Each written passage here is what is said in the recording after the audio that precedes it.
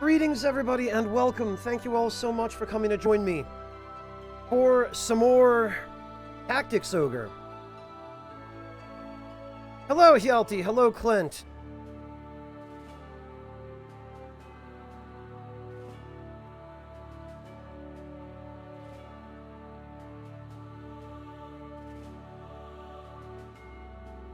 Hello, everybody. Let me just catch up on chat here. Dr. Kane, Eravon, Sam, Mr. Taters. Empress, you made some mackerel party burgers. What exactly is a party burger?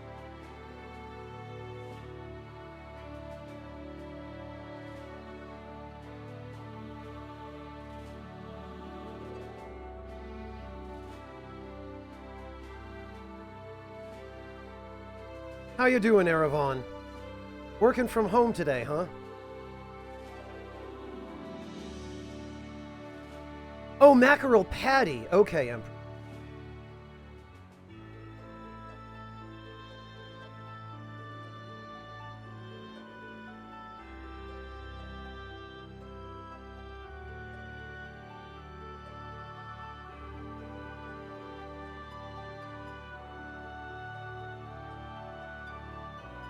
Nice, Sam. You've been hanging in there for a long time. We only have, what, another couple of days?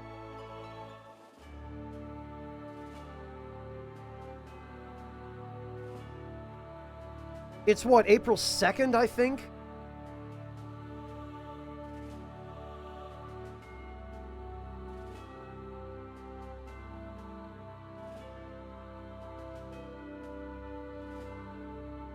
Canned mackerel with eggs, spices, and panko. Okay, Empress, honestly, that doesn't sound too bad.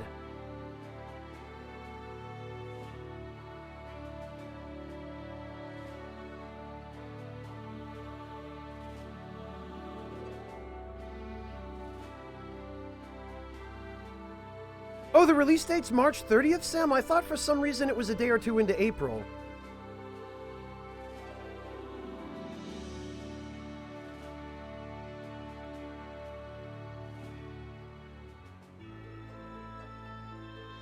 Well, be that as it may, it's going to be here soon.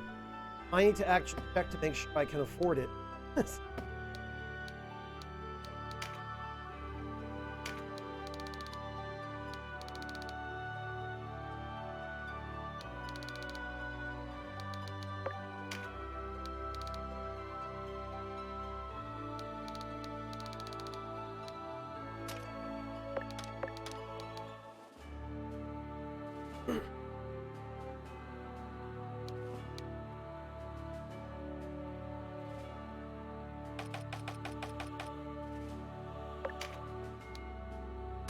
Everybody up battle. Don't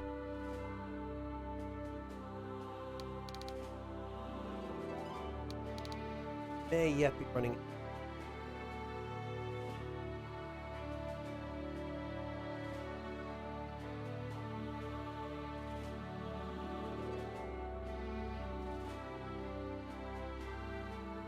Oh, you got the collector's edition, Sam. Okay.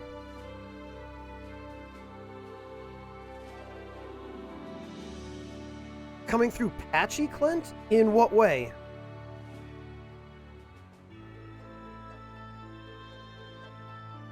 Oh, was it the... Was my audio cutting out for some reason? I think I know what that might be.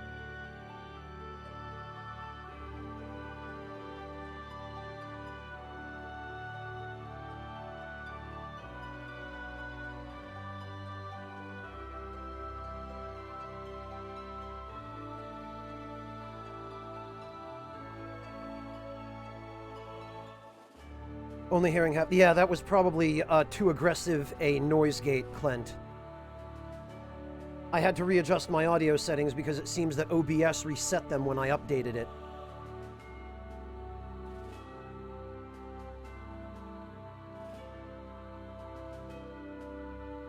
Yeah, Darton, a couple of people mentioned that to me the other day.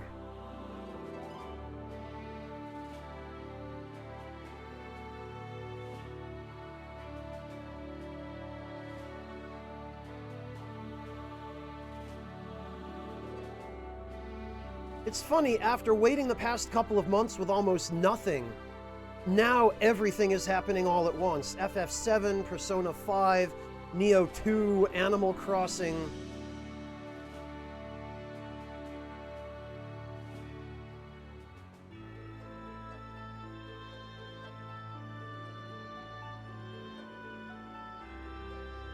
Yeah, RE3, that's true.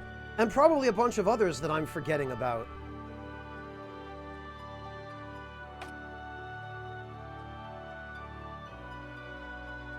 Hey, Cosmos, welcome! I think we're good to go here.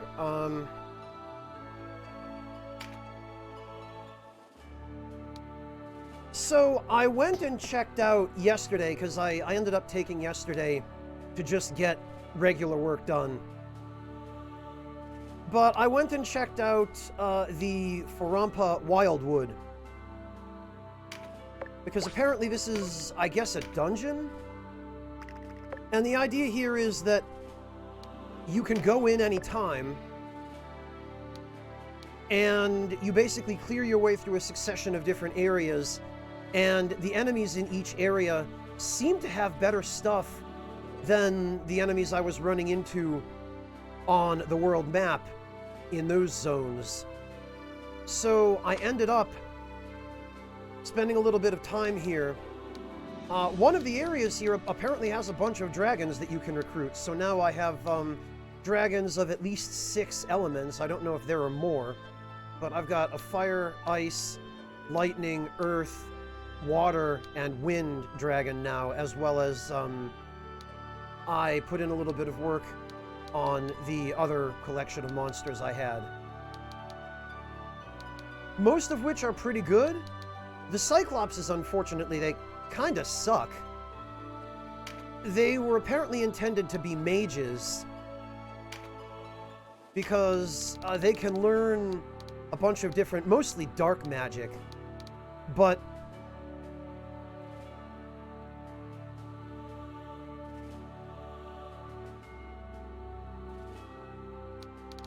their stats are garbage. They're not very good casters at all, and I pretty much have to buff this guy to get him to do any damage or even hit anything, so I might just get rid of him, but... Hey, Wabi, welcome! Ah, very nice, Greyhearts. I'm glad you have a little bit of time to rest, then. Cosmos, I will be playing Persona 5 Royal as long as Atlas doesn't go nuts with another embargo, because they had been. They were talking about an embargo on P5R, the same as they were on the vanilla version of the game. So it all depends upon whether or not they're actually going to stand behind that, and how aggressively they do so, if at all.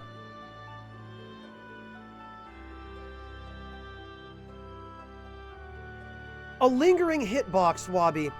The best example I can use is a lingering hitbox in Dark Souls. I might if I have to, Cosmos. I hate to think that I'd have to do that, but... it's going to depend on whether I can get away with streaming it on Twitch. If I can stream it here, I'm going to do that. And I might just have my good buddy over at Bail Bonds upload the VODs for me on YouTube so that I can delete them from Twitch after I've streamed it. Because I doubt anybody from Atlas is going to be watching my stream, but you never know. I don't know how serious they are about that embargo. Hey, Varus Hawk, welcome!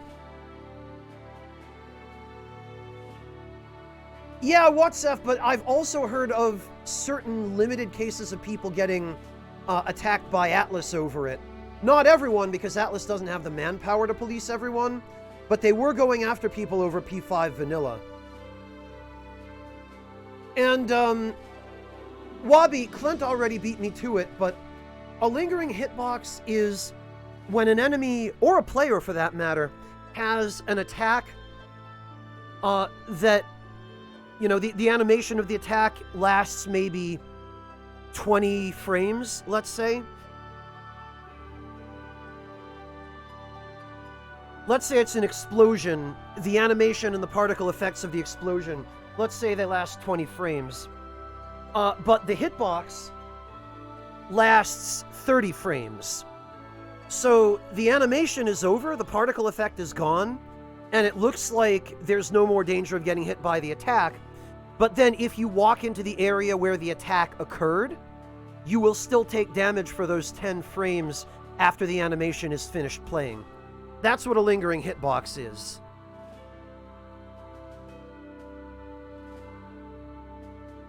Some attacks have it deliberately, like in Dark Souls 1, the attacks, the lava attacks that Chaos Witch Quelaag uses, where she leaves lava on the floor, those are lingering hitboxes, although in those cases, the hitboxes only linger for maybe a few frames after the lava is gone, if any. Those aren't too bad, but there are some other attacks in the Souls games. In particular, Bloodborne has a lot of that kind of thing, where the hitbox on an attack lasts longer than it looks like it does, and so when you try to dodge through an attack or roll through it or, you know, quick step through it or dodge into it, it looks safe, but you get hit even when the effect of the attack has ended or looks like it's ended. Dandy Wizard, what keeps happening is every day I end up not being able to fall asleep for about 2 hours longer than the previous day. So my sleep schedule is steadily moving 2 hours ahead every day. No problem, Wabi. Well, Cosbos, hopefully you'll get them in a day or two.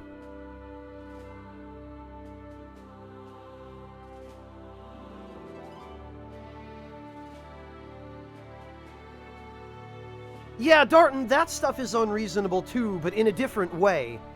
That's not so much a lingering hitbox as it is just a hitbox that's way bigger than the effect of the attack. And there are a bunch of those in Souls as well. Notably, the Stray Demon and the Fire Sage Demon have a large AoE explosion with a hitbox that's somewhat bigger than the explosion actually looks like it should be. So those are a couple of examples of that. Hey, Caleb! Yeah, Dandy Wizard, I try my best to fight against that, but if I go to bed when I'm not tired, I just end up lying awake and I don't get any sleep, and then I feel worse when I wake up than I would have if I'd just gone to bed when I was actually tired, you know? I have not, Cosmos, and I don't think I will be, at least not for a while. I'm really burned out on that kind of game. And on that setting.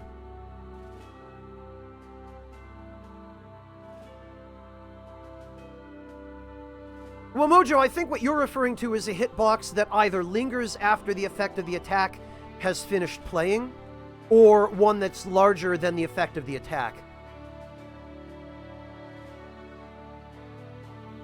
Ah, nice, Empress. I see you're still getting by. The nice thing is, Empress, I don't think too many people have figured out yet that they can go to the butcher and get 5 or 6 pounds of beef bones for dirt cheap, even in the midst of everyone panic buying everything. So if you want to make stock, or have some bone marrow, or if you want, for whatever other reason, all of the nice stuff that you get from beef bones or chicken feet or ham hocks or anything like that.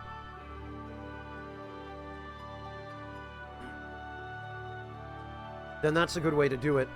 I've been thinking about it, but I haven't been able to justify putting in the time to make stock from scratch lately because I've been so busy with other things. But if I had more free time, I would definitely make some roasted beef bone stock with all the marrow and everything, and maybe use that for a nice beef stew. I would want to do a week's worth if I'm going to do it at all, but... Excellent, Mojo, excellent. I'm glad they're not out of everything.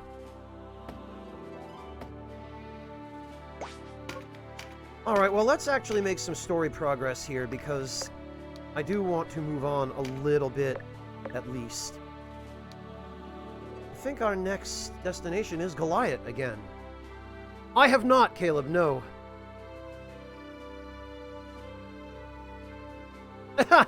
Yeah, Hjalti, I can appreciate that. The texture is a little bit weird. Hey, Citizen Strife, welcome. Thank you for the raid. Thanks for joining us. Yeah, Mojo, because there are plenty of people who don't know what a farmer's market is, or just don't have one near them. Or do, but don't know about it.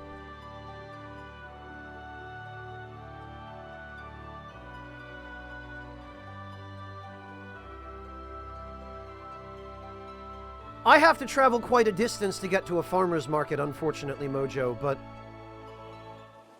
it's nice if you're in an area where there is one. Yeah, Caleb, I've heard good things about it. Actually, before we do anything else, we should check the Warren report to see if there's anything new. Pirates of Ndamasa. Following his rescue at Quadriga Fortress, the Magus Bayan entreated Denham to aid in freeing another ally still in pirate hands. Though Sir Falkert was reluctant to involve him further, Denham offered to lend his sword to the cause. The group set out to Ndamasa Fortress.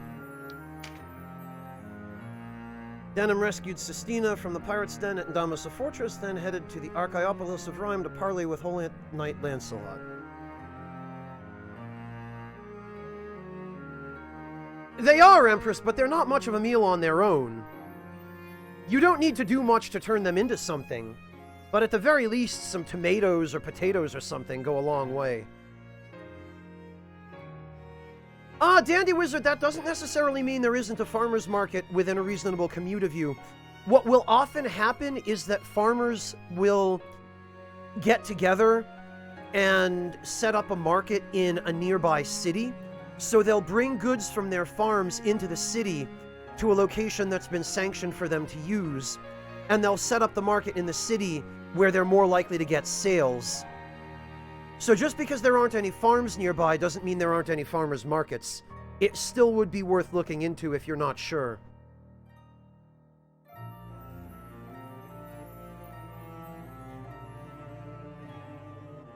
Jesus, Darton. Yeah, everybody is buying all kinds of stuff now, I guess. Panicking. Thank you. Oh, Erevan, look on the bright side. A lot of that kind of stuff you can still make at home. You can still do that stuff yourself in your own kitchen. Piranha Guppy, thank you so much for the Tier 2 resub. Welcome back. How are you doing? Yeah, Dandy Wizard, what will often happen is farmers on the outskirts of a city, in the more suburban or rural areas, will get together to, because it's better for business the bigger a farmer's market is.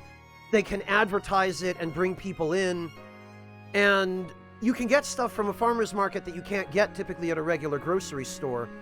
So they'll get together as a sort of collective, and they'll get a space that they can use, or they'll just do it in a public space with permission from the city.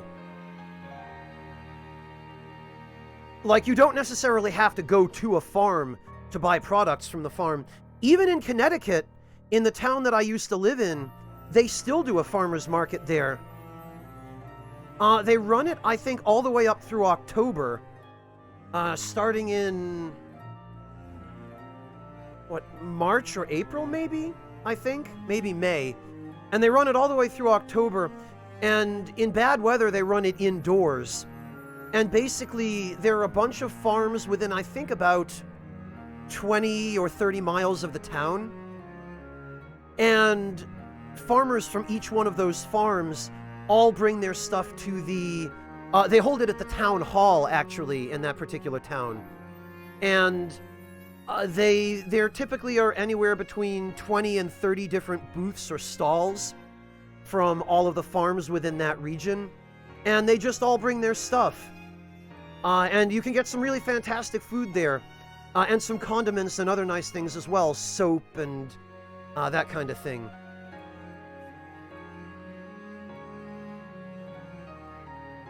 Yeah, Animus, it's really nice that you can still get that even in some of the bigger cities. Well, Piranha, but you at least have the internet for some social contact. I know it's not the same, but... Alright, Yelty. Guten Appetit.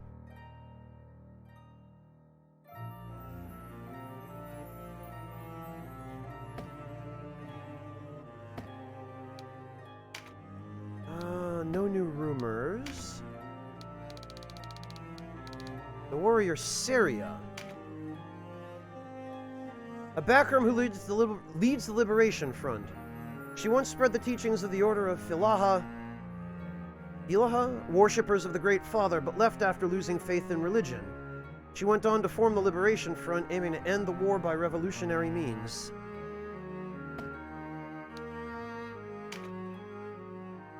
Backroom warrior with the Liberation Front. She was captured by pirates while at sea off the coast of Cicero. Many of her comrades were slain. She was taken back to the pirates' den and later rescued by Denham. Magus Bayan. A backroom serving with the Liberation Front. He once taught at the Mages Academy of the former Kingdom of Valeria. After opposing Branton's policies, he was banished from Heim. He later met Syria and became a member of the... You know who this guy reminds me of now that I think about it? He reminds me of Ella Dibbs in Final Fantasy Tactics.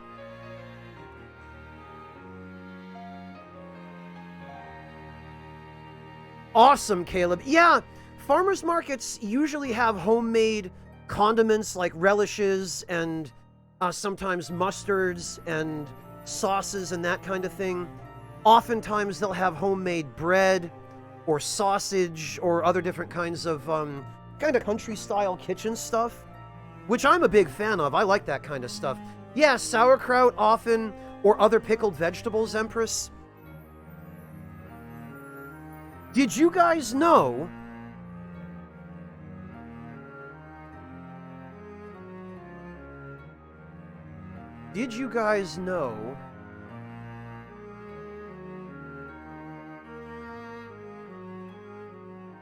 that fresh ginger, when it is actually fresh,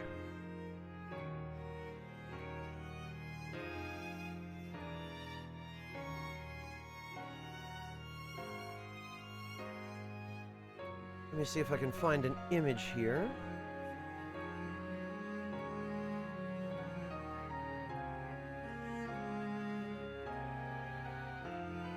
There we are.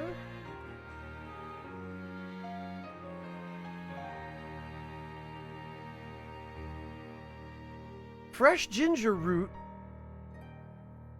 like absolutely fresh ginger root, not the stuff that's been sitting in a grocery store and having its outer layer dried, actually has quite a lot of purple on it, which I did not know until I visited a farmer's market and found ginger with just these gorgeous purple leaves and fronds on it.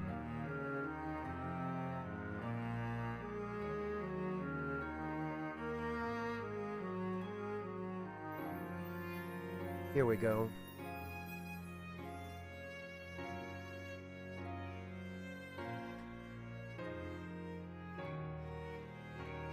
There's the image. That one doesn't have as much purple on it as the ones that I first saw when I learned this years ago, but I was astonished. I'd only ever seen the kind of brown, papery ginger root at grocery stores before I went to a farmer's market one time a number of years ago and got ginger that had been pulled out of the ground literally that morning.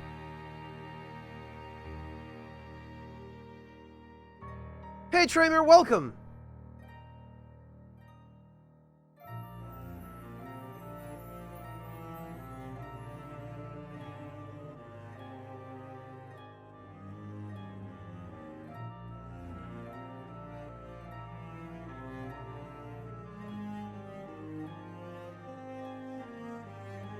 Well, gourds and squash in general come in a wide variety of different colors, Dandy Wizard. Quite a lot of them are green, or they have some combination of colors. Usually it seems to be like a gradient between green and orange, but Alright, let's see. The pirate... Or, Darza. A Galgastani who led a band of pirates that plagued the Obero Sea. He was born in one of the poorer quarters of Port Ashton and spent his youth serving in a local tavern. There he became acquainted with the notorious pirate Lontera and later joined his crew. When Lontera was executed by the Valerian army, Darza took the helm in his stead.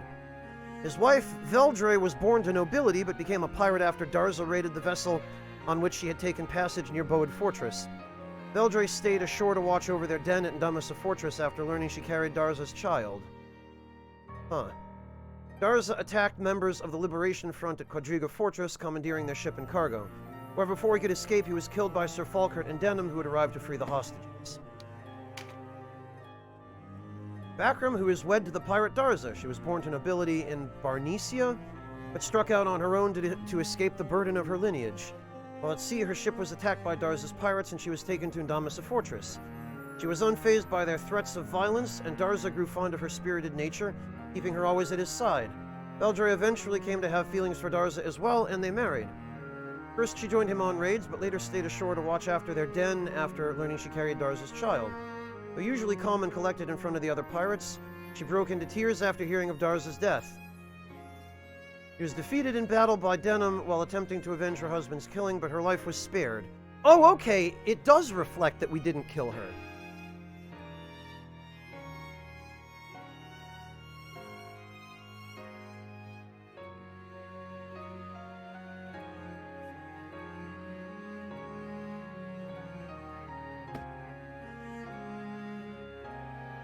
Awesome, Caleb, you should. Gardening can be really relaxing, and it certainly is a practical thing. Good set of skills, too.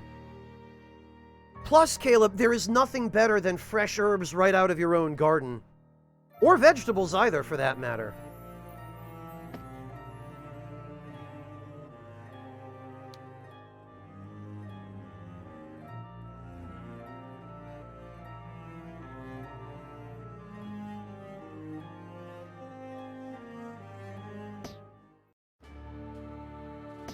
Greetings, undead warrior. Cheeseburglar, thank you so much for the resub. Welcome back. Very much appreciate your support.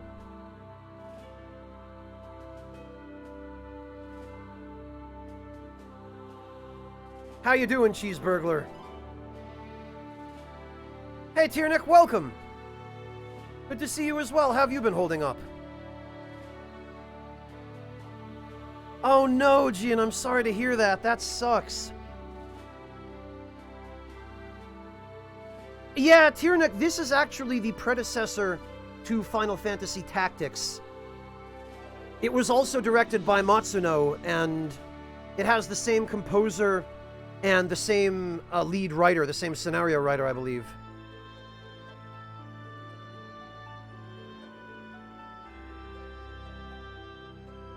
So it is quite literally the forerunner of Final Fantasy Tactics.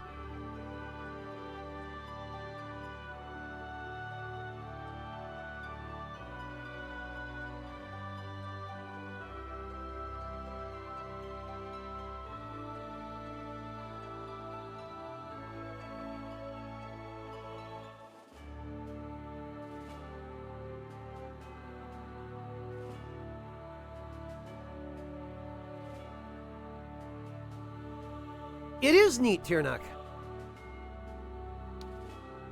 So let's actually get into it and let you see a little bit about what it is.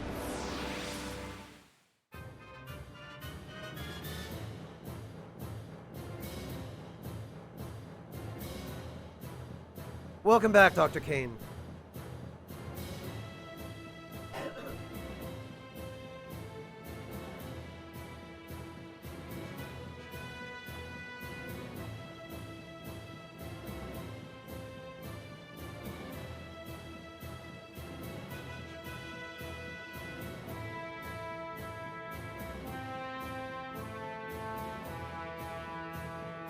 Oh, yeah, you're lucky in that regard then, Cheeseburglar. I also have generally not been affected too much by the the pandemic and everything, other than that it's annoying to get anything at a grocery store now.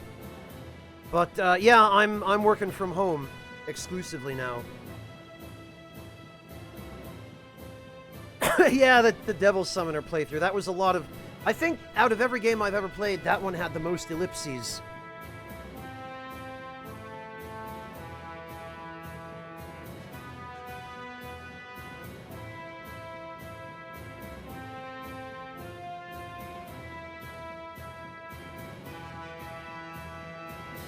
Alright, well, who do we want to bring here?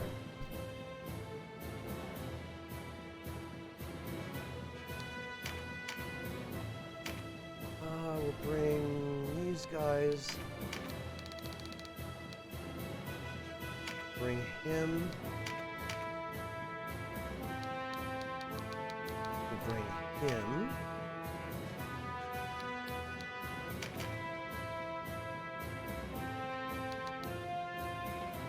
And who else should we bring? You know...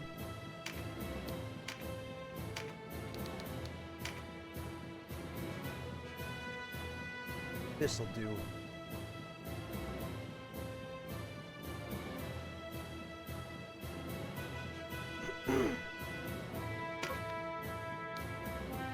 Hey, Clockwork!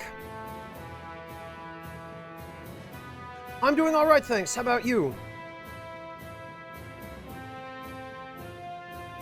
Yeah, Citizen Strife, that's true. I mean, I would call it more of a silver lining than a benefit, but at least there's a silver lining. Denim, here? How did you escape the siege? No matter, it is enough that the wheel has brought us together, traitor. Your bounty is the answer to my prayers. Actually, your prayers are the answer to my bounty. Whatever the hell that means. PSP, Terry.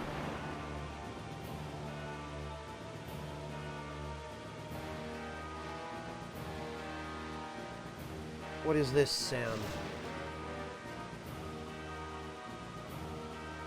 Oh. Amazing.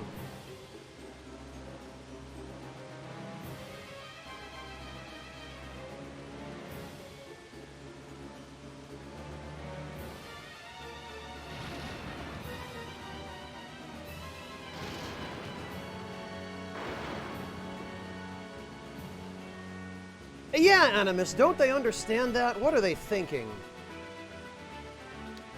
Trying to face me like this. Here, what is it? Oh. Is it Terranite? Oh, an Umbran Terranite.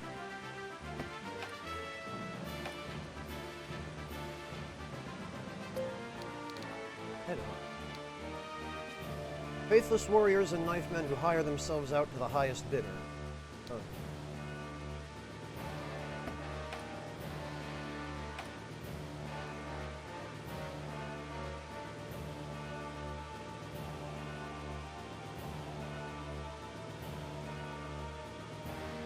Thanks, Clint. I'm glad somebody has faith.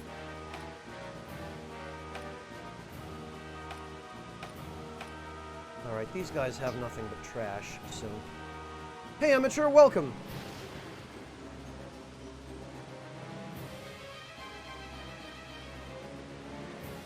Oh, excellent, Clockwork. I'm glad you're not stuck without no work. I mean, with no work.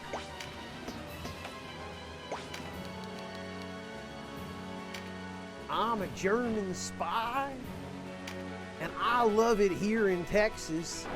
Yeehaw!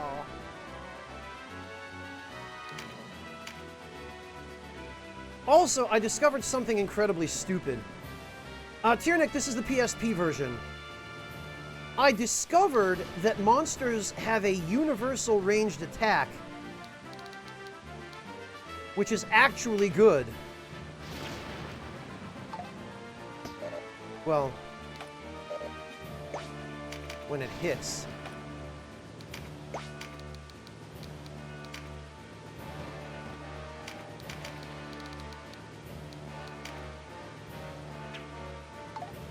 Oh, come on.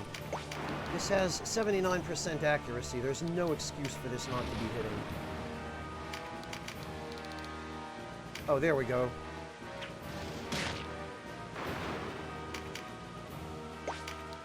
So it turns out that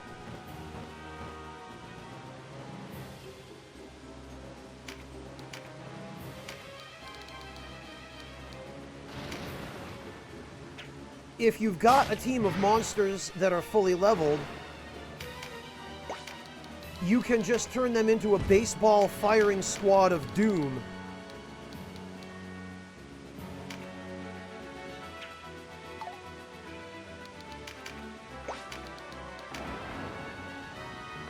That's correct, Sam, yes. PSTV.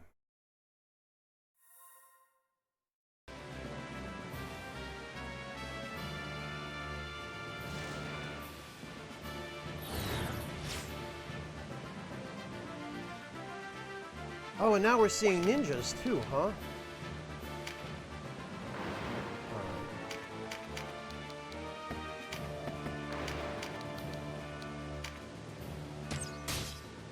Jesus.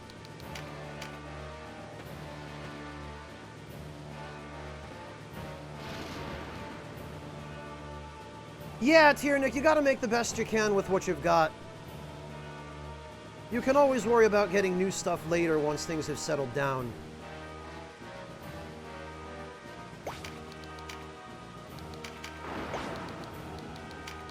I don't know why I even bother moving these guys in the back at all. The battle's gonna be over before...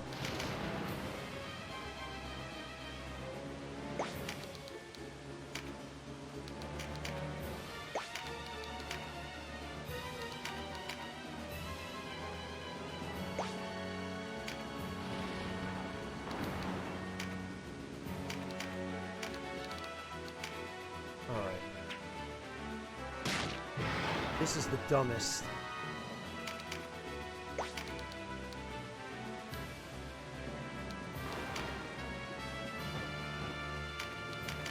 Can I reach the boss? I sure can.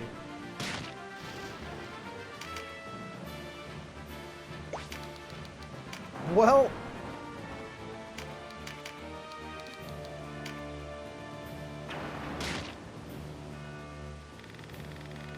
30,000 Goths, so small a sum to save my daughter's life.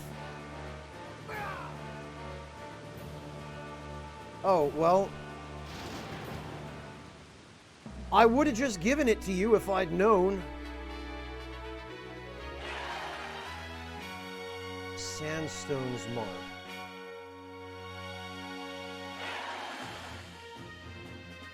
I guess it's probably too late to just pay him off.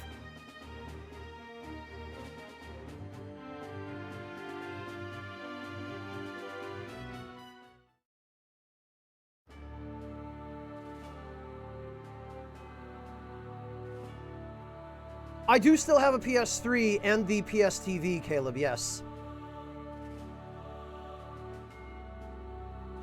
Not ones that are made in Japan, Clint, no. And Clint, wait till you see the samurai class in this game, because it does have one.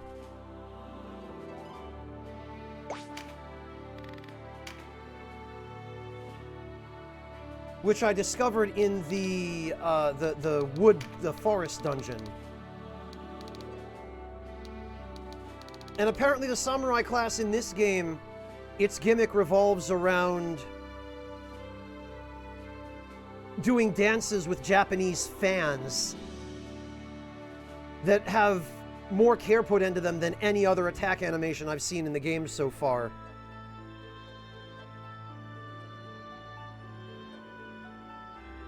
If I can get away with it, GG Martin, if Atlas doesn't cause any problems...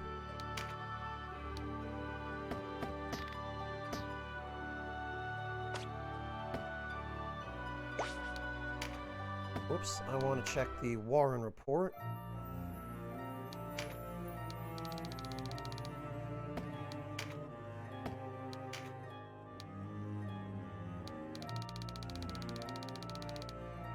Oh, wow, the guy we just killed was so unimportant he doesn't even get an entry.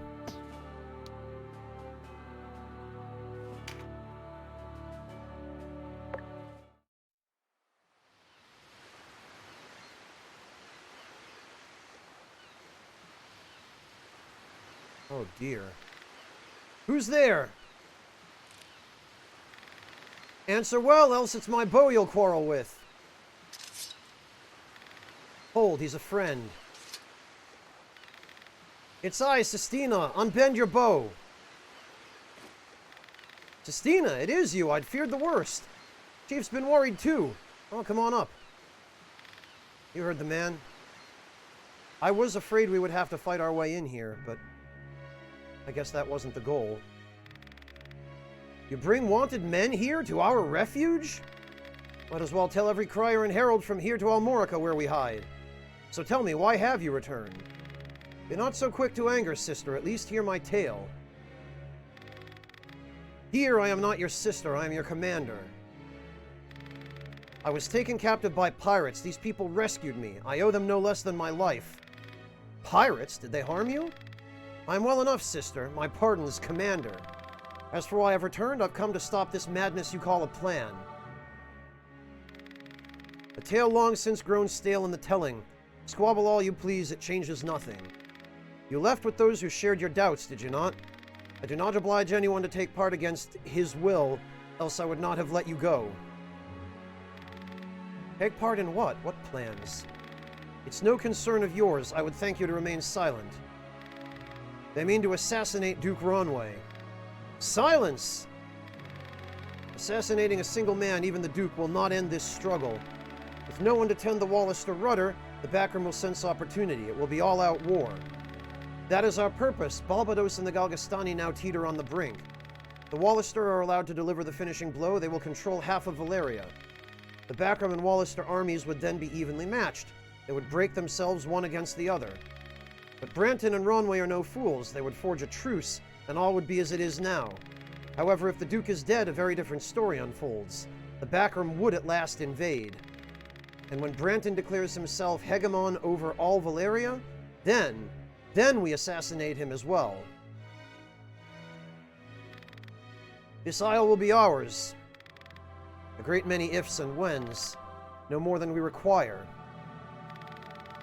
You've heard our plan, why not join us? Fight at our side. You can run, let the Duke hunt you, or you can become the hunter. Help us cast down the Duke, cast down the Dark Knights, and restore peace to this land. War's horrors are visited not on us, but on the small folk caught in the maelstrom. I want no part in a kingdom built on the bones of the innocent. You'd best have good reason for this interruption. A messenger. Catch your breath, soldier, and we'll hear your news. Coritane has fallen. The Wallister forces have broken the Galgastani.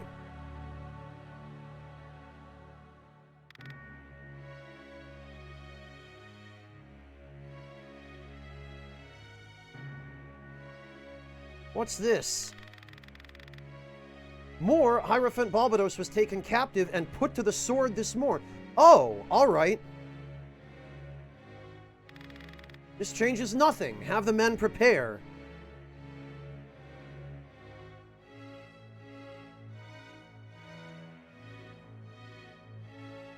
Jesus, Devilish, you've been busy. The messenger is welcome to stay and rest. Yes, ma'am. No, sister, you must stop this. What means are left to us now that Coritane has fallen? We must move swiftly before the Duke rallies the Galgastani remnants to his flag. There were another way, its time has passed, Sistina. No, sister, you're wrong, you're wrong! I'm afraid I'm needed elsewhere. While she remains blind to the reckoning of the day, my sister will ever chase her dreams. Lofty visions are all well and good, but without feet firmly upon the ground, you will drift. If my sister refuses to soil her hands, the moment will slip through her fingers, much as it has for you. Regardless, I love my sister. Please watch over her. Do not begrudge her your aid.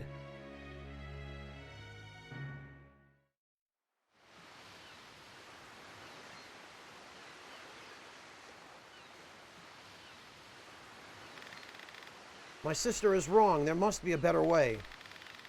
We choose ends over means. We're no better than the demon Branton and the Duke. Is that what you've been fighting for, sister? A country with roots steeped in blood? I cannot believe it.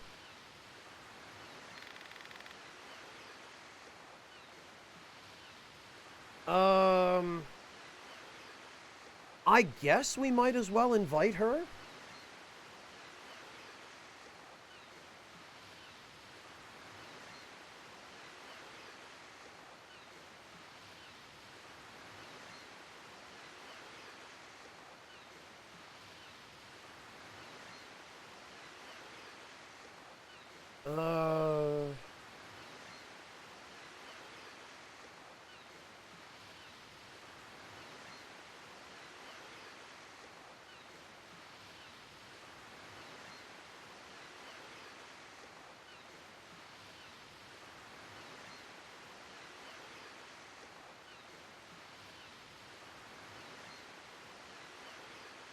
I guess we might as well invite her.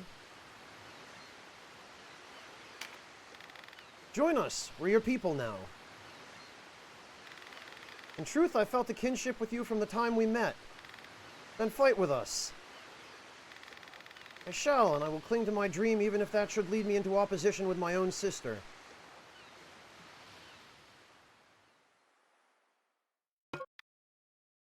Right, I guess we'll take Sistina. Oh, and I guess we'll also take Falkert. And probably Bayan as well. Yep.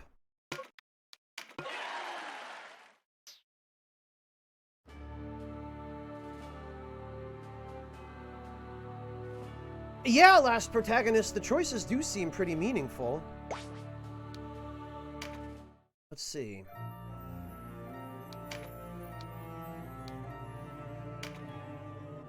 Following a decisive victory at the Sanji Wheel, the Wallister resistance advanced on Koratane Keep. Oh, wow! Look at that! They actually show... The Galgastani were not prepared to face such overwhelming numbers, and the resistance stormed the keep with ease. Galgastani leader Hierophant Balbados was executed at daybreak the following morning. What have we here? An extra scene. Behold, a new day breaks to rouse us from our long troubled sleep. A time of nightmare, oppression, and darkness ends with the death of this man. The blade's too clean a death. Let him feel the Wallister's pain, says the crowd. Why does his blood still pump warm while my son lies in the earth? Die, Galgastani demon. To hell with you, Ogre. Your death is new life for Galgastan.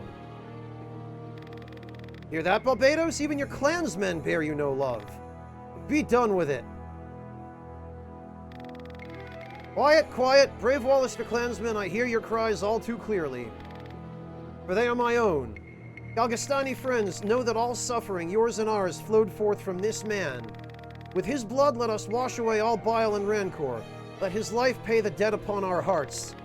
Wallister and Galgastani stand as one. War is ended.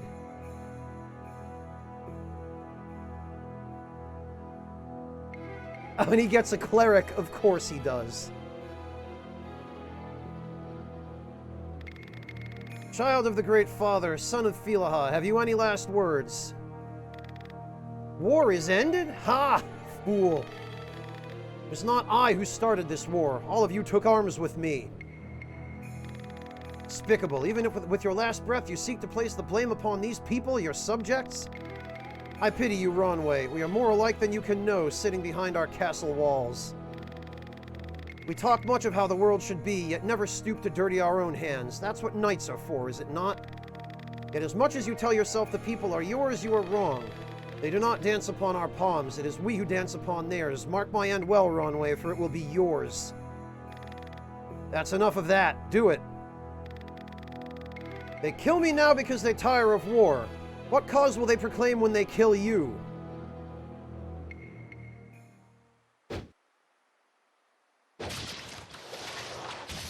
Well, I guess he's dead. Yeah, Tyranic, yeah. Well, protagonist, better late than never, right? Hey, Red, good to see you. I'm doing all right, thanks. How about you?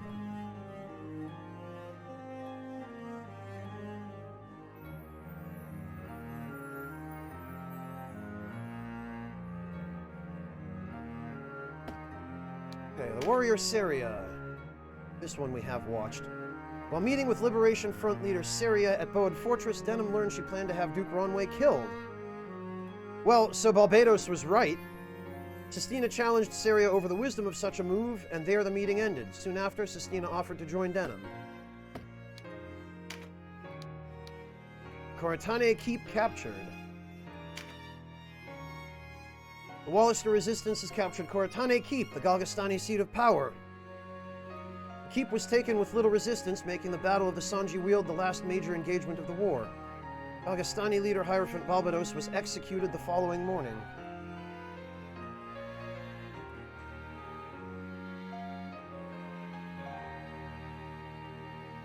Ha!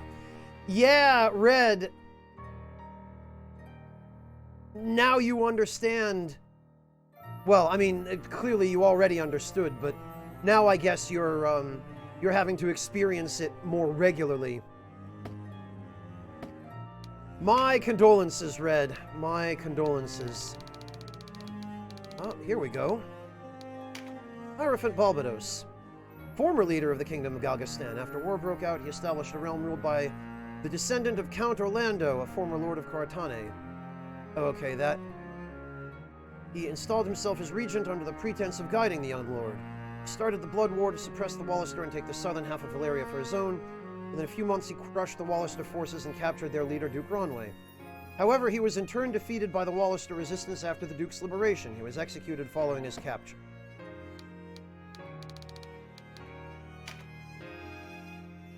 A backroom formerly with the Liberation Front.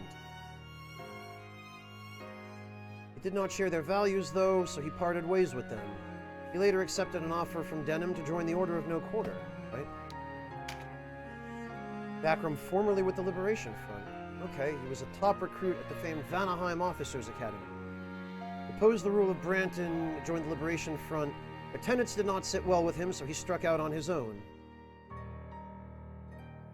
At the moment, probably Final Fantasy Tactics, Terry.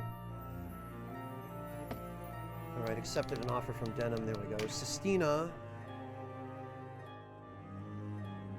He was born into the family of an Arcarius of the Order of Philaha, but was driven from Heim after Abuna Branton ousted her father from power. When her mother died, she joined her sister Syria in forming the Liberation Front. She later left the front, disturbed at the lengths to which her sister would go for victory. He joined the Order of No Quarter after judging that Denham shared similar values. Okay.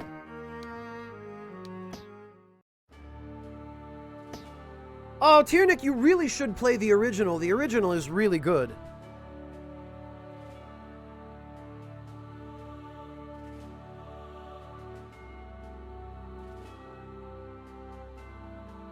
Not to my knowledge, Plaxa-chan. It's available on PS1, SNES, if you have the original SNES. But the easiest way to get it and play it is to play the PSP version. And if you don't have a PSP or a Vita, you can buy the PSP version, download it to your PC, and play it using PPSSPP.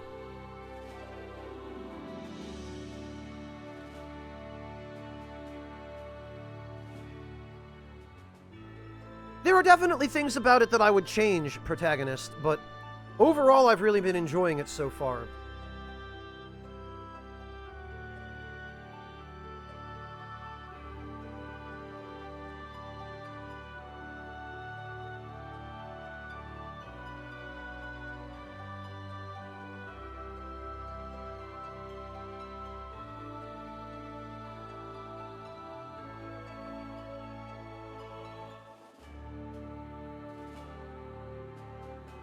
Oh, let's see, Clint. What is this?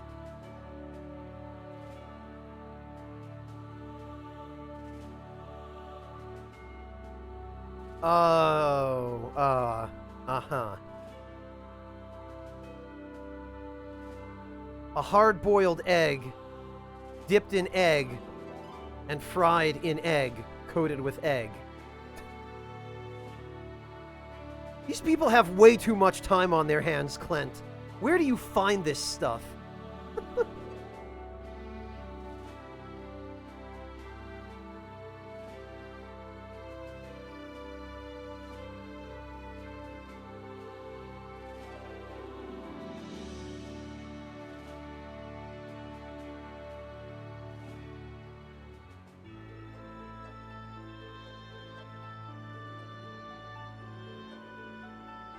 Oh, thanks, Red.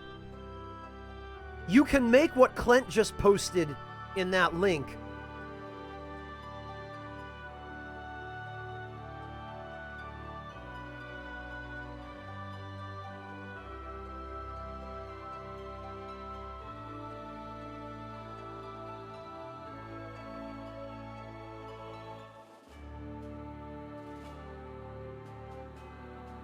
Welcome back, Morteferu.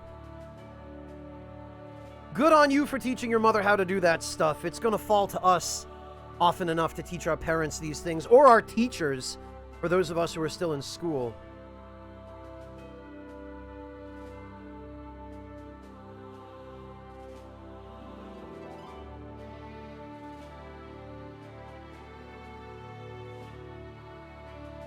You know you love it, Tiernach. This is the dream. You know you'd live it if you could.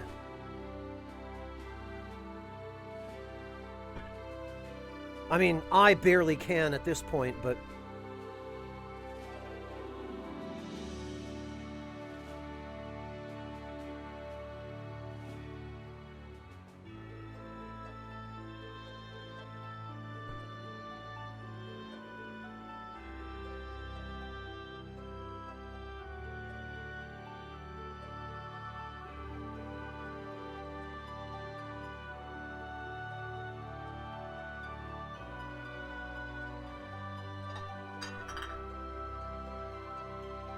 Well, let's save, and I have a feeling...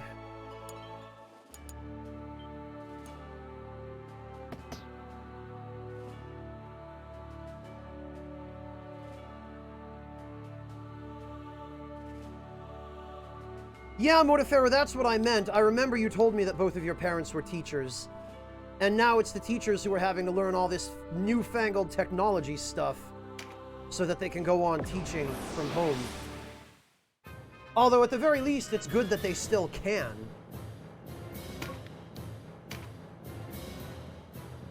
Welcome back, Yelty!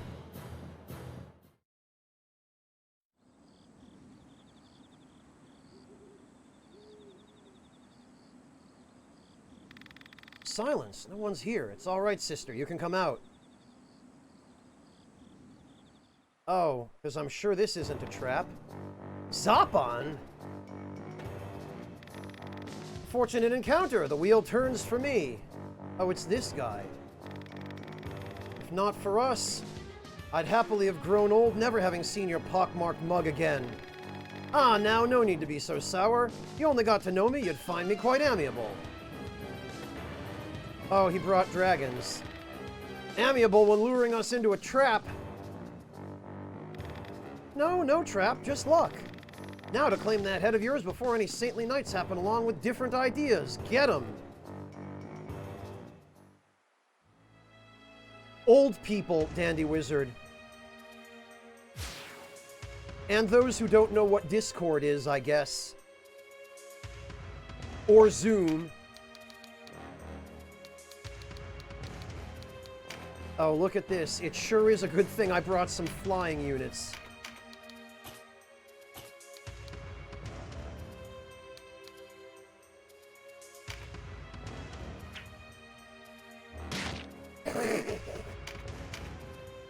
This is the stupidest.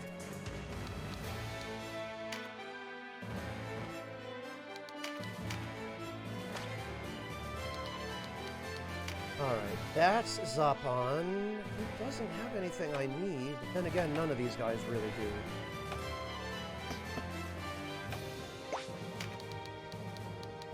I have a feeling that by the time I get the main party over to Denim, the battle's gonna be over. It's the problem with these crazy battles that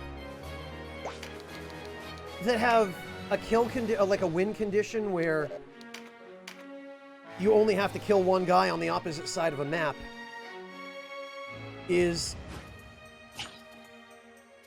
Oh, hey, do you have a flying unit that can get to the other side of the map in 2 turns? Well, I guess you win. I misstepped at Rehoboam, but I'll make no such errors this round. Why not show some sense? Retire before it's your head rotting on some pike. Almost worth it if my head could rot next to yours. This guy, he's just really into Sistina. Take my hand, lass, and I'll lead you to a better place. I'd sooner throw myself down before the host at Almorica. You'd show me more mercy to gouge my eyes than force me to look upon those bearded jowls. An alluring angel plucking at the strings of my heart. This guy, he's just really into those dere types, I guess.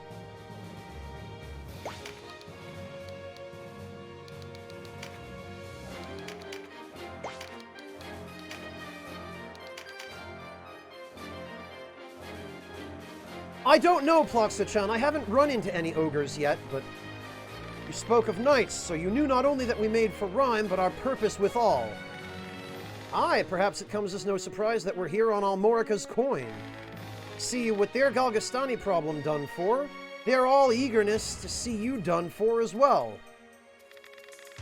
An eagerness Lancelot does not share, apparently. Why else would they hire you lot? Ah, the lad is more than just a pretty face. Still, it changes nothing. I'll have your head, and I'll have it now. Yeah, but actually, though, what if I have yours?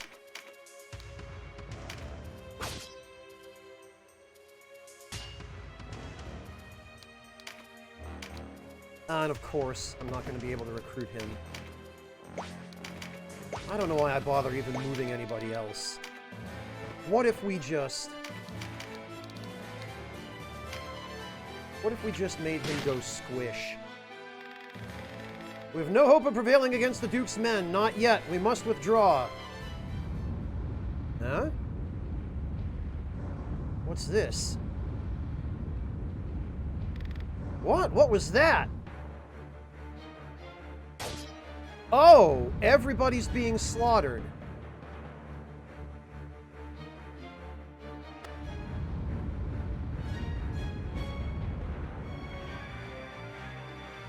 Hell? The Dark Knight Barbas. Take the town.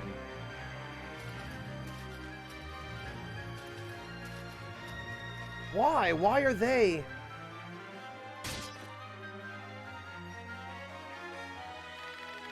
No more! Is this what passes for honor in Lotus?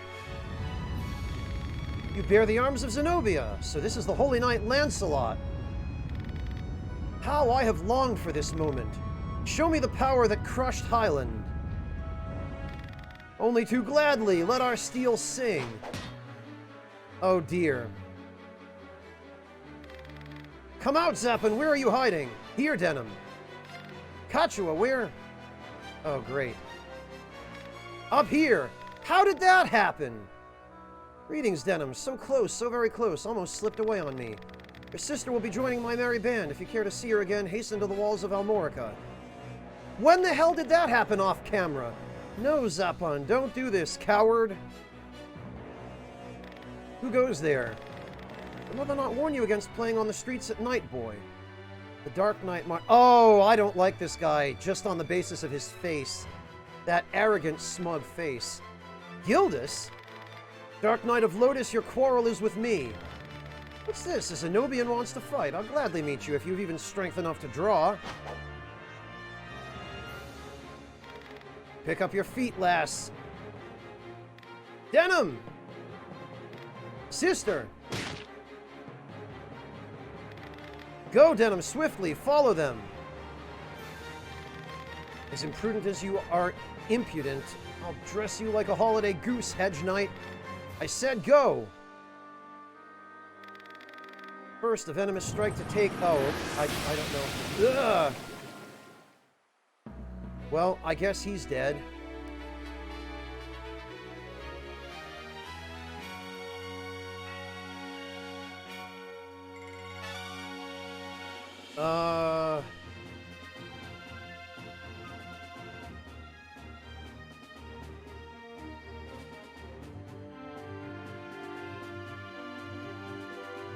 Well, that's unfortunate.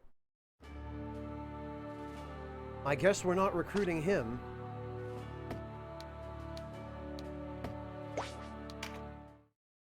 So, let's see. Hearing of the Hierophant's death and the downfall of the kingdom of Galgastan, the Bakram launched a new offensive. In the south, they marched on Rime, hoping to capture it while resistance forces tarried at Koratane Keep. However, Rime was yet defended by the Holy Knights of Zenobia. Okay. The Bakram invade.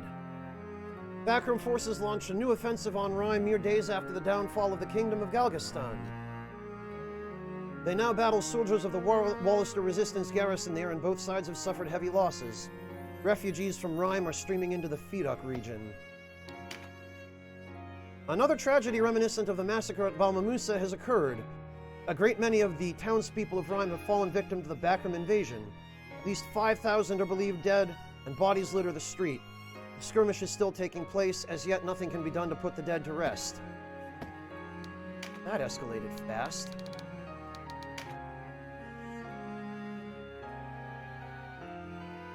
But Gildas's bio does not show him as dead. Martyrdom. A Loslorian commander from Gallius, seat of the Holy Laodicean Empire, is known for his cunning swordplay. He'll stop at nothing to achieve victory, living by the motto, "It always comes to blood." Though his words lack grace, he wields a blade with great finesse. He was one of the Dark Knights who attacked Goliath. Together with Sir Barbas, he also took part in the sacking of Rime, where he clashed steel with Sir Gildas. Wow, look at this guy here. I don't think he even has a neck. Yes, very much so, Darkside. A Loslorian commander hailing from Balmoth? On the borderlands of Lotus. He is a giant of a man, and the most bloodthirsty of the 7 Loslorian commanders. He was put on trial for beating a superior to death, but was saved from execution by Lancelot Tartarus. Wow. He led the Bakram forces invading Rime and battled the Holy Knight Lancelot there. He was also among the Dark Knights who attacked Goliath a year ago. Okay.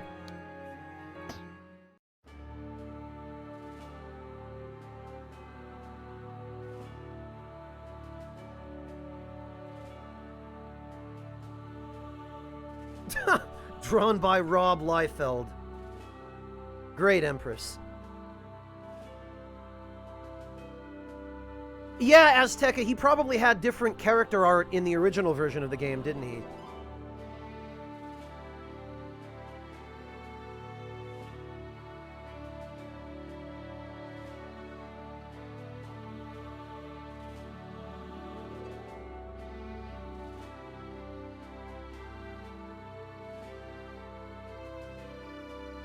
Yeah, Azteca, that name probably sounds better in Japanese than it does in English.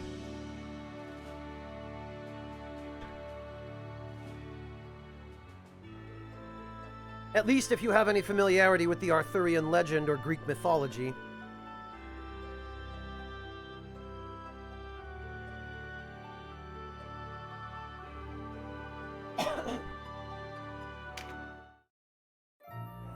Oh, whoops.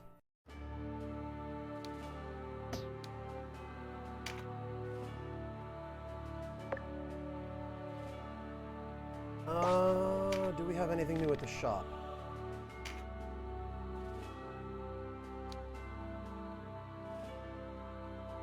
It does not appear that we do.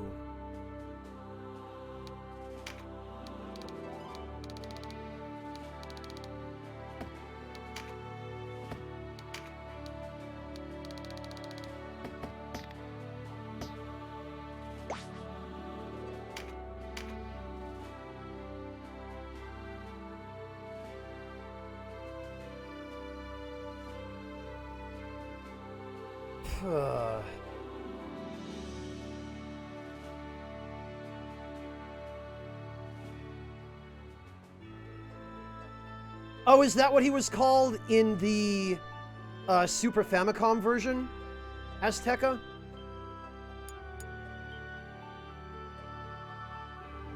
I suspect that probably is a result of the Japanese habit of just chopping syllables off of words to shorten them. Like how personal computer becomes pasokon. or convenience store becomes konbini.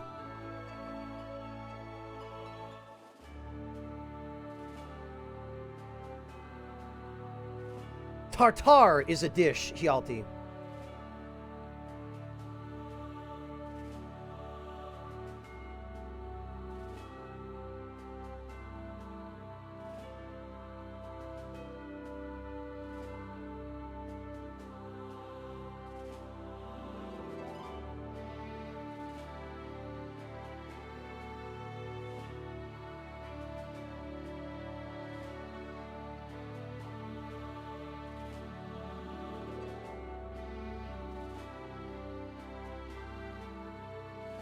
Well, I guess we're ready to go to Almorica then.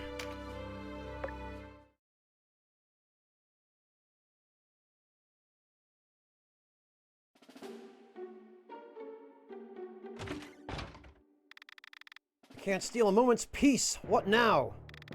The backroom, Your Grace. They've marched on Rhyme. What? That's absurd. Our riders sent word that the battle is already joined.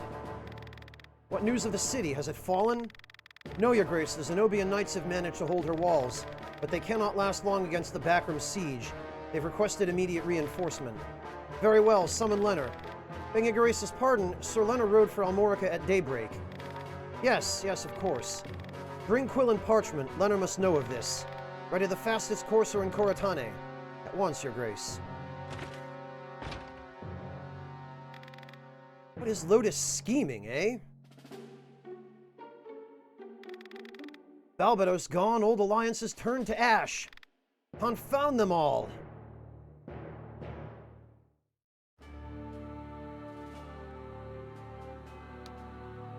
Alright. I guess we're just gonna do this. And actually, whoops. Might not be a bad idea to bring Cleric and an Archer. She has gear, right? Yeah, she does. Okay. It's not like those extra warriors are going to be doing me any good. Sitting in the back. At the very least, we can use a ranged character and a healer.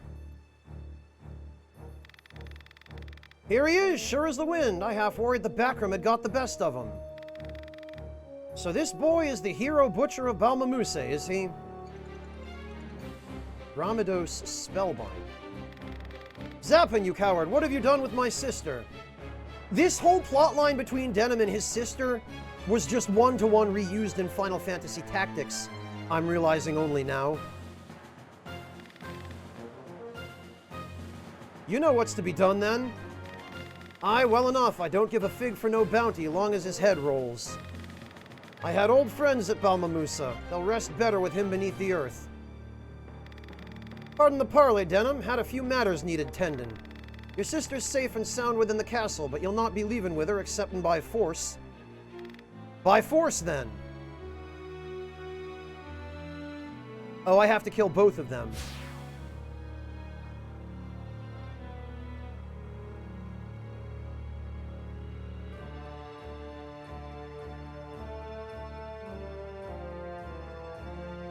Hard-fought battles, Azteca.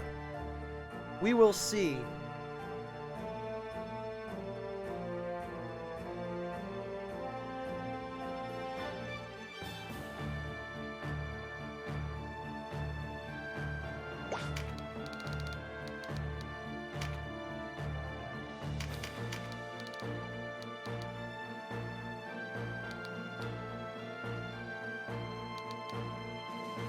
Well, can we reach? Holy hell, we sure can!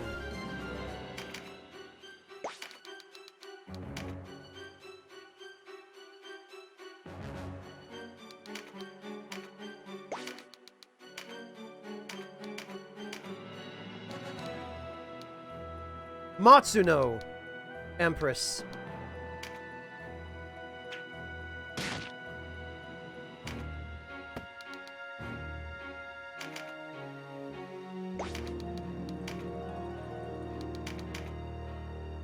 Well, Dandy Wizard, the way I understand it, that was what Squaresoft at the time requested. Was basically a version of this game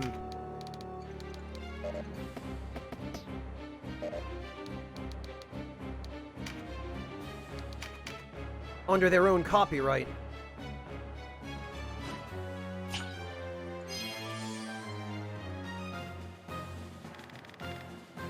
Ramados, hear me! You have Balmamusa wrong!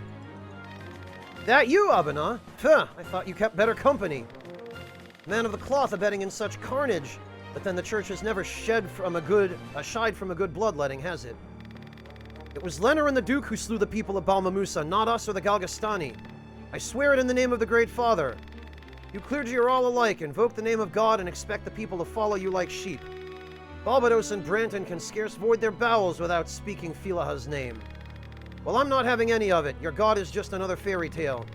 Tell me, what god would visit war on his people? And a holy war, that's the richest of them all. I may not believe in gods, but the devils who brandish their steel before me are real enough. Okay, so Donalto had extra dialogue. Ramados, please, you must listen. Aricel, now this is a surprise. I thought you dead. But it's not like the Thunder Maiden to betray the resistance over a pretty young face, hero or no. The massacre was the Duke's plot. I had it from the lips of his own men. Denham tried to stop them. He's innocent. If it is as you say, Lenor lied to us? I know, I didn't want to believe it, but I can no longer deny the truth. Have the years robbed me of my wits?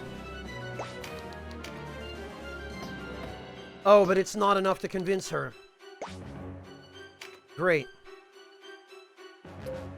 Sorceress.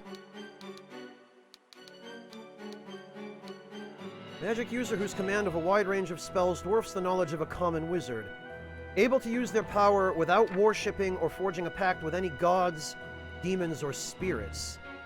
Oh, so Sorceress is just a better wizard, huh?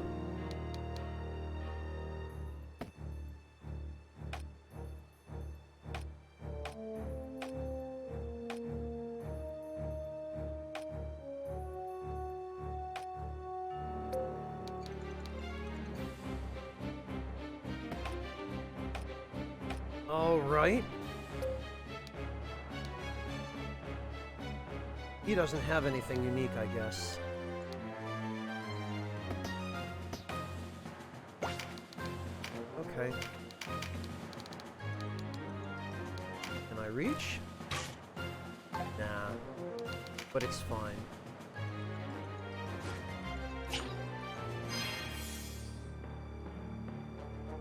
Ha! That's a fair point, amateur. That's a very fair point. Oh, these punks all using magic leaves, huh? Well, I'll be damned if I'm gonna let them do that. Look at these idiots, the 2 units that I have to kill. Charging straight in.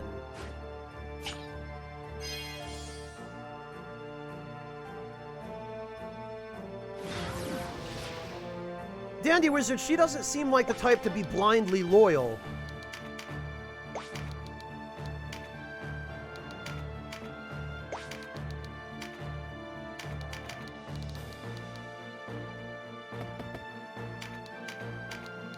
Alright, well...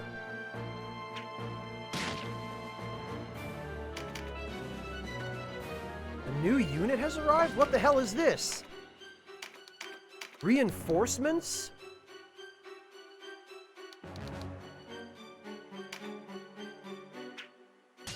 Oh, come on. Well, who else can I hit then? Or can I still hit him? Nope.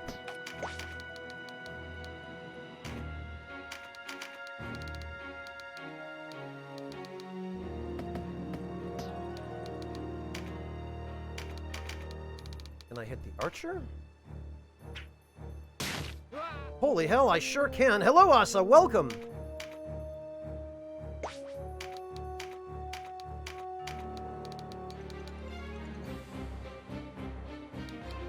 Alright, you know what, Zappin? Get out. That's 3 times you bested me, boy. Oh, there he goes. This coward right here. Zappin thinks I'll abandon my sister. He's sorely mistaken.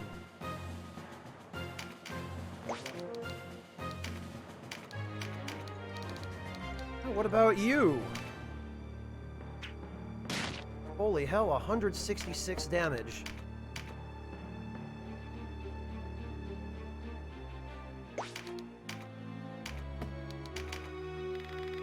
I would rather have lived out my days in a cottage with my grandchildren. They weren't much younger than you, boy. But the war took my sons and their sons. I joined the resistance to end this madness. So did we all, nor have I forgotten the suffering we endured. If I could better the lives of the Wallister through battle alone, I would fight till my last breath. When the Duke named me Hero of Goliath, I thought it might somehow further our cause. But the Duke uses men as a cattleman uses his kine. Just quick to slaughter when his hunger needs sating. How can you not recognize him for the creature he is? You're quick to blame the Duke, but what about yourself? What would you sacrifice to sate your ambition? How many of your companions would you send to their deaths to save your sister? I would never wage war for my own profit. Surrender and give the lie to my words. Or do you value your own life above your companions? Oh, alright. Even that didn't work. Well, I guess I have no choice.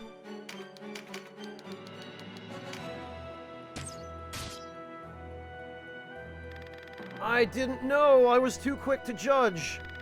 The spirits have told me everything. Forget— What? What? So now when we kill her, some spirits decided to just pop by and tell her, oh yeah, that guy was totally not lying. This is nonsense. This is nonsense of the highest order. The wheel finally comes round. With luck, I'll find my sons waiting. Well, rip, I guess. Don't say I didn't try. I'm coming, sister. It was a prank, bro, the spirits. Right, Empress. Hooray, look at all the garbage I got from this battle. Oh, I get on medicine too. I guess that's kind of useful, maybe.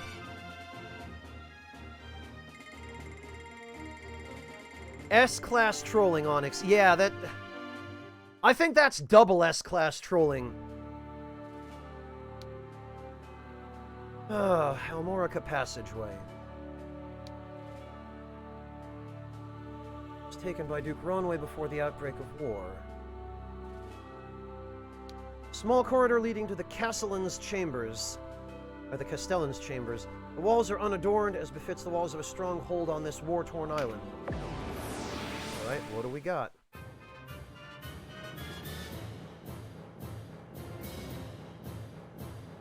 I guess we're probably fine as we are. Oh, exceeds the... What? Oh, wait a minute. The current maximum is 1. Uh-oh. And I have to deploy Denim, so this is going to be a duel. Alright, it's going to be a duel between Denim and whom? The Duke?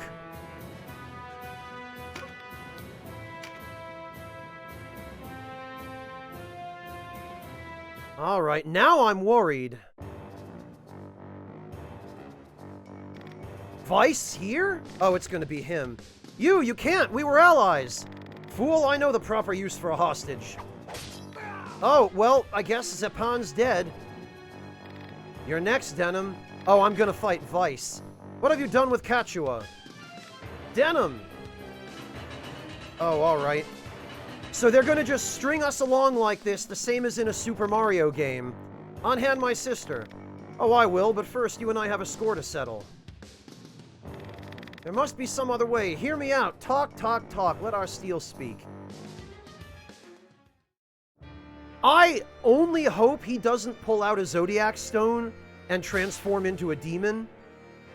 Because if he does, I'm gonna be pretty pissed. Oh. Vice, it doesn't have to end like this. Ever since we were boys, you could do no wrong. They lavished praise on you while I looked on forgotten. Yeah, maybe that's because you were an asshole. Is it because of our fathers, do you think? The son of a respected Abuna and the son of a loutish drunkard? It was a relief when he died, but nothing changed. Why do they hate me? What flaw can I have that you have not? This is a fantasy. You're my friend. Well, no, not anymore. At this point, I can't wait to kill Vice. Stop talking so I can chop his head off already.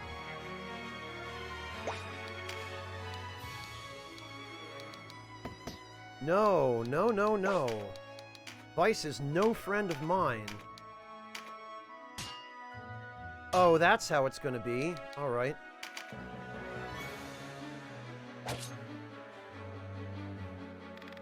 What became of that friendship? Did I hide my hatred so well? I was never your friend. How I envied you, your father, the good Abuna, your sister, all beauty and grace. Kachua thinks of you as a second brother. If you could only hear yourself. You've always been the one she cares for. Not even your father was good enough for her. You're the only one she trusts, the only one she loves.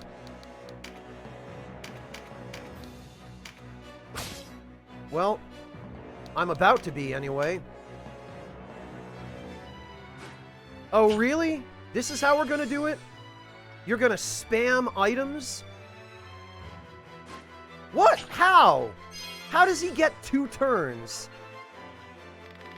No, it's not too late. Whatever you may say... Oh, I bet that was scripted.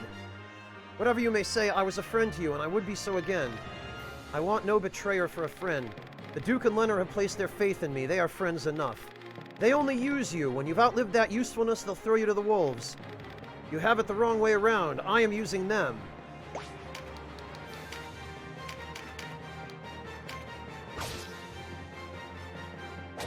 Oh, okay, Devilish. I guess that makes sense. Well, I guess I'll just have to save TP then, and... Oh, okay, yep.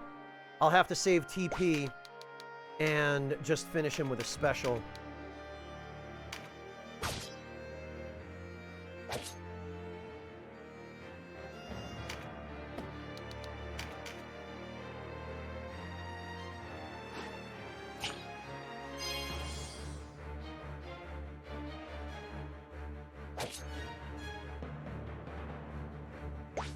Alright, Vice, well... What do you mean, no finishing moves? I could have sworn Denim had one.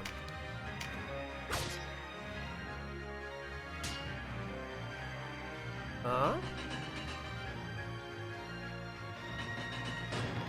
Enough of this! Stay your blades!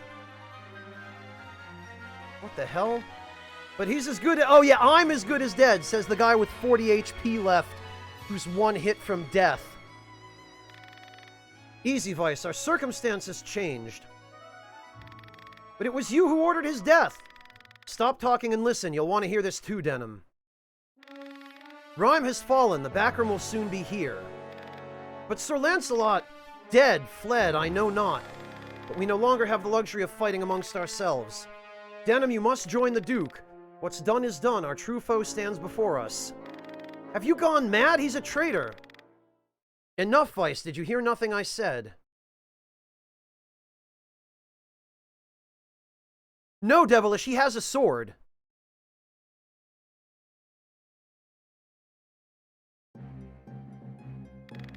I know why it is you fight, Denim. You dream of a world free of war and hatred. A worthy dream, and reasonable, but reason alone cannot move men to act. Is that how you want this to end? Will you let your father go unavenged? Join us, if not for yourself, then for the Wallister. Oh, I see. So this is one of these.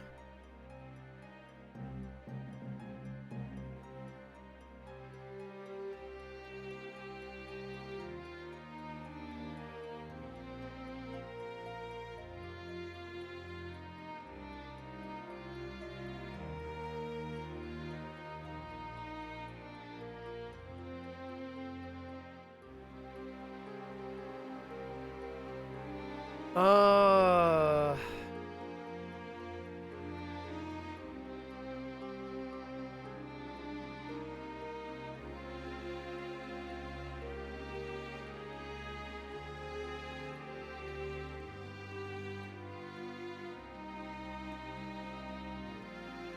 Well...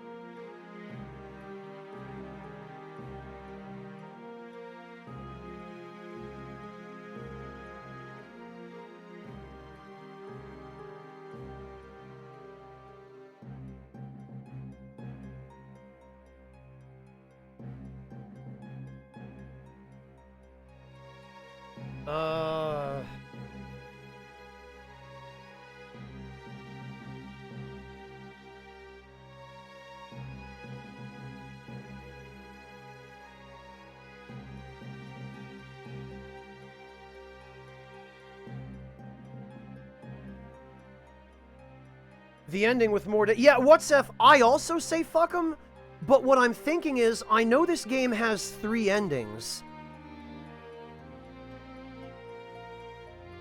I'm thinking if I get the bad endings out of the way first,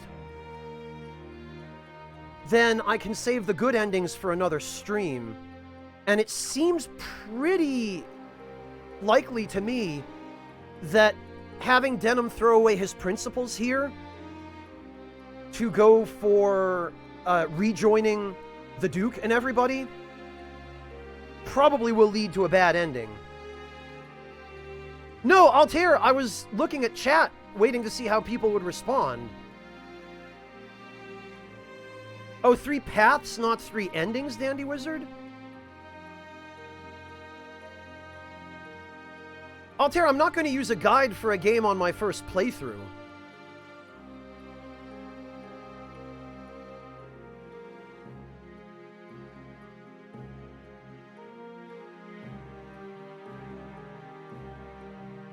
Yeah, boulder tossing monsters indeed, Varus Hawk. They've been my powerhouses.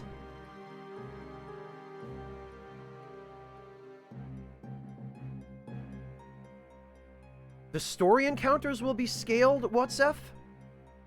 What, for subsequent playthroughs, you mean? There are multiple endings possible for each path, Devilish?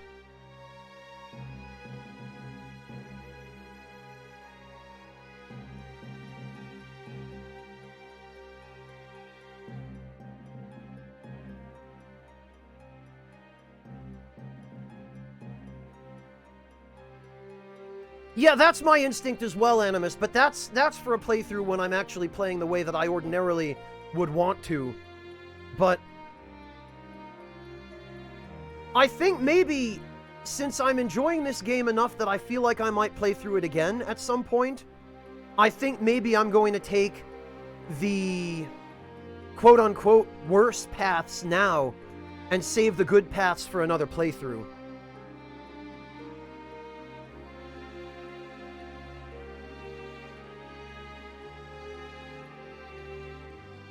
So, I guess maybe this time I say the worst path that was at the beginning. Oh, right, Azteca, when you choose whether or not to massacre everyone in Balmamusa.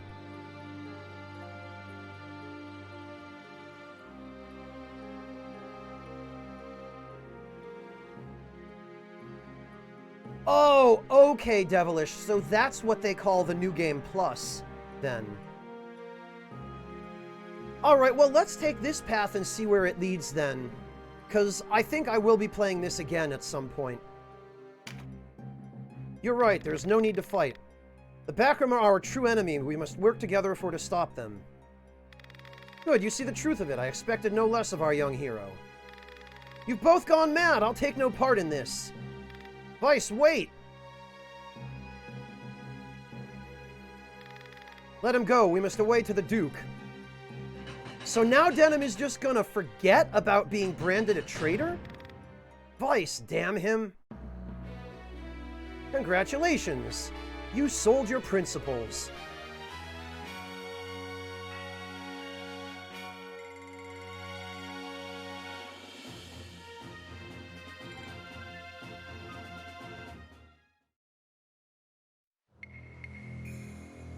Jesus.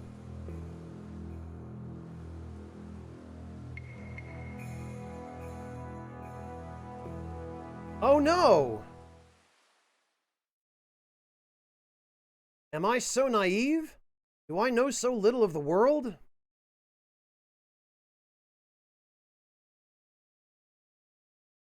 I see, devilish.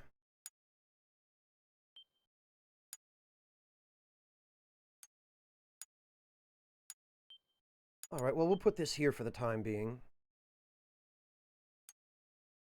4 weeks have passed since the Archaeopolis of Rhyme fell to the Bakram armies in hard-fought battle. Swift on the heels of their victory, the Bakram continued their southward march, advancing until they met an unyielding line of fierce Wallister and Gargastani resistance. This left the Golborza plain locked in a bitter stalemate, with neither side able to score the decisive blow needed to gain the upper hand. Abuna Branton, leader of the Bakram armies, knew that a quick solution was needed. Though their forces stood balanced, should Duke Ronway succeed in bringing the whole of the Gargastani army to his side, the scales would tilt sharply in the Duke's favor. For a third time, the Abuna beseeched the Dark Knights for aid, yet they showed no signs of stirring from Vidocq Castle. Unsure as he was of his own forces, Duke Ronway took little consolation in the Dark Knight's restraint. In private, he'd begun to wonder whether the pact he had struck with them still held. Now, both sides watch and wait for the stone that will tip the balance in their favor.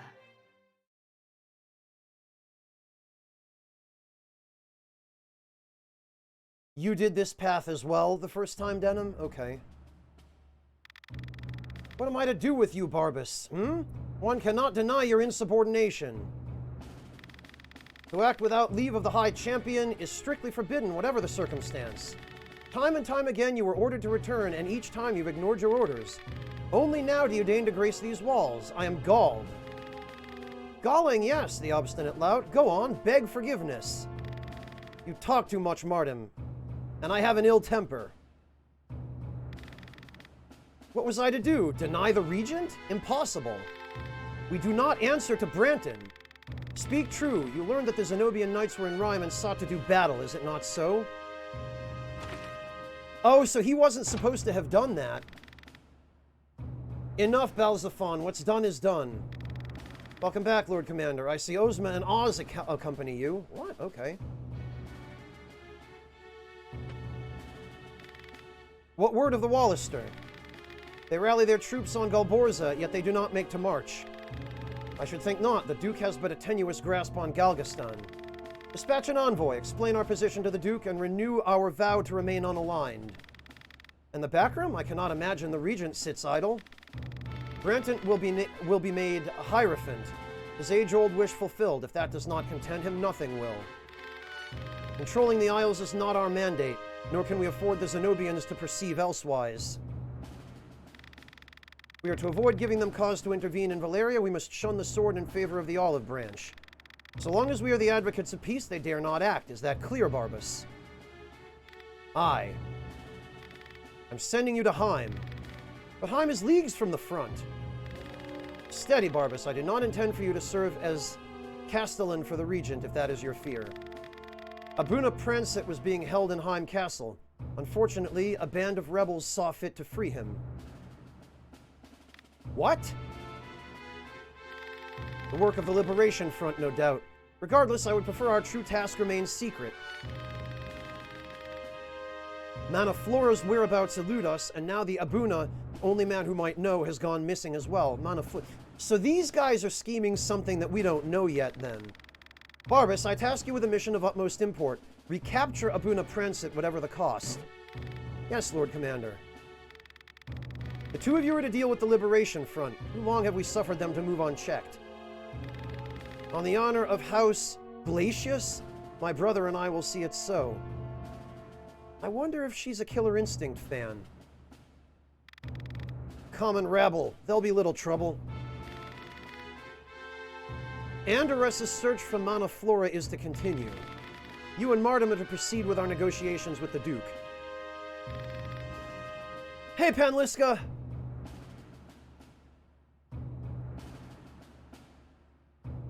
As my lord wishes, so shall it be.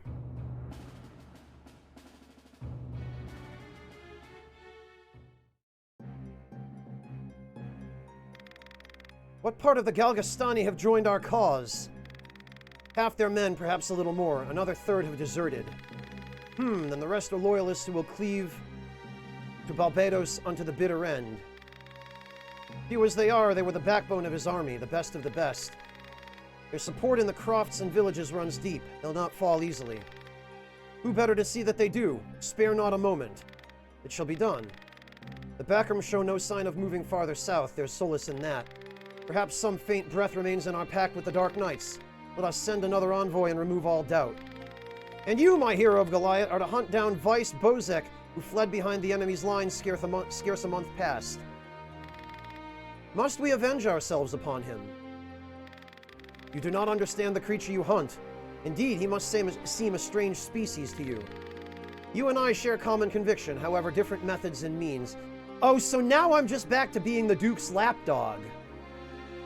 Just totally forgave him for branding me a traitor for not slaughtering that settlement.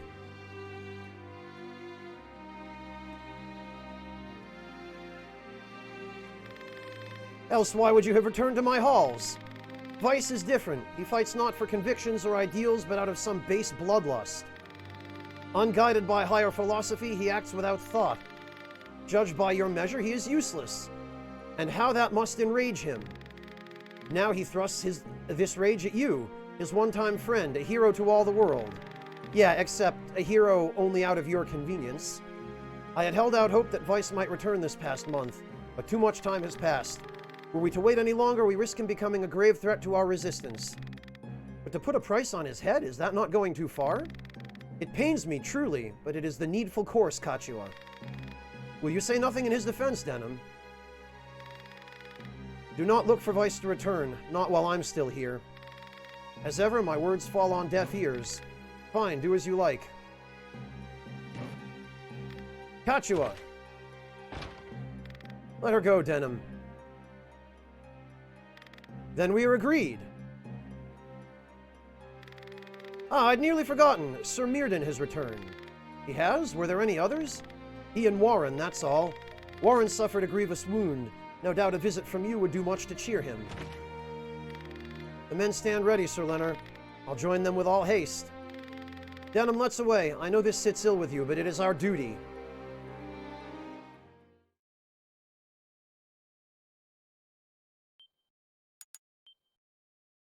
All right. 4 people? Oh, and we have Leonard.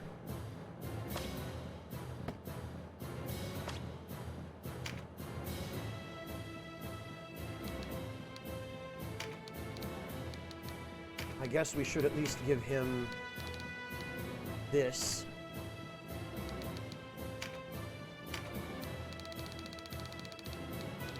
I guess we don't have anything else. Alright, that'll do then. You know what?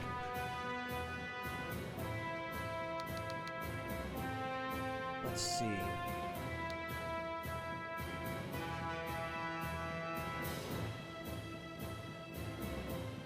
Yeah, Clint. I guess they're just always going to translate it the same way.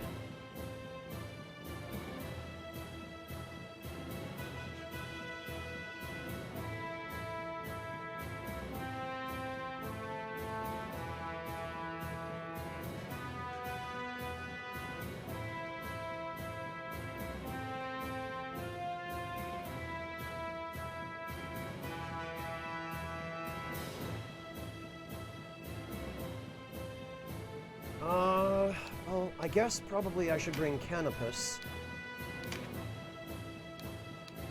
And who else?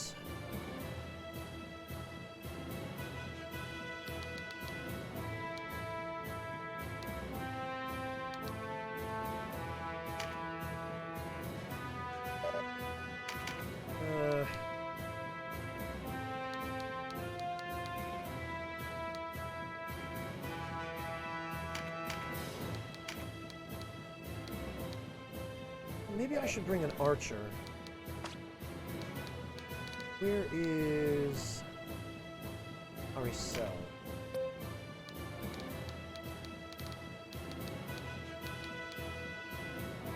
At your approach, this unit turns and walks away in disgust. Oh, probably because I chose to go back to serving the Duke. Okay. I wonder if that, this unit regards you with violence in its eyes. Oh, so everyone who is...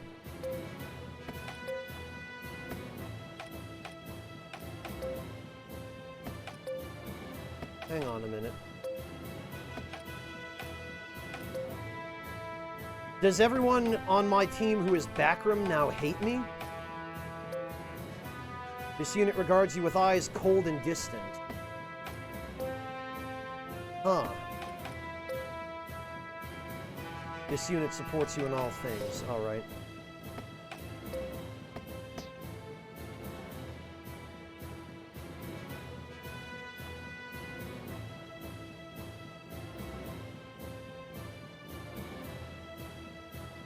Well, who should we bring?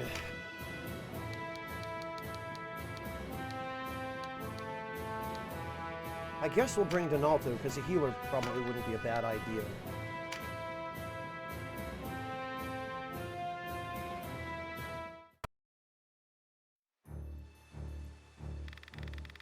I make my offer one final time. Answer me and your lives will be spared. Who leads your band of stragglers, and where is he? Your answer. You may take a Galgastani knight's freedom, Lenar, but never his pride. We do not sell friends, not even for the unkindest price. Would you do any different? I suppose I wouldn't. Very well. Then we shall hold a public execution. However, in deference to your honor, we will not bind you, and will furthermore arm you as befits your former station. You truly desire freedom, fight for it.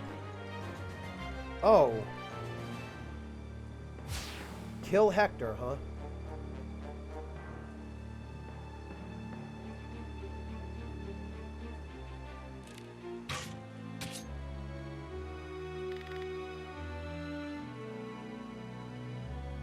Clansmen of Galgastan, tell our wives and children of how we died here today, of our last service to our homeland, and tell them to avenge us.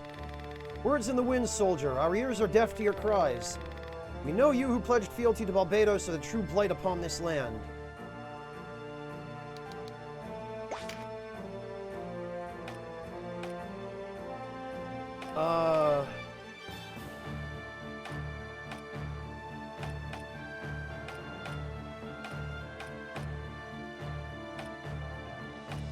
Oh, I see. So... Oh, we've got a couple of guards who are guests along with Leonard. That's why they gave us this. Oh, and some other guys who are guests too. So what did we do? Just give these guys weapons and say, yeah, we'll hold a public execution by letting you fight to the death. All right.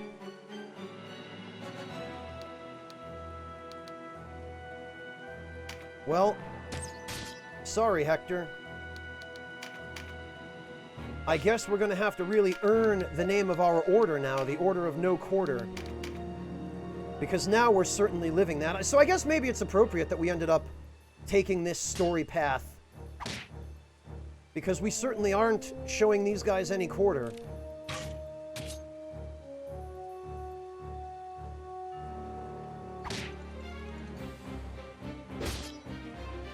Oh, they gave them crappy weapons, and then everyone else on our team has, like, good weapons. Okay.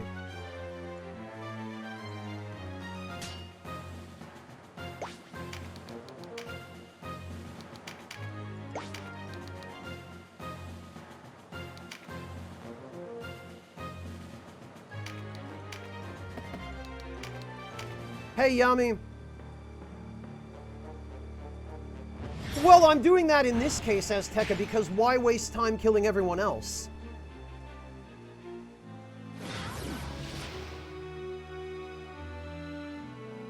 If the story battles were scaling, to my levels at this point, I might be doing things a little bit differently.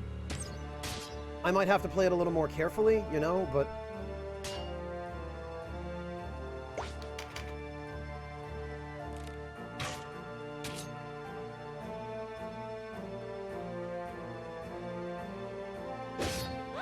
Not here.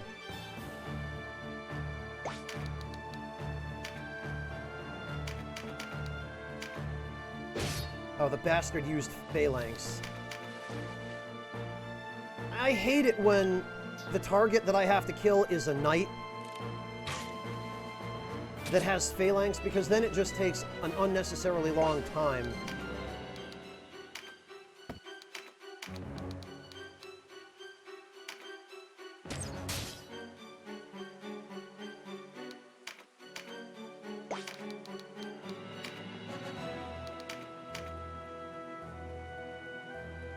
It looks like the other soldiers on my team here, the guests, are going to kill the cleric. Oh, alright.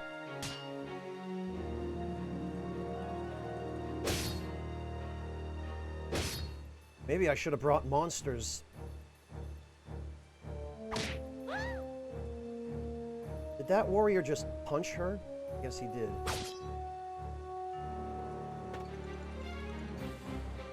Damn it, now the cleric is going to heal Hector. Although, Hector didn't get a chance to use phalanx that time, so... On Canopus's next turn...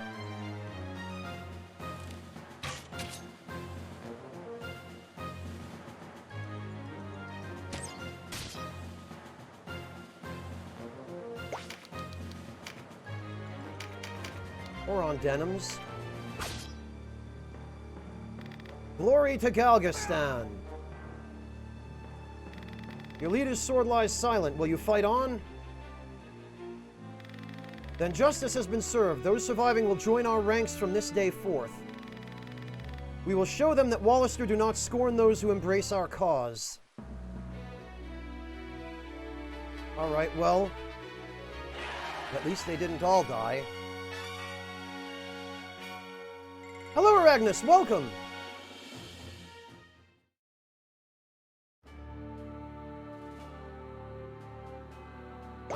Do we have anything new at the shop?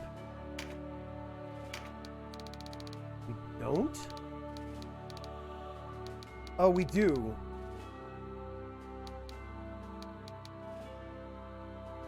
Yeah, okay. We've got ninja swords now, I guess.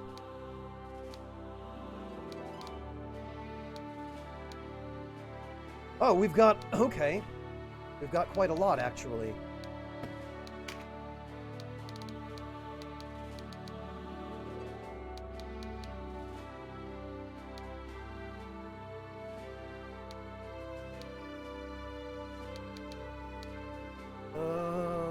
But nothing better than what we already have.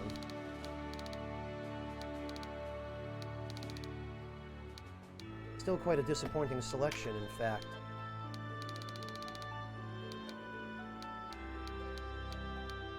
Oh, we can buy Petra Burst now, though. Spell charge.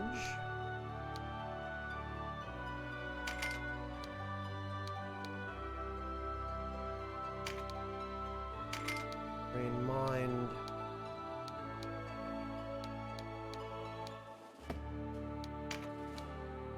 Oh, we've got another codex of jewelry. Another armor smithing, and new weapons. Okay, good. Oh, and I can just buy copper ore now. That's nice.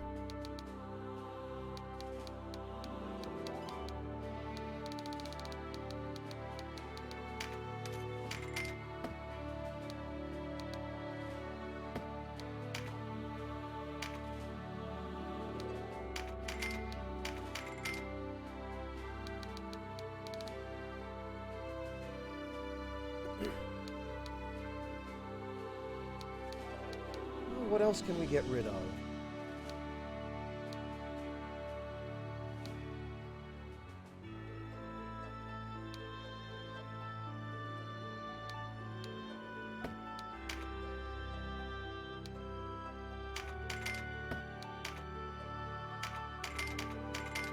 guess we did manage to collect some junk.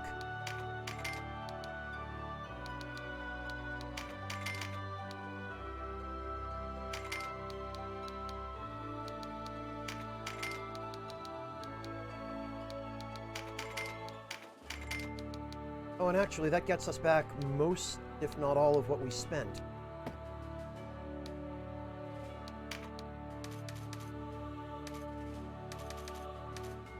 Alright, what do we have for coins? Alright, that's not bad.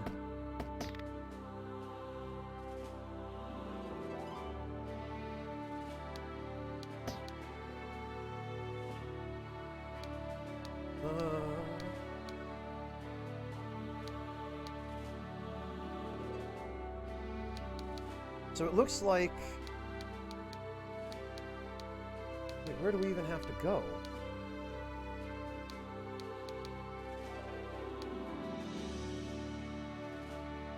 Actually, maybe before we do anything else, we should read the...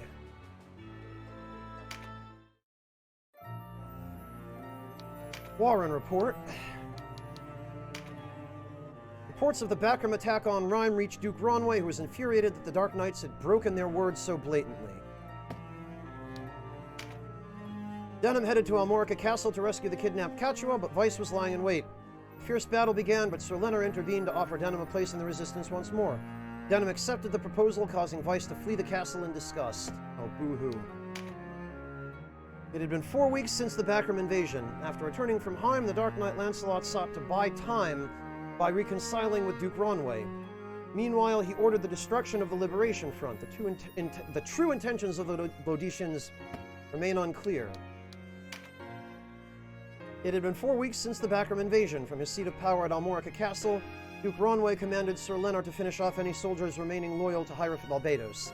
He also ordered Denham to track down Vice and kill him, which I am only glad to do. Coratane annexed. Duke Ronway of the Wallister Resistance has met with Galgastani leaders to negotiate the dissolution of the army and the formal handover of Coratane. This signals the end of the Kingdom of Galgastan established by Hierophant Barbados. Galgastani join resistance. Former Galgastani soldiers are flocking to the Wallister Resistance. Many of them long to end the war that has stretched on for more than 2 years. They are eager to prove their mettle against the Backram armies. Rhyme refugees return. A large number of refugees fled Rhyme for neighboring regions when the Backram invaded. Those who had taken up in Flydock have started to make their way home. The Backram claim the restoral of public order in Rhyme is to thank for this. But refugees state that their poor treatment at the hands of the people of Flydock has forced them to leave.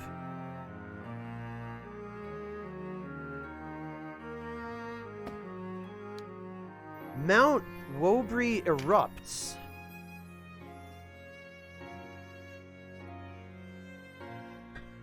Well, I guess the world's doomed on this story path, Altair.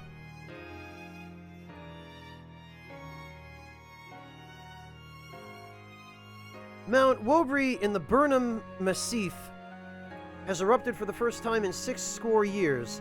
The blast shook the land for miles, but tremors have now subsided. Though the Valerian Isles are volcanic, Mount Hedon on Bonhamuba was the only known active volcano until now.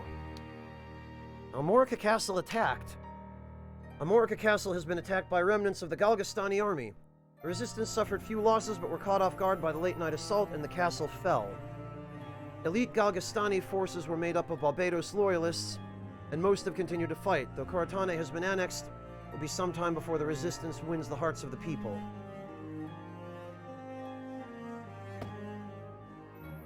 No, Daka, I have not. I haven't actually run into any ogres. Record 50,000 Goth bounty. Vice Bozek, once a top member of the Resistance, now has a bounty of 50,000 Goth on his head. This is the largest in recorded history. Vice is accused of plotting to kill Duke Ronway and has not been seen for over a month. He was the childhood friend of Denham Pavel, the hero of Goliath.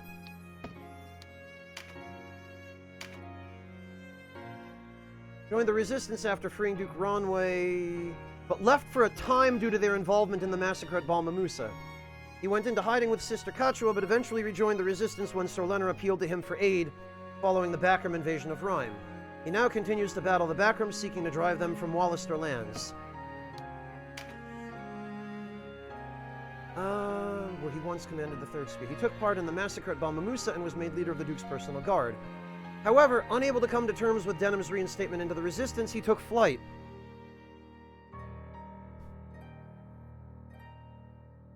Falsely accused by the Resistance of plotting to kill Duke Ronway, a hefty bounty... Oh, so they're lying again, just for... Now he's in the situation, he's traded places with Denham.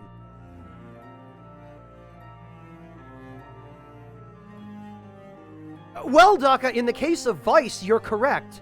He was the true Ogre. Well, one of them, anyway. And I guess the Duke and Len are along with them.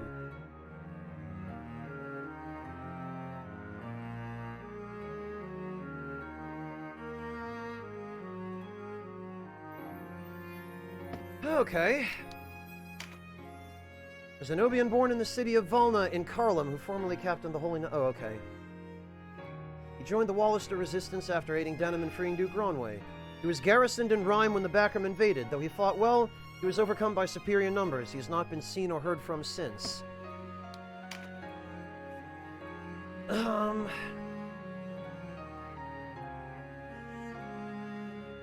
joined the Wallister Resistance. He was garrisoned in Rhyme when the Bakram invaded. Okay. Sir Mirdan. Zenobian born in the Dalmud city of Conch. Okay. So this is just literally the copy-pasted text.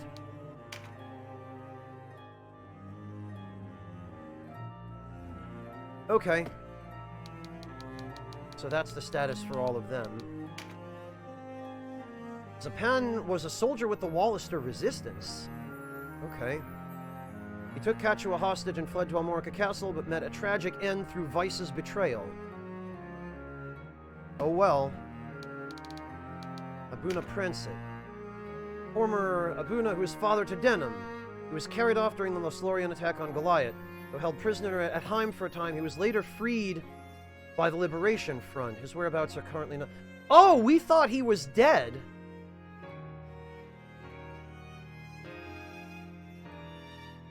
But they actually captured him because they wanted to squeeze information out of him on something that we don't know what it is yet. Monoflora. A person sought by the Dark Knights Loslorian. Why they seek this person remains shrouded in mystery. Okay, so it is a person. The Dark Knight Oz. The Loslorian commander from Gallius, seat of the Holy Lodician Empire, and the twin brother to Dame Ozma. He's an expert swordsman, receiving top honors from the Zanum Officers Academy. After serving as commander of 3 regiments of the Ganon Division for a number of years, he was assigned to the Dark Knights. His sadistic nature is evident in his actions on the field of battle and in his questioning of prisoners. Ordered by Lancelot Tartarus to finish off remaining partisan forces, he headed to Boad Fortress with Dame Ozma. A Loslorian commander from Gallius, seat of the Holy Lodician Empire. She is of House Glacius, patrons of the Gallius Guild of the Magi, and twin sister to the Dark Knight Oz. She wields both spell and blade with equal skill. Okay. Dark Knight Andorus. Oh! This guy reminds me of a character from Vandal Hearts. Kurtz. The guy who used claws. A Loslorian commander from Nimaran? A small town in the borderlands of Lotus. He is last born of the former Nildam royal house, which once wielded great power throughout the Sea of Lai region. He prefers hand-to-hand combat to swordplay and is a masterful strategist.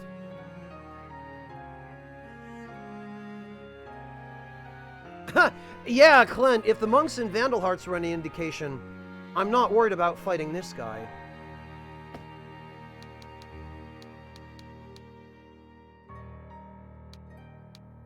Spellbinder Ramidos. A Wallister who once served with the Wallister Resistance. She was a spiritualist at the village of Vanum, near the border of Almorica, contacting the dead to pass on messages to their kin. Regardless of whether her talents were genuine, Ramidos brought peace to many grieving loved ones. I mean, she was using real magic when we fought her. Her father died at an early age, and it is clear that her mother instilled in her a strong sense of compassion. She lived in Vanan with her son's family, but all her kin were slain when the village was sacked in the early days of the war. She then joined the Wallister Resistance as a spellbinder, specializing in offensive magic. He was killed in battle when Denham arrived at Almorica Castle to free Cachua, who'd been kidnapped by Zapan the mercenary. I mean, we didn't want to, but...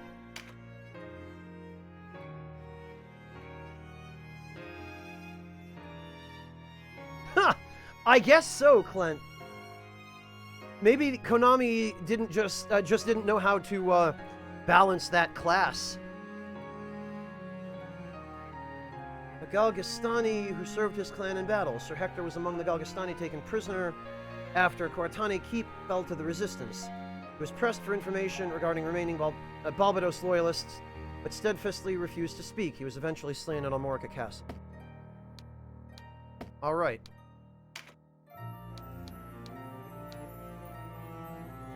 Befriended members of the Liberation Front at Boed. Defeated Sir Leonard's entreaty to return to the Resistance. Great.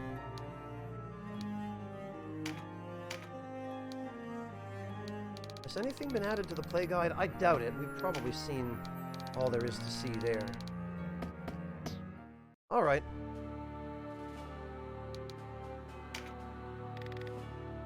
Oh, whoops. I wanted to save.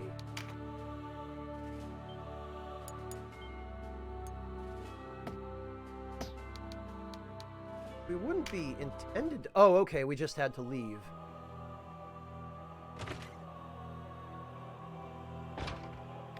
Canopus! And Denham too, I'm glad to see you both well. And you, Sir Mirden. How is he? The Starseer remains lost in the mists of sleep, but he draws breath in his whole of body. That is well, then. And Lancelot and Gildas, have they not returned? I've seen neither since the night of the Backroom attack. It was Sir Gildas who saved me from the Dark Knight's sword that night. Would that I had been warrior enough to return the favor. I am sure both will return unharmed, and besides, there was little you could do. I hear you search for Weiss. You know where he makes his den? No, but there is a price on his head. Not many places where a wanted man can hide. Indeed. You would have to go to ground, or well under it, to hide from both the Resistance and what remains of the Galgastani. Aye. We were leaving Rhyme, I received report that a company led by an unnamed Dark Knight had taken to the high road. Commander he was, called to Heim to help defend the town from partisans. Of course, these partisans must be the Liberation Front. They intend to strike the fortress at Boed, I'm sure of it. If Weiss should be there, they'll have his head in a sack by the morn. We ought to make for Heim at once, Denham. How will you ride, Mirden? With your party, of course. Denham, I know you serve his grace, but I also know that you would not leave Weiss to die an ignoble death. I mean, sure I would. Good, let us ride. PSTV. Hi, Taka. You receive a White Knight's mark. Oh, okay. Mirden wants to join the party. Sure. Mirden has joined the Order of No Quarter.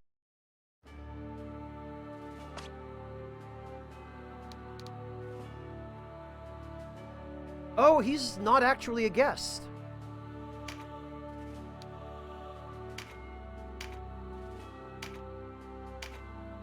Oh, but he... Okay. We don't have anything that he can actually use.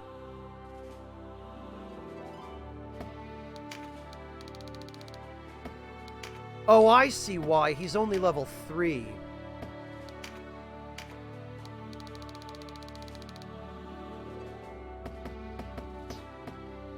Azteca, I am quite tempted to serve Weiss an ignoble death on a silver platter. I'll tell you guys one thing I really missed from Final Fantasy Tactics is the try it on feature and the outfitting menu in general for the shop. Boy, it's the sort of thing that you appreciate a lot more once you play a game without it.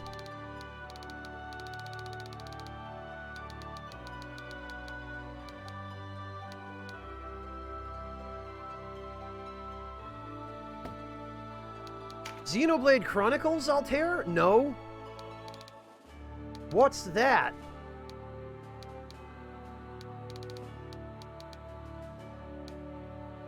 Oh, the chainmail is level 4. Okay.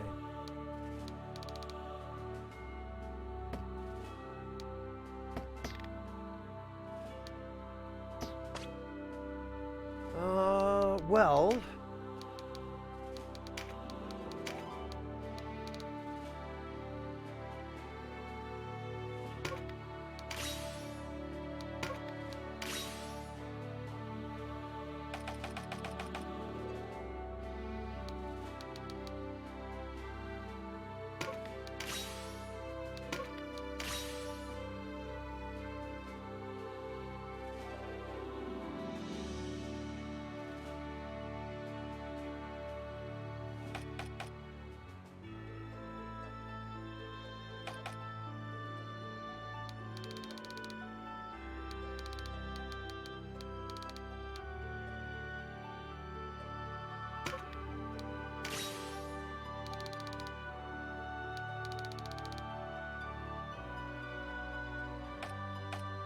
we have...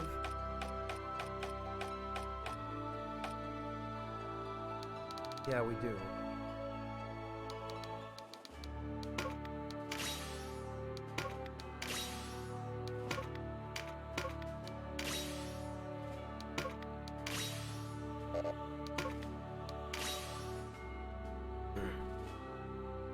Oh, okay, Devilish. Honestly, Devilish, I think I'm gonna save him.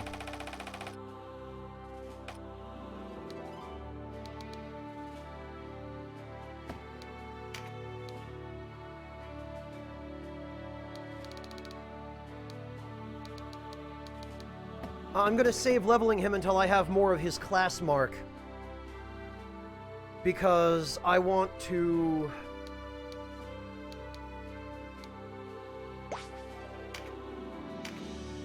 I want to take advantage of something that somebody in chat taught me about during the previous stream. Alright, so we need to go to Boad Fortress, I guess.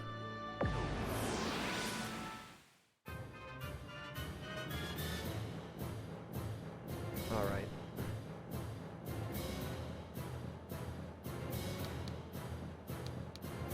And it seems logical that, actually...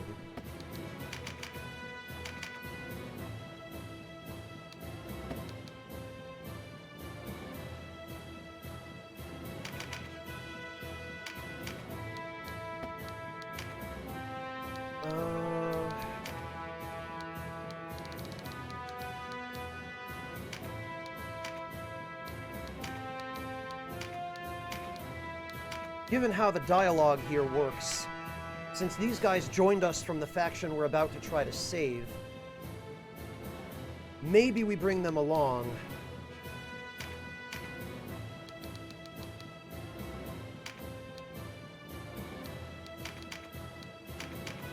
And I'm gonna bring my,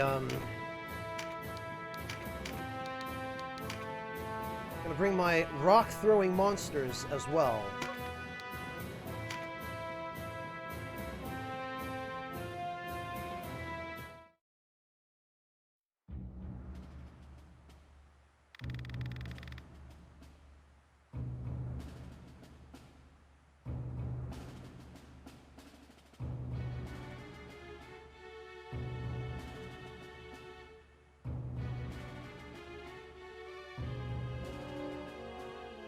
Oh, really, Devilish?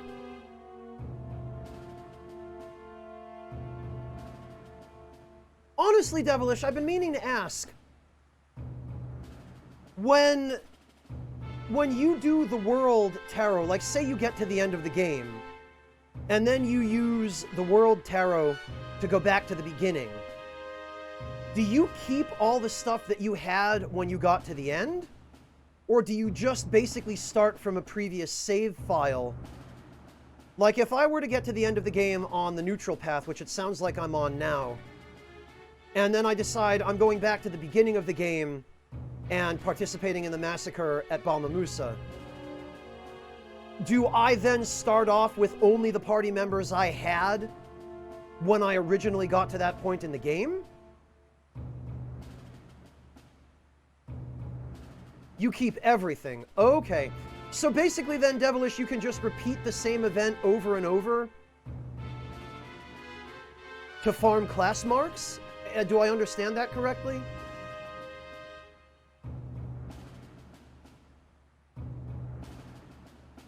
Gave us quite a chase, Abuna. Now it's back to Heim for you. Oh, you can, Devilish. Okay, excellent. Thank you. Godless woman, you killed them all.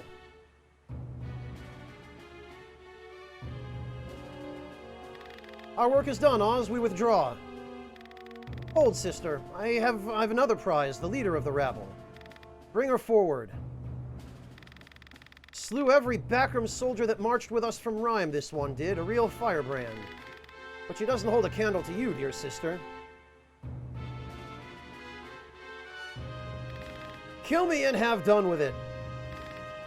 Syria, you live. Forgive me, Abuna. This is not how I meant to meet you again. You've no cause to seek forgiveness. It is I who have troubled you. You seek my father, tell him his daughter met an honorable death. Is this touching melodrama played out? Take him away. Think not on the grave, Syria. Live, and know they dare not kill me.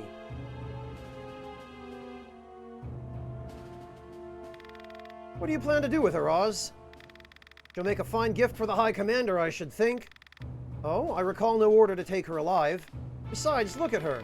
She'd sooner choke on her own tongue than go a willing captive. Her eyes give the truth to your words. What am I to do with her, sister? You rely on me too much, little brother. Decide for yourself. Such bile. So be it, but where to begin? Darkest lords of Viura View. Grab fast these legs and drag them down. What? Okay. You have a wicked streak, Oz. Enjoy your games, but don't tarry too long. So he's, I guess, torturing her? What a bastard. Run if you can. Name your conspirators and the location of their fastness, and I'll spare your meager life. Peekaboo, bitches. Damn, we're too late. Syria, we're coming.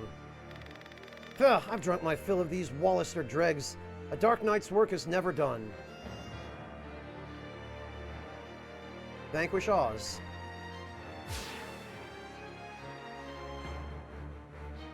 I would have assumed that, Devilish, if I'd had the chance to see that I'm protecting her. Oh, I see what happened. He cast lead on her at the... Okay. Great, another Valkyrie. Another class I don't need. Templar, huh? A knight of the Dark Knights Loslorian, elites who wield magic with the same ease as they wield their swords.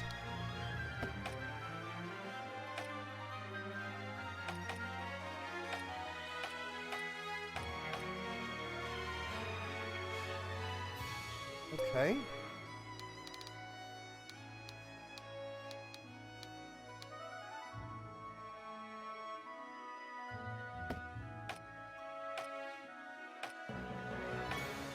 Well, in this case, it seems like the best option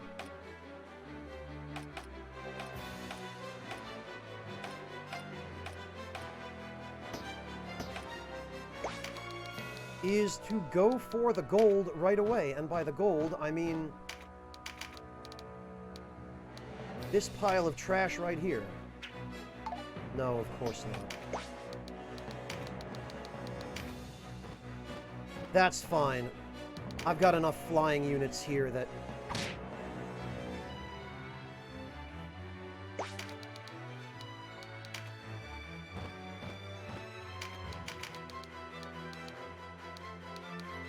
Oh, you know, maybe I should have made more effort to... Okay. Can't reach him anyway.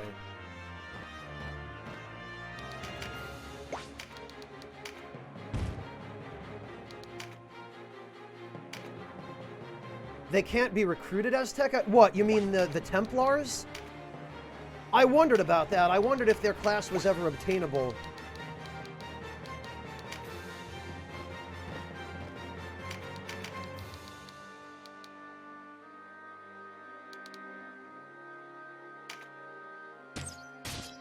Well. Syria, my dear sister! Sister, I'll be sure you're close at hand to watch your sibling draw her last breath. Why have you come back, Sistina? Leave this place while you can. You walked away from the Liberation Front. This is not your battle. I've come to save you, you ungrateful fool. I cannot bear to lose my sister, and the front cannot bear to lose its leader. Senseless blather. The Liberation Front is dead. We hacked its body to bits with our swords. Only the head, such as it is, remains. Front or no, while we draw breath, our deeds can yet change Valeria. She is going to go hide in a corner so she does not get killed.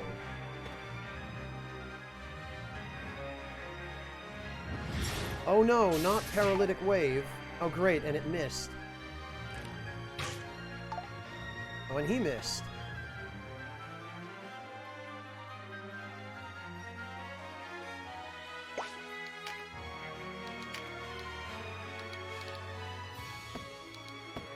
Honestly, these guys can,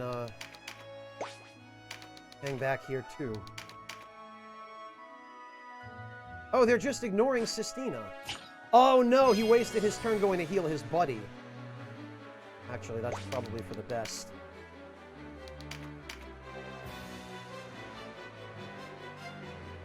Oh, for whatever reason, they're not attacking her. I guess maybe, though, it was a good thing that I hit that guy, because now they're wasting their turns healing each other rather than attacking her. Oh, alright, but he's still attacking her. Actually, though, he has just placed himself right where I want him. Good job, idiot. Wow.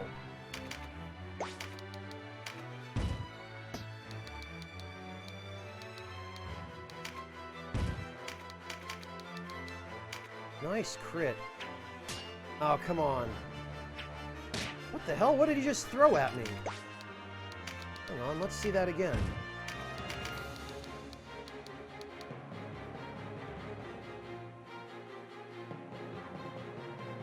Ah, welcome back, Morteferu. Jesus.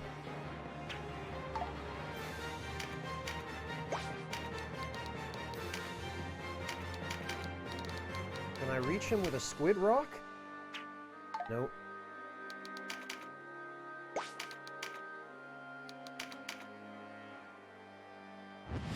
Oh, she has magic too! Oh man, I was really hoping she would kill him with that. Oh yeah, of course. Here come the heals, but you're too late.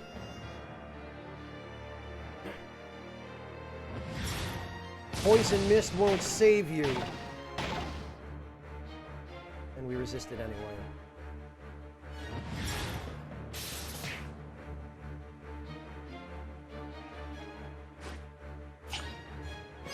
Yeah, it looks like that, Clint.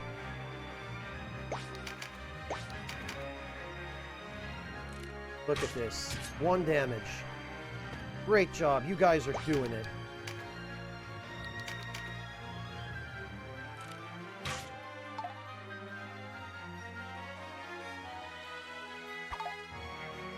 Look at these guys doing it.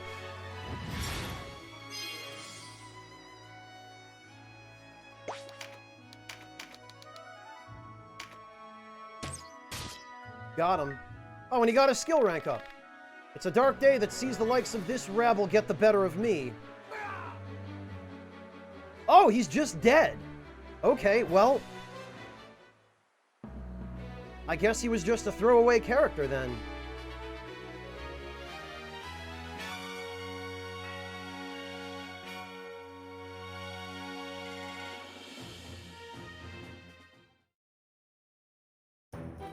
We did not get any dialogue with anybody else, though, it looks like. My friends may be lost, but my battle is not over. Denham, your father, Abuna Prancet, he lives. We held him safe in our care until a short while ago. What? How? Where is he? The Dark Knights left with him just before you arrived. Why would they bestir themselves over one man? The Dark Knights care nothing for who rules the Isles. Denham, it is your father, Prancet Pavel, whom they seek. What could they possibly want with him? I know little more than you do, but I can offer one piece of the puzzle. They seek someone or something called Monoflora. Whatever it may be, they are bent on finding it. There's but one man who knows where it is. Father. Your father holds the key to this war. Is it possible? Was he the reason they attacked Goliath? You had best leave. There's no knowing when they might return. And what will you do, sister? I mean to help Abuna Pransit. Alone? Foolishness. What can you hope to accomplish? She'll not listen to me. Perhaps you can dissuade her from this madness. Madness is a bit... well, yes. What if you were to come with us? I'm sorry, but I will not serve under a duke who sanctions the slaughter of innocents. Besides, I have my own duties as head of the Liberation Front. I owe it to our fallen to carry on. Sister, look after Sistina for me.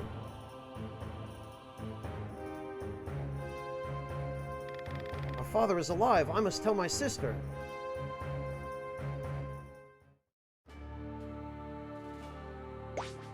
All right.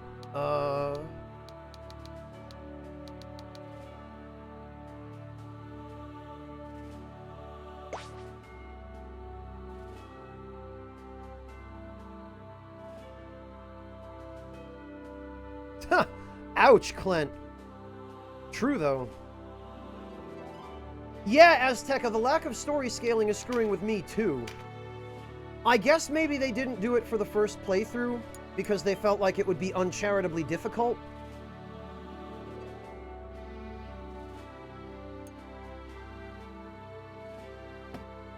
But I mean... without it, if you overlevel even a little bit, the story encounters become trivial. Final Fantasy Tactics had that same problem.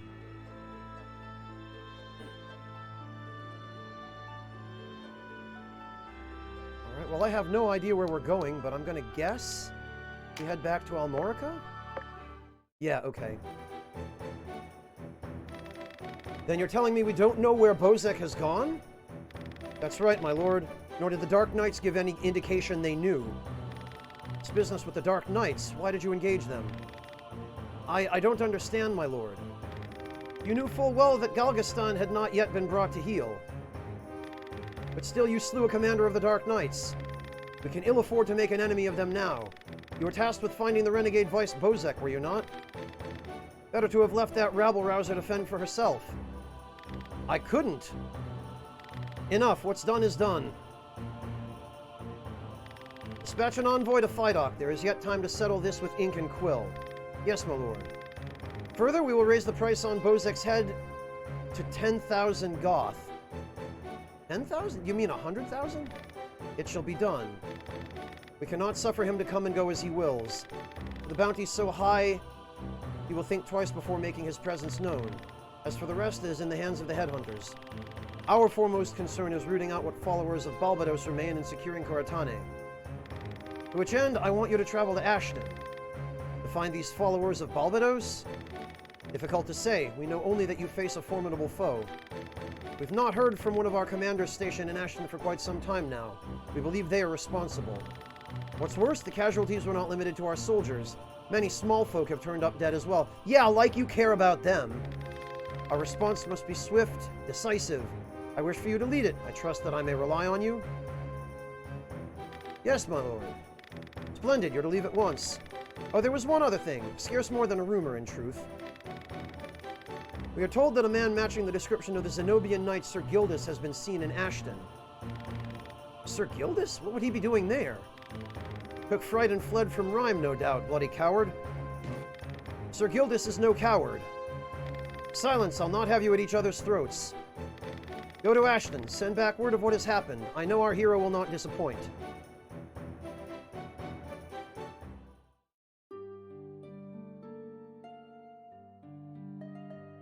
Sister, wait!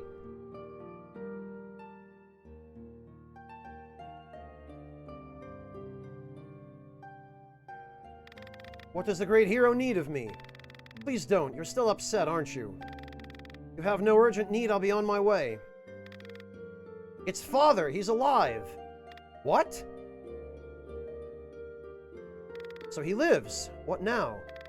What now? We rescue him. What else?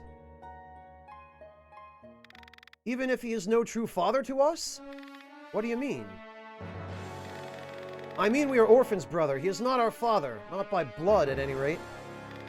Oh, who told you this? It's a lie. It must be.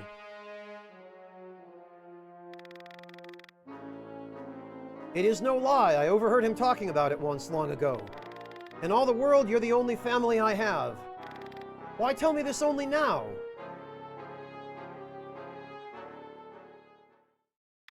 Because you're leaving me. Leaving you? Scarce a moment goes by we are not at each other's side. And so it shall remain. I will never leave you. There is the lie. Someday you will cast me aside as you did Vice. No, sister. I'm alone without you.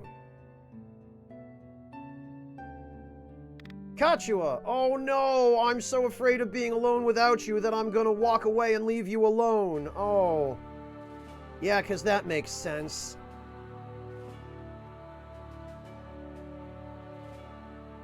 Yeah, Azteca, I'm seeing it already.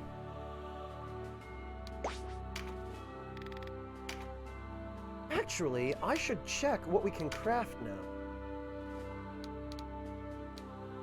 Oh, okay. Ah, this has finally caught up. Okay, so we need a gold ingot and a steel ingot. Iron ingot and a steel ingot. Alright.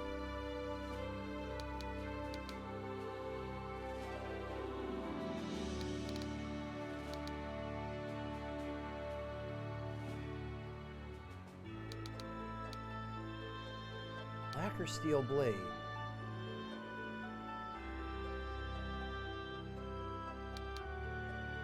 Oh, Exarch's staff, Magus' staff. Verdant gems, black gems. Actually,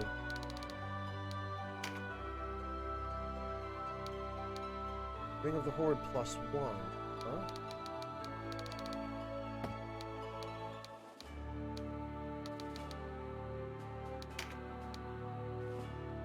Yeah, what the hell, though? We can't...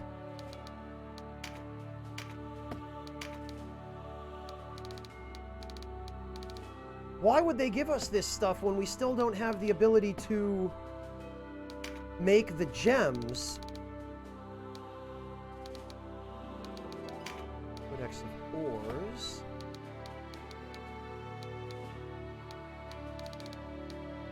Smithing armor? No.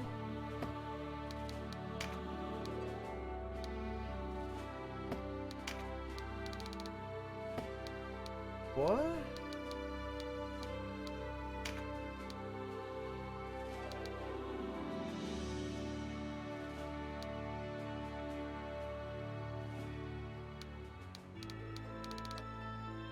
Uh...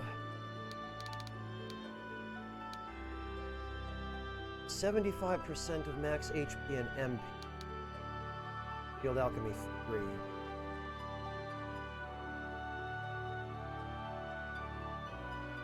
Probably not that good, Haitaka. I know it's going to be backwards compatible with the PS4.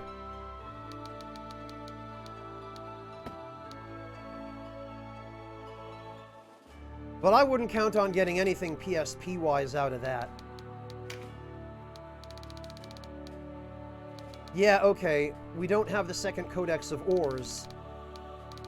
Or what I presume is the second Codex of Ores. So they give us the Codex of Jewelry, but we can't make any of this stuff yet. Because we can't make the damn gems. Why would they hold out on us like this?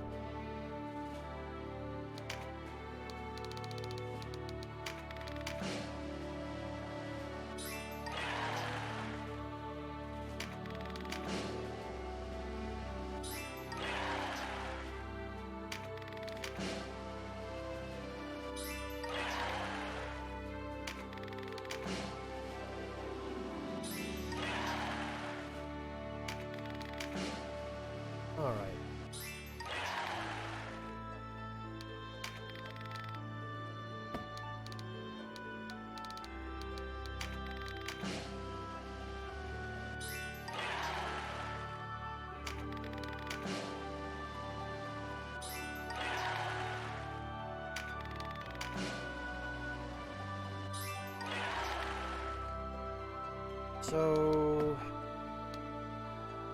Oh yeah, we need to actually make the ingots.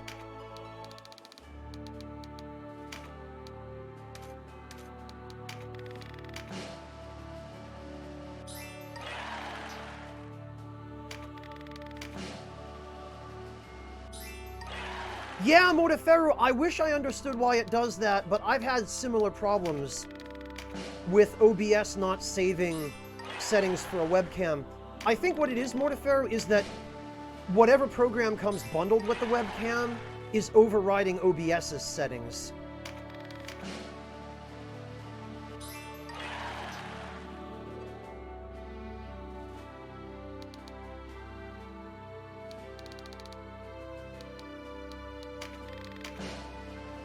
Or at least that's what was the problem for me.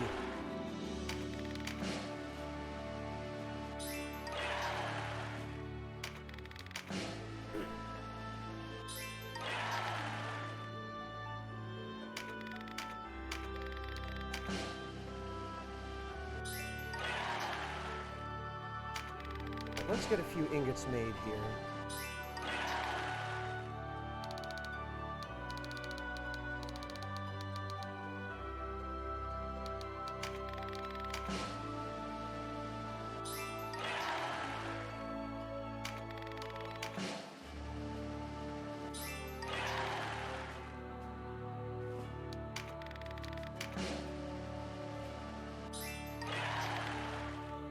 And now we can start upgrading some weapons.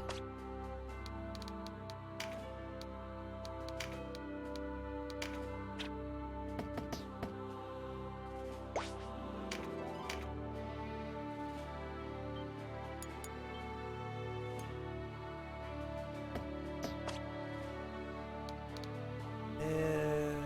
oh yeah, we have to go to the shop.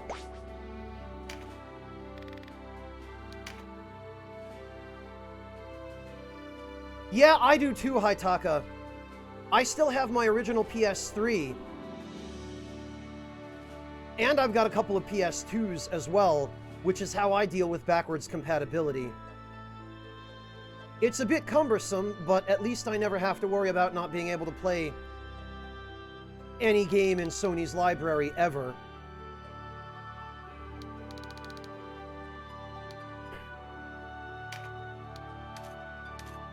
Alright, so I want a...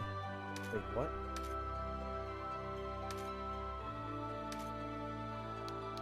Oh, I need steel.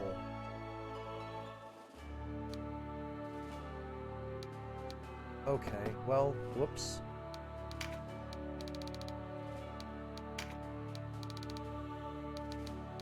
Oh, we need to make a steel ingot. Iron and graphite, okay.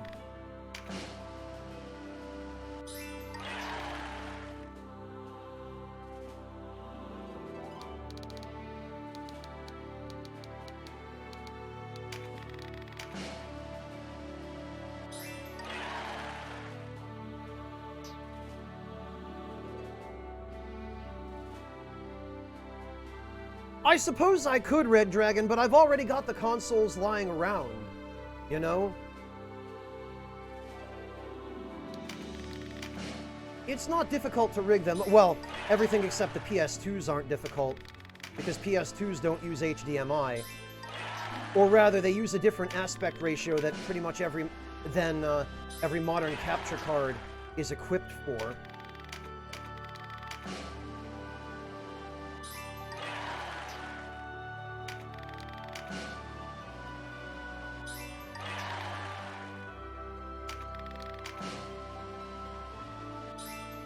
So capturing from PS2s gets tricky.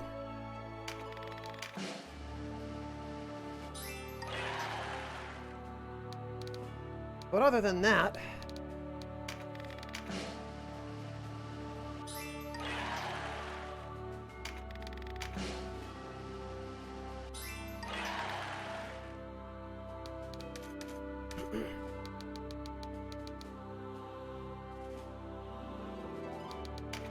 need iron ingots now.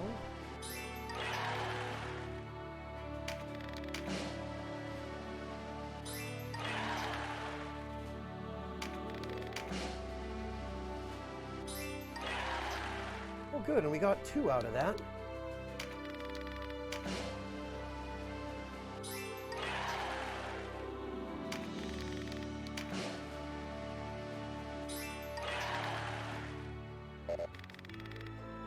Oh, alright, we need...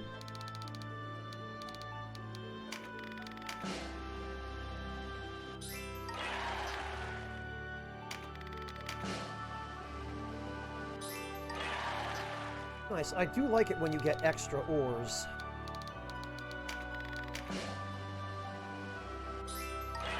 There's our iron ingot. Now make a 4th steel ingot. You're now going to have to go back to the world map to save, because I do not want to risk blowing this synth up. God, I don't think I've said that since I was playing Final Fantasy XI, blowing up a synthesis attempt. It really does seem like Final Fantasy XI borrowed quite a lot of its terminology, and even a few of its systems from this game. Alright. Very good. Save.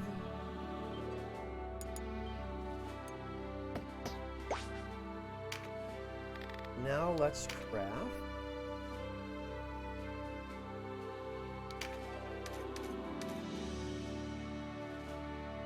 Oh, we could do the Warmaul +1. In fact, we could do a couple of things.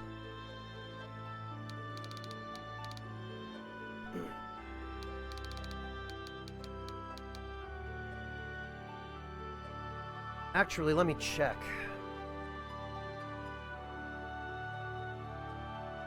The one thing I will use a guide for is seeing what each of these upgraded weapons is going to get when it's upgraded. Because for some reason, the game is not designed to show you that.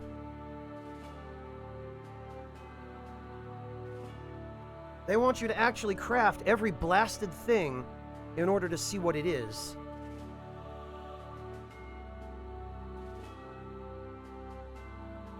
So I just want to make sure that what I'm spending all this time crafting the materials for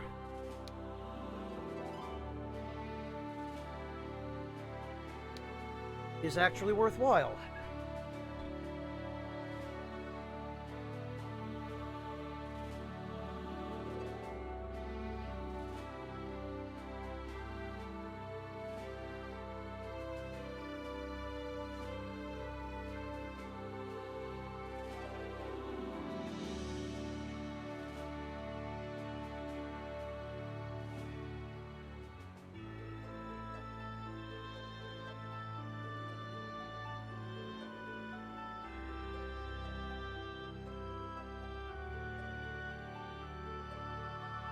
Oh, what the hell is this?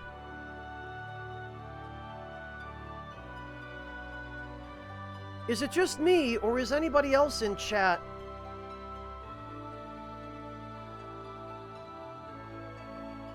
seeing that Twitch is not showing any viewers?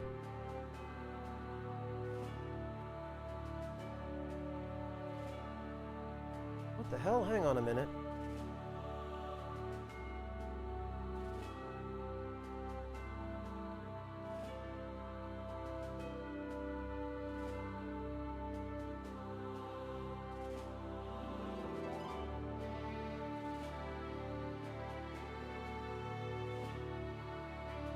Is that just my dashboard?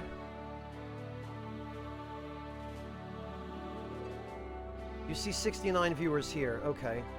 Yeah, for some reason my Twitch dashboard is showing me that I have 0 viewers and it's refusing to load.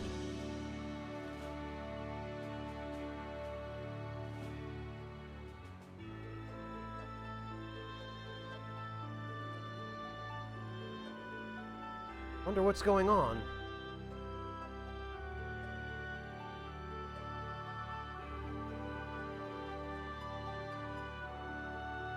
Well, hopefully they'll deal with it. Let me get this this crafting thing pulled up here.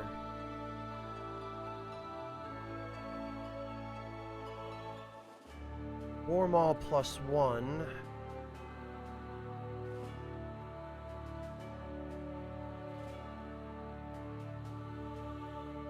Oh, it gains a knockback effect on hit. I'm not sure that I necessarily want that for...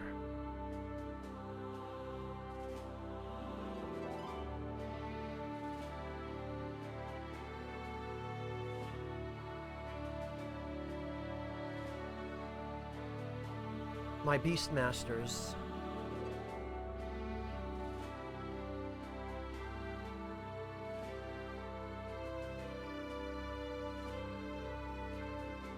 Well, what else then? What can we upgrade?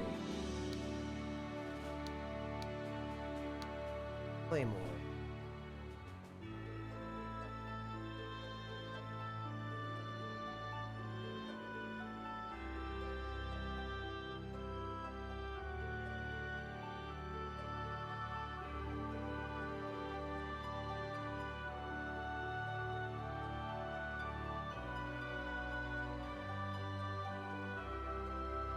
It looks like the Falx is still probably a better bet.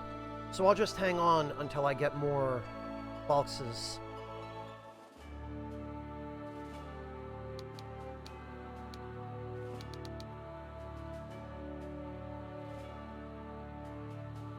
Okay, what about...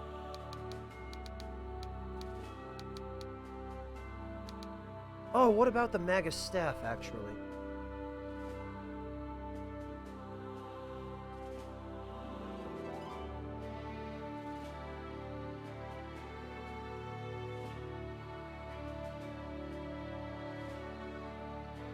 Not really an awful lot more about the Exarch's Staff. Oh, you need gems for this anyway.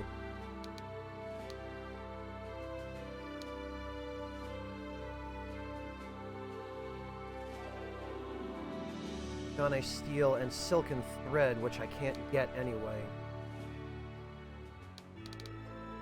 Alright, what about armor? Actually, what about ranged weapons? Heavy crossbow... What about the arbalest?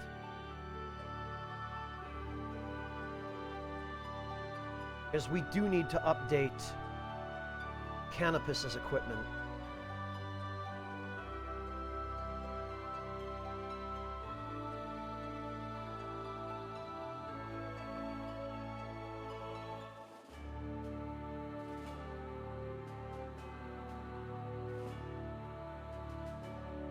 The Arbalest +1 is drastically better.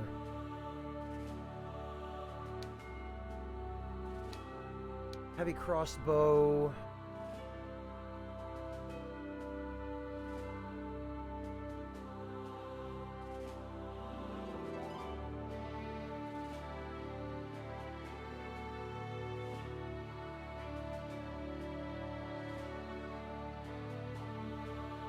The heavy crossbow is also good, but the arbalest is more current.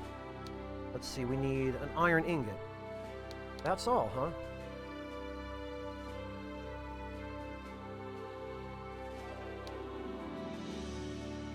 What about armor? About the Balder shield, actually.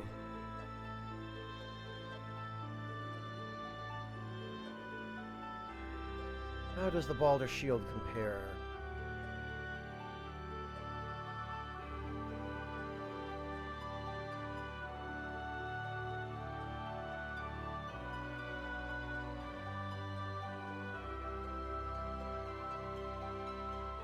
Substantially better.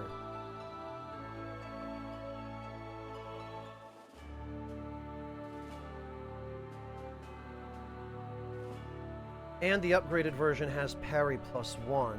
Okay. What about the...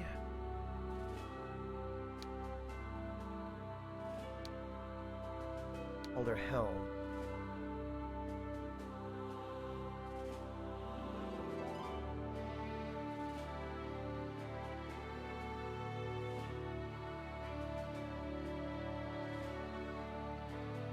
Resist charm.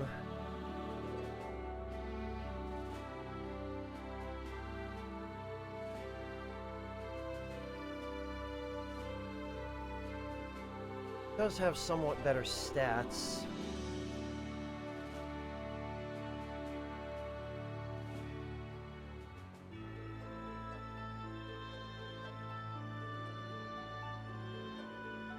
The wizard's hat, actually, is really good. Oh, and I could do that. Flannel, golden thread, and a balder ingot.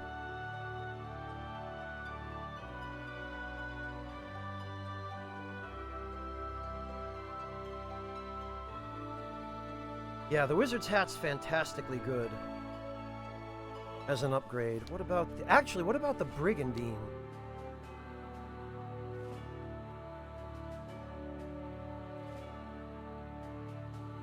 Yeah, Erebon, it is very much an FF11 crafting system. And the fact that there's a % chance of success for synthesis, and if you fail, your synthesis breaks and you lose everything, this is just FF11.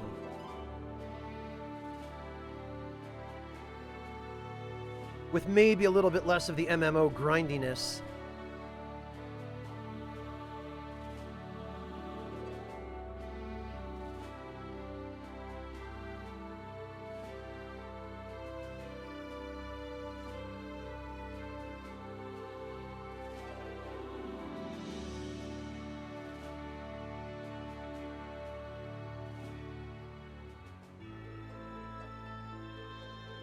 And honestly, the upgraded Brigandine does not look that much better. So it seems, Erebon, that quite a few of the equipment upgrades are really not worth the time or the materials, much like in Final Fantasy XI.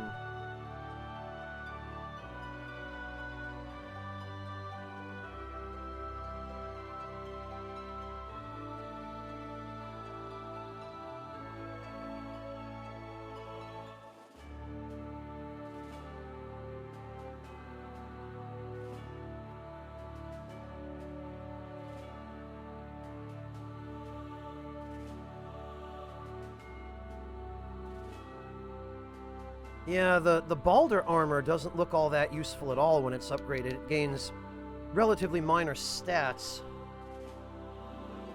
The Sorcerer's Robe...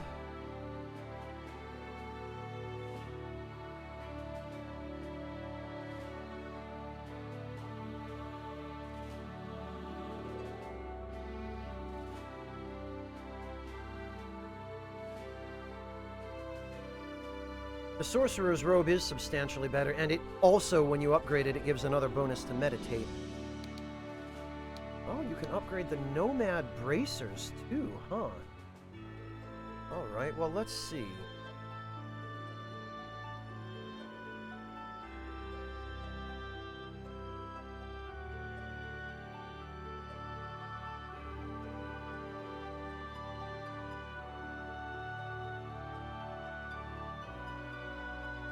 Nomad Bracers.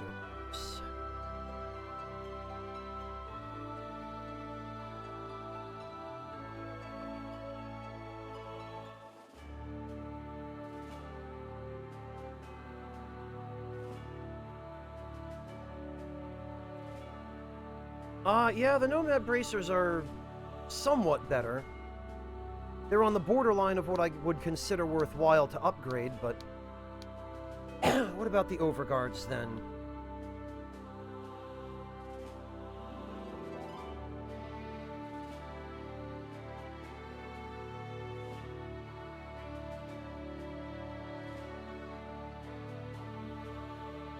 Overguards gain a tremendous amount, well, a significant amount anyway, of crushing resistance.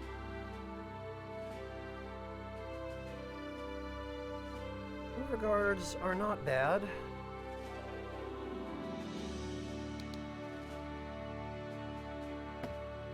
Okay.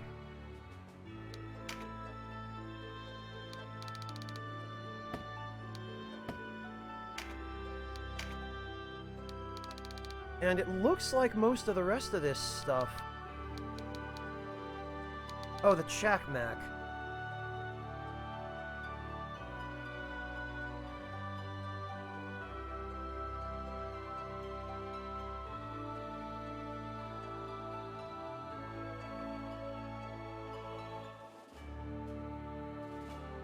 Yeah, the Chakmak might be a worthy upgrade.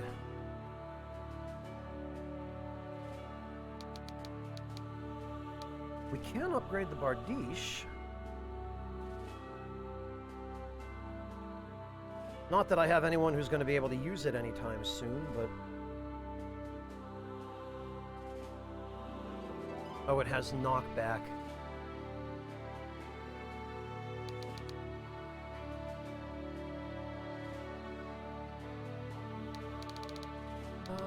What about the War Maul, actually?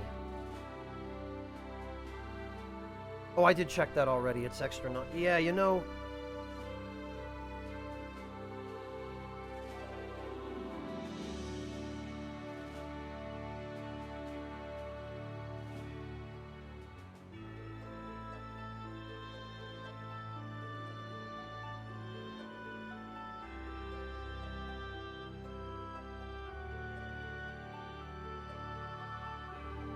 Okay. Well, yeah, Ploxa-chan, it has. So I'm not surprised that they would have derived some influences from this game in Final Fantasy XI. Hello, Squid King, welcome.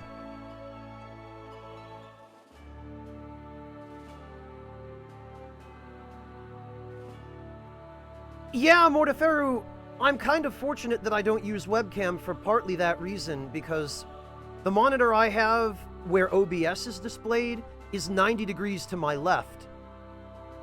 So in order for me to see what's going on in OBS, I have to look 90 degrees to the left.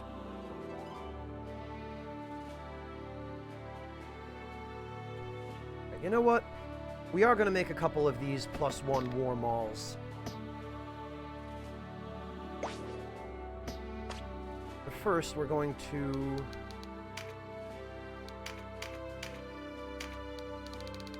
Whip this.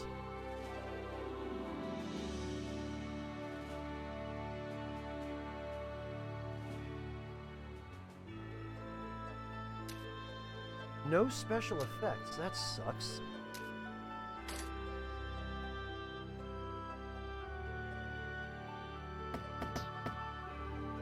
Alright, well, we're gonna save anyway.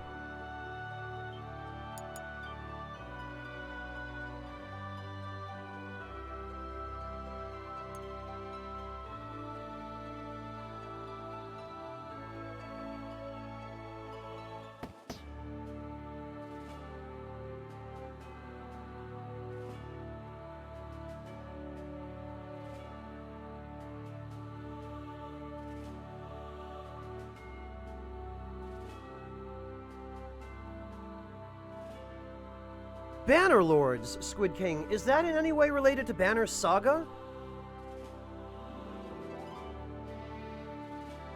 Hey, Sample Vampires, welcome!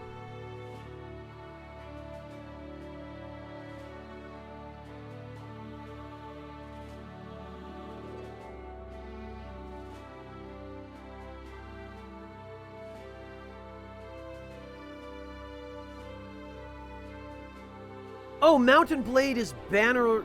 Wait, Banner Lords is Mountain Blade 2. Okay. I see. The Duke Nukem Forever of horseback combat only good. I gotcha. Huh. Horseback combat, you say?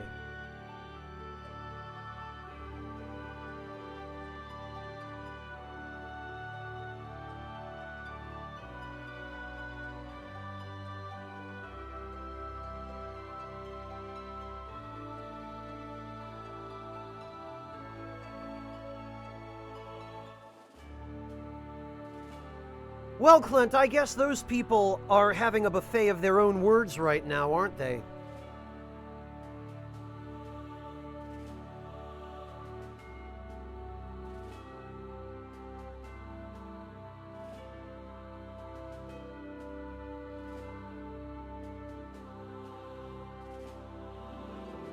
Well, Empress, I mean, you can't have horseback combat without horses.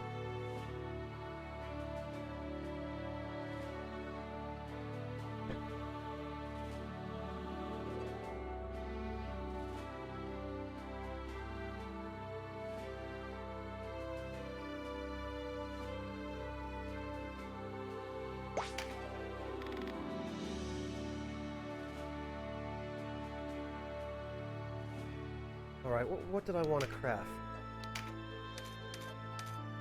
Oh, right. These. Good.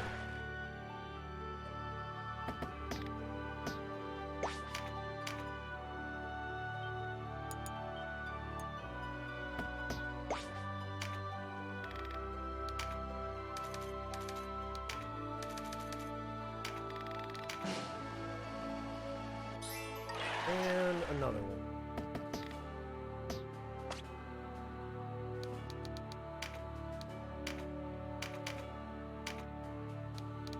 Give him... There we go. Oh, that's a hell of an attack boost. Supposedly it only raises attack from 105 to 117, which is 12 points. But in actual fact, his attack goes from 379 to 398, which is 19 points. And for some reason it raises his defense. Oh, because it has vitality.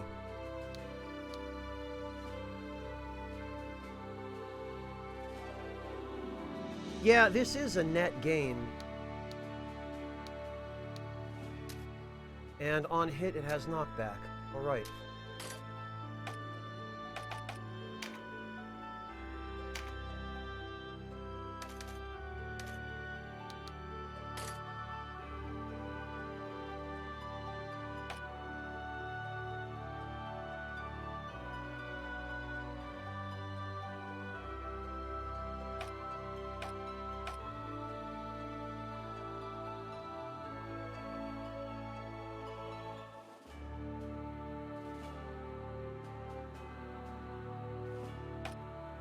Oh, you know what? And Arbalest. We need to double check what we need in order to craft an Arbalest +1. An iron ingot and a steel ingot. Well, that at least we can manage.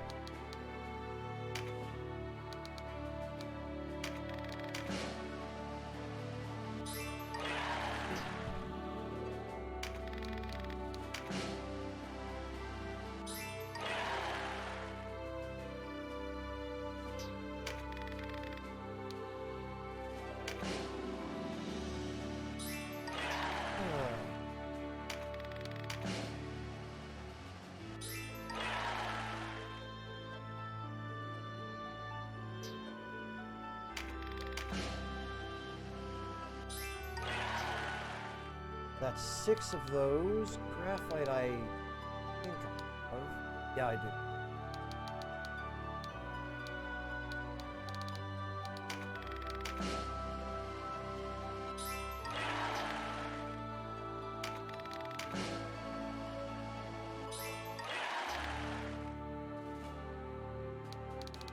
And we need a steel ingot.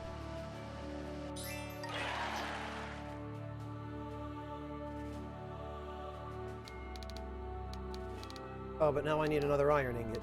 Damn it.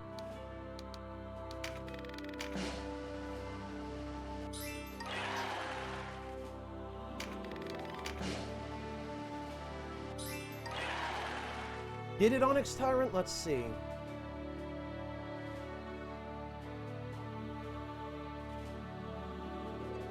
Oh yes, it looks like it did.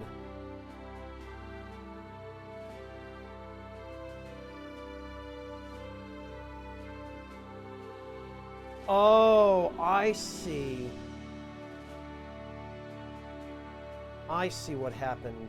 They messed around with the dashboard UI a little bit, is what they did.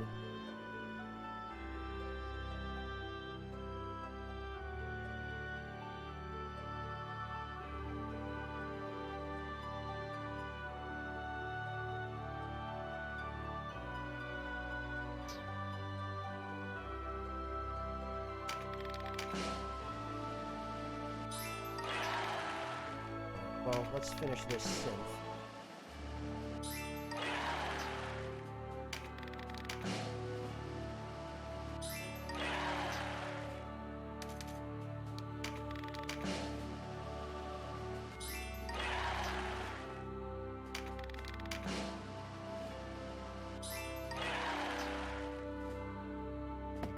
Okay.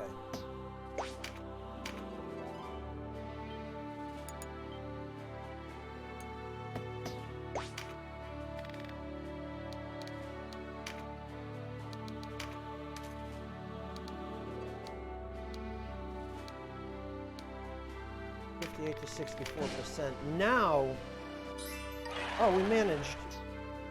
But now the success rates are definitely starting to get to worrying levels.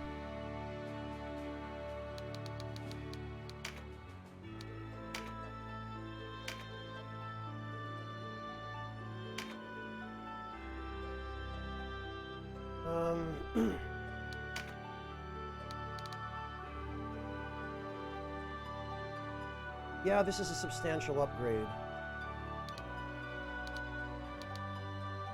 Although it loses the bonus against beasts.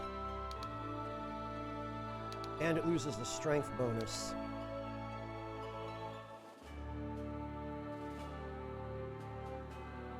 But it gains some agility. I don't think strength really matters for ranged attacks.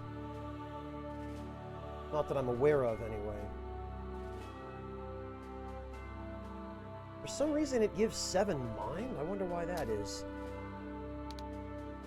Oh, and it has a knockback effect rather than stun. Okay. Yeah, that's alright.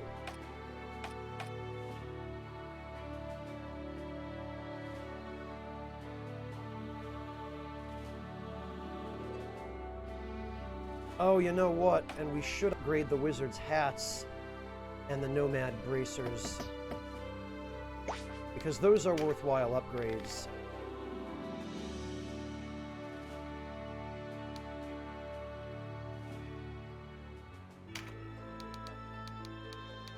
Alright, the wizard's hat requires golden thread and flannel.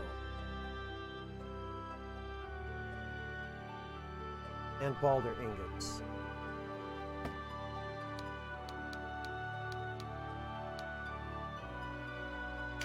Textiles, golden thread. Silken thread, golden ingot, and balder ingots.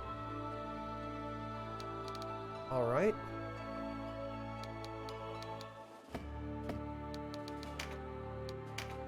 Can we buy silken thread? Yes, we can.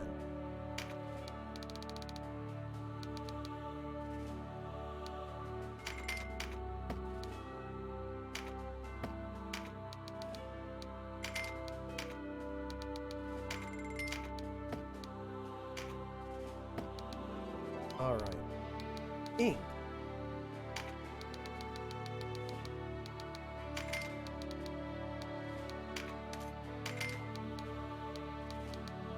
All right, that's new.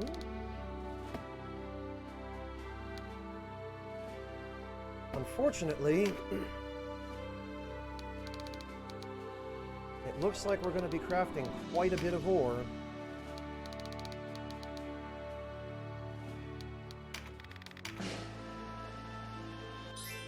I really wish there were a multi-craft option here. I'm kind of surprised they didn't add one in this version of the game after they went to all the trouble to remake it, but...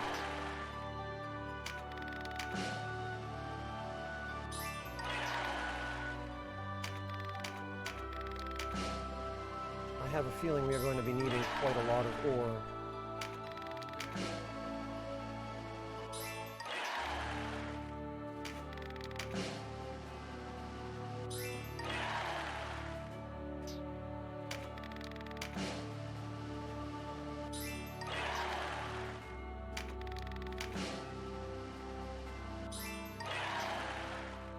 Although at the very least, gold ore doesn't take any longer to craft and isn't any more difficult to get the materials for than any of the other store-buyable stuff.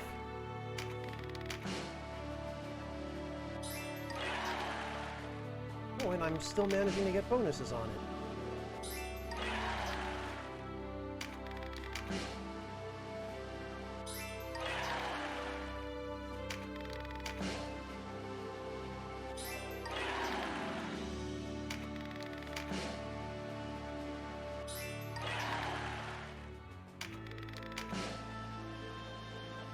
Well,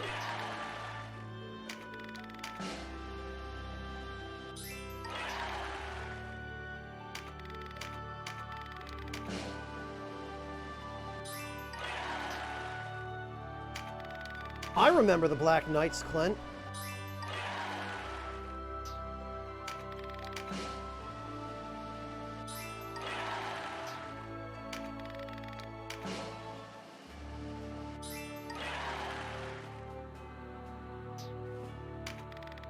Oh, you're talking about in Mount and Blade. Never mind. In that case, no. I haven't played Mount and Blade.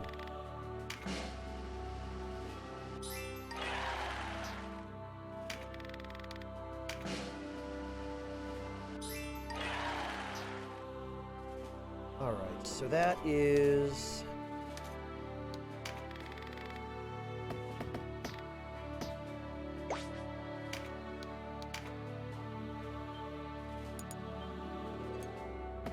We're going to save there because I don't need to lose any of these synthesis attempts.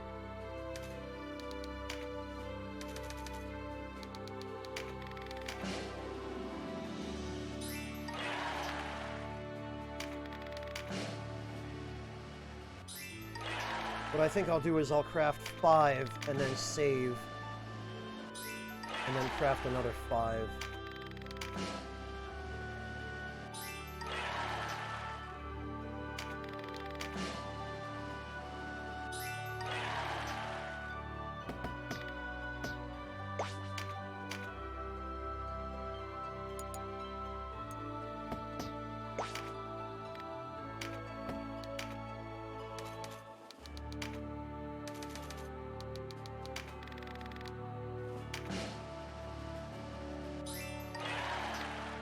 Of course, no high-quality synths here. I guess the chance of that must be lower. I'm sure they're not just going to hand you extra gold ingots.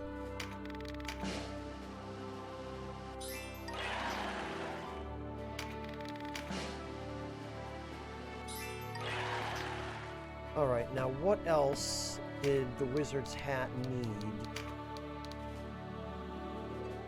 Flannel and balder ingots. Extra. Or flannel. Okay, well at least flannel is quick and easy to make.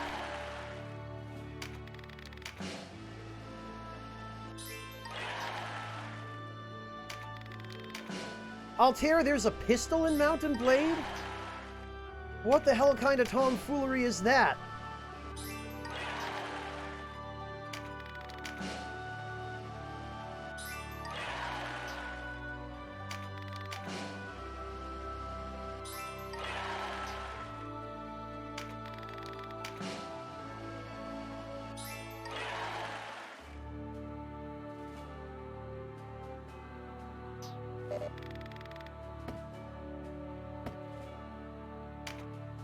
Actually, I also need gold thread.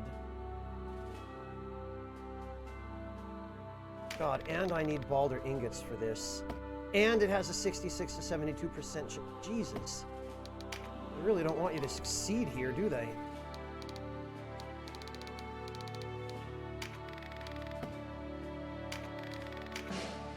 Oh, okay. You need...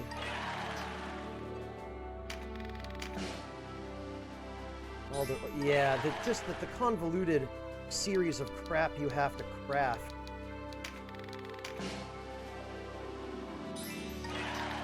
To upgrade this stuff is such a time waster. But I guess that's this generation of games. That's just what the design philosophy was in those days, I suppose. At least in Japan, and even in many cases in the West, but JRPGs in particular were really guilty of this back in the day.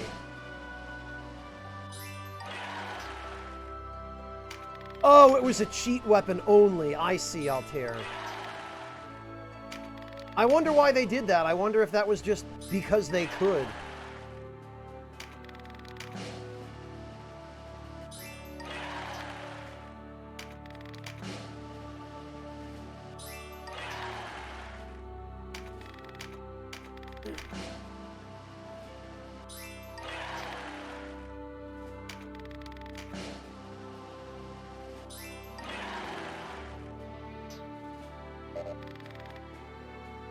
Oh, okay, Clint. I see.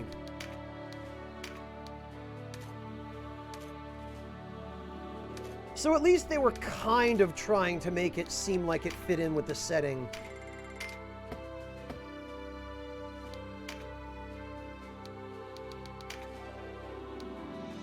I was thinking you were talking about, like, an automatic pistol or something along those lines. I don't know why it didn't occur to me that it would be a flintlock.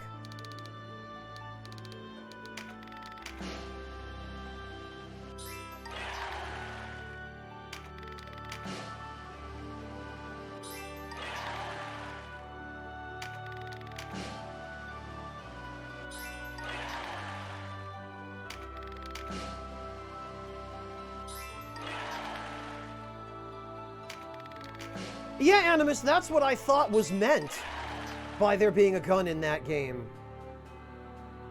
That's what I thought was going on. Oh, bloody hell, now I have to make silver, too?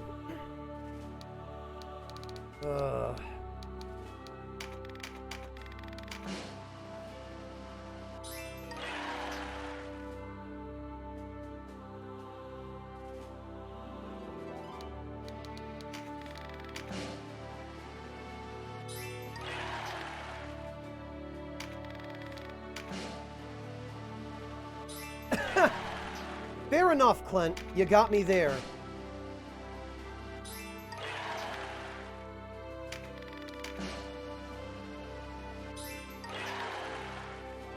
Alright, well... I guess for this amount of Balder, I'm gonna need 24 silver ore, because 8 silver ingots.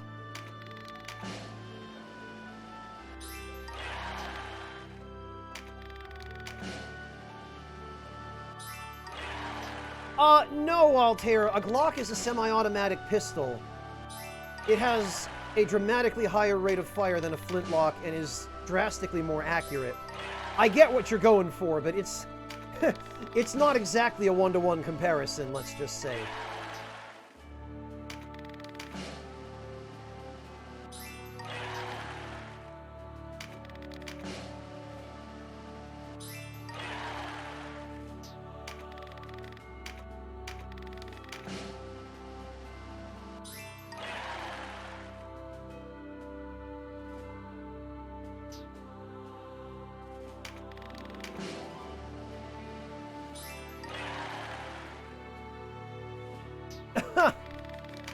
Great, Animus.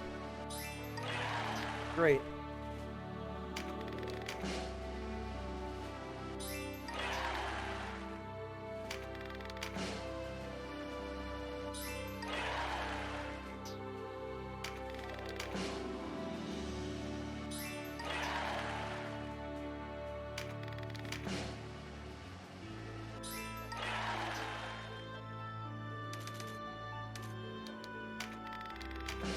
Let's see if we can get some high-quality synths on silver ingots.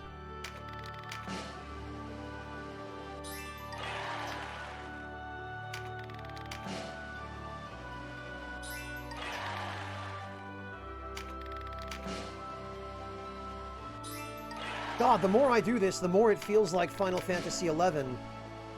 Having to gather up all the materials for your synthesis in advance. Having to get it all together and make sure you took stock of every damn thing, because heaven forbid you paid the fee to have another player with high smithing skill make an item for you, and you showed up with anything less than all of the required materials after waiting until the correct elemental day.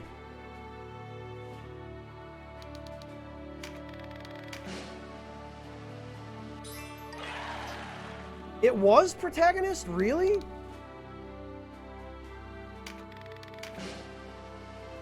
Man, they really didn't think it through before they implemented it then, did they?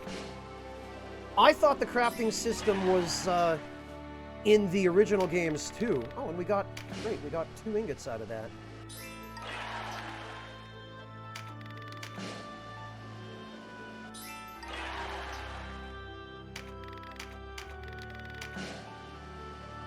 It would have been a good idea on its face, protagonist, if they had made it so that you could craft multiple items at once, and so that you could craft the final product of what would amount to a long chain of crafts individually, as long as you had all of the necessary materials to skip through each step in that series of crafting recipes, you know?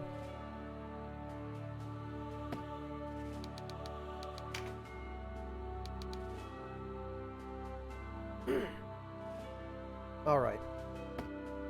So we need...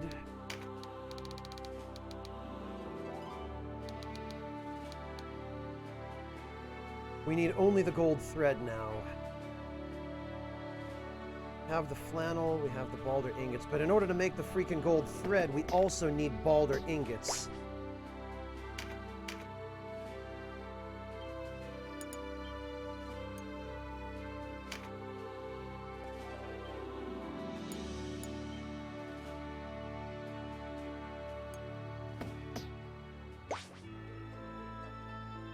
Well, protagonist, the PSP remake of this game came out when? 2005, was it? Because now that I think about it, Final Fantasy XI was out well before 2005. It came out in Japan in 2003.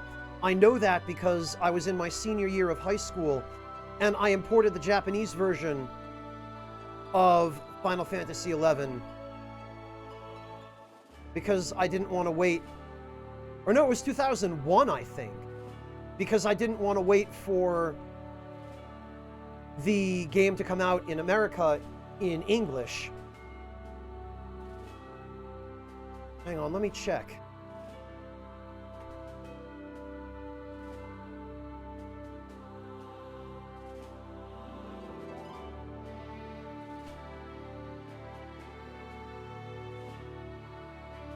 Tactics Ogre, Let Us Cling Together. Release date.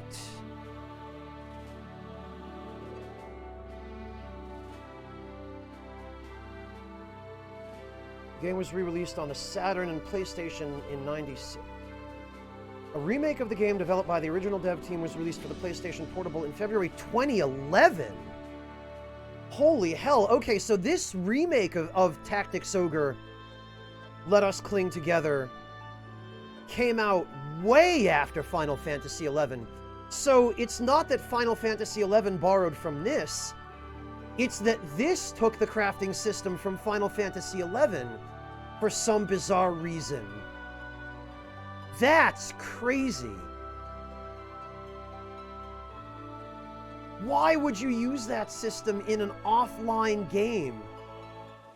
Oh, wow. So it looks like they just couldn't be bothered to come up with a simpler version of that crafting system for this game. They just took it one-to-one, adapted it for the engine, and here we are.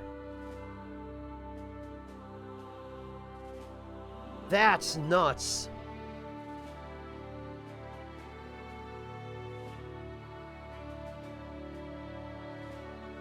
Well, it was a bonus protagonist, but it's like getting a cake given to you for free,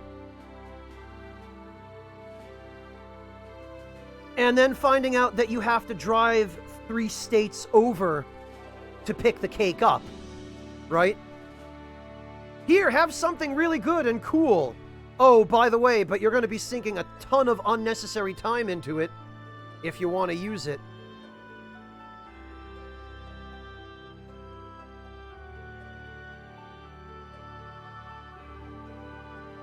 Oh, I was going for the emphasis on the fact that this is a huge time sink protagonist.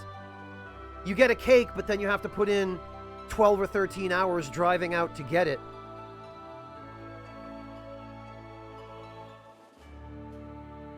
But that works too.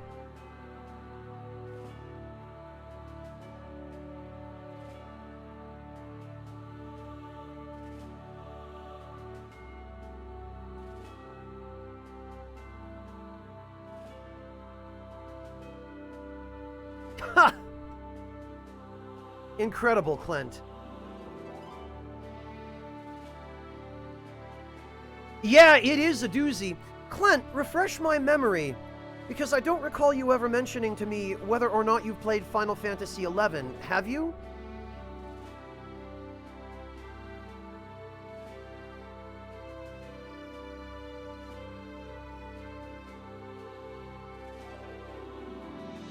Funny thing, Dragon Trainer. When I was volunteering for an organization that I used to help out at long ago, I ended up doing some training that did involve hiking 5 miles up and over a mountain. It was actually 10 miles because it was 5 miles up and then 5 miles back down. It was a 2-day hike.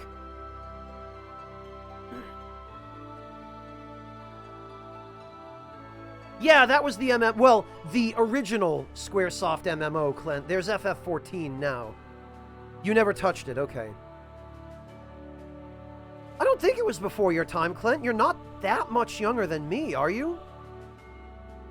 I graduated high school in 2003, at which time I was 18. Final Fantasy XI came out in Japan in 2001. So you're old enough to have played it when it came out, if you had. Yeah, Altair, and the original 14 was basically just a clone of 11.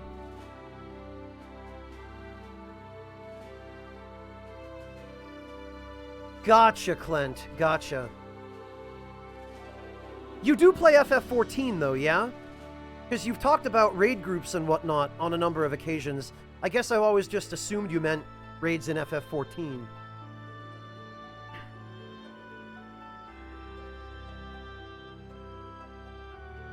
Or maybe you have specifically said it and I just missed it somehow. Wouldn't be out of character for me.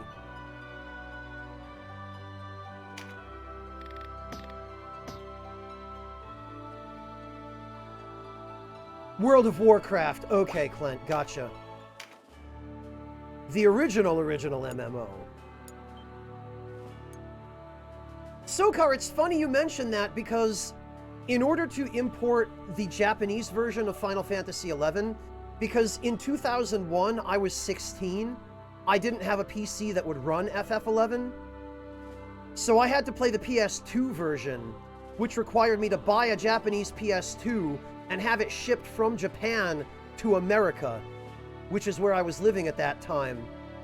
And I ended up getting a Midnight Blue PS2 bundle, the Japanese PS2 bundle, that came with the network adapter, so it was all together and packaged, and it came with a copy of FF11, but with the shipping cost from Japan to the US, it ended up being something like $300, which was literally all my money at that time that I had saved up from working under the table at the town pizzeria.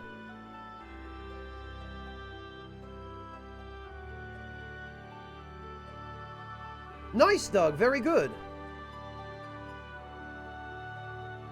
Well, Protagonist, it was less to do with the fact that it was region locked, and more to do with the fact that it came out in Japan, I think a couple of years earlier than it came out in North America.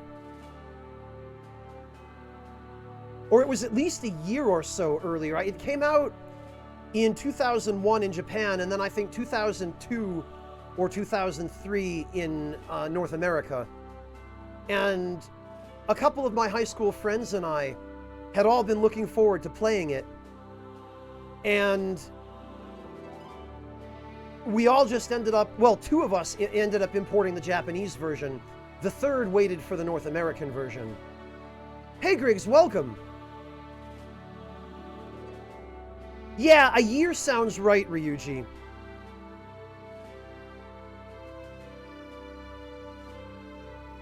Yeah, Protagonist, and I guess Square Enix didn't feel like doing a simultaneous release, because I guess they must have figured it was lost money in Japan if they did.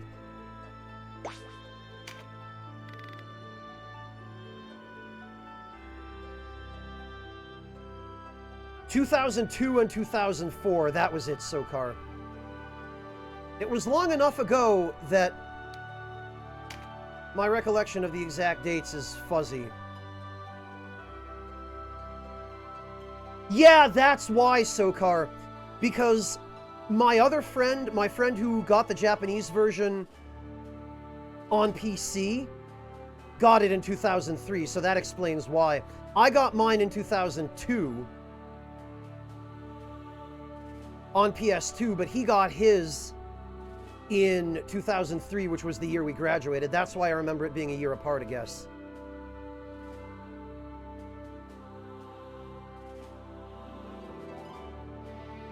Yeah, Clint, that's the exact same reason why I ended up staying with FF11 for as long as I did.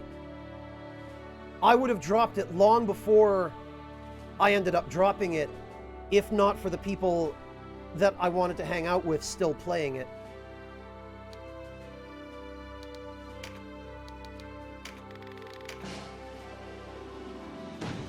Damn it.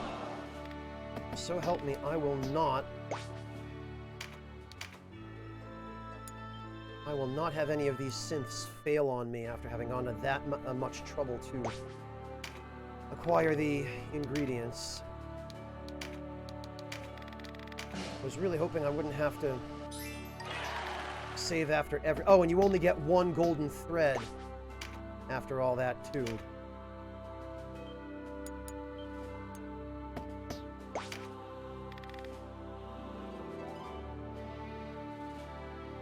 Yeah, FF11 had those same problems, Clint.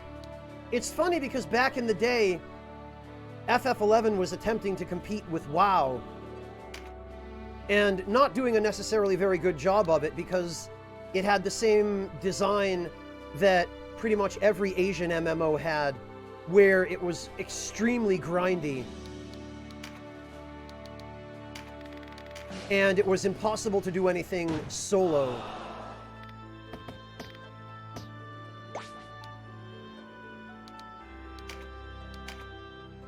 And I remember hearing quite a lot from other people who either only played World of Warcraft or played both.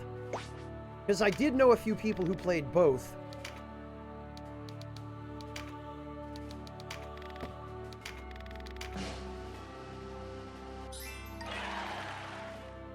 Well, Dandy Wizard, they're different enough games now, yeah.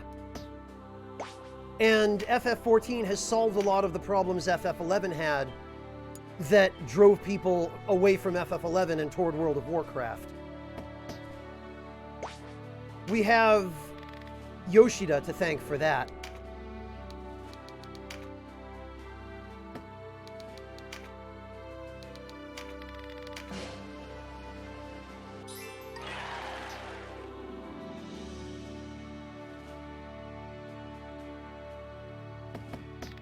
Well, thanks for that. Soaring Spirit, thank you so much for the resub. Welcome back. I'm doing all right, thanks. How about you? And yeah, Paladin Leroy, I feel like one or the other of those problems maybe would have been a little bit more tolerable on its own, but the fact that the game had both, and it had them very badly, like it had them in a very serious, egregious way, was not great.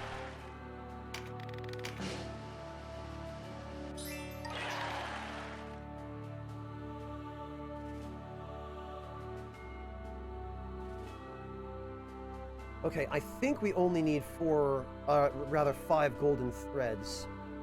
However, this is also going to mean we need another Balder ingot.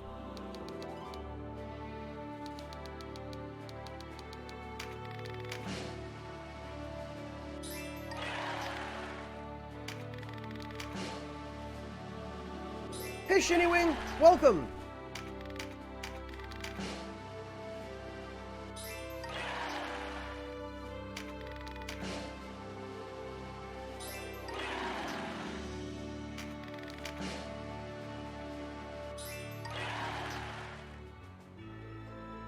Okay, so 1 Crystallos orb.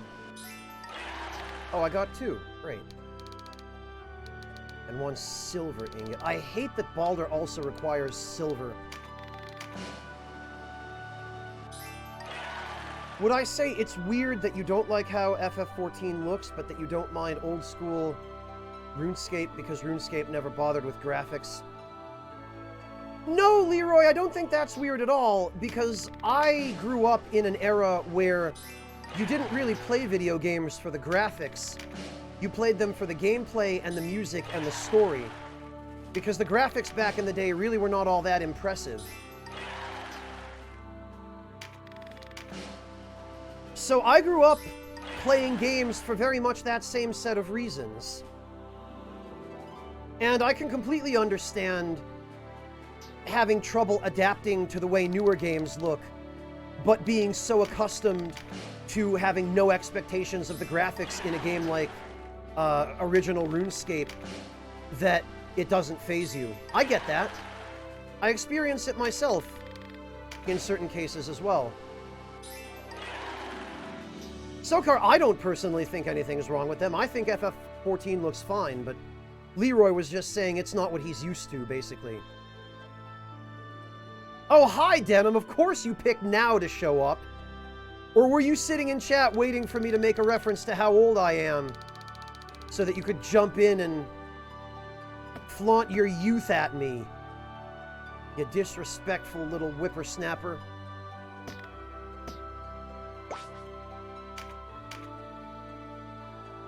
Damn kids! Get off my lawn! Oh, you just woke up. Okay. Alright, amateur, good luck!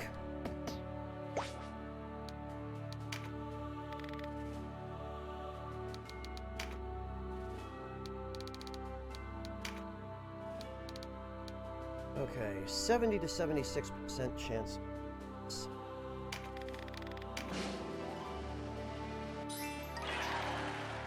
Well, these are slightly more favorable odds.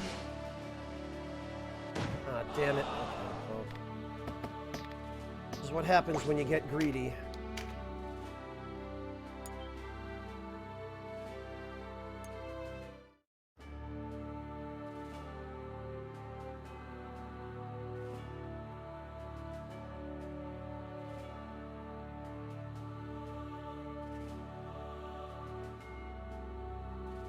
Really, Clint? Is Brewmaster a particularly well-designed or well-balanced tank? Please explain. Because I have a feeling I understand what you're getting at, but only vaguely.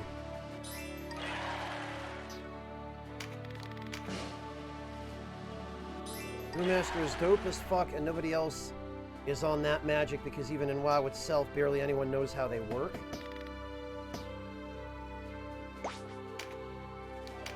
Okay.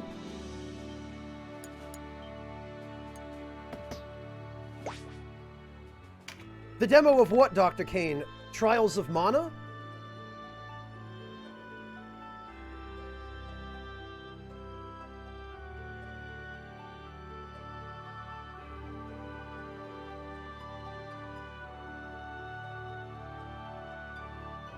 Gotcha. Well, good. I'm glad to hear that it's a good demo. I guess maybe I'll stream it sometime then.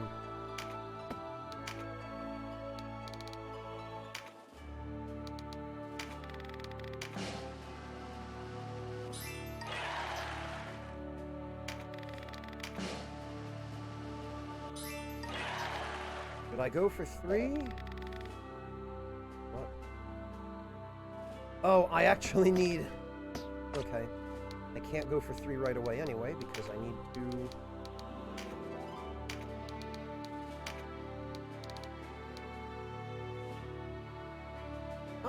Yeah, this is a substantial boost.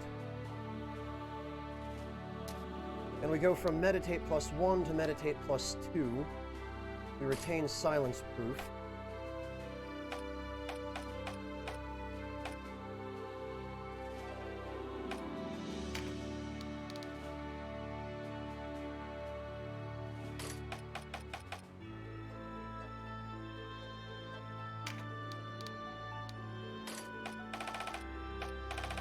And Bayan can have this.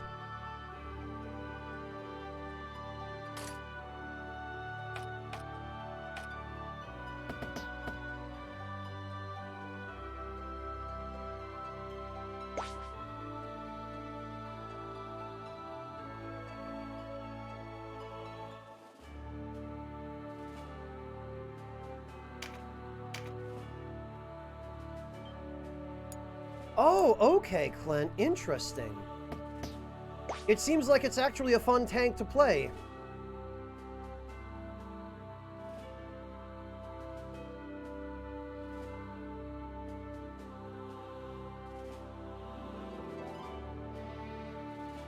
It was invented by a writer. Ah.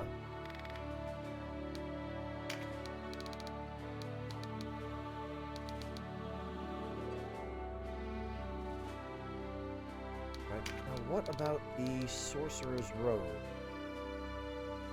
Flannel, velvet, and gold thread. Well, that at least isn't too bad.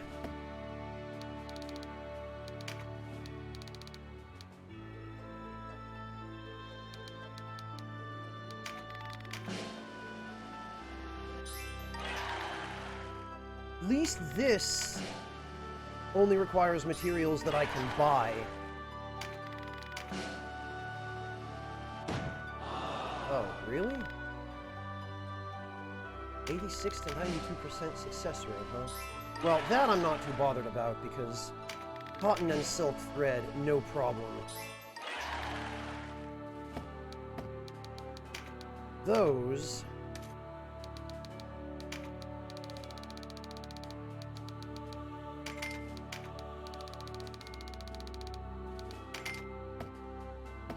Yeah, Denim, you don't think I'd miss the opportunity to power up my existing equipment, do you? Some of the stuff you can get from this is really good. It's just a damn shame it's such a huge time sink. But hey, it gives us more opportunities to talk about food. Which is more or less what I would have been doing anyway. Hello, Brazilian guy. Welcome back. Good to see you.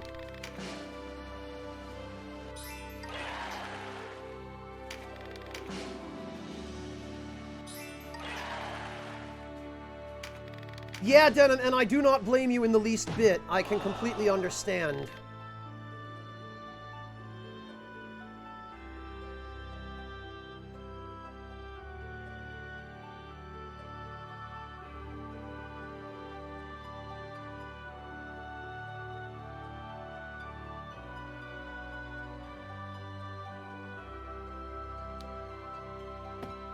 Oh, and I think I need wool thread.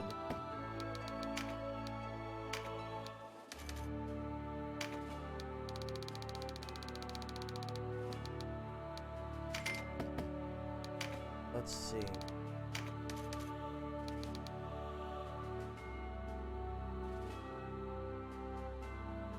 Flannel, velvet. So for golden thread, I need silken thread, I think.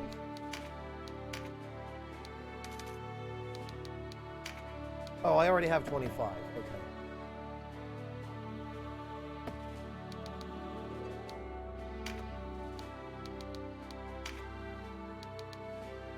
Oh, but I need freaking Balder. Damn it. I do have plenty of gold ingots. Balder is going to be a bit more of a pain.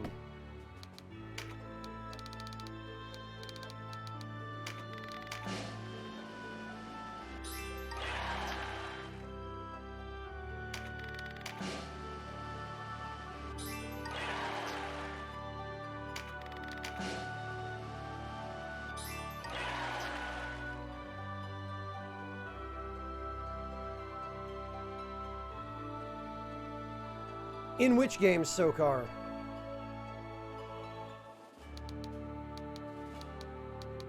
This one?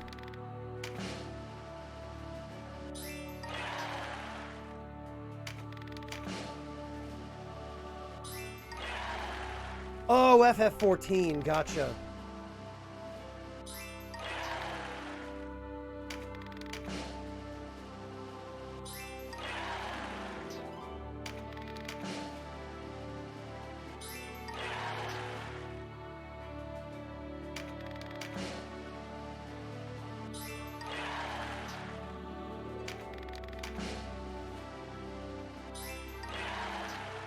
Leroy, the way crafting works, or at least the way it worked in Final Fantasy XI, and I'm pretty sure it works the same way in 14, is you get together all of the materials that you need to craft a particular item you want.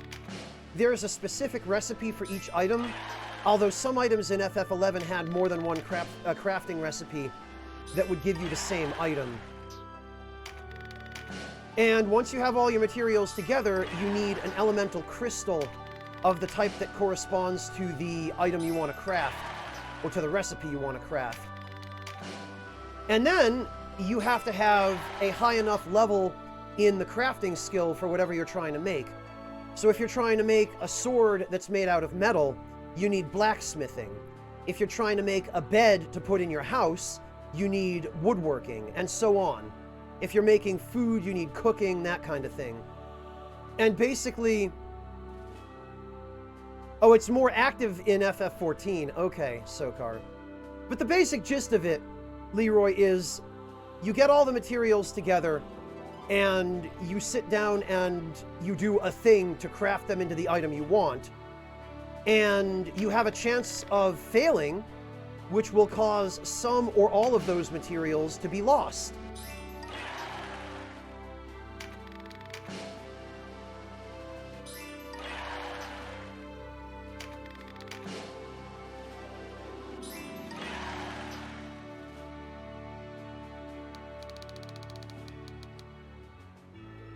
Oh, right, the damn silver ingots. Ugh. If only Baldur didn't require silver.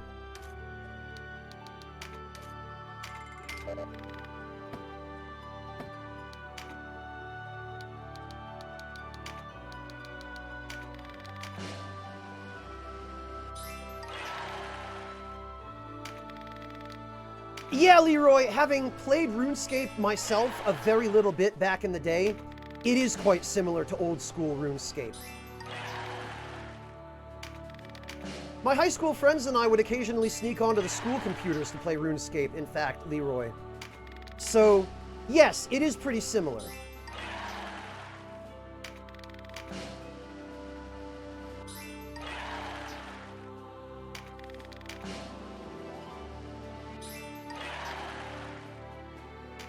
No problem, Clint. Go get some rest. Take it easy. Thank you so much for joining us today. Catch you next time, man.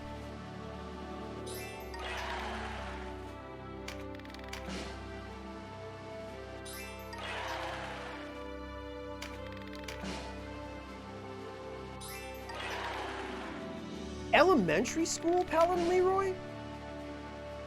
How old are you, if you don't mind my asking? Because I was under the impression you were about my age, but it sounds like you're somewhat younger if you were playing 2007 RuneScape in elementary school.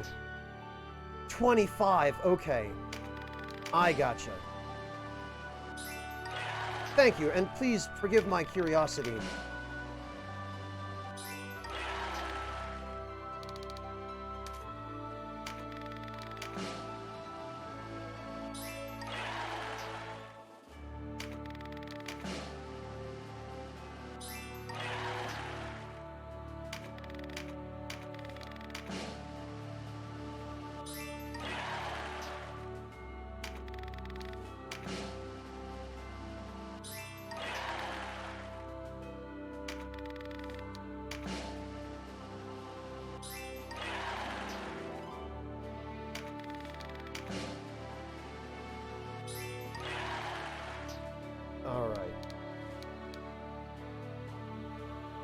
For this blasted Baldur. Oh, I need... Okay. Oh, we got two that time. That's good.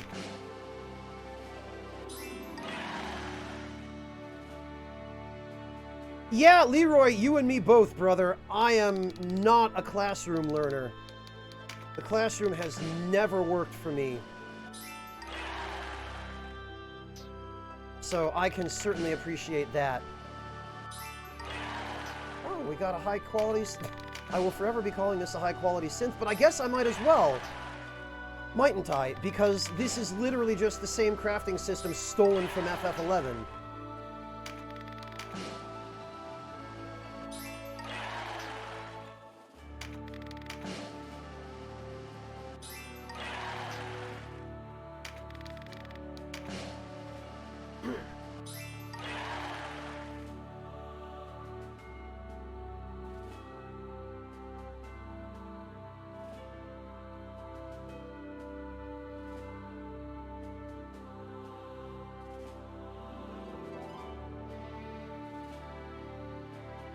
Yeah, it's funny how being an adult and actually knowing things about stuff improves your ability to appreciate those kinds of jokes, Leroy, doesn't it?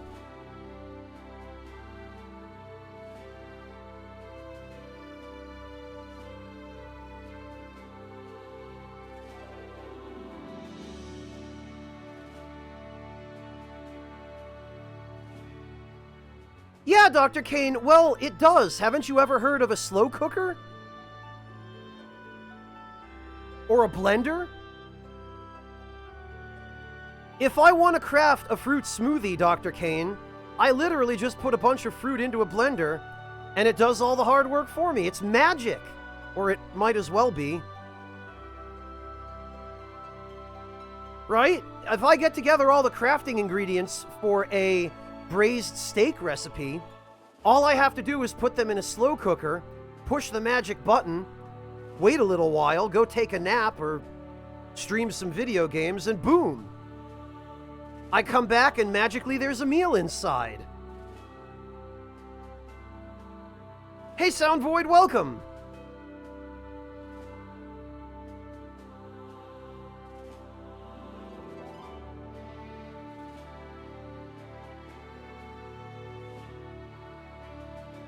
Yeah, Altair, because everybody would be abusing it. Besides which, that wouldn't stop some people. There are some people who cannot be trusted with any kind of power at all, because it is just in their nature to abuse it. Hey, Lord Luis, welcome!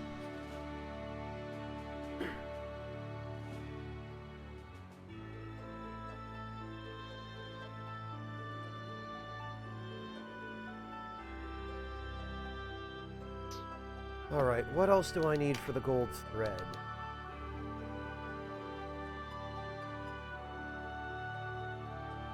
It appears I need more gold. Louise, how are you doing?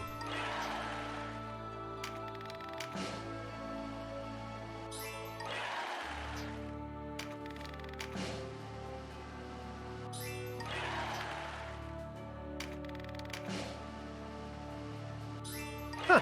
Ah, black garlic, Dr. Kane. Yeah, it's a certain type of magic on its own. I've encountered a few ingredients that are, over the years.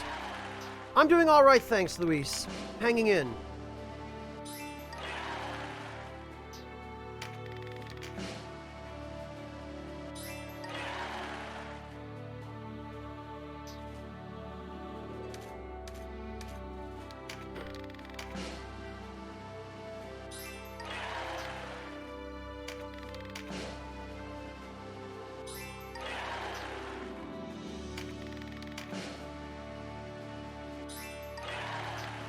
Yeah, Altair, it sounds cool until instead of getting mugged by a guy with a switchblade, you get mugged by a guy throwing fireballs in a back alley on a dark night.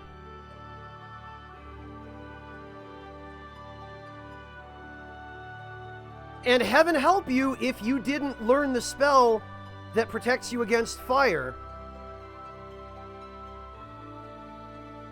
No, Altair, if that were the situation, literally every place where people congregate would just be a constant battleground. Denim, I don't blame you. I'm sorry, man. I genuinely am. I hope I'll be done soon.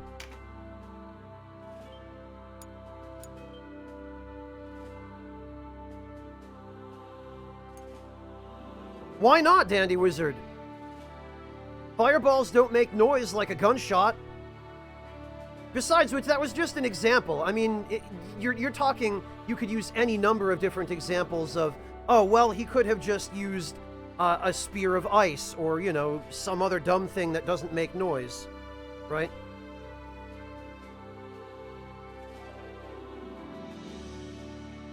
Well, Altair, it really is true what they say. Some people just want to watch the world burn, I guess.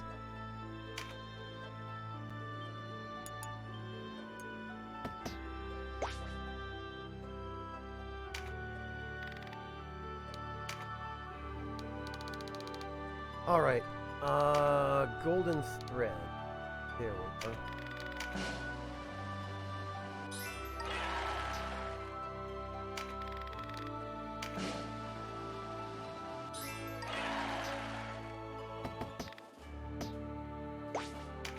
Sound Void, you say that because you haven't experienced it.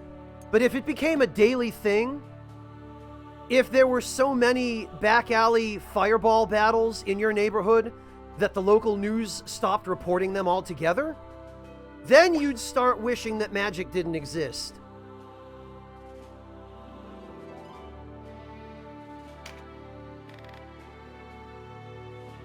To chase the cat out of the garden. Soaring Spirit, all you need to chase a cat out of a garden is a garden hose. And I know this is coming from the guy who brings a rocket launcher to a knife fight. But even I recognize there comes a point at which you just have to say, maybe we don't need to go that far.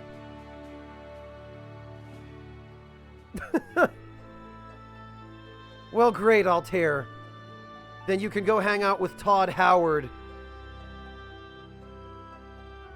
and talk to him about the next Skyrim game.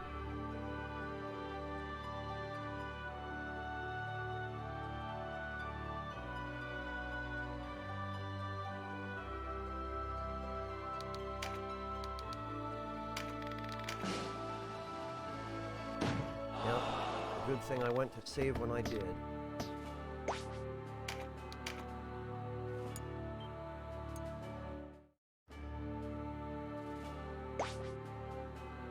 Sound Void, it would be just another day in the city, but exponentially more serious.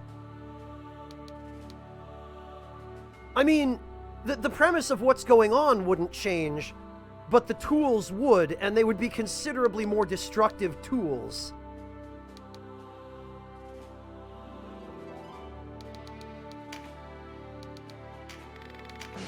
I mean, it's plenty fun to sit and think how cool it would be to be able to use magic in real life, but the practical consequences of... Ooh, we did get an HQ synth on this. The practical consequences of any idiot being able to do so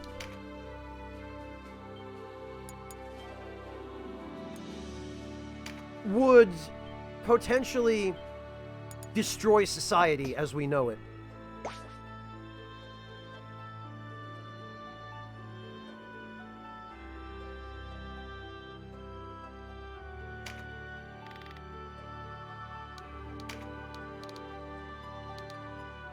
Because then you'd have, on one hand, all the criminals who have no sense of inhibition doing all kinds of criminal things anyway, regardless of any knowledge or understanding of the consequences.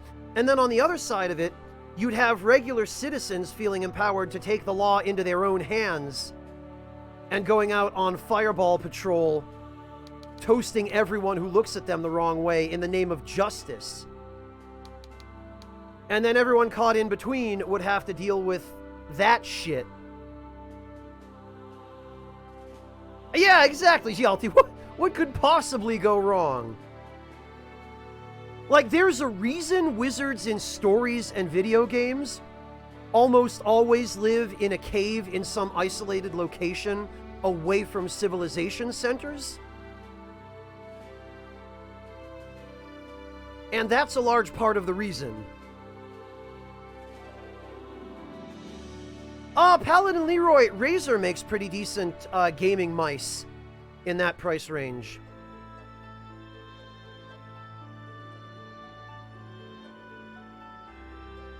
Yeah, Paranet Patron, that's like all the Americans in open carry states who say, yeah, no, the AK-47 that I've got on my back is, it's for self-defense.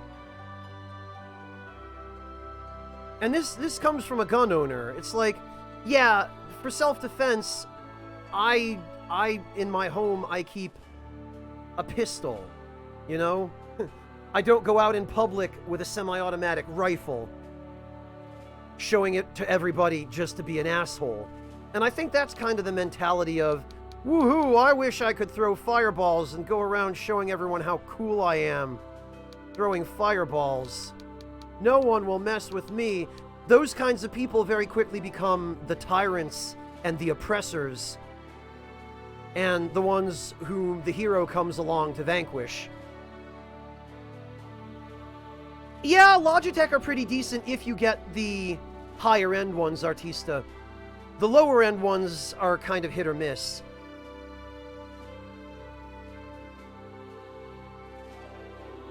Well, I mean, that's a decent example, Animus. Whoever is best at casting the magic ends up ruling the world, or trying to. But that's assuming that magic follows the rules that it does in the Avatar universe, where everybody who can use it only specializes in one type. Like where you've got the earthbenders and the firebenders and the waterbenders and whatnot.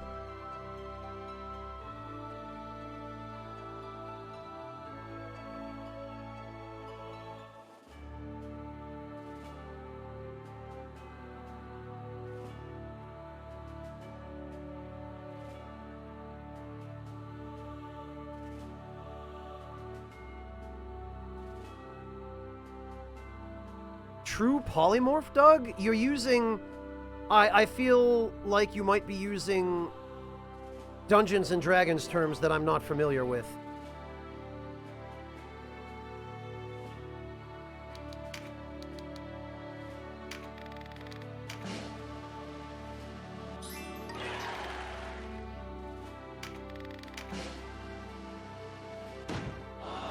Hey, Renosoft, welcome!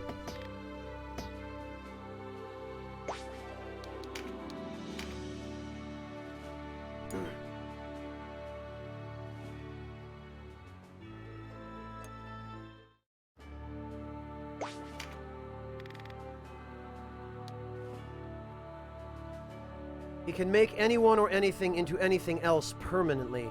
Oh, and there's no defense against it, Doug? In D&D?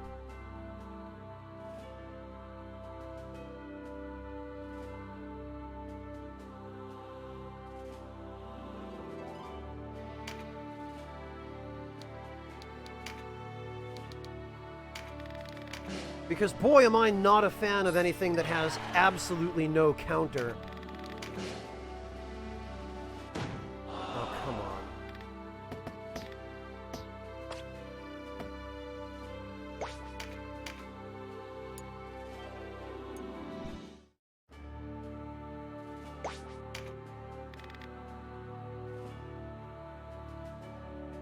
Oh, if the target is unwilling, it makes a saving throw, so you at least have some chance to counter it then.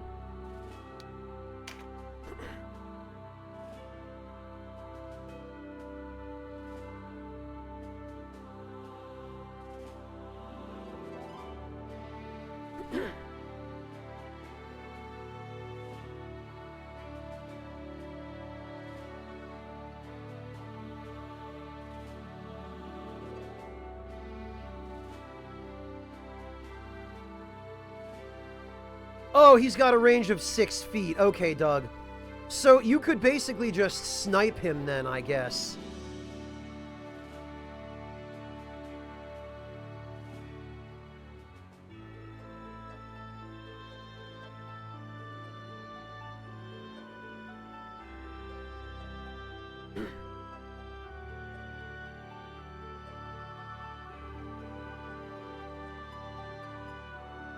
Ha! There's an idea, Hembrand. Not too ambitious, but just ambitious enough. I have not, Paladin Leroy, no. I've watched Marcus play it. Back around the time it first came out.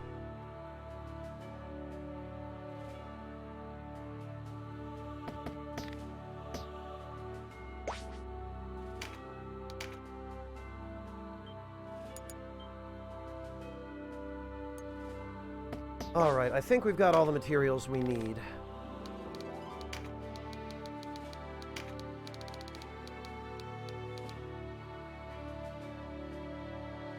Oh, and you know what?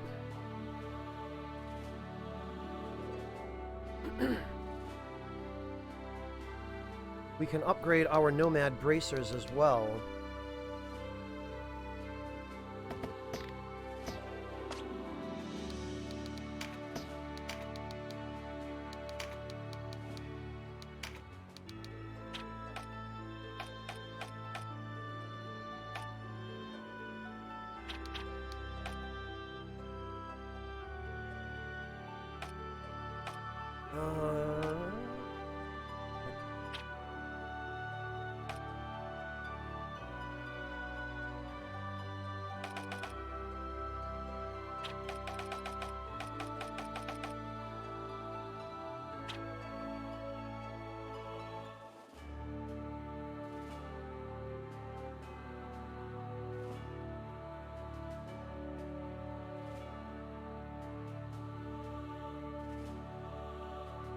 Oh, I see, Doug.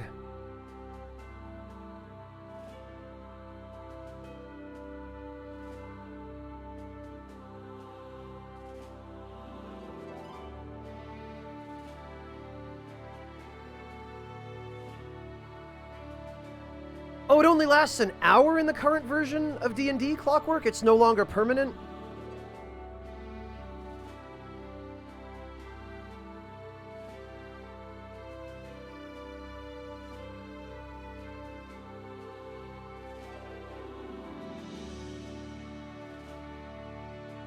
Mortifero, I'm not sure I understand what you mean by that question. Oh, what MMO class do you identify as in real life? I see, Clockwork. Well, that seems like quite a substantial nerf. Although, I suppose a nerf of a spell like that was warranted.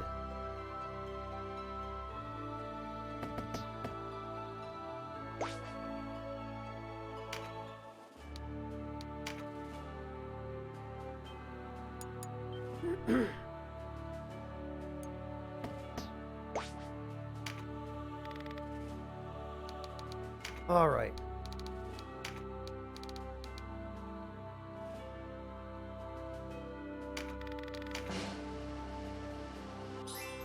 Excellent.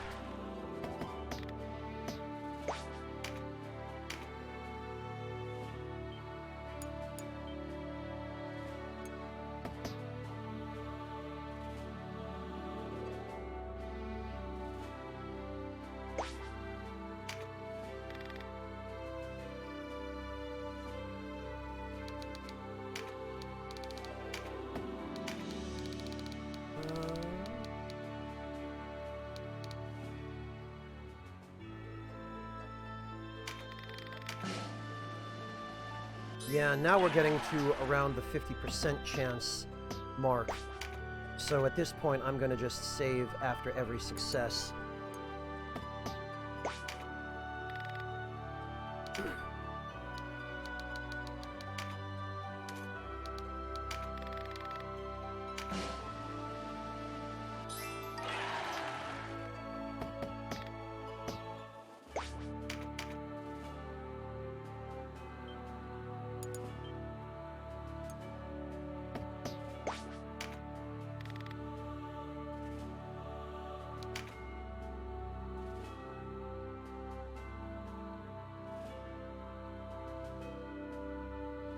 Okay, Clockwork. Well, that makes sense.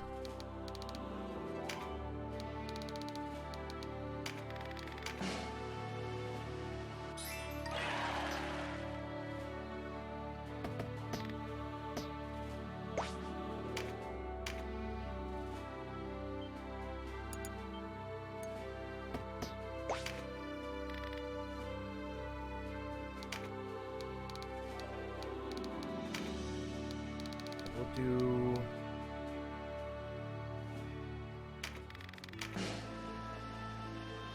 a few more of these. I think I need a total of like 6.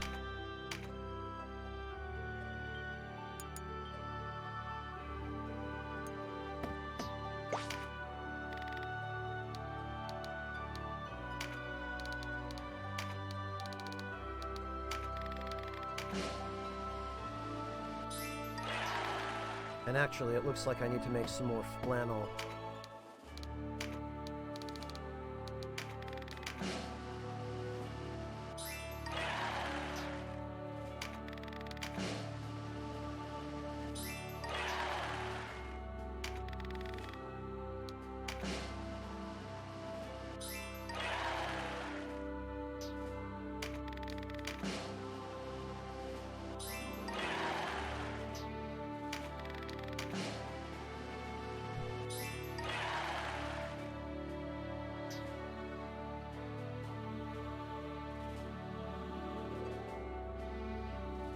Yeah, Soaring Spirit, it's kind of a goofy sound effect for a game like this.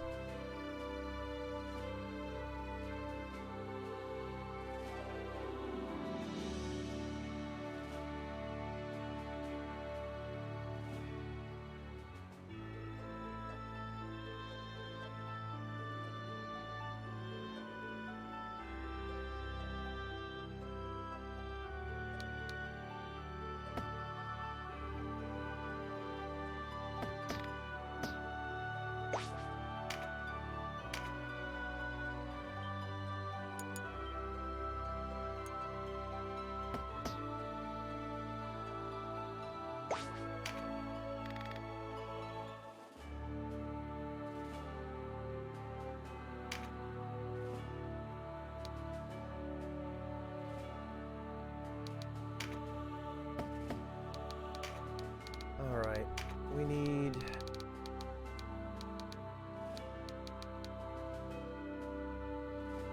Oh, okay. In that case, we'll make some Nomad Bracers.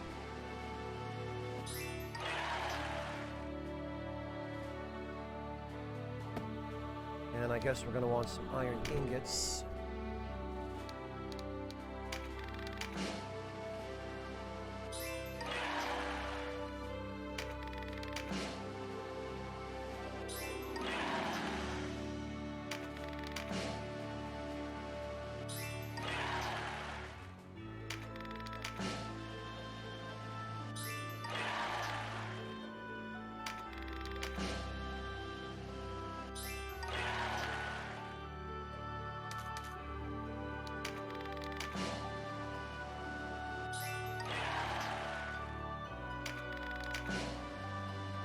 I think 2 will be enough. I believe we can only make 2 more pairs of the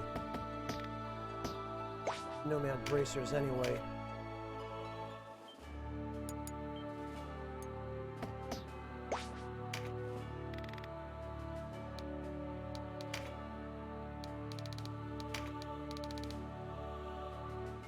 Sure is a good thing I farmed all those griffins.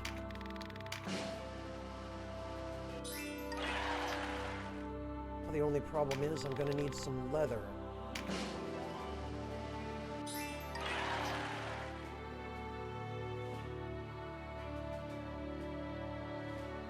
Which actually, I wonder, can I buy the raw materials for that? No?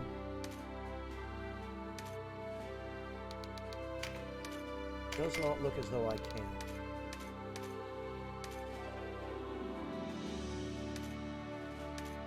Yeah, I would need beast hide.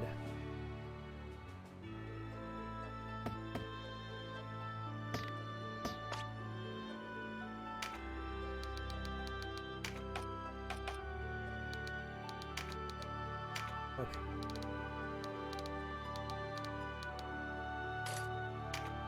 So, the Sorcerer's Robe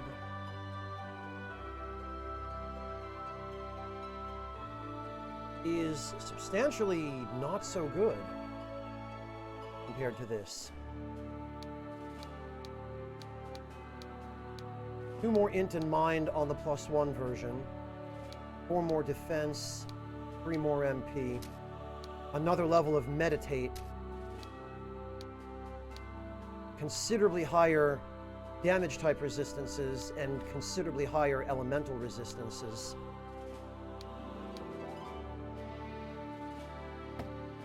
So yeah, this works out.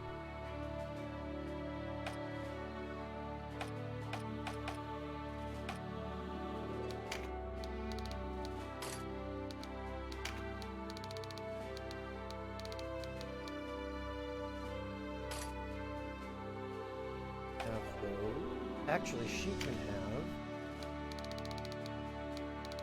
have Nomad Bracers +1.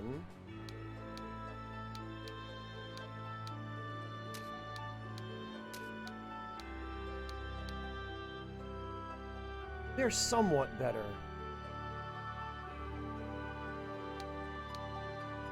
It's 2 extra dexterity, I suppose. Nothing to write home about, but then again, it's an inexpensive upgrade, I suppose. Still can't believe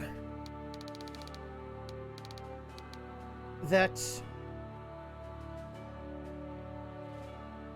Canopus's Vartan class can't wear the Nomad Bracers. It really seems like they should be able to.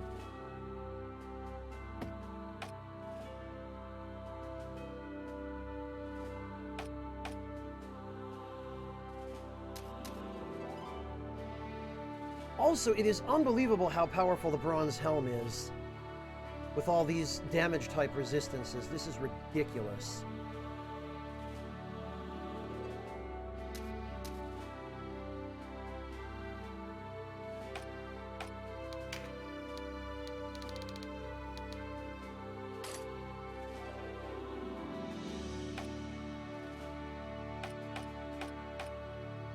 Okay.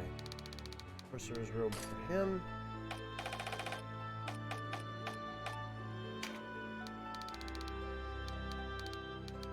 And a Sorcerer's Robe for him.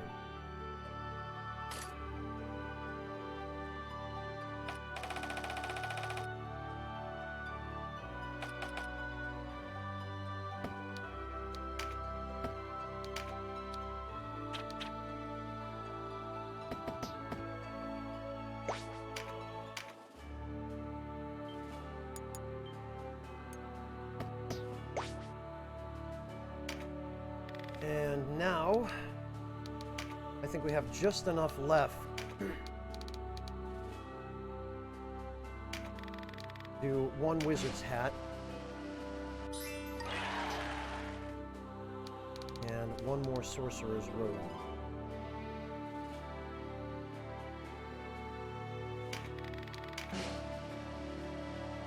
Damn it. What I get for not saving.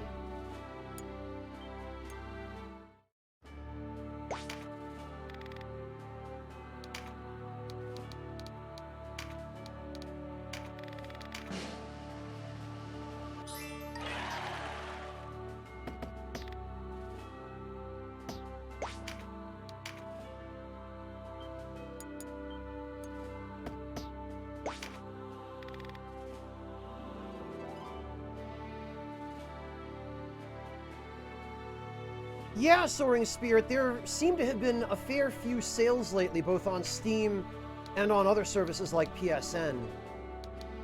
I guess those companies know that they're going to make more money by catering to people who are stuck at home now.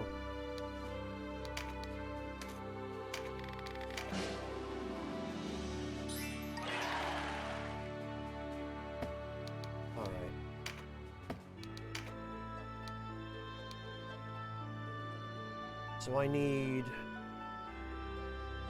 gems to upgrade the damn staves.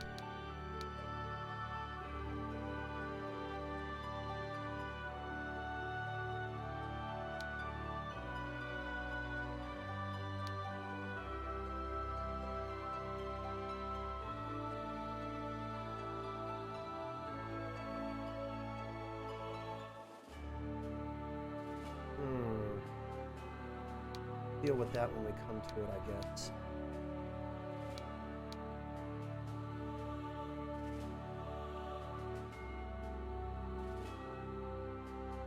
Ironing it and a stealing it. Well,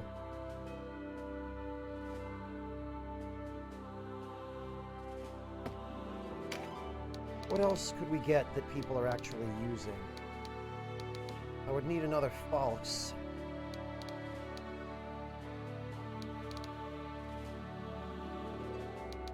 Well, actually, the Chakmak, stealing it and an iron ingot.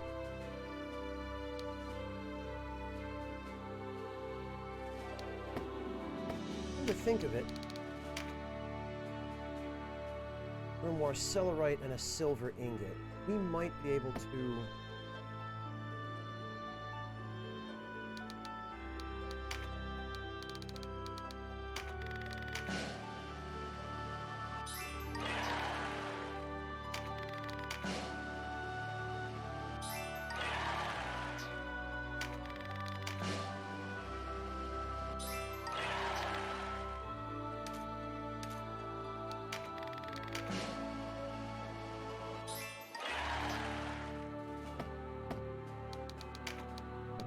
Grimoire Cellerite. Ooh, swiftness.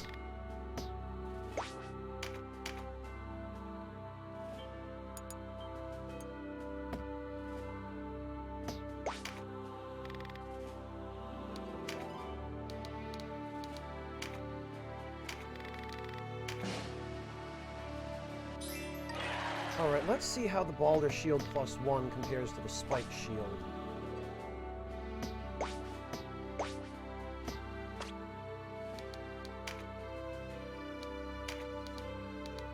Actually, let's see if it's any better than a Magus Rod.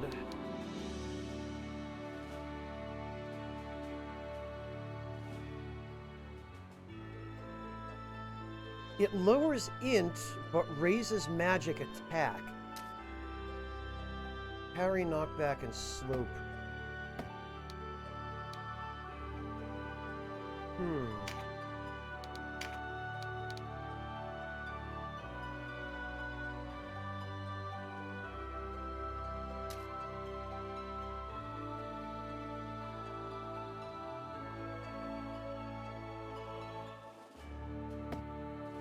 I wonder... Oh, I can't put a shield in his right hand.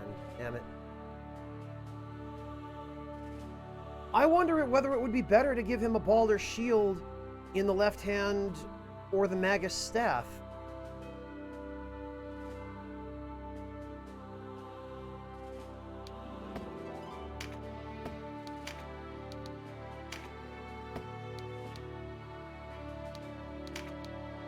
Because the Magus Staff raises his int, but his magic attack is lower.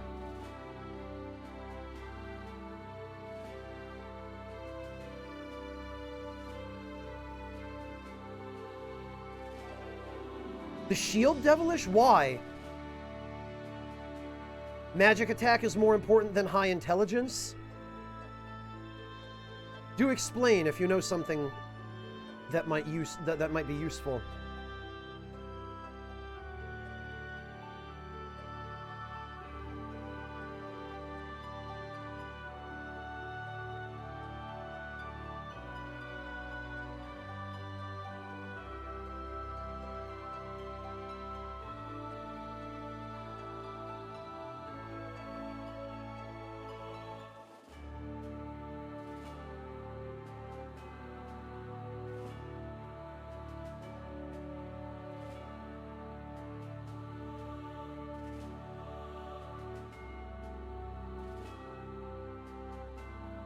Oh, yeah, Devilish, I realize that, but I don't really care about defense. He's a mage. His defense is gonna suck no matter what. All I want is to maximize magic attack power. That's all I care about. So I guess probably the staff, then.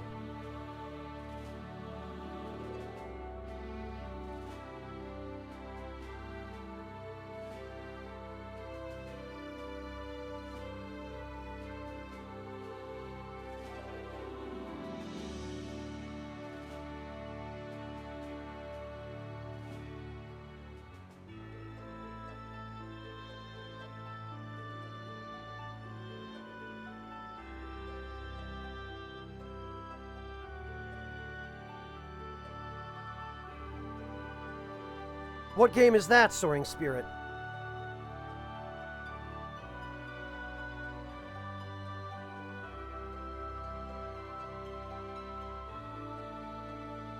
Oh, of course it is. Of course it is. Yeah, I bet Plague Inc. has seen either a surge or a drop in purchases lately. I'm not sure which. Maybe both.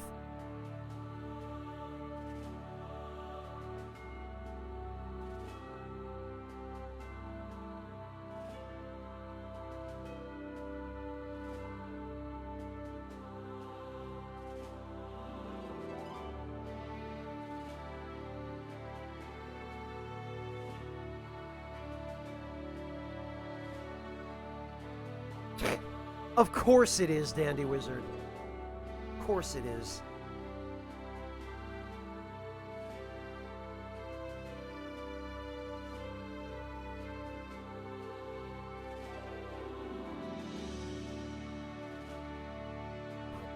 Well...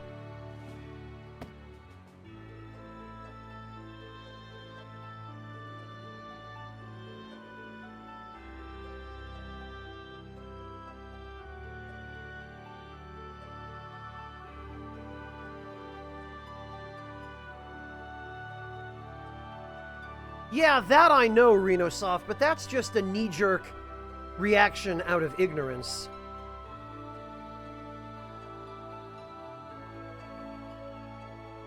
Really, Devilish? Even though it shows that it does on the menu? I guess there's a fairly good way we could test that.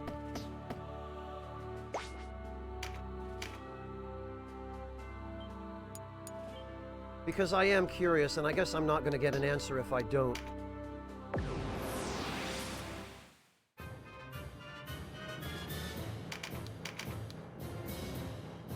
Wait, what? This is a story battle?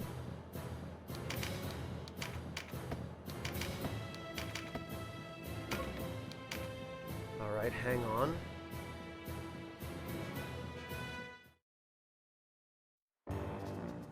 Oh, it... Yeah, it is. I remember you, boy. The wheel brought us back together, has it? Someone up there must like old Gamp. Obda, Berta, to me. This guy again, huh? You're well acquainted with Berta and Obda, but I've been brewing something special for just such an occasion. Bonga Zonga to battle. Oh, good. Cockatrices. Great. Time to repay His Eminence's kindness. Today you feed on the rich stew of vengeance. Alright, well... I did not come prepared for this.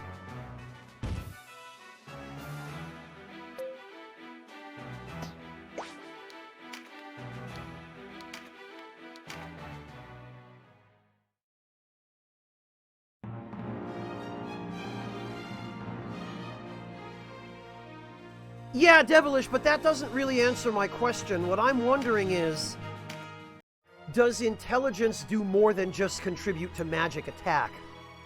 Like, are there spells that are modified directly by int, rather than just being modified by the magic attack stat? Or is int purely a vehicle for modifying magic attack?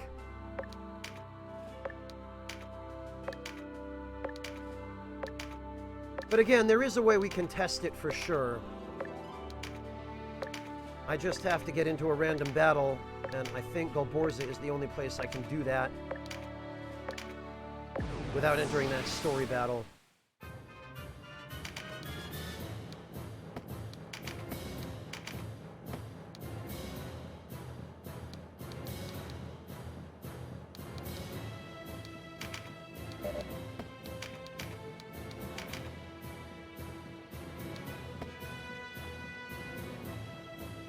Okay, so what I'm going to need to do is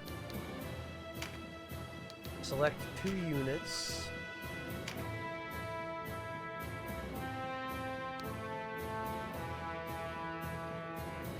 I guess we'll use Lazaza for this.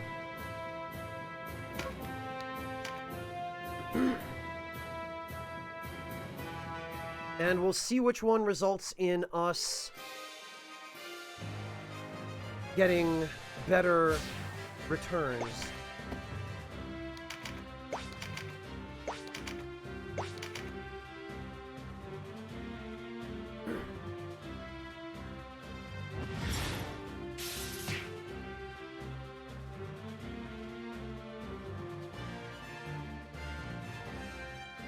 All right, so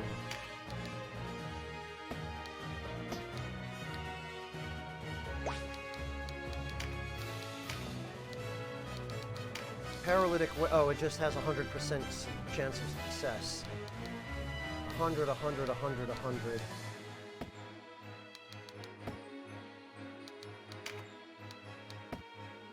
Alright, I clearly need more MP for this. Dragon Trainer, the wizard class gets a water elemental spell that heals a very small amount of MP. HP rather, but it's, I mean, a very small amount.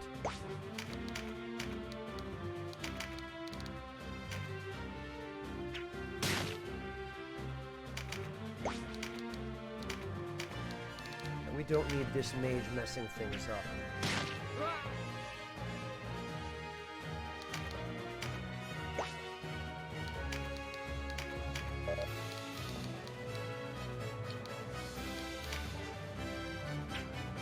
Jesus.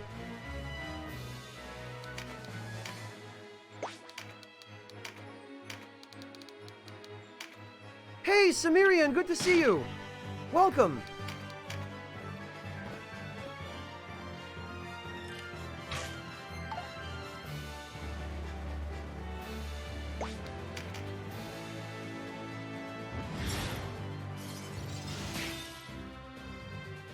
All right.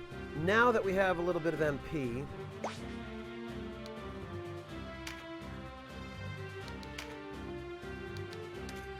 Word of Pain does 58, 46, 39, 57, 49.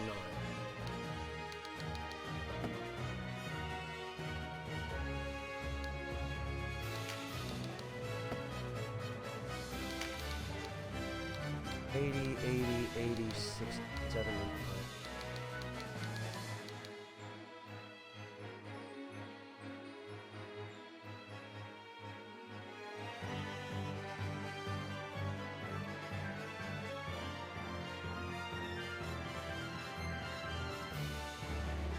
Well, Devilish, I'm interested in a little bit more practical results, so that's more helpful. But 380. I'm also wondering if int has a meaningful bearing on the success rate of status magic, which it seems reasonable that it should, but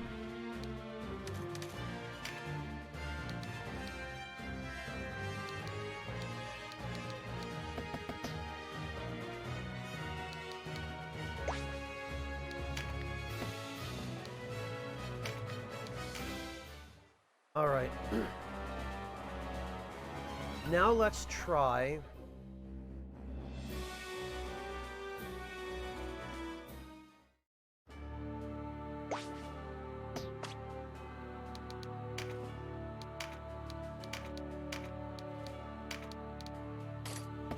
Let's try that same setup, but swapping in a Balder Shield +1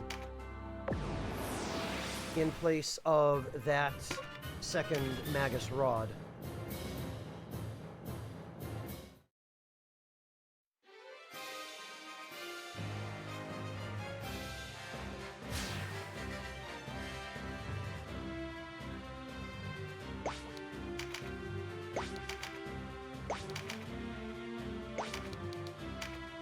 And actually, it occurs to me that I can have my Cyclops use an MP restoration herb on my mage, because the Cyclops, for some reason, can use items.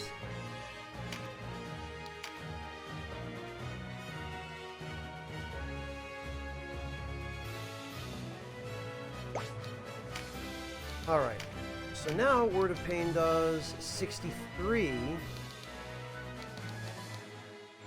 53, 55, 63.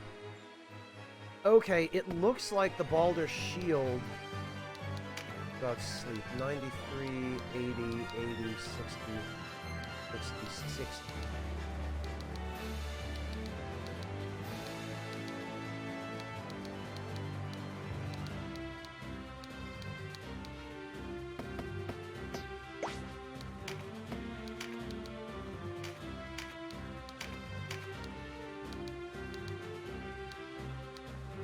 Although it seems like the sleep spell might be line of sight, because its chance of success seems to change based on where I'm standing.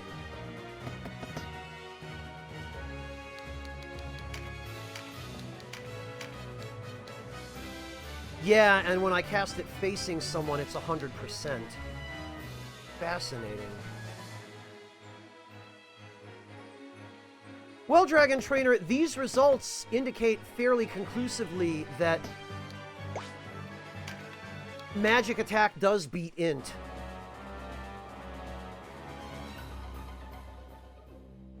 And as for the effect on the success rate of status magic, it doesn't look like there is one. It looks like, at least in some cases, if not all of them, it's either proximity-based or line of sight. Curious, so I guess we are better off with the Balder Shield +1. Status magic isn't affected by int. What's your source on that, Devilish?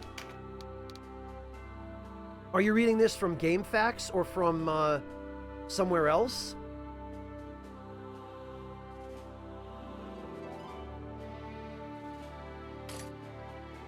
Well, I guess that means that we need... How many Balder Shields?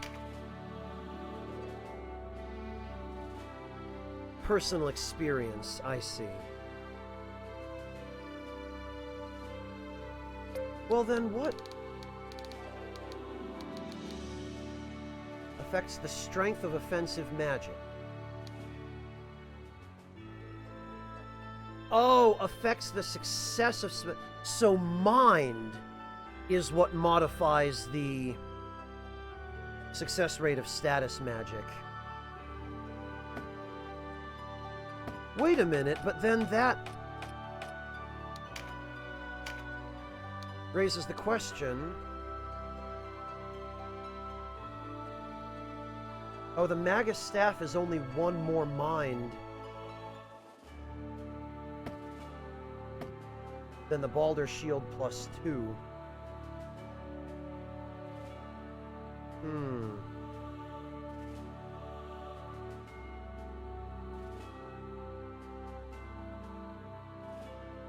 Yeah, Nachmanistan. I hope I'm pronouncing that username correctly.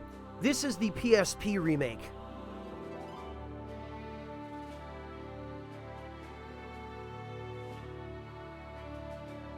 Alright, so yeah, I guess it does look like we'll get more overall benefit out of the Balder Shield. Except on female mages, where I'm more tempted to keep the two Chaldeas because they give one level of Augment Darkness each, which does appear to stack, not to mention they give Charm Proof and can be used to inflict charm.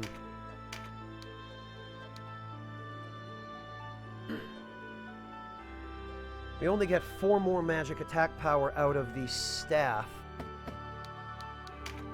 And what will we get out of the shield?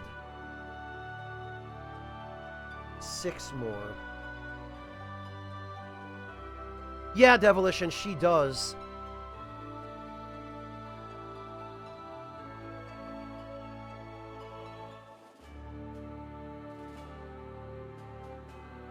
Well...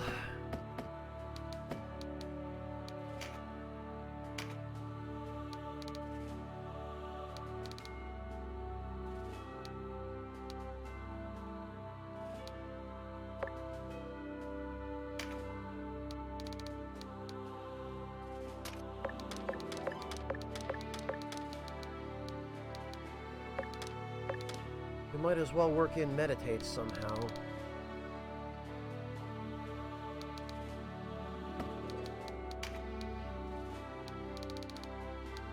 Collect damage, field alchemy, expand mine 2. It's 420 points. So she's nearly there. We'll just have her save that then.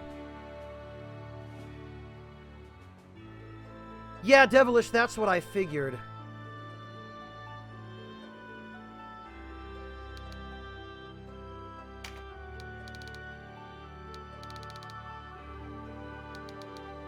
And I guess we don't terribly need Teratology, so we could work Augment Lightning back in.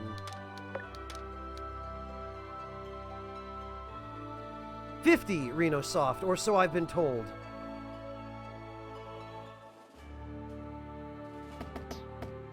Come to think of it, that reminds me. Are there any buyable thunder spells that we do not have?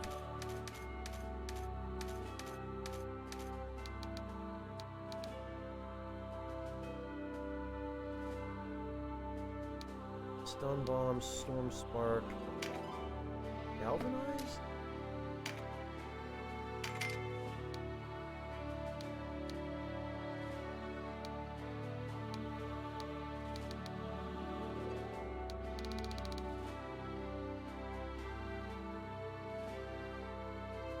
Well, Denim, but damage-dealing spells don't seem to be able to miss.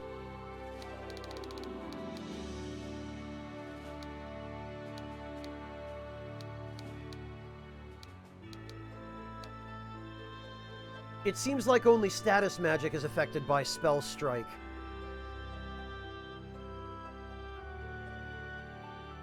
Which is fine, because I do use status magic fairly often, because it's actually good in this game. Props to them for at least making status magic useful. Hello, Ericol! Welcome!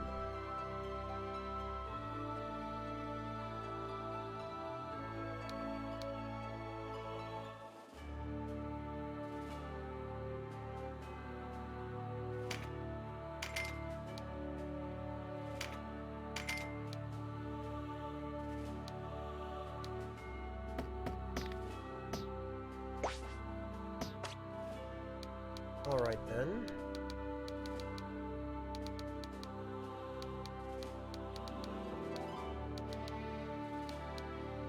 Is... Here she.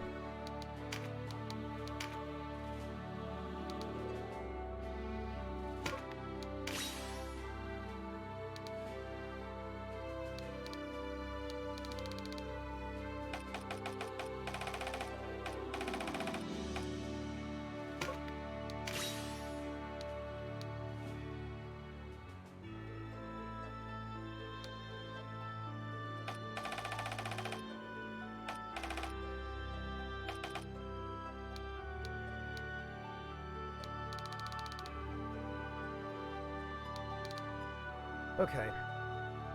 Sean, I'm doing alright, thanks. How about you?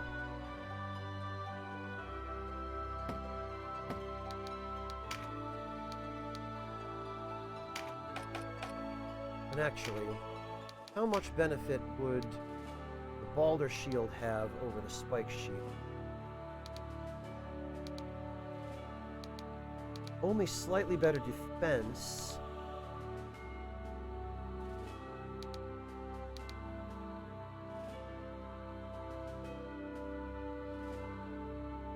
Balder Shield would lose 3 agility, 2 avoid, and 1 resistance. And it would only gain 4 physical defense.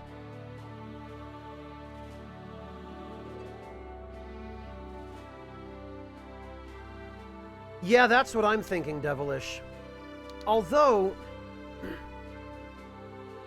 deflect and poison proof versus...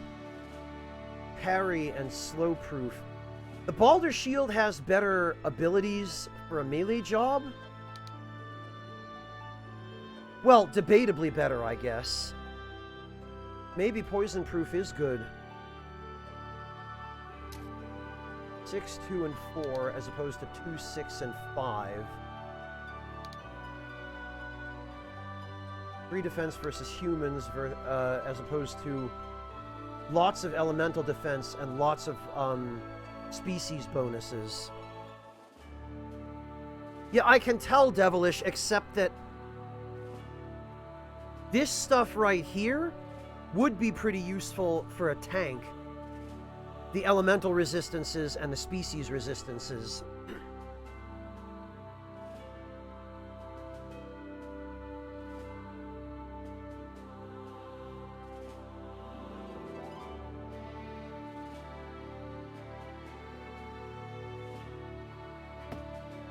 Do you, Devilish? Are you absolutely sure?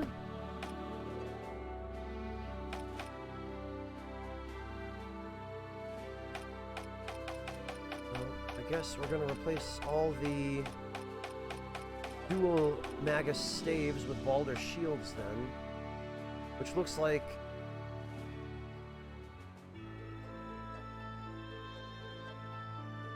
only this one and this one, so 2.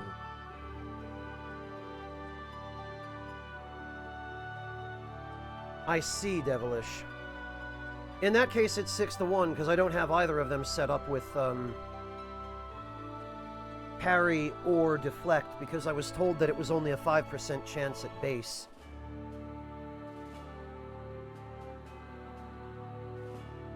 So 2 more reinforced Balder shields, it looks like. Greetings. Mantis Man, thank you so much for the resub. Welcome back.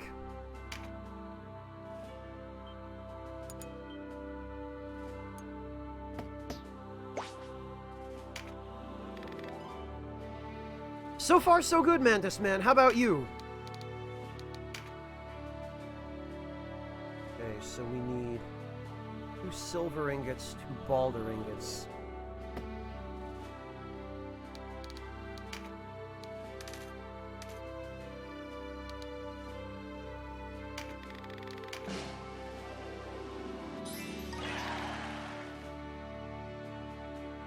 That takes care of that. But really we need 4 silver ingots because freaking Balder ingots require silver.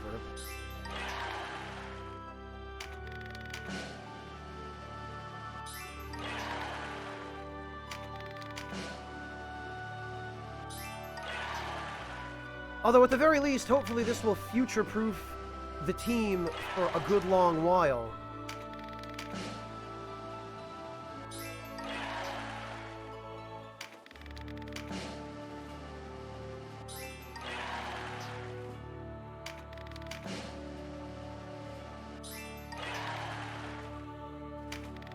So we're going to need 12 silver ore.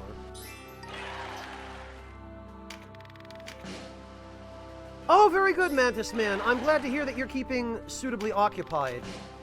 I certainly am, but then I have no shortage of things to do when I'm at home. And in fact, home is where I'm most productive. Then again, home is also where I'm least productive, so I'm not sure whether it's a good thing or a bad thing, but...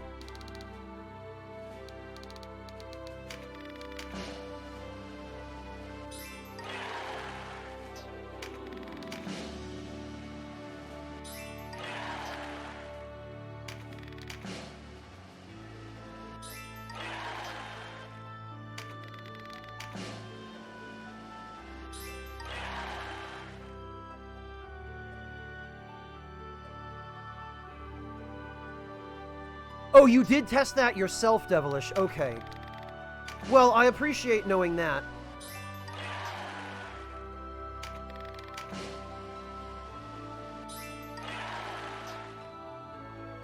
Well, Mantis Man, I think maybe it's the other way around. Your hobby projects have been a boon for the lockdown, right?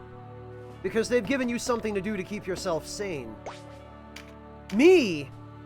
I'm at more risk of losing my sanity when I'm not isolated in my own home.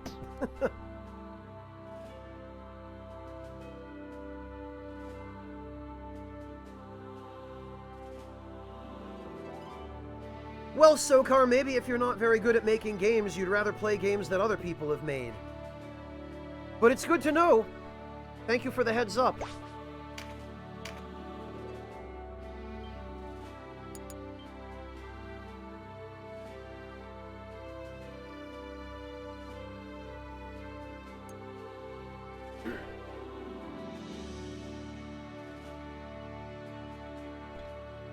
Oh, well, Soaring Spirit, you won't have that issue for more than a few days.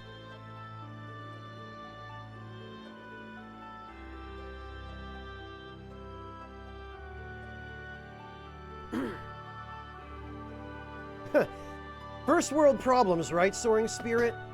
So much to choose from that you can't make a choice to save your life. Honestly, it's not a bad problem to have. Oh, I need the grimoires, right.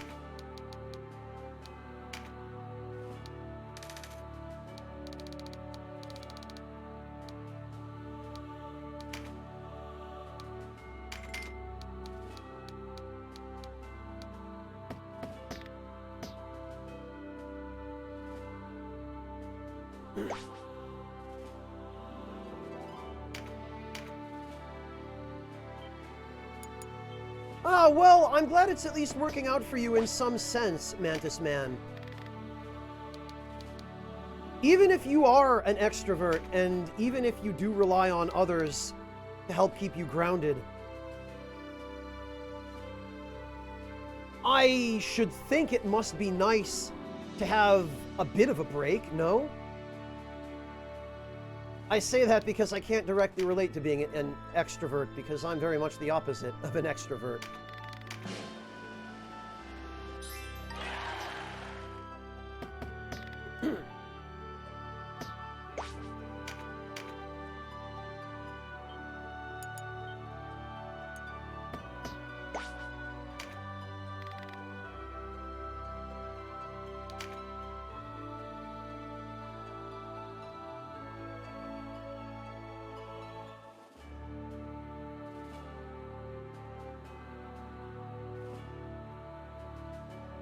Oh, really, Mortefero? Yeah, I guess if you were actually physically going to a gym for that, the gym's probably closed now, isn't it? Mortefero, think of it this way. That just means you'll need to do your workouts at home.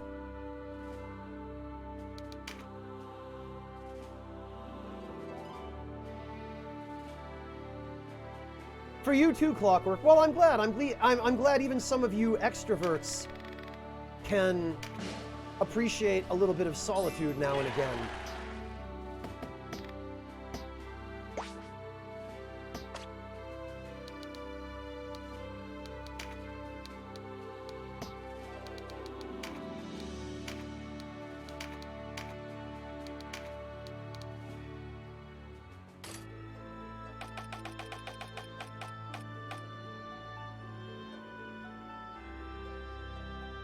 All right.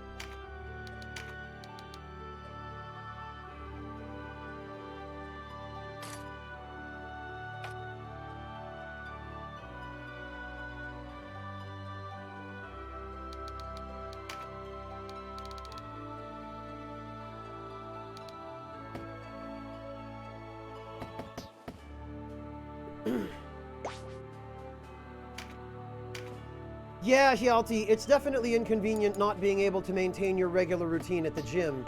But again, maybe there's something you can do at home. Maybe you can improvise something, no?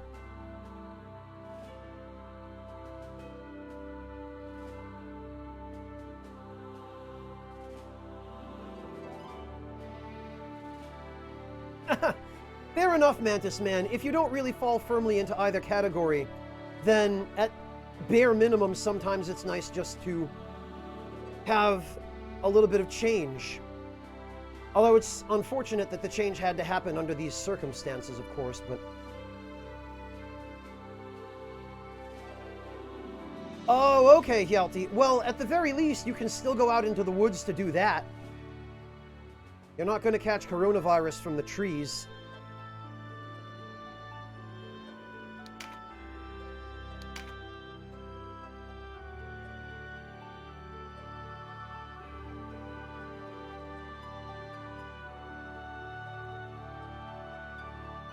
Oh, it is solely dependent on machines, Morteferu? Okay. That makes it trickier then.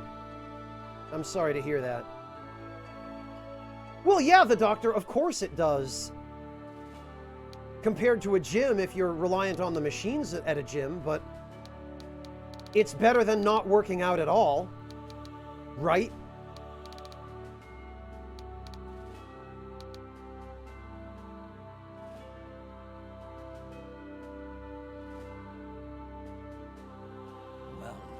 Thanks for that. Thanatos, thank you so much for the resub. Welcome back. Really appreciate that. You got furloughed. Well, join the club, man. You're in good company here. There are plenty of other people in your situation. I myself am working exclusively from home now. I hope you're hanging in, Thanatos. Excellent, Sam. Very nice. I imagine, Sam, your workload might have decreased a little bit thanks to all this, yeah? Are they still sending you physical worksheets, or are they only having you do stuff online? Oh, you're a tradesman, Thanatos. What trade? HVAC or auto mechanics or something like that, I'm guessing?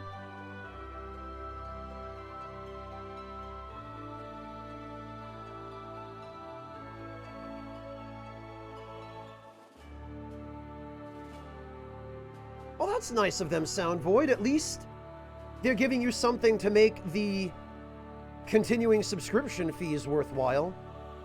HVAC, Thanatos, gotcha. Yeah, I guess the only places having any kind of ventilation work done now are makeshift hospitals. Huh.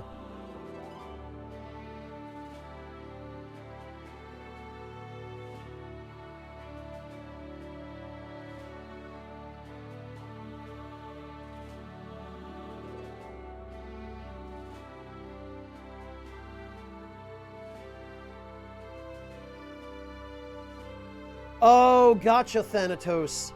So even though you're essential, there's no work to do, so there's no point in them having you go in. Yeah, I see. That sucks.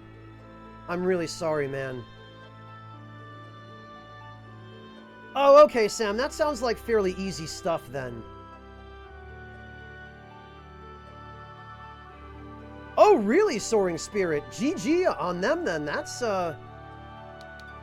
an inordinately benevolent thing for them to do.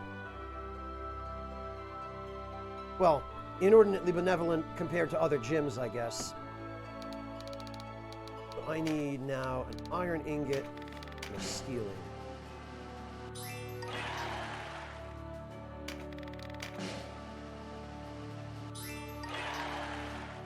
Oh, I see, Sound Void. Wait, what kind of job do you work that gives you a gym subscription? Sound Void. Or does your place of work have a gym at the facility?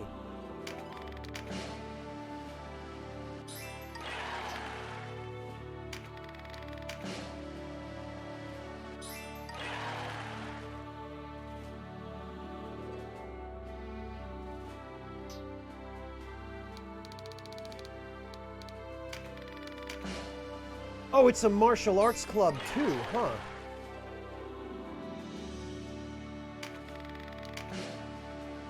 You missed the equipment? Yeah, it sounds like Mortifero's in the same dilemma you are, Soaring Spirit.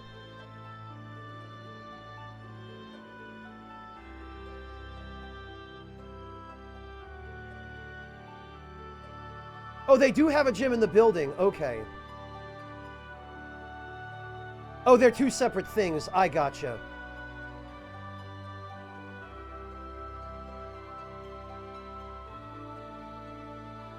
Oh, Sound Void, you work in news media, and they give you a gym subscription as part of that?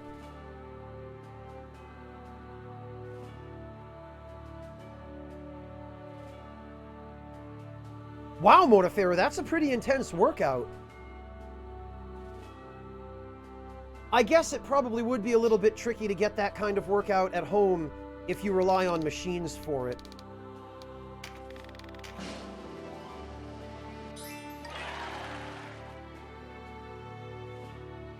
Oh, you're a software developer, Sound Void. Okay. So when you say you work in news media, that doesn't quite tell the whole story. I see.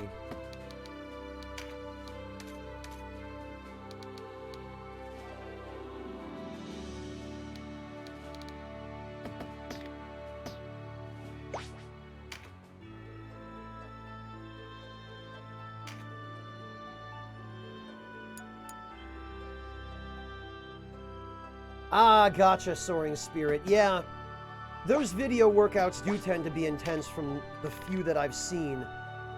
My mother used to do those back in the 90s, back when they were still a thing, back when Richard Simmons was still doing Sweatin' to the Oldies.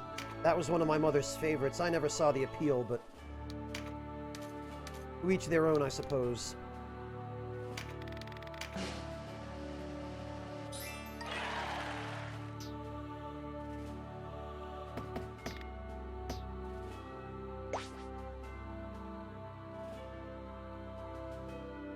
You cringe when you do what? The video workouts, Soaring Spirit? Yeah.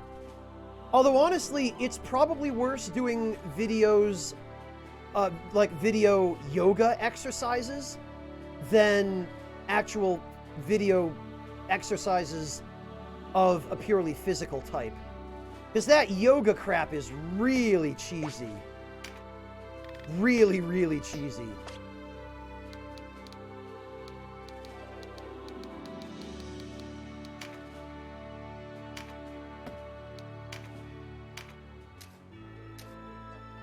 Alright, so if I replace the Balder Axe with the Chakmak +1, it provides a decent boost in attack power. We lose a little defense. Oh, and it gives us a bonus against humans rather than undead. On paper, the attack power is identical. Why are we getting higher attack power out of this? Oh, okay, Sound Void, I see.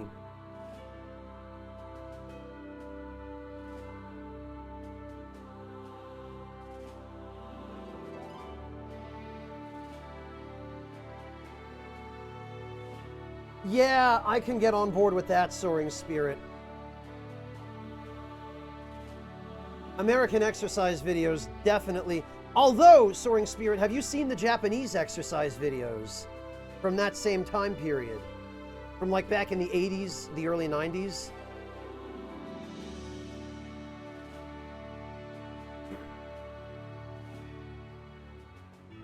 Because the Japanese ones even dwarf the American ones in terms of their cringe. Soaring Spirit, let me link something for you.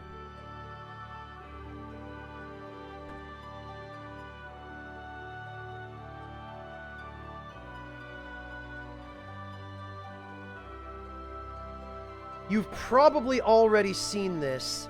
No, it's not the kind of pervy stuff that Roshi would watch, Soaring Spirit. It's the sort of wacky, nonsensical...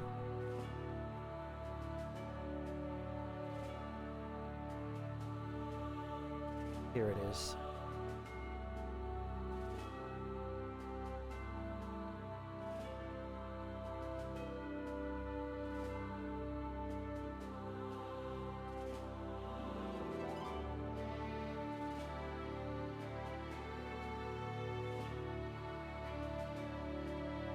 There we go, I think.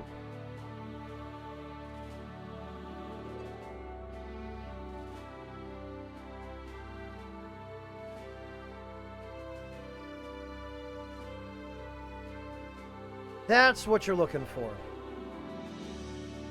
That was the kind of crap that they used to do in Japan in a lot of the exercise videos from that same decade. Well, that same decade and change.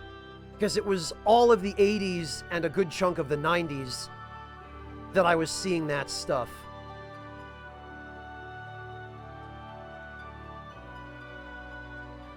Yeah, Sokar, but that's not so much about exercise as it is about building the mentality of togetherness, is most of the reason Japan does that.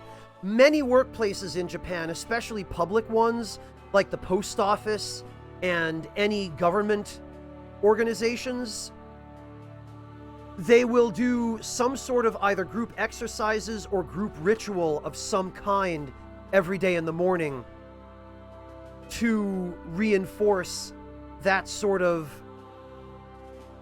everyone together mentality. That's mainly why they do that. It's not really so much for the exercise. The exercise is just an excuse.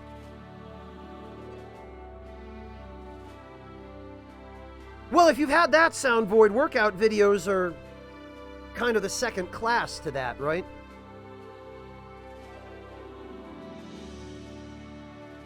No, it was a serious video, Sokar. That was legitimately...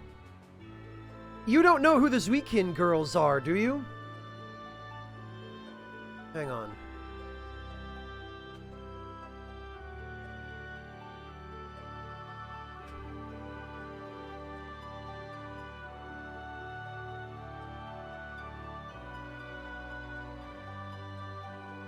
Here they are.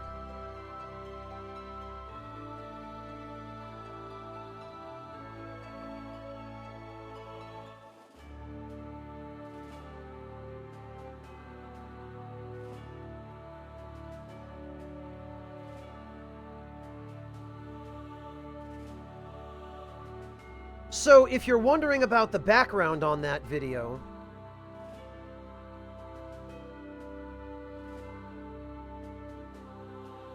well, yeah, Sokar, that's why I say it is serious. I'll just post a link and highlight it for everybody. This is the background on that video. This is who those girls are. Yeah, Soaring Spirit, it's so stupid and ridiculous and over the top that, in a way, it almost becomes entertaining.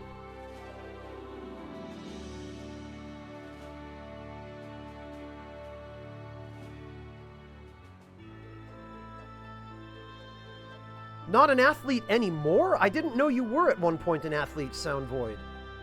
How has this never come up?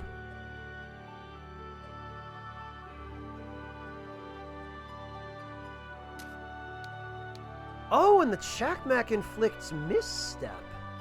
Interesting. Oh, Thanatos! No, Twitch indeed it. But I had my desktop audio muted because I didn't want the Zuikin video to start playing on stream. Thanatos, thank you so much for bringing that to my attention. I apologize that I overlooked it. Thank you so much for the $25 donation. Thanatos says, drinks all around. Oh my gosh. No, that's not your fault, Thanatos. That's my fault. I deliberately muted my desktop audio, which included notifications. Thank you so much for that, though, Thanatos, especially during these times.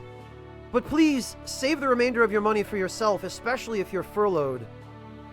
I appreciate your kindness and your generosity, but I do not need you starving to death, alright?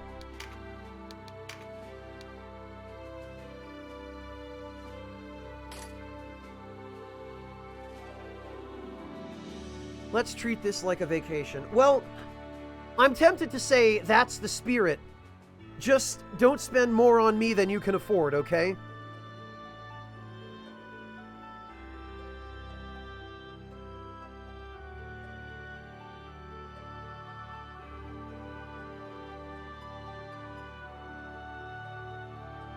I see, Soaring Spirit. Yeah, a forced vacation indeed, Thanatos. Well, if you're going to look at it as a forced vacation, it's a vacation I don't actually get, because I'm still working. I've just been instructed to do all my work from home for the time being, at least what work I can do from home.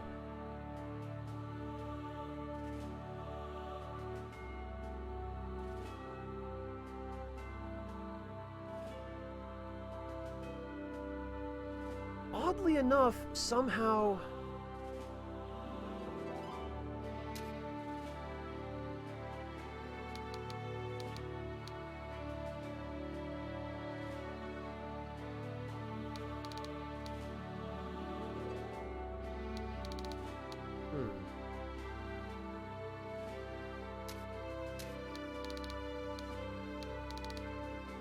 Brigandine and the Overguards...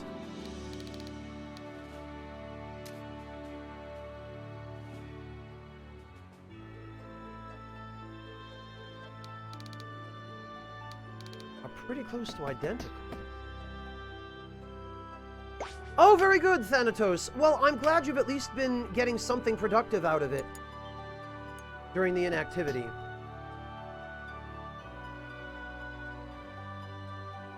Oh, Dingus, you sound less than thrilled with being home.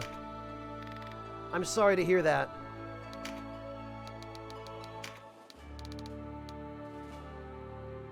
Well, the Brigandine requires leather, which I have none of at the moment. What about the Overguards? Iron and steel.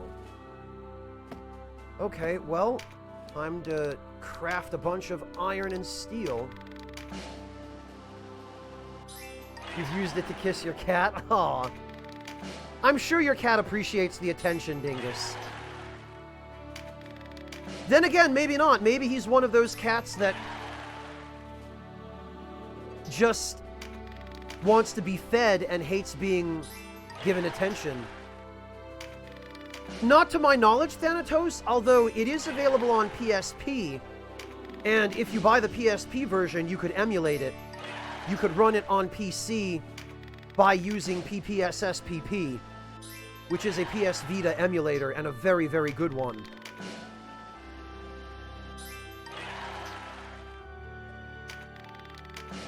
You're essential staff and you've always been a shut-in. Ah. Okay, well, then you're in the same boat as me, Dingus. I'm kind of on the border of being considered essential staff, but because I have the ability to work from home, I guess my my supervisors just figured, well, no reason to have him starve to death for lack of work, for which I'm grateful.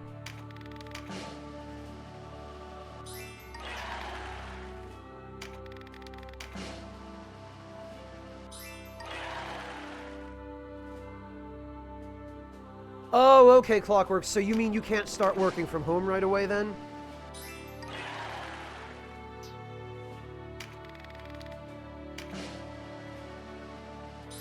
Thanatos, technically I fall under the umbrella of civil service, but in actual fact, I work a clerical job for the government.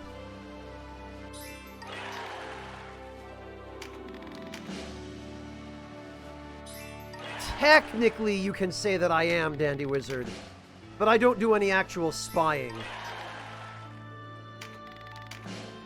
The bulk of my responsibility at work just handles transferring information and making sure it gets to where it needs to go. So it is very much a clerical position.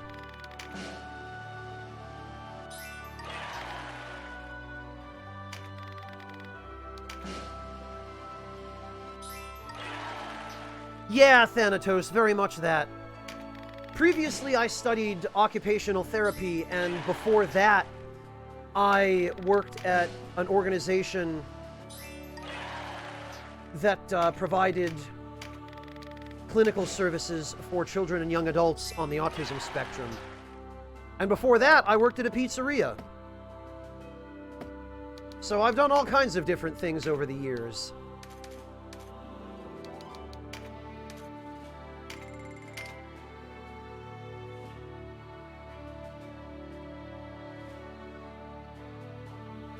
Oh, okay, Clockwork. Well, hang in there in the meantime.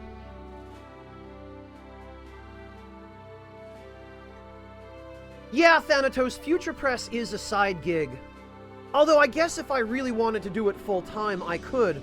But that would mean having to work on projects for games that I don't care about. The nice thing as it stands now is that whenever I want work from Future Press, I can just go to Frank, who is the boss over there. Well, one of the bosses. He and Jurg co-own the company, technically. But I can just go to Frank and say, hey, do you have anything in right now, or is anything coming up? And he'll then just say, yeah, this is what we've got. What do you want to work on? And I can take my pick. So I'm a contractor, really. But as a freelancer, I have the ability to just take what work I want and not be obligated to take what work I don't want.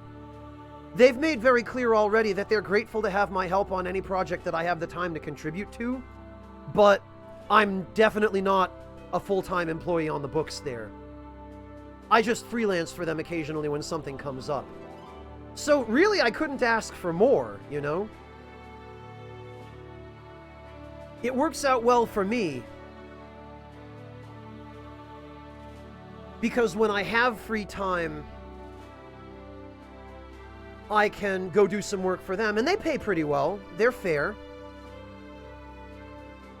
Not into first-person shooters? No, Thanatos, I'm not. Although, oddly enough, I did play Far Cry 4 a few years ago. It was the first FPS game that I ever really played for any length of time. I did a full LP of it on YouTube, and I actually quite enjoyed Far Cry 4. But then I picked up Far Cry 5 last year, thinking maybe it would be more of the same, and it was... it disappointed me, let's just say. Yeah, no, I've never been into those kinds of games, Thanatos. Never been into Doom, never been into Quake, never been into any of that stuff.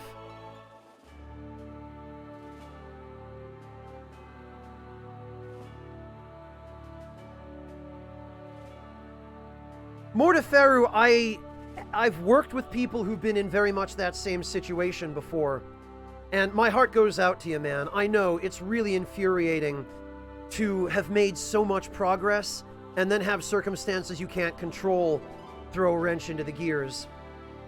The important thing to remember, Mortiferu, is try to hang on to as much of that as you can, and remember that as bad as things are now, this will pass.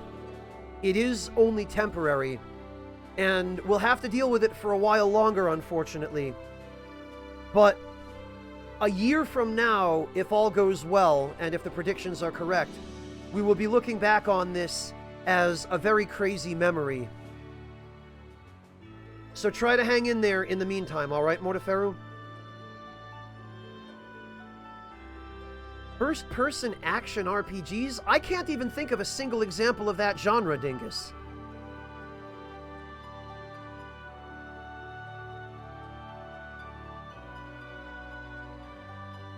Oh, the ending really killed it for me, Clockwork. As if to add salt to the wound of how bad some of the game design and how utterly incompetent the writing of that game was. The ending just slammed that coffin shut and hammered in the nails. I've never played the original Half-Life games, Soaring Spirit, so I have no connection or attachment to the new one. Did I ever have any pets? Yes, Raindrop, I've had a few over the years, but none recently.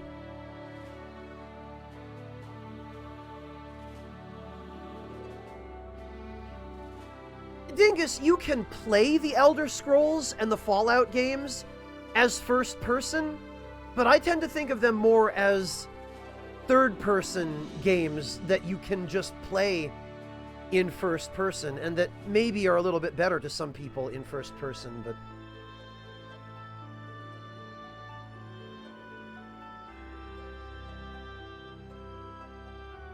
I guess Bethesda's games in general, Fallout and Elder Scrolls, are good examples.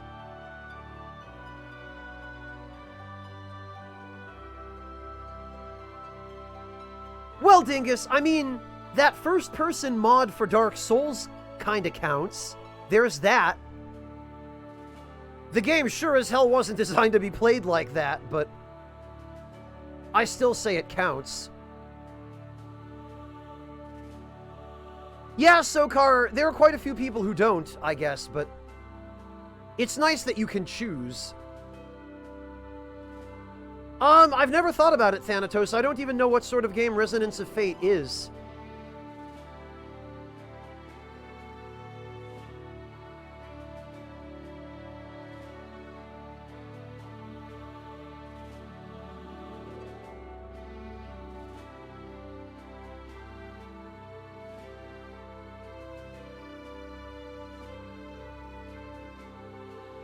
Well, Dingus, I get the impression there are a lot of people, maybe the majority of people, who still have any level of respect for Bethesda at this point, who do play those games like first-person shooters. I kind of feel like with Fallout especially, they were designed as first-person shooters, and the third-person aspect just happened to be possible as a function of the creation engine. Yeah, I guess it does, Dracoland. Oh, it's a JRPG, Thanatos. Okay. Yeah, there is, Mantis Man. I watched Lobos stream it once. And yeah, it did look really disorienting.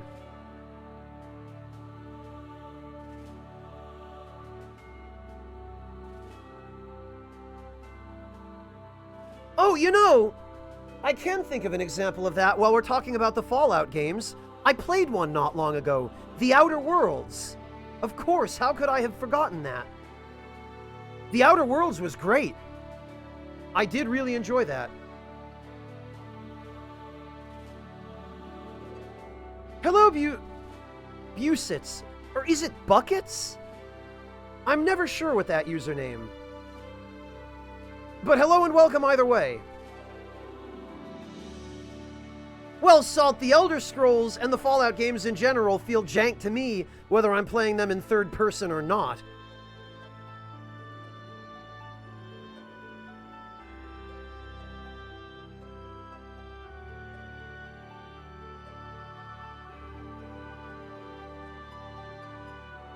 Oh, a JRPG by Tri-Ace. Of course it would have some inane system like symphonic gunplay.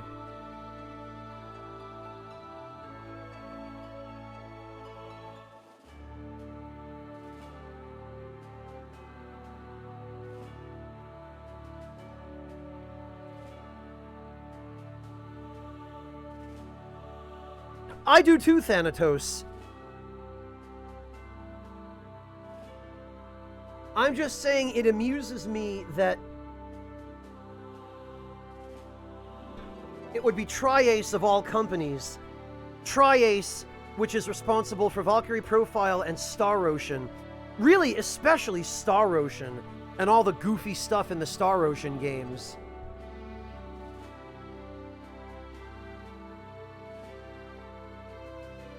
That would name a gameplay element,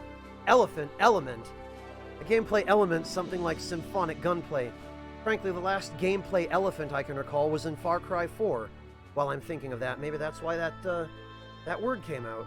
Oh dear. Sokar, if I had to take a guess, I would guess that it's just a fancy way of saying, yeah, all of your characters can shoot guns at the same time.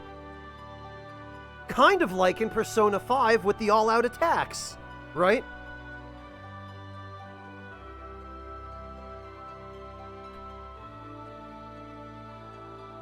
Actually, Dingus, it does sound pretty badass.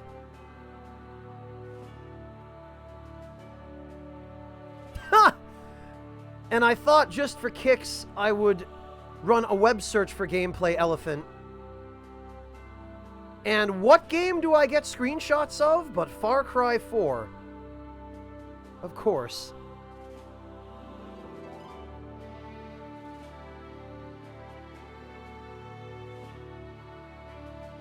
Oh, wait a minute. Wait a minute. Apparently there's a mobile game called Clan of Elephants where you actually play as an elephant. There it is. No, Mantis Man, that was Far Cry 4. And that was one of the most brilliant solutions I've seen to a game in any game ever. I don't know how they went so far downhill from Far Cry 4 to Far Cry 5. Because the writing in Far Cry 4 was, for the most part, decent and actually at times genuinely good. In Far Cry 5, it was just awful. Like, genuinely, incompetently awful.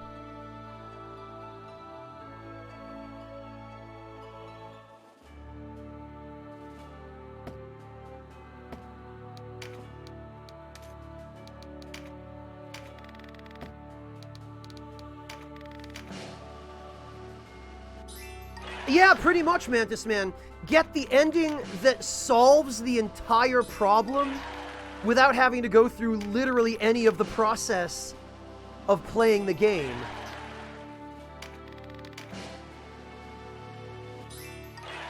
Armored Core, Thanatos?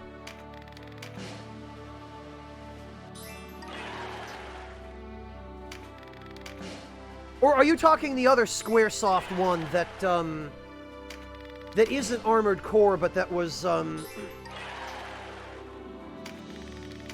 I'm drawing a blank on it. Not Armored Core, something Assault?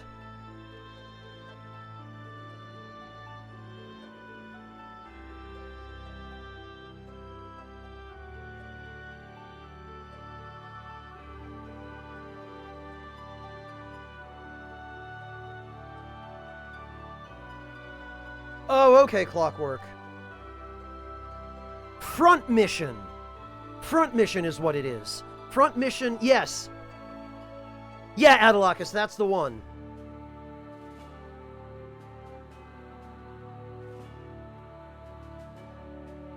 I always think of Armored Core first because FromSoft, but front mission. And I know there's also a front mission online, or there was back when I was playing Final Fantasy XI, because the Play Online launcher would always have ads for front mission online. It's hard to remember because I mix it up with 5 or 6 other games, Sokar. I mix it up with Armored Core, I mix it up with Metal Wolf Chaos, I mix it up with Binary Domain, and there are probably a couple of others that I can't even remember. At this point, I'm probably mixing it up with Horizon Zero Dawn.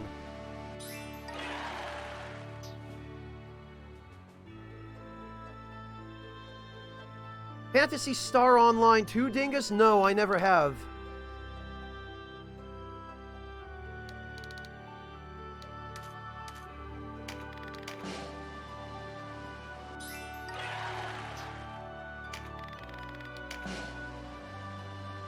Yeah, Renosoft, the same game that recently got an HD remaster by Devolver Digital, thanks in no small part to the former best friends.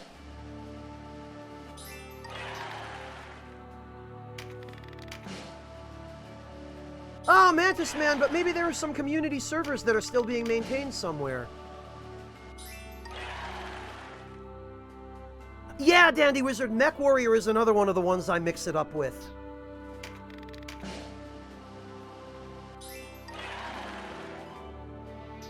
Ah, Mortiferu, when you do get around to playing it, do me a favor and let me know how it is.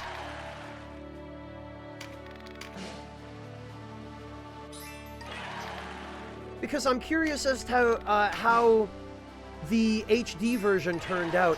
I'm sure it probably ended up being fine since Devolver handled it. They usually do a pretty good job on those sorts of things.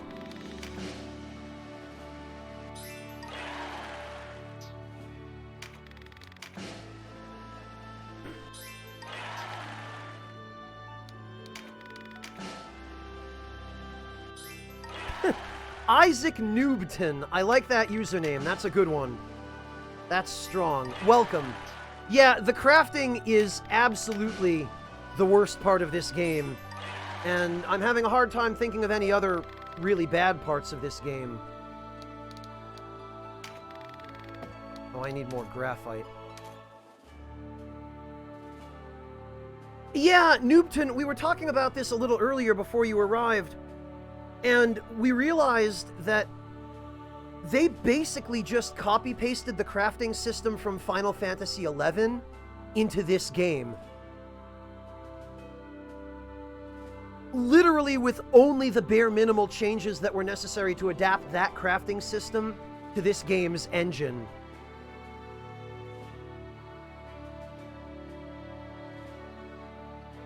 I don't know, Sokar. I've still got a fairly long list of games that I already want to play. So maybe when I end up looking for something else, maybe at that time, I'll be able to sit down and put more thought into stuff that's a little further outside my usual stomping grounds as far as games are concerned. No, Dingus, you can't. This isn't that sort of game. This isn't like Persona. This is one-to-one, basically, Final Fantasy Tactics in all but name. It's the precursor. The Final Fantasy Tactics. And it was directed by the same guy, by Matsuno, and several of the other original staff from Tactics worked on this game as well.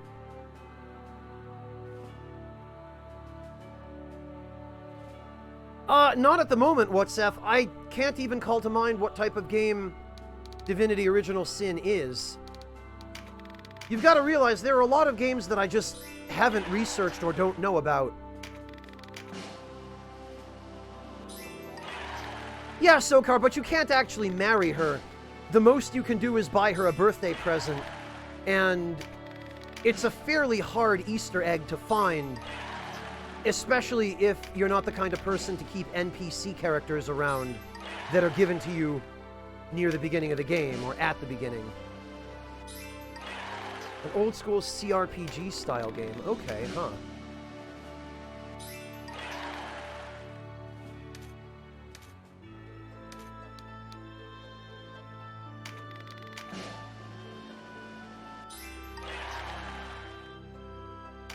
Never played Baldur's Gate, Mantis Man, although I did stream Pillars of Eternity with Pat and Eli a few years back. Panzer Dragoon, Sokar? Is that the one you're talking about?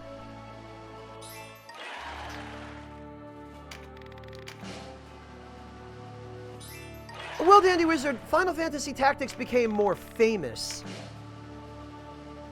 This game definitely didn't reach the level of renown that Tactics did.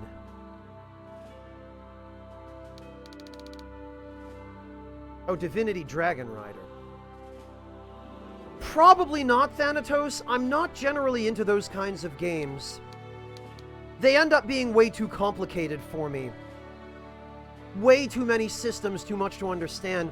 That's part of the reason I didn't continue playing Pillars of Eternity after the couple of streams of it that I did with Pat and Eli. Just because it's so complicated. And I like at least a little bit of action in my games.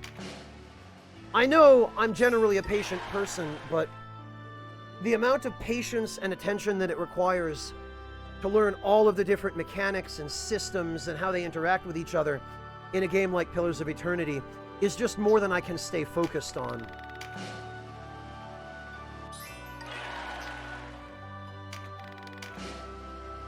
You know, tactical RPGs are one thing, but real-time strategy games or hybrid strategy RPGs like that, I can't. Oh, I know, Thanatos. That was one of the things I liked most about Pillars of Eternity, was the story and the characters. Of course, it was a little bit tricky to focus on them because, you know, I had Pat and Eli on stream with me, and we were just kind of goofing off and having fun and enjoying each other's company, and that was when Pat first broke the story about how he thought he shit his pants, but it turned out to be a chocolate bar that he was eating that he accidentally sat on. Which is a good story, by the way. If you haven't listened to it, you should. I highlighted it. It's on YouTube. Oh, Doug, you shush. I am utterly incapable of doing my taxes. I have an accountant do that for me. What do you mean it's easy as doing your taxes? You're more full of shit than an outhouse, Doug. Why you do this?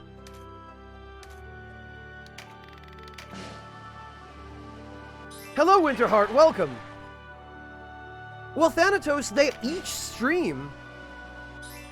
Each one of them streams individually. All four of the former best friends, and Plague also streams. And Pat actually, Pat sometimes streams with his girlfriend Paige, and she sometimes streams by herself. So you can get more of what you want, just you have to get it individually now.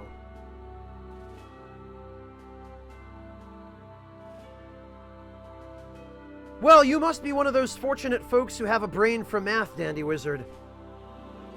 That ain't me, though.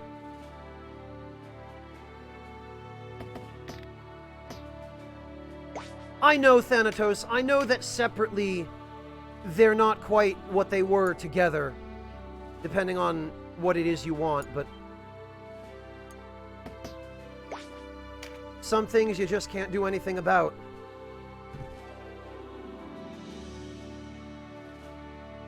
Yeah, Dingus, and he's got the Flophouse on Twitch.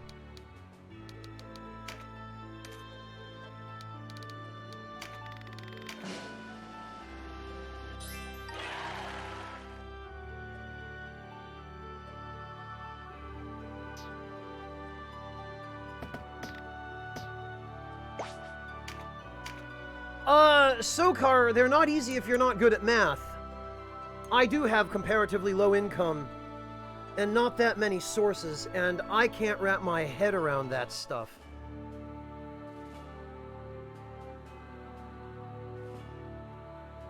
Yeah, to me too, Devilish. To me too. I am very glad that there are people in the world who are capable of doing math and who are good at it and who enjoy it, because none of those things are true of me.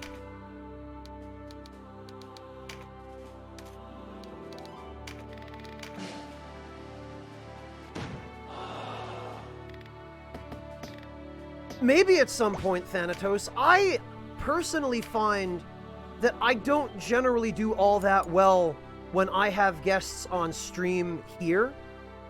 I tend to fare much better when I'm a guest on someone else's stream, because I have a lot of trouble staying focused on doing multiple things at once.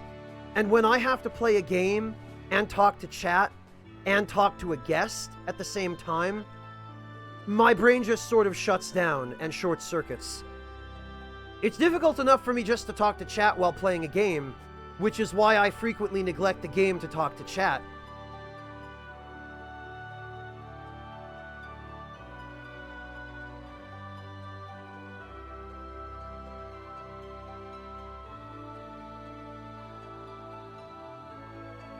Disagree with what, Thanatos?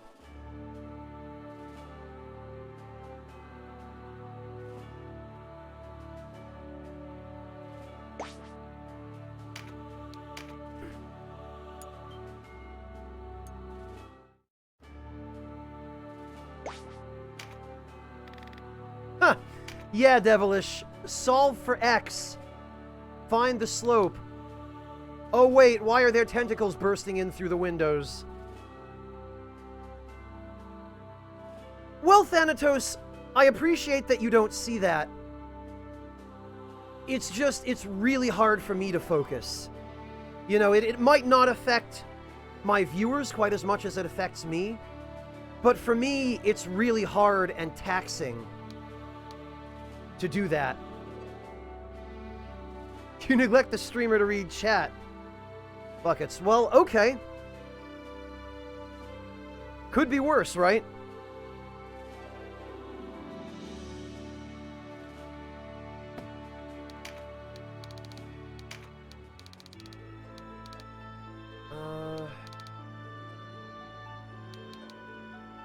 What am I... Oh, right.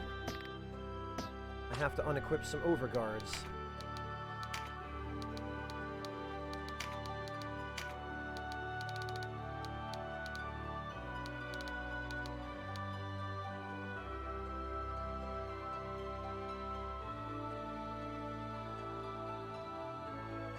Yeah, actually, this is a considerable step up.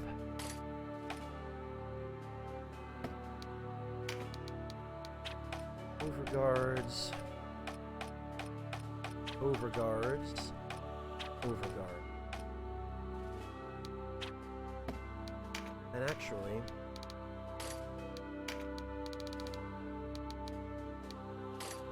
I have to equip that stuff on him.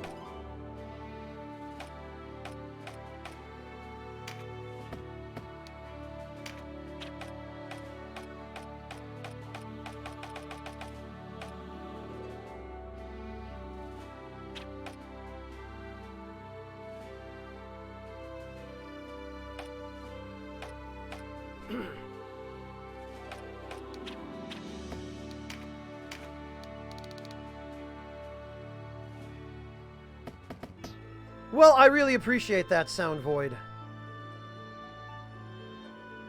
Yeah, I gave up on math even before that, Raindrop.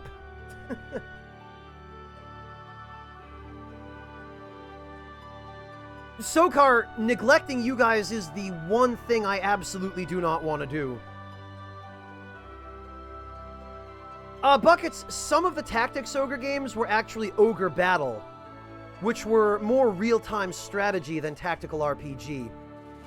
There are something like 5 games in total, but because they do kind of a Star Wars thing with the numbering, it looks like there should be 7, at least as I understand it.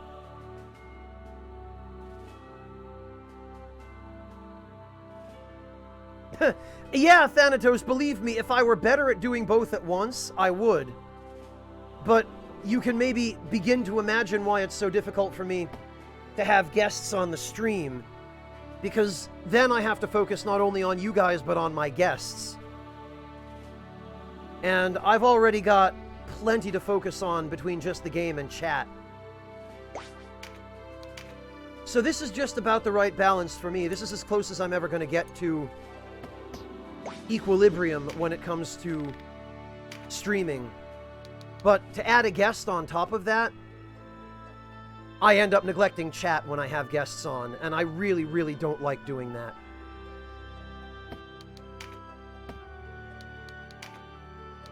Now, I admit that's just a personal preference that I actually care about chat.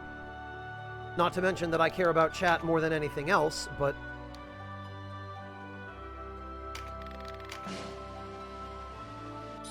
Oh, I know, Thanatos, and I appreciate that. Buckets, it depends what you want.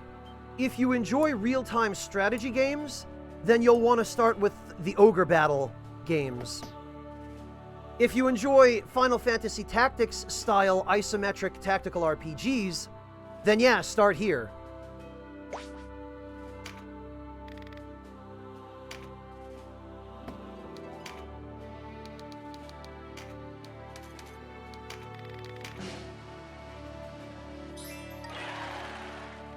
Clockwork, it's called Tactics Ogre because they wanted to differentiate it from Ogre Battle. They changed the name because basically this is in the same universe as Ogre Battle, and storyline-wise, I think it's either a sequel or a prequel. I'm not sure which. But the difference in nomenclature is to differentiate the styles of gameplay. They changed the name from Ogre Battle to Tactics Ogre when they turned it into a tactical RPG from a real-time strategy game, in order to make the difference more clear.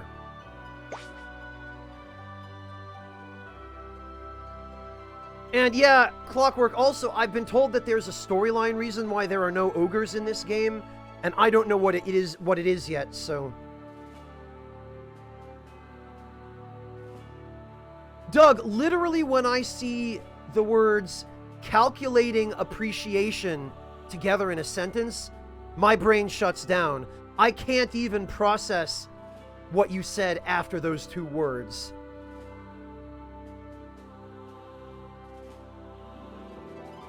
Ah, thank you for clarifying, Isaac Noobton.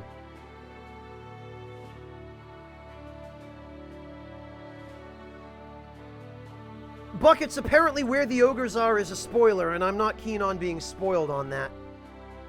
Because this is actually my first time playing the game, believe it or not. I know, it's taken me till now to get to it, but here we are.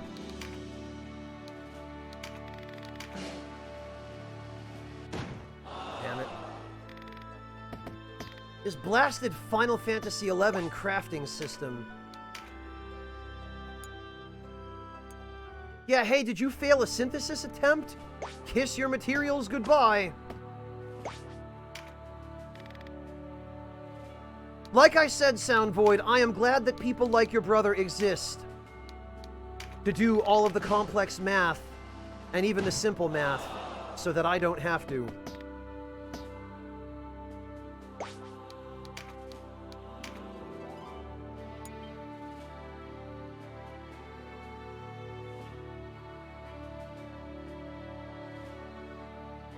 Thanatos, partly because this version was not made till 2011, and by that time, I was just starting out as a content creator. And I was focusing exclusively or almost exclusively on Souls.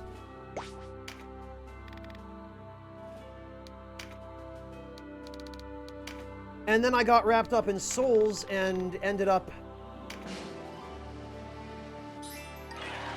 doing that for a number of years, and then branched out, and only now have I started to get back to some of the games that I had meant to play closer to when I found out about them. Like, I didn't even know Tactics Ogre existed until my viewers started telling me about it several years into being a content creator.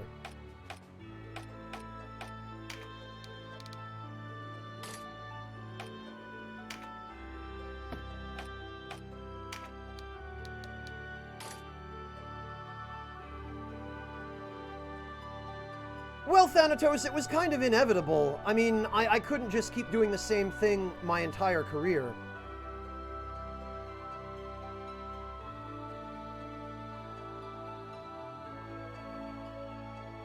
Alright, Doug, that's a little bit less difficult to process.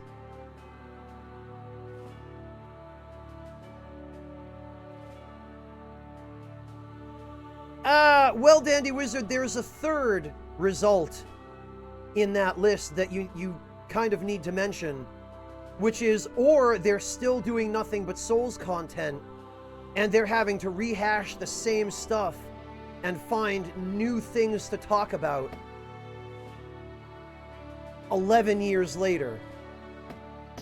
And most of the people who are still doing that seem pretty miserable to me.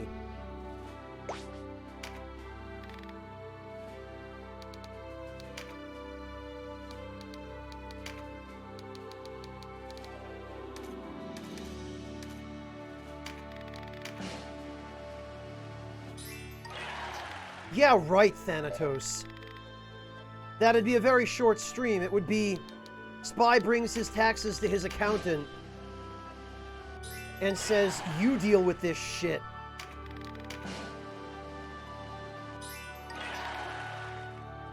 Once again, I'm grateful that those people exist.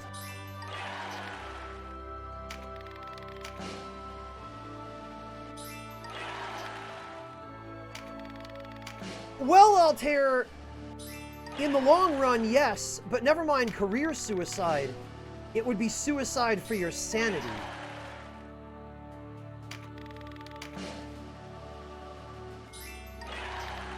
Because these days, everybody has said almost everything there is to say about the Souls games.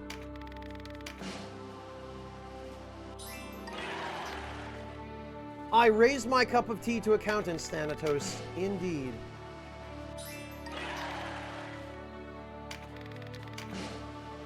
Oh god, Path of Exile. Noobton, I've seen one of my friends play Path of Exile. One of my friends who also streams here on Twitch. And, yeah. No. No. Not for me.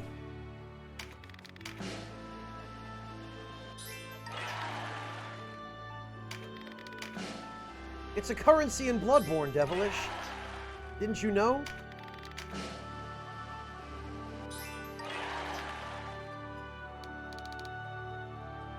What do I need? I think I need graphite.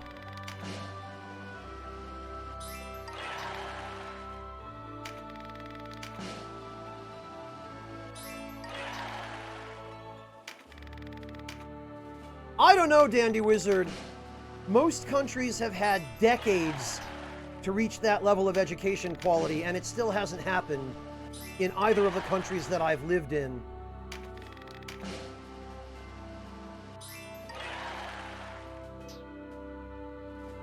Matsuno's upcoming game? What game is that, Sokar? I don't believe I was aware that he was making a game. Or is that the mobile version of something he's already made?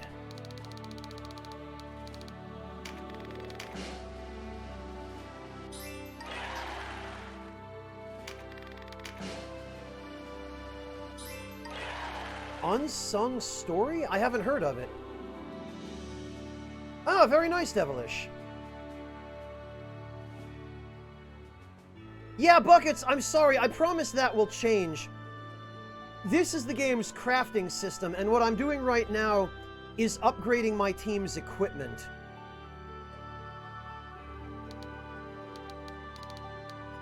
Unfortunately, Matsuno decided when he made this game, apparently, that he was going to literally copy the crafting system from Squaresoft's flagship MMORPG at that time, which was Final Fantasy XI.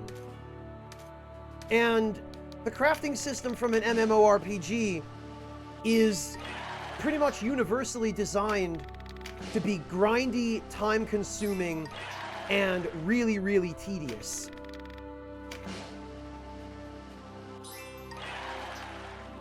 So unfortunately, in order to craft anything in this game, you have to spend a long time gathering up the raw materials. Then you have to craft the raw materials into refined materials.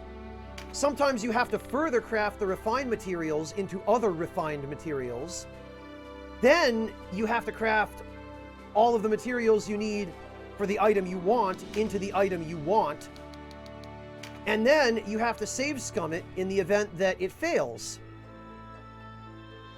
Because as you can see, what I'm trying to craft right now, the Overguards +1, this recipe only has between a 56 and a 62% success rate, with the fail state being I lose all the materials, which is what just happened, which is why you save scum this, which takes even more time. So it's a badly implemented system. Which game has the best crafting system, Raindrop? Which game out of what list of games? Any game ever?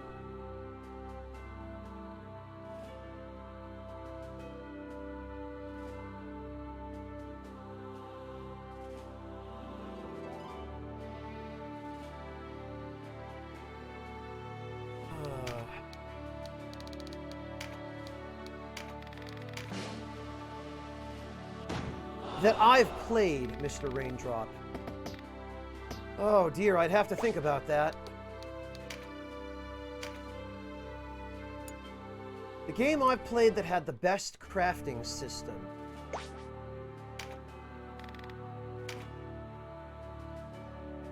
Well, I can't help but feel that calling it the best crafting system is at least a somewhat subjective matter, Raindrop.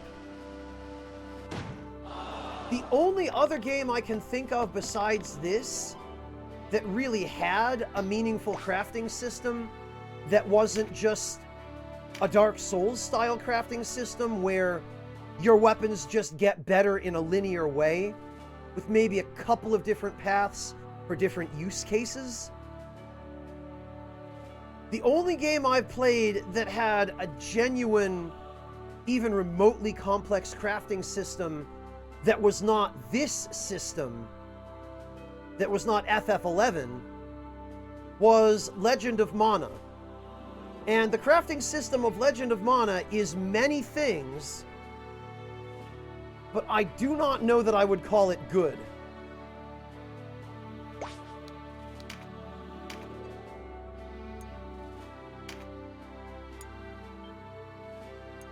Other than that, I can't call to mind any game I've played that really had a proper, fleshed out crafting system that had any real depth to it.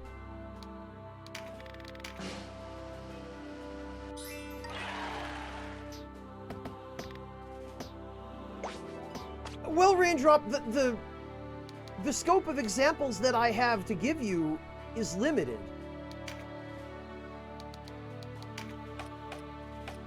You know, I haven't played an awful lot of games that had crafting systems for whatever reason, or maybe just through serendipity.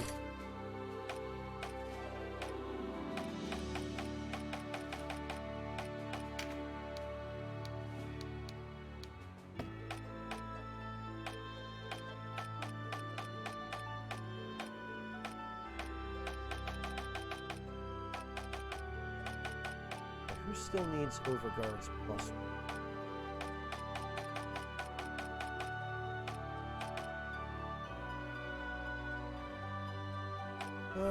Oh, it's just him, I guess.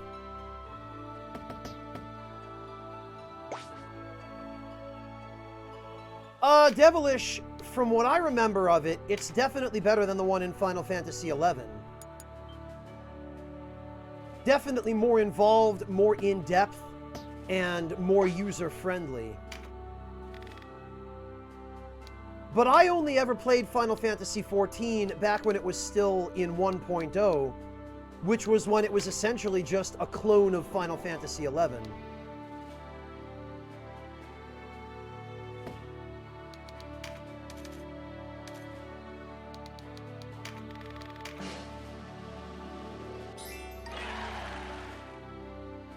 So I'm sorry I can't give you a better answer than that, Mr. Raindrop, but that's the unfortunate truth of it, is I just can't think of a game other than Legend of Mana and Dark Souls that has a crafting system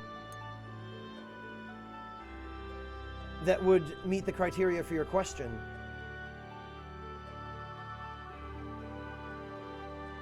Yeah, somebody earlier mentioned that, Devilish, although I still don't have a very clear idea of exactly what that means.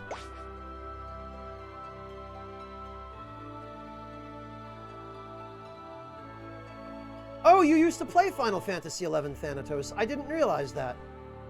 Devilish, when you say it requires skills, are you talking about numerical skills?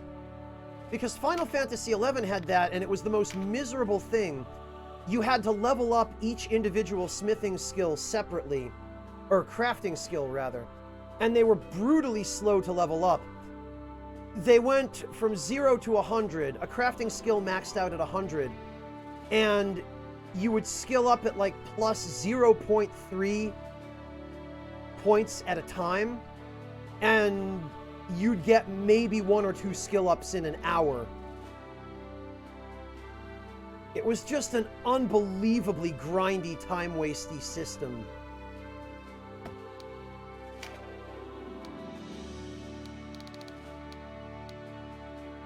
I ended up getting alchemy to 100 or close to it on my first character in Final Fantasy XI. And after that, I just said, no, no more.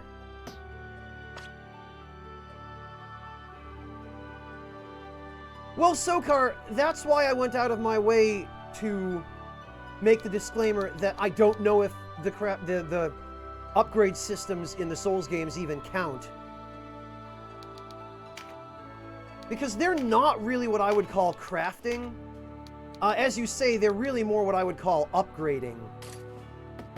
Because for the most part, the upgrades are linear. They just go from 0 to plus 10.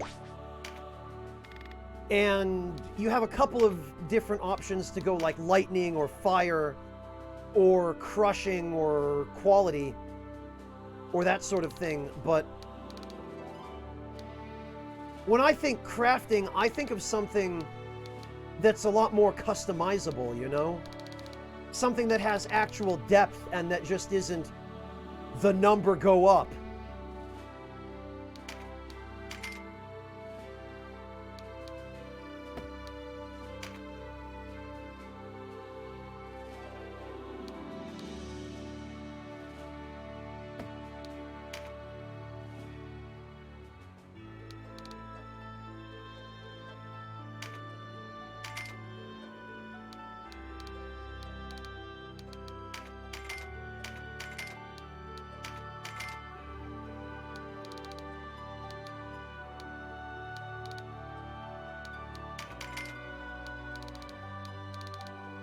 Honestly, I guess I can get rid of the Baldur stuff, because it does not appear to be optimal for any purpose.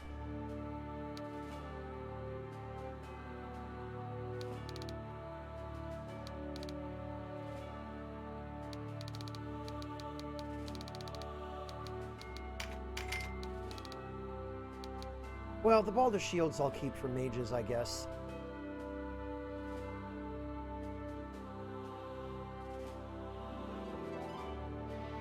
Oh, okay, Renosoft. Interesting.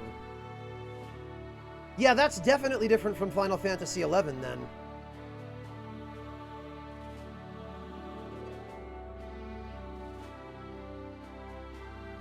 Star Wars Galaxies? Noobton? Resources changed weekly and had different quality ratings for many attributes between 0 and 1,000. Items you made had attributes that depended on different attributes of the material. You had to survey a place. Survey and place mines for high-quality resources. Frequently, there were no good resources on a planet. Oh, wow, Noobton, that's... Yeah, that's what I call a real in-depth crafting system. That is a good example from the sounds of it, yes.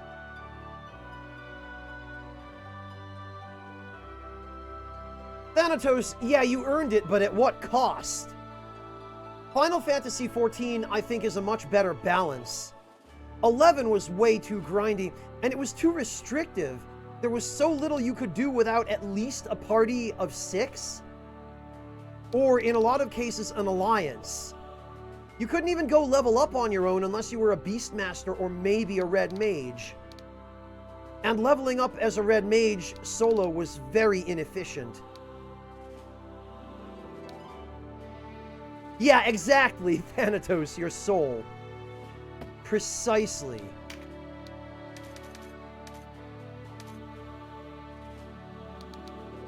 Oh, wait a minute, I got tons of beast hide. I can just make leather. Didn't realize I have that much. Yeah, the Thanatos, I feel like it was an unreasonable price to pay, especially if you were going for dynamis weapons or like mythic weapons, anything like that. You could spend literally years in the queue in your dynamis link shell just for a chance at that drop. It's just balanced to be so deliberately time-wasting, you know? I got to the point where I realized, you know what? I'm putting a lot more into this than I'm getting out of it. And at that point, it's time to move on. Yeah, Mantis Man, Monster Hunter World does it fairly well. There's some things that are a little bit tedious about Monster Hunter's crafting, but overall, it's not too bad.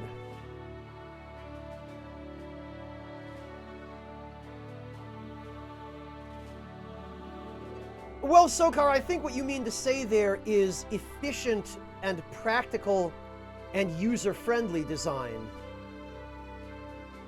is not always the same as fun design. And even then, isn't something that's user-friendly as opposed to user-hostile generally more fun regardless?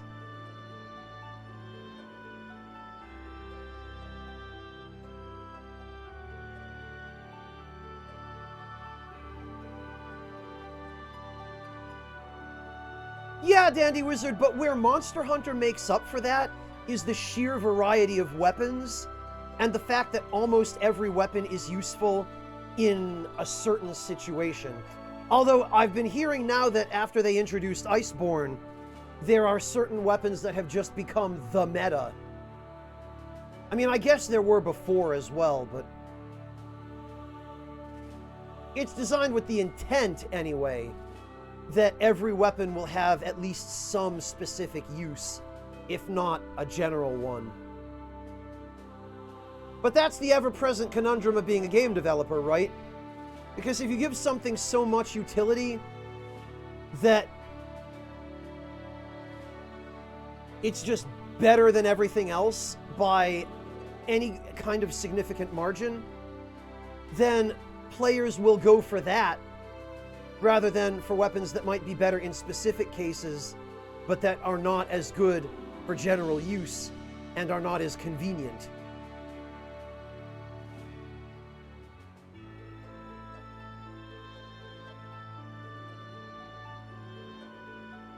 Really, Devilish? Is the PC meta not the same as the console meta?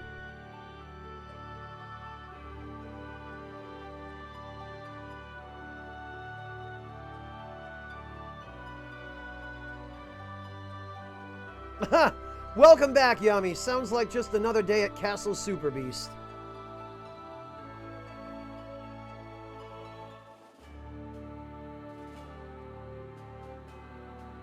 Oh, PC is a patch behind. Okay, Devilish.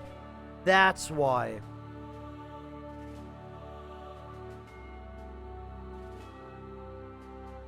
Gotcha, Hjalti. Yeah, I remember when the Kulve stuff was the meta. I guess, at the very least, it means that when I go back to Monster Hunter World, I won't have to farm Kulve Taroth. I can just go straight to Safi Jiva and farm that. Huh.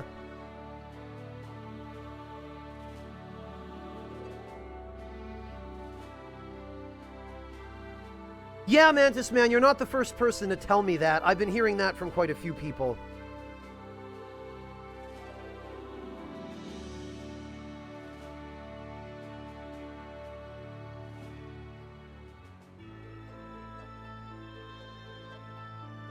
Exactly, Sokar, exactly. And of course players are going to gravitate toward whatever is most effective and optimal. Look at me, I've been sitting here for the past 3 hours going through the most utterly boring gameplay loop.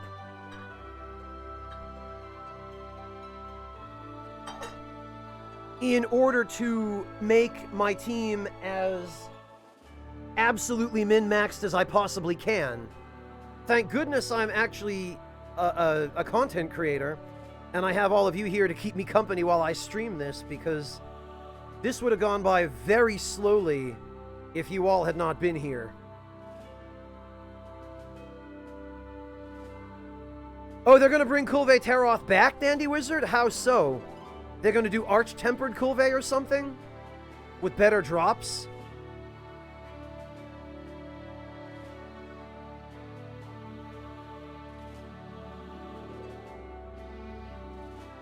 Well, Thanatos, but if you're still here after that 3 hours, I presume you're here for the company.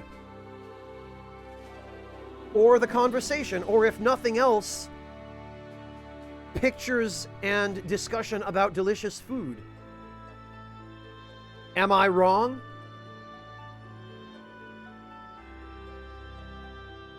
Oh, okay. Arikal, I gotcha. A master rank Kulve Taroth quest for the kill rather than I see. Welcome back, amateur.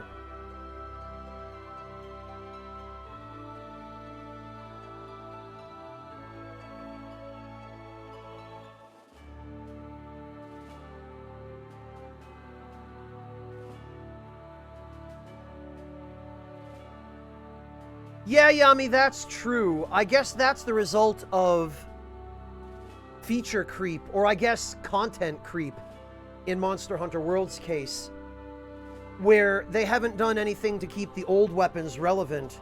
They've just introduced better weapons that now outclass anything from the base game.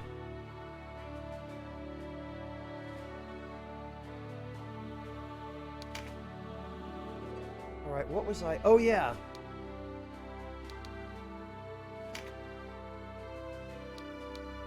Leather, and I need tannin, which I think I can buy.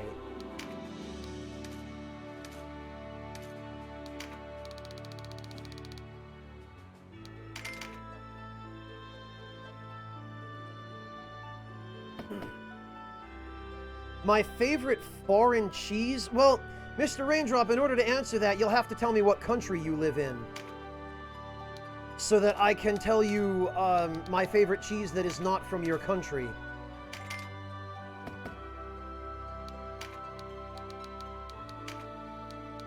Leather, there we go.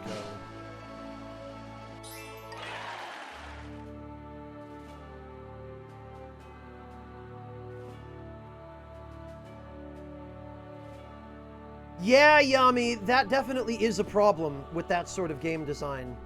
As good as Monster Hunter World is in so many other ways, you're absolutely right about that.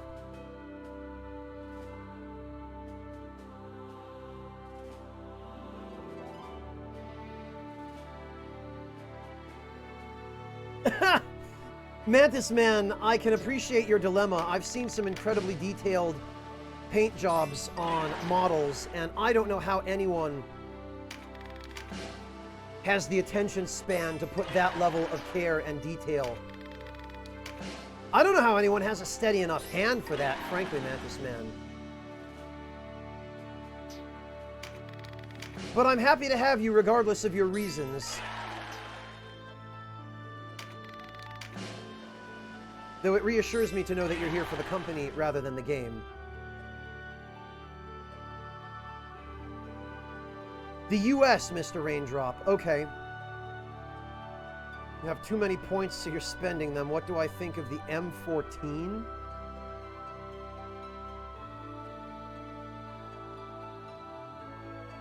The highway in the UK, the M14, Thanatos?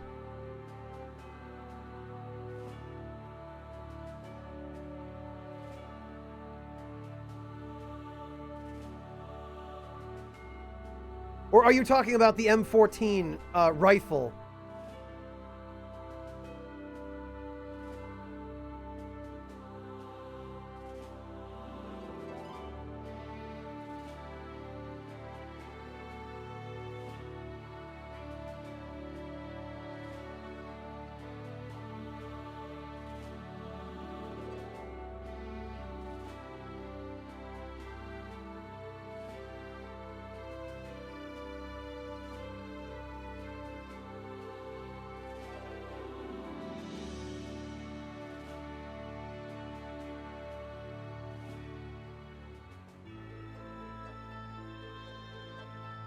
Oh, the M14 308 rifle.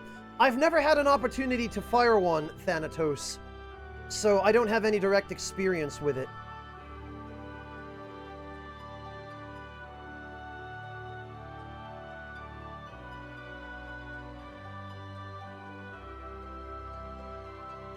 I was gonna say, Yami, because there is some artillery that's also called M14. I think Russia has an M14 rocket.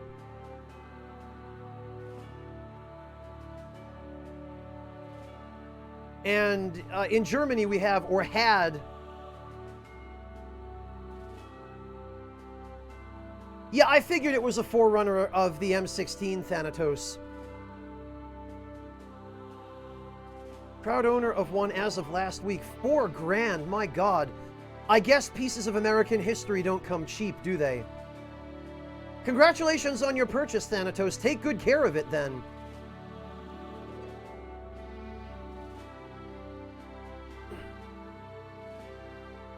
Devilish, you were proudly telling me about that only a few days ago. How could you have forgotten already?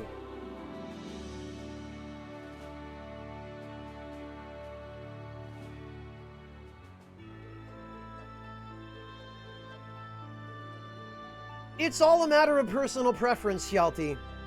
When you're established and you are ready to think about doing some things for recreation, you can either spend your money on experiences or on items that are important to you. And different things are important to different people. Alright, so, Raindrop, let me answer your question before I forget and before we get too far away from it. My favorite cheese that doesn't come from America is... I honestly don't know that I have a favorite. That's like asking me my favorite kind of tea. But I can tell you some cheeses that I like. I like Camembert. I like Brie. Oh, damn. 3 beast hide? For 1 leather? That's not a good deal at all.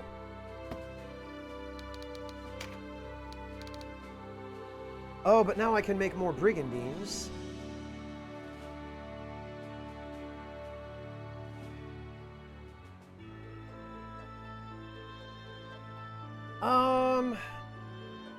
Emmentaler isn't bad.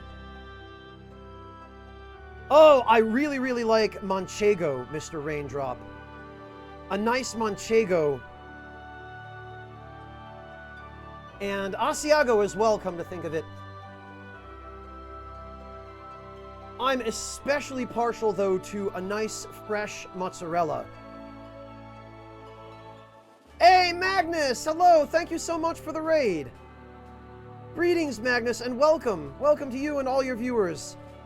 Thank you so much for joining us.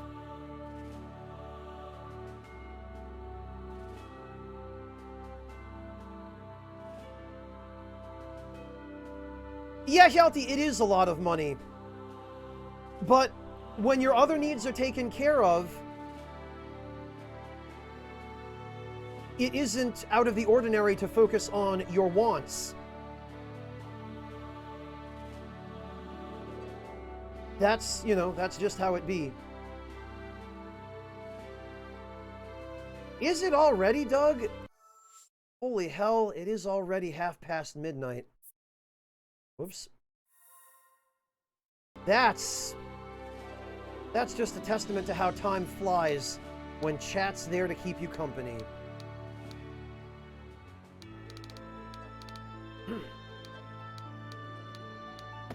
Oh, and actually, can I buy the heater shield? No, I can't.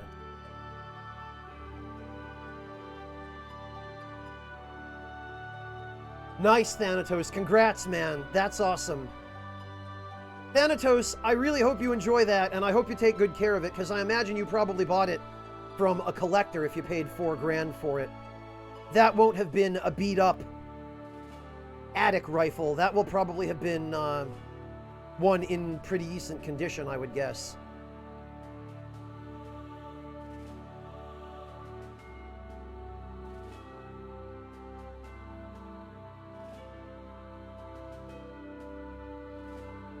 You know, Yami, someone else was here earlier who was saying similar things. I think it was Paladin Leroy who was in here earlier. One of my friend Rurikon's mods was in here and basically said the same thing you did about Final Fantasy XIV rather than Monster Hunter World, Yami. About how he's not fond of the way that it looks, whereas he's not as bothered by some of the older styles in previous games. Yeah, it'd have to be if you're paying $4 grand for it, Thanatos. Well, keep it in pristine condition, man. Hang on to that.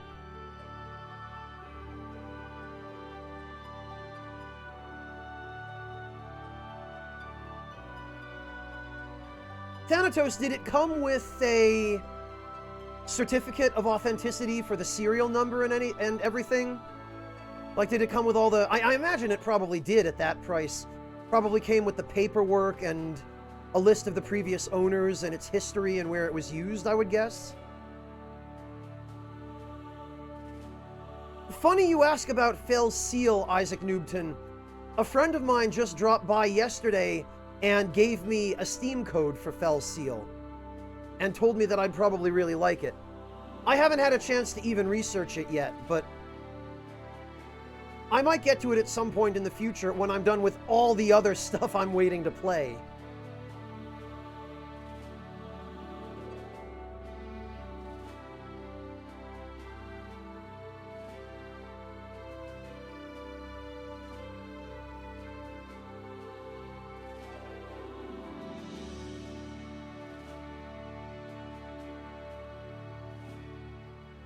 Wow, Thanatos, jeez.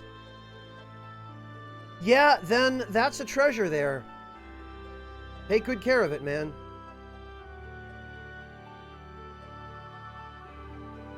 It seems like a simplified version of tactics? Interesting, Sokar.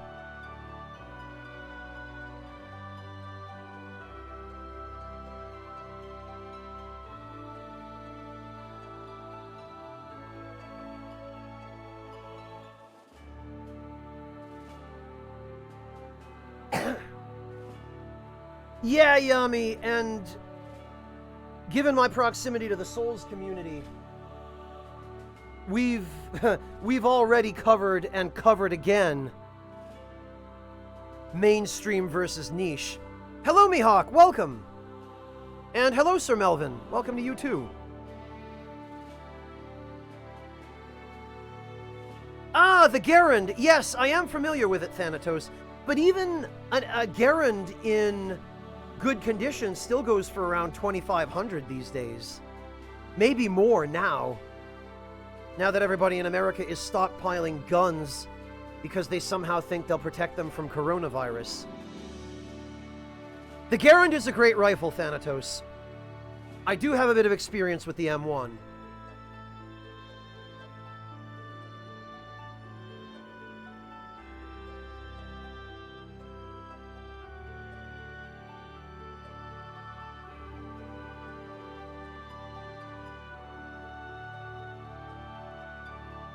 Well, Raindrop, what it really is they're stockpiling guns to protect their stockpiles of toilet paper.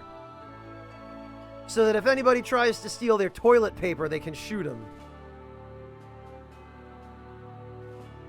Is what it really boils down to.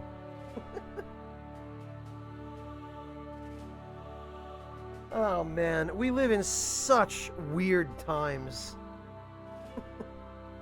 I tell you what, I'll take this over the bubonic plague or the Crusades.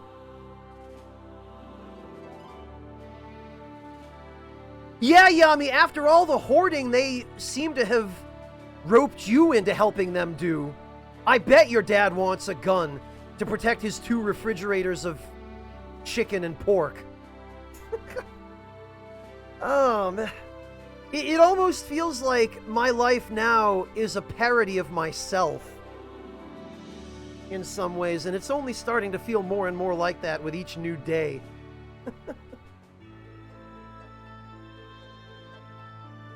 Yeah, Devilish, I guess.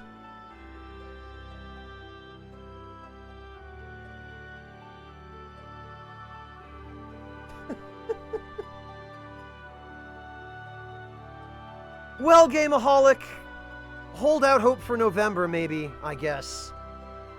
And in the meantime, just be nice and don't buy all the toilet paper. Leave some for other people. That's really the most well, okay, it's not the most you can do. The most you can do is to abide by the social isolation stuff and, you know, not be an asshole and put other people at risk of infection. But that's not that much more. It's not that much effort.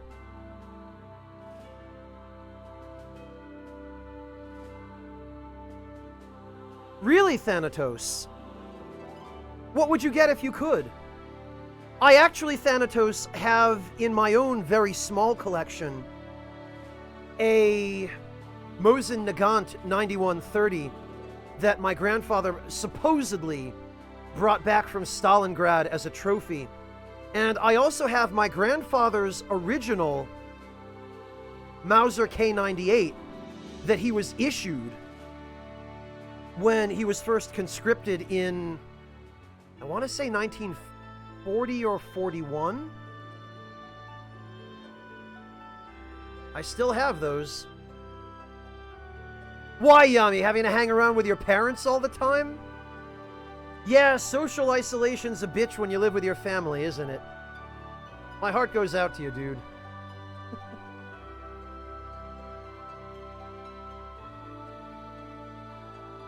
It's a lot of paperwork, Mantis Man. If you're in America and you're trying to import a firearm from another country, there's a special process and special paperwork you have to go through, and a couple of different extra fees you have to pay, which can add up. You need a tax stamp, I believe, and then you need import... I think there are some import fees or tariffs or something like that. It's not easy to do. The reason I know that is because I thought about trying to bring my 2 firearms from here in Germany back home to America, to my parents' house. But it ended up being impractically expensive and there was way too much paperwork.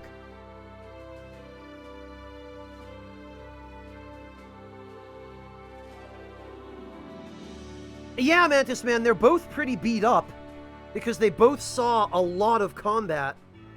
My grandfather made it all the way to the end, although he was only infantry for a little while. He eventually was promoted to a tank commander. He was in the 56th Panzer Corps, which I know saw action in or near Stalingrad, but I've never been able to piece together exactly what his involvement was. But he still had those 2 guns all those years later. He had them in his attic, actually, and I ended up inheriting them because I am the only member of his immediate family who still lives in Germany.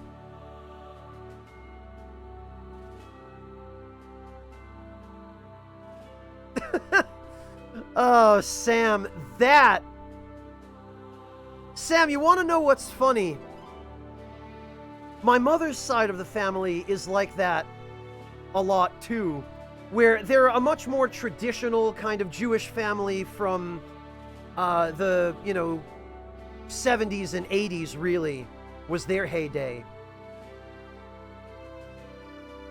And I stayed with them for PAX East. I stayed with my cousins just outside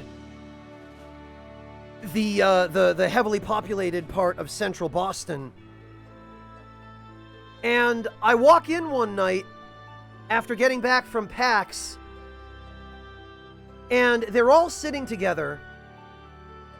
They had a couple of their kids over. I say kids, but they're my age. My cousins are actually, one of them's a doctor, and the other, I think, works as a secretary at a local clinic. And their kids are around my age and a little bit older. And their youngest daughter, who is one of my closest relatives, is really more of a sister to me than a cousin, was in with her husband and her 3 children. And I walk in, and it's like the 6 or 7 of them sitting on the couch in the living room, watching some modern movie about Carroll Shelby, of all people. A racing movie, I think. Like, really big on cars, seemed to be the focus. And they're sitting there watching this just as a family, just chilling at like 10:30 p.m.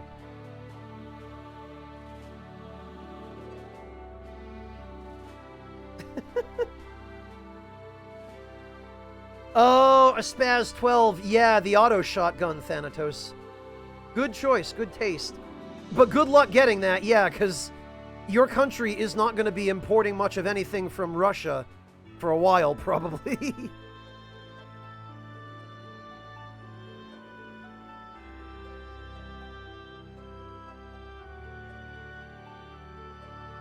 Yeah, Street Shark, it was probably the most wholesome moment that I've experienced in a long time. I mean, I live by myself, so getting to see my family was really nice. PAX East is more than anything just an excuse for me to visit Boston and to see my family there. No, actually, Yami, I am lucky. They're a Jewish family, not an Asian family. And although they do like it when members of their family become doctors or lawyers, there's certainly no shortage of doctors and lawyers on that side of the family. They don't look down their noses at me for it. I consider myself incredibly lucky that they're not an Asian family, Yami, because, yeah, I've heard all the horror stories from my Asian viewers and friends. I've heard all of that. But actually, Yami, when I was in for PAX East last month, the wife of the doctor, and these guys, the doctor and his wife in this family are, I want to say they're in their mid-60s, early to mid-60s. And his wife, my cousin, was asking me all kinds of questions about being a content creator. She was asking me about streaming on Twitch. And, like, showing genuine interest, non-judgmental interest in it, even to the point that she wanted me to show her my Twitch channel on her smartphone. And she was just, like, super interested, super nice about it. Really, Street Shark? Well, you know one. Me. For what that's worth. I know, Yami. Yami, honestly, next time I'm in Boston, if you want to experience hanging out with a successful family that is kind and non-judgmental, just meet up with me. I'll introduce you to them. Oh, Sam, you're still here. Yeah, in that case, too. Yeah, bar mitzvah and all. Same for me, Sam. I tell you what, I walked away with a couple of bruises from having candy thrown at me that day. I can't believe they still do that.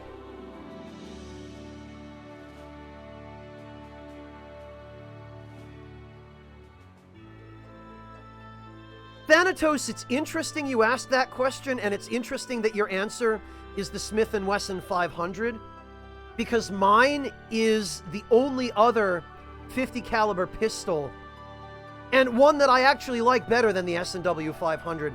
It's the JTL-E 500. If I found a magic lamp and the genie said you can have 3 wishes as long as you only wish for guns, my first wish would be for a JTL 500.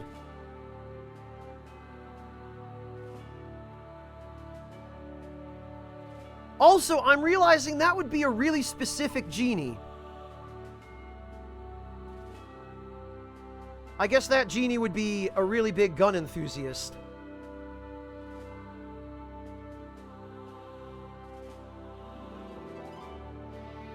And if you want to know what that looks like,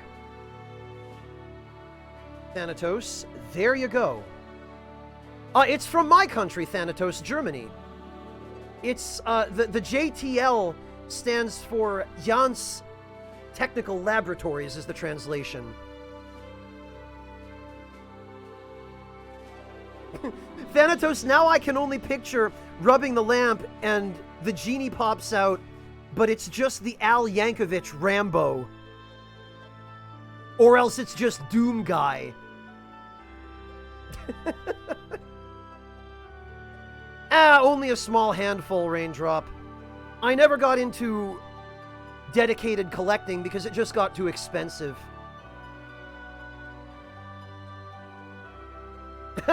It's a very sexy firearm, Thanatos, and a very, very well-made one. German engineering, top quality materials all around, 50 caliber. It doesn't have the problem of backblast through the cylinder gap that the Smith & Wesson 500 has. And it is just an incredibly refined, well-engineered gun.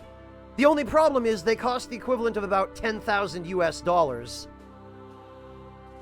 So maybe if I ever win the lottery, or Mr. Beast decides to show up here. Genie would be a blue Ted Nugent with no legs. There you go, Newton. Yeah, that's... The lamp would be a pistol holster. Exactly, Mantis Man.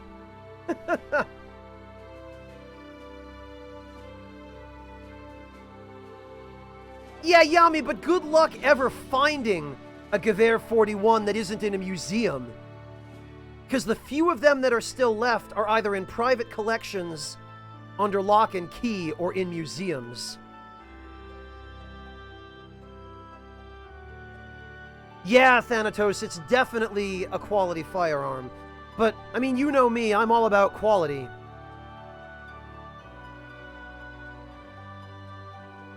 You'll borrow one, Yami, right. They'd be able to track it down by the serial number, Yami. You'd never be able to show it to anybody. Alright, what was I supposed to be doing here? I was gonna make... Oh, I was gonna make Brigandines into Brigandines +1. I need iron and steel. That's what I was...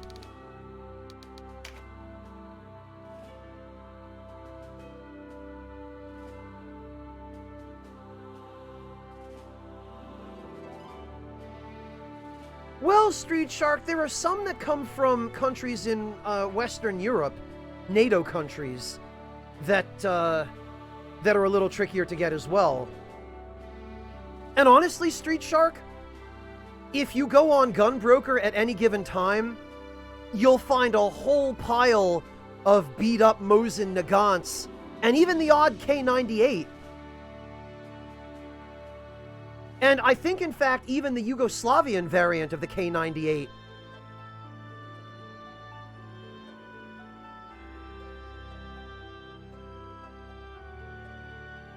Well, I was going to start crafting armor for my army, but yeah, close enough. Thanatos.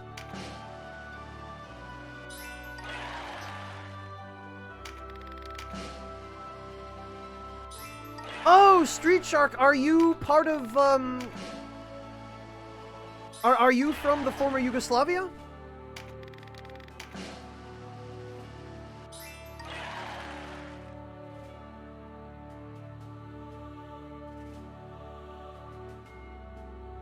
Yeah, K98s and 9130s for everyone, Thanatos.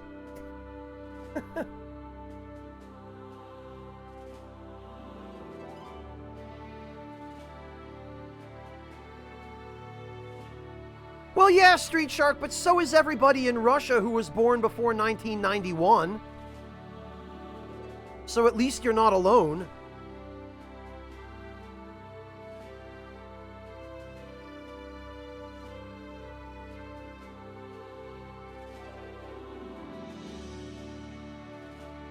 Jeez, Yami. But Yami, you have a military ID. Doesn't that entitle you to carry a, or doesn't that take the place of a pistol permit, like a civilian pistol permit?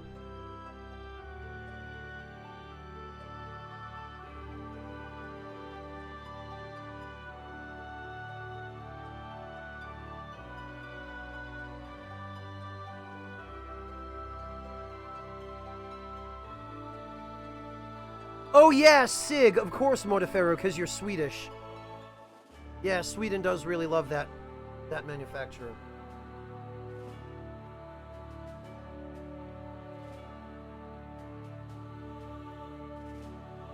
Well, Street Shark, you gotta use what's lying around, right? Oh, in New York City. Gotcha, Yami. Right. I didn't put two and two together. I forgot you live in New York.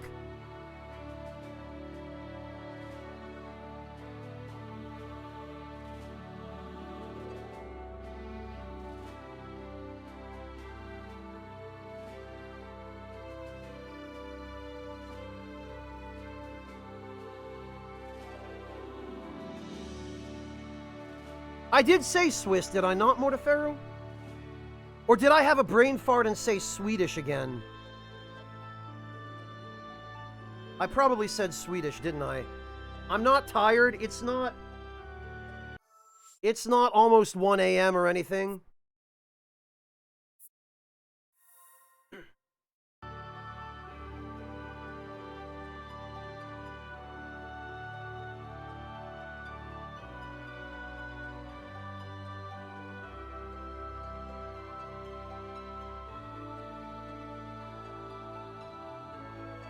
I did, Mortiferro? I apologize. Sometimes my brain does that, and I don't know why. I don't think even my brain knows why. Then again, my brain not knowing why would sort of lead to the conclusion that I myself don't know why. Then again, sometimes I feel like my brain's goals are beyond my understanding.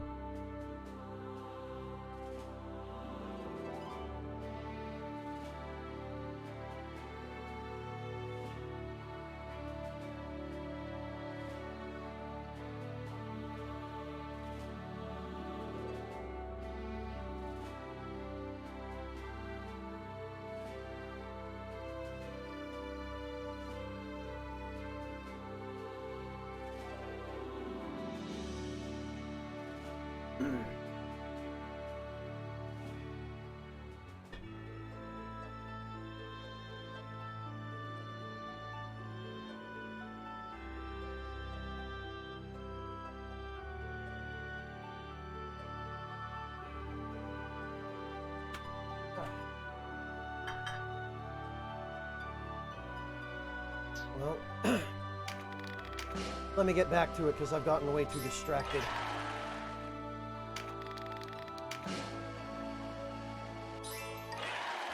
Man, anybody watching the VODs of this stream is going to have some hell of a job in store for them.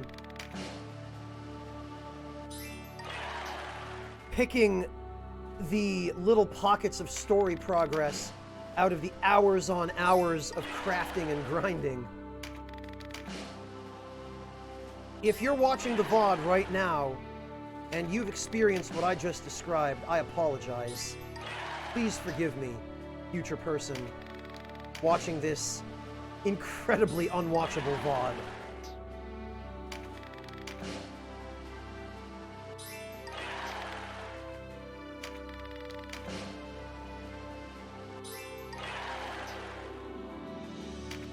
Street Shark, that depends on whether you want one with the chrysanthemum insignia on it. Because most of them were deliberately defaced by the Japanese military on an order by the Emperor at the end of the war. So if you want one that actually has the insignia intact, you're going to be paying a lot more and looking a lot longer.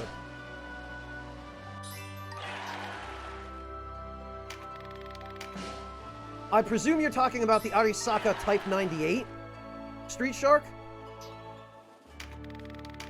No, Street Shark, the reason it was a symbolic thing. You know how Japan is into symbolism, yeah? Well, the Emperor ordered them to deface or otherwise strike the imperial family crest, the chrysanthemum, off of all of their swords and guns as a way of symbolizing that the Americans might capture the equipment, but they were never capturing or taking away the soul of Japan, is what it amounted to.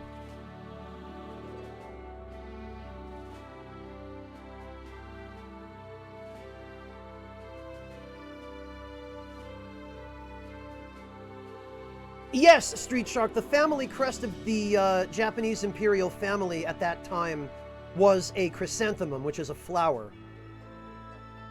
Which is why, if you're looking at Arisaka's on Gunbroker or somewhere, or even at a gun shop, if you manage to find a gun shop that has one, usually what you will find is an Arisaka that has had the chrysanthemum emblem either hammered out or scratched off or in some other way destroyed.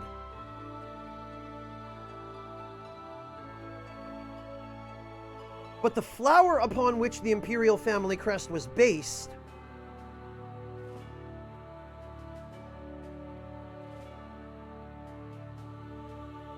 I will show you a picture of it.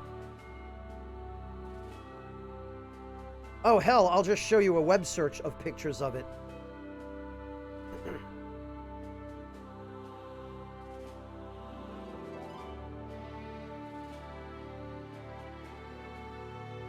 Oh, right, Street Shark. It already slipped my mind that you're an ex-Yugoslavian. No gun auction. What do? Just buy them at the grocery store, along with the week's worth of bread and milk?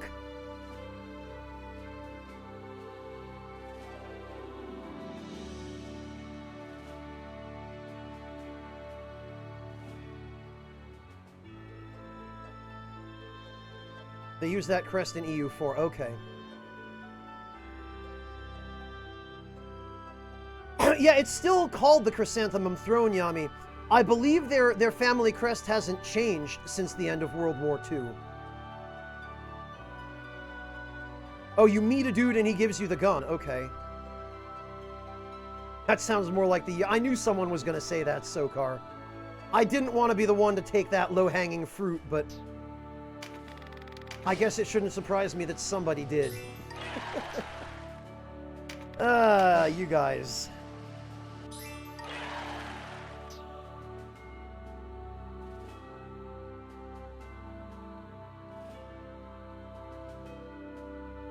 No, Street Shark, but I guess if it's that common, then it stands to reason that you would know about it.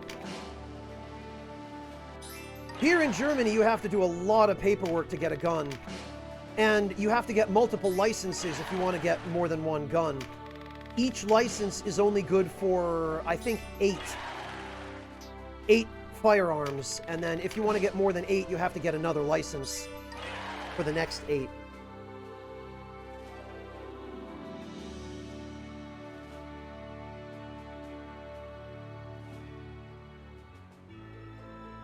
Yeah, Sokar, they did, in response to all of the mass shootings and school shootings.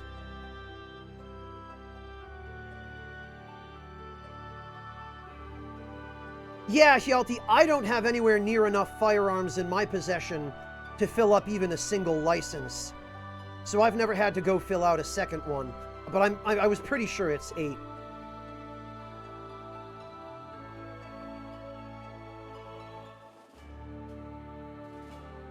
Yeah, there's a lot of that stuff still floating around too, Street Shark. There are still old Soviet bunkers that have equipment just left in them that people are going into and scavenging. Gas masks, uniforms.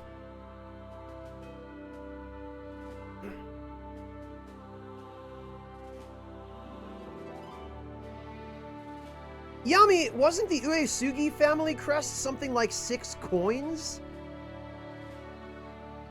I'm not familiar with any Japanese family whose crest is literally just the kanji for love.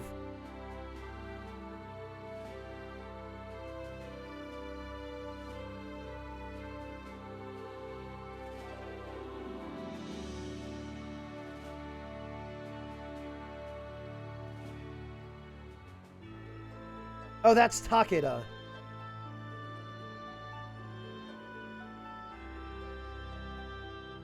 Your mom's in a gun club, Yalti? Nice. She could have 8 guns on her card. Yeah, okay. Yeah, and Yalti, you do... I'm in a gun club as well. You have to be in... Well, I'm preaching to the choir here. I'm pretty sure you're also German, Yalti, from some of the other things you've said. But, yeah, you have to be a member of some shooting club or a farmer or something that gives you an excuse to own a gun legally in Germany. Oh, one of their retainers, Yami. Okay. Oh, Stuttgart. Okay, Hjalti. I'm in Berlin. Very cool. Uesugi's crest is 2 flying sparrows in bamboo. Okay. I guess I was thinking of Takeda then.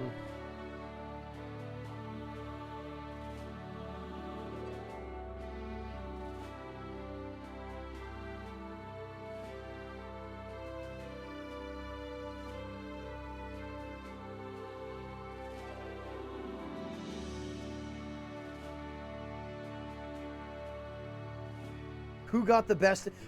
Street Shark! They literally did that. That was the whole Sengoku era. That was literally just, my family crest is better than yours. Let's fight. I want to be the one to rule Japan. And then Nobunaga won anyway, just because he was a bigger, meaner bastard than everybody else. And also he was kind of crazy.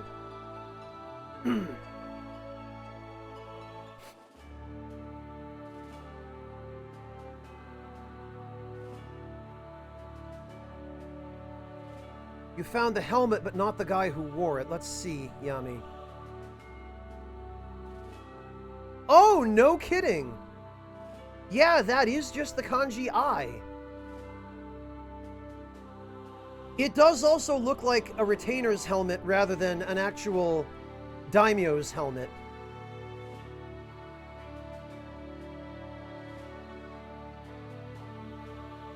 Huh, fascinating.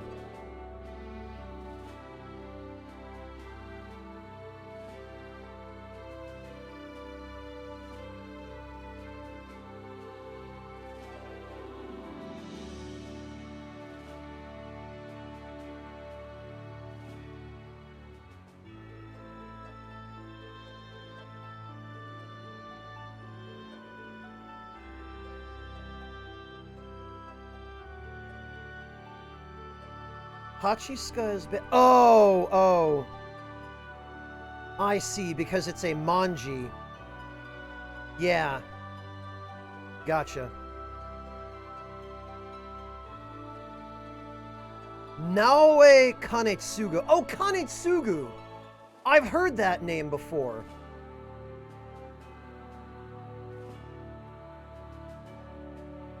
Yeah, join the club, Street Shark.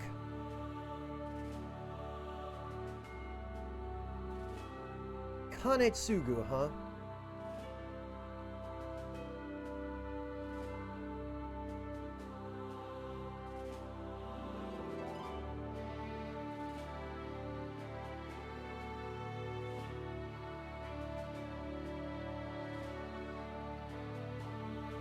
Famed for his service to 2 generations of the Uesugi daimyos. Alright. Yamashiro no Kami.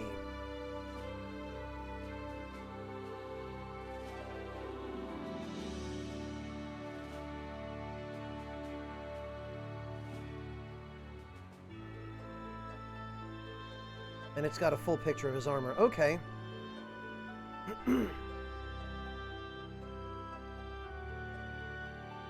Street Shark, join the club. Join the German No Sleep Club, or well, the European No Sleep Club at this point.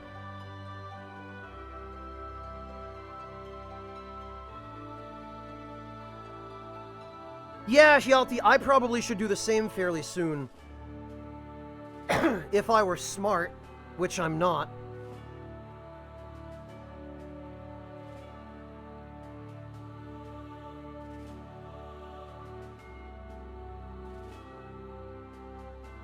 Yeah, Street Shark, it always does that to me too. And then we've got that weird 25 or so days where the time difference between American Eastern Time and German Time is 5 hours, but then it's 6 hours. So I always have to double check my math in March when I'm sending my stream announcements. Hello, Inkazumi, welcome. Yeah, Street Shark. I really wish we could just do away with daylight savings time. There's absolutely no need for it anymore. Let's just lock the damn clocks and be done with it.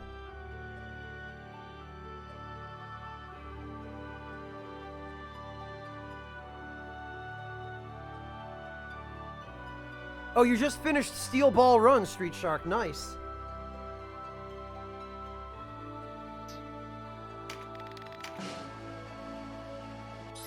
Huh.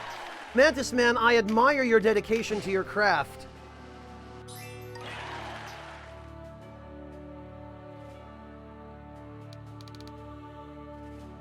Alright, what did I need? Iron and...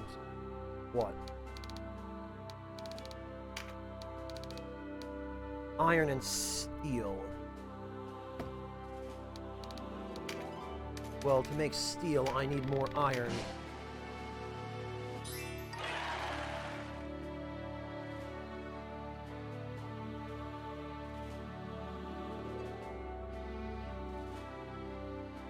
Exactly, Hjalti, exactly.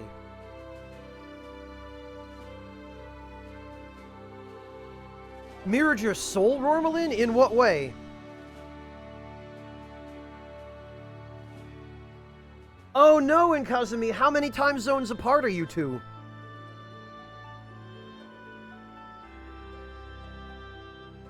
Amateur, why is everything conspiracies with you?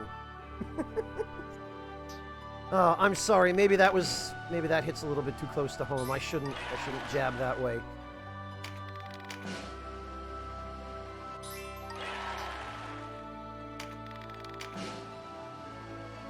Rormelin, what do you mean, though? Please explain. Mirrored your soul with what? The comment about daylight savings?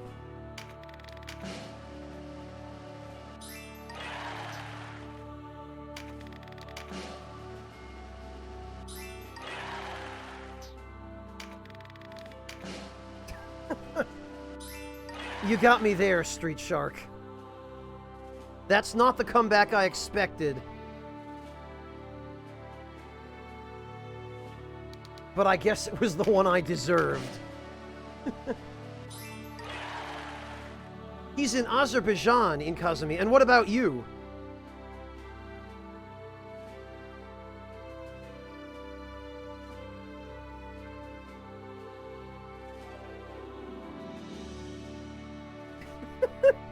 Yami, you're only saying that because you've done military service.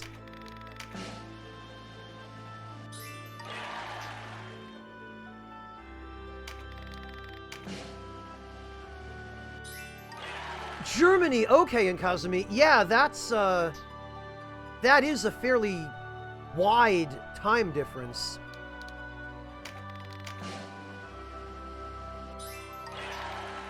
I'm not saying it doesn't work or that it isn't good, Yami.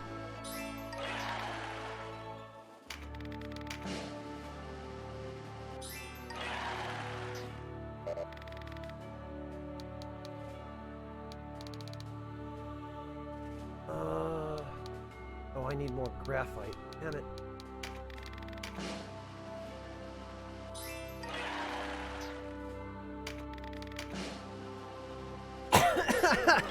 Yeah, Mantis Man, I can relate to that. There is nothing more vexing than seeing a job unfinished.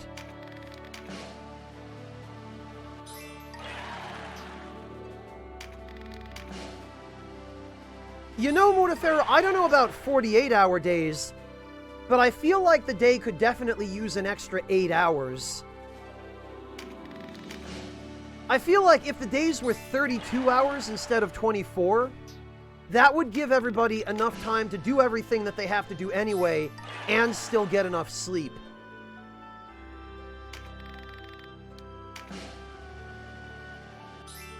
That's what humans need to do. We need to colonize a planet that has a 32-hour day.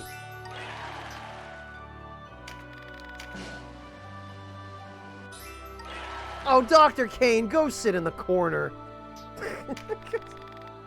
God, man. You're one of those people, huh?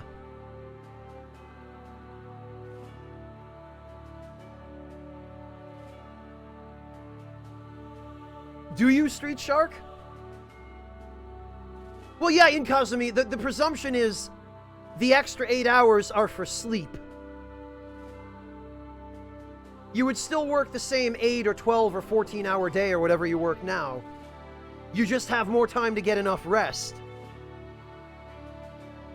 Alright, Yami, take it easy. Have a good one, and good luck cooking. Or, as the good Jacques Pepin would say, happy cooking!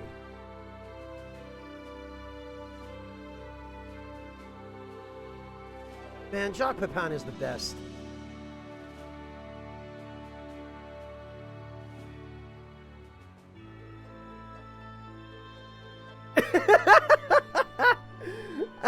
I'm not sorry, Yami, and you can't make me apologize.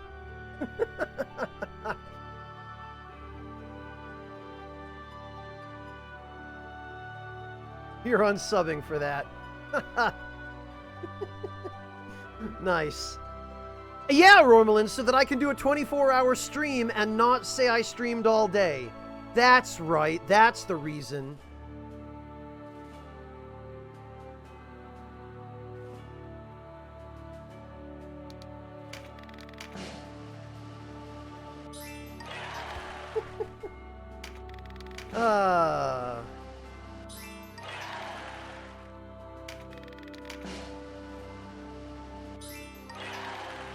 Fair enough, Street Shark. That's entirely fair. In my case, it's the other way around. People go to sleep listening to the gameplay not happening. Anybody who's still here after the kind of gameplay that I've been doing during this stream is here to either fall asleep to the game or to listen to us talk about food and guns and wherever the hell else this conversation has gone. Daylight savings time being abolished and moving to planets with 32-hour days. Yeah, Dr. Kane, to a large extent I'm here for the food too.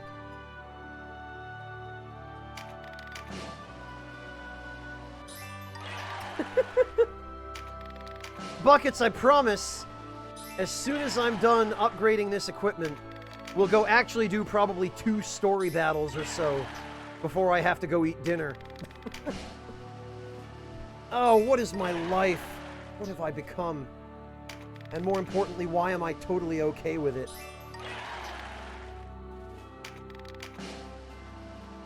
Well, thank you, Devilish. I appreciate that. I'm really just here for all of you as well.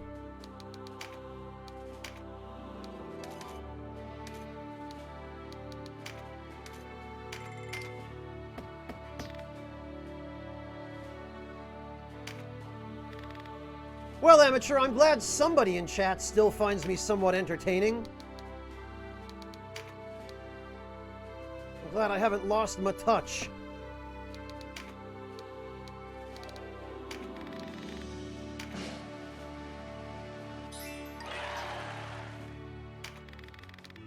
I'm not laughing, Shelty. I understand it's a real thing that people really do.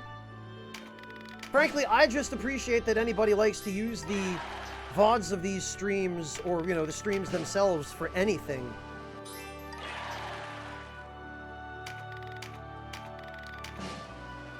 Yeah, at least one, Dr. Kane. If I'm lucky, maybe even 2 or 3.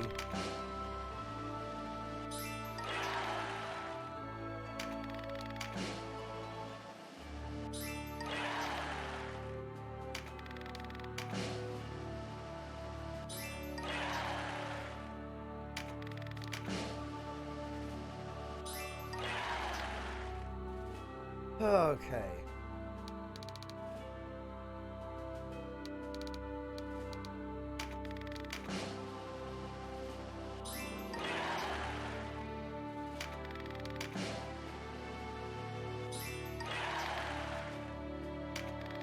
Yeah, Buck, it's 3 people finding me entertained, man. That's a dream of a dream.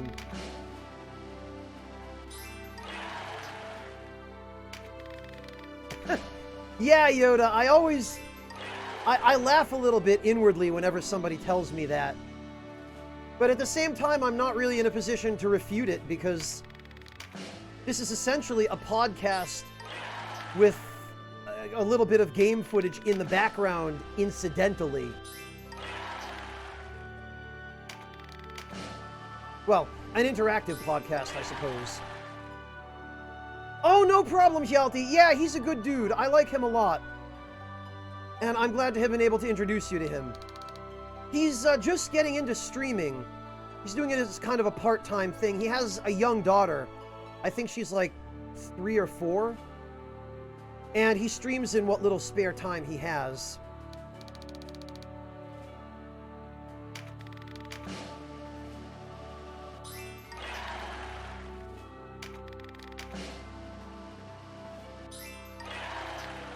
You finally know what it means to be Pat.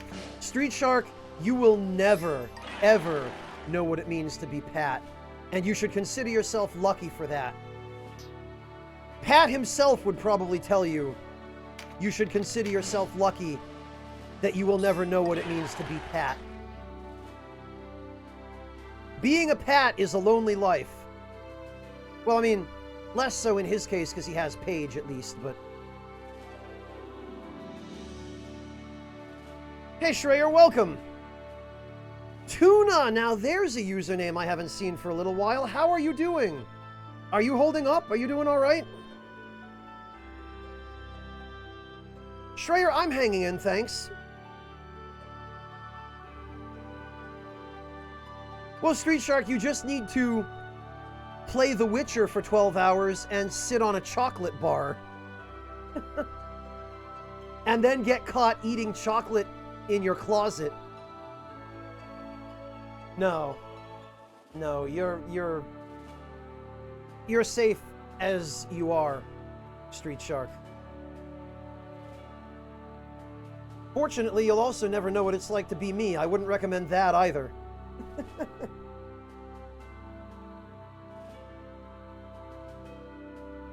Oh, I'm sorry to hear that, Tuna.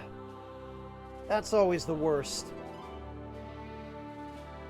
Did you get HR to deal with him, at least, Tuna? Yeah, Motiferu, you should. It might help you stay sane.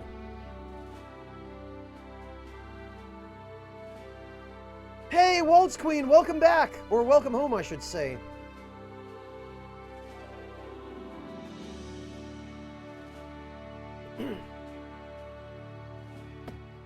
Alright, I think we have enough.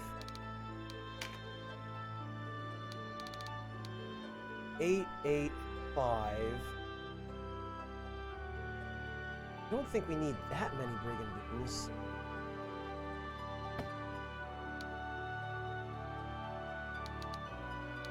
But I'll make a few more iron ingots just in case.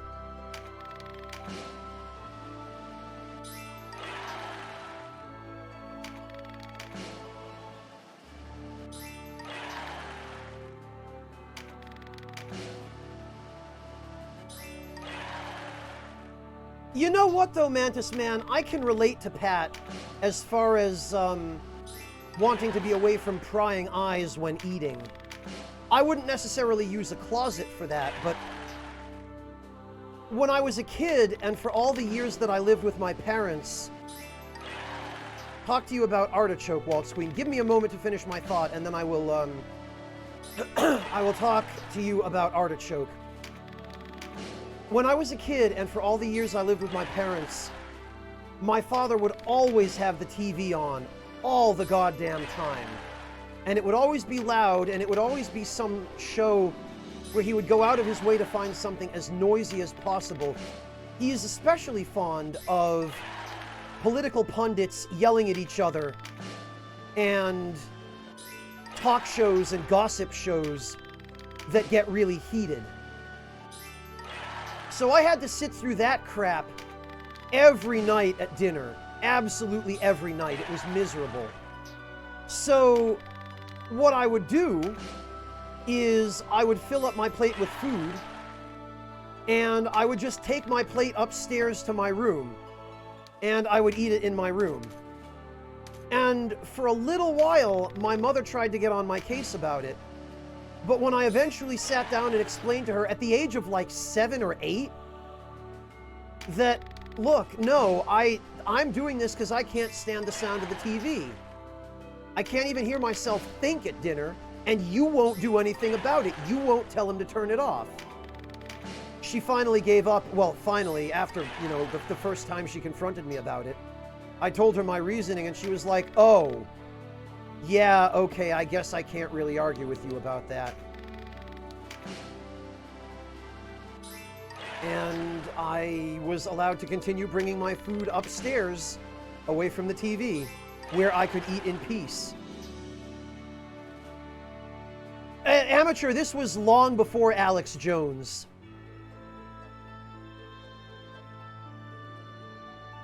Yeah, Waltz Queen, my father, for whatever reason... I mean, I can understand wanting white noise to help you sleep, or to help you concentrate on something, but he just wants it all the time. It's like he can't stand the sound of his own thoughts and is constantly trying to drown them out. I don't know what his deal is. I truly don't understand. But he's been like that my whole life, anyway. I don't know if he was like that before I was born, but... every moment of every goddamn day, he had to have the TV. When he was asleep, he would sleep in his armchair in front of the TV, and then if you'd walk by and turn the TV off, he'd wake back up, yell at you that he was watching that, and turn it back on, and then go right back to snoring.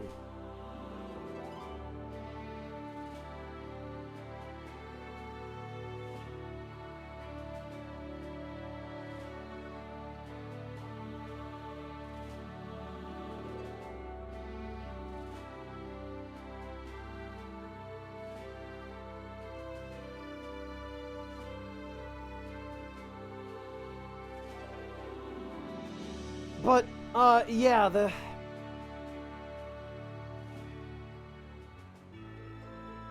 Well, Sokar, I'm certain that that's part of it, but he wasn't always like that. You know, he certainly didn't seem depressed when I was a kid, other than that maybe he was depressed to be a parent. Which, I hate to say it, but I think to some extent maybe he was. I think he got a lot more than he bargained for being a parent. I don't think he thought it through at all. I mean, the way he behaved for all the time that I've known him has certainly suggested that to me, but...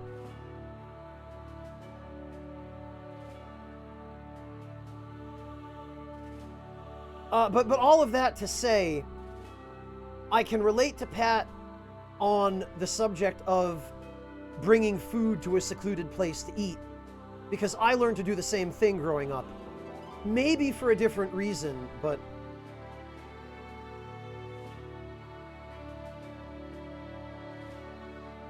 I just cannot stand eating in a noisy environment. I really, really like peace and quiet.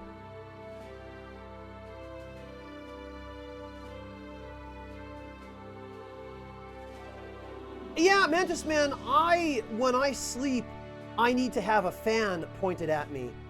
But that's more for the wind. I guess in my case it's more just a sensory thing than for the noise.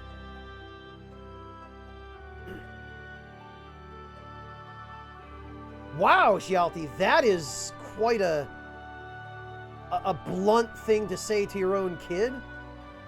My condolences.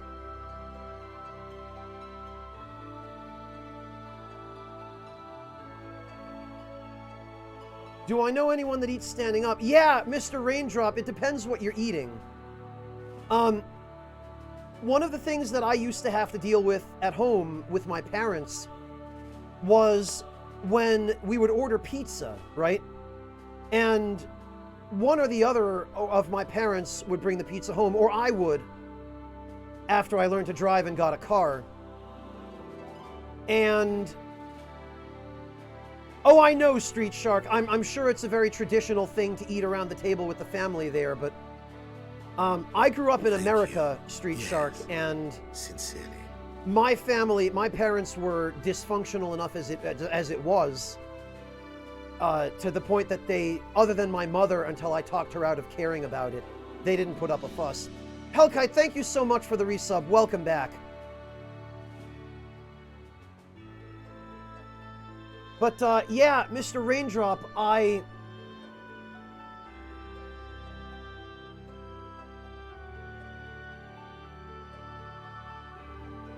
when we would order pizza, it was very common that the table would not have enough room for everyone to sit around it and eat pizza.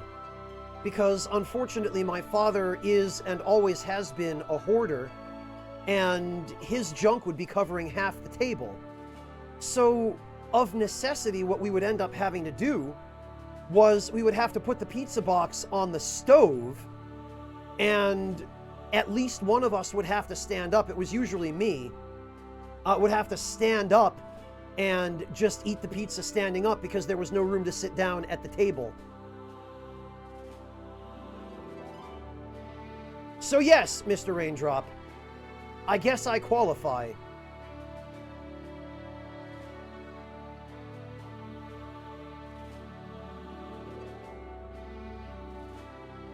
Waltz Queen, as to your question about artichokes, because I haven't forgotten you, and far be it from me to neglect a food inquiry.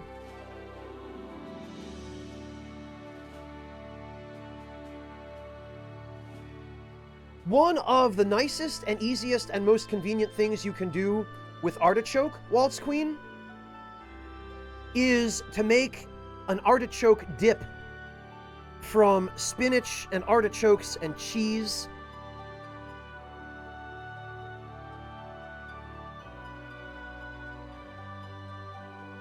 And let me give you an example.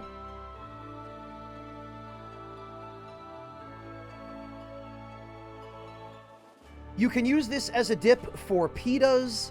You can use it as a dip for chips.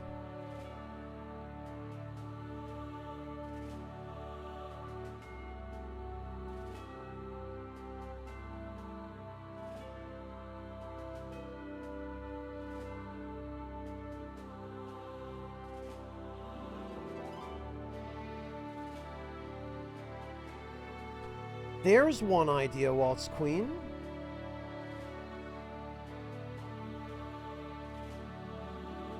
Well, yes, Raindrop, there has been some scientific research done on the idea that sitting is unhealthy for you.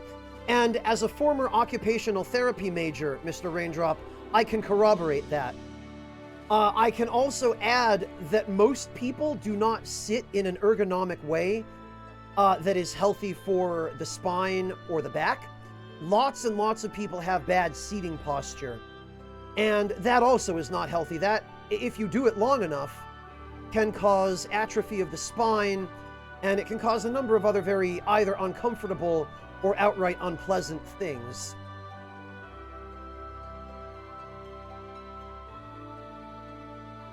The research that has been done recently on that subject, Mr. Raindrop, has been more related to people spending so much time sitting in front of computers.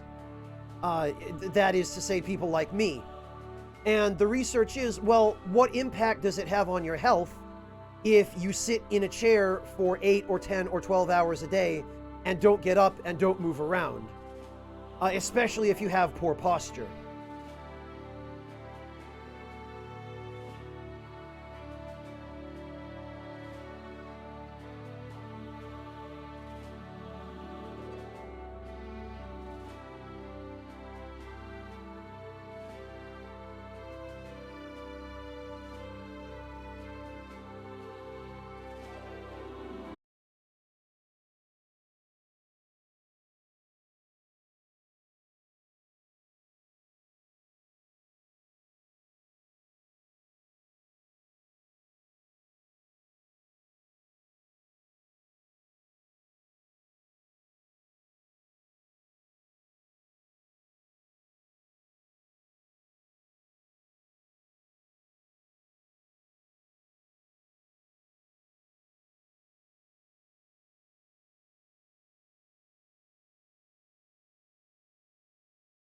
My heart goes out to you, man. But it sounds like you've been proving her wrong every day since, so good on you.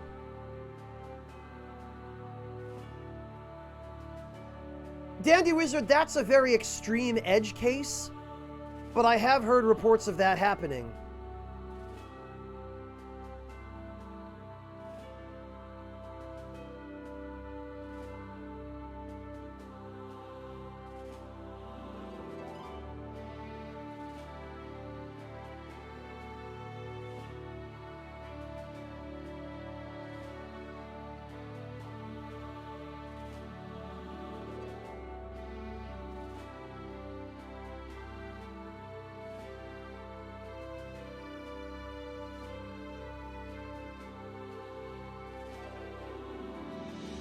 Yeah, it seems the stream did break. The upload has been stable on my side, so it must be Twitch having problems again. They've been having issues all day. Twitch broke for us a little bit earlier. And Tuna came by just a minute ago and was saying that it wasn't working for him, so I'm guessing that's what's going on. I was saying, Doug, that my heart goes out to you, and whatever your mother said to you, I can tell you, based on the experiences that you've been sharing with us on the Discord and here in chat, that you've been proving her dead wrong every moment of every day. And I encourage you to keep doing so.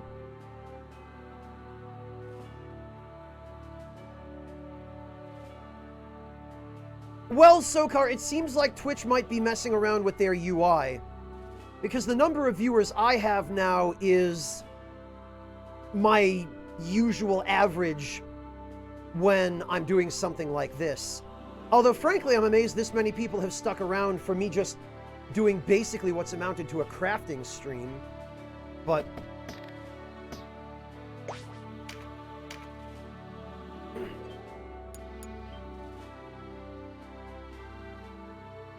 it could be that Twitch in general is seeing a lot more traffic. Oh, wait a minute, you know what? Actually, I think I know what it might be. I believe Twitch is running a charity event right now to benefit coronavirus victims. And they might be preparing for that.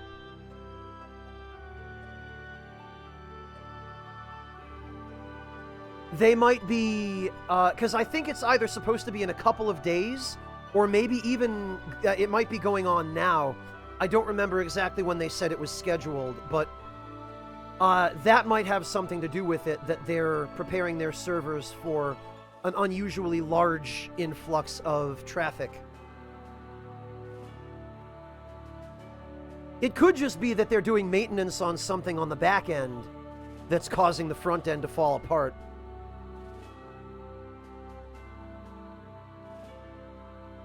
It depends what you're proving them wrong on, Morteferu. My mother has always told me how, much she loves me and how I could be anything I wanted when I grew up, and I might or might not have proven her wrong on that a couple of times, which I didn't feel especially good about. But I get what you mean, Morteferu.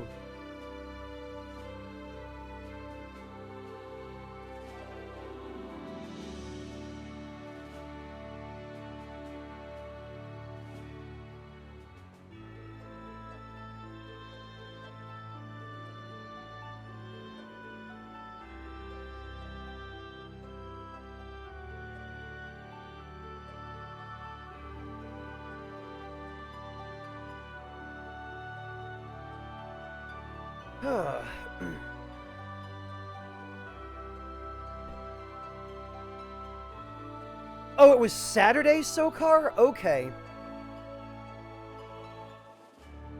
I think I might have taken Saturday off.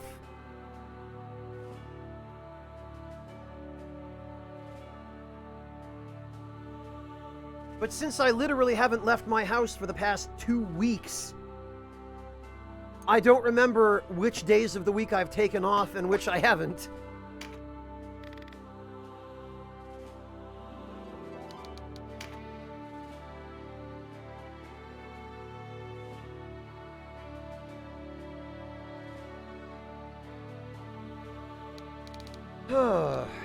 All right. Maybe now I can finally get this crafting done. Of course, the first attempt blows up.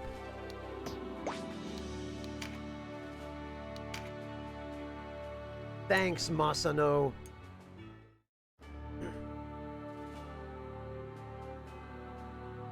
Yeah, Mantis Man. Let me give you that, and let me refresh the Discord server for you. Mantis Man, bear in mind, you need to link your Discord to, rather, you need to join our Discord via the desktop Discord app. I've had countless people tell me that it doesn't work for them on mobile or in the web app. You do need to be using the desktop app in order to see the option you're looking for. But I just resynced the server for you. So it should show up now as long as you're using the desktop app.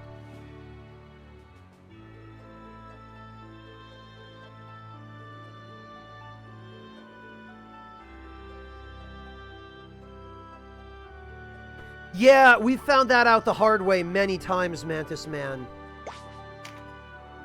So that's usually the first thing that I mention when somebody tells me they can't find my Discord in their integrations tab is, are you using the desktop app or something else?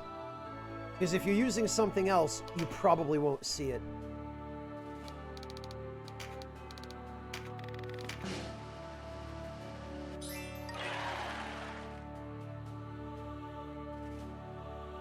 Well, Waltz Queen, probably because everybody's talking about the coronavirus. It's difficult to escape it, honestly.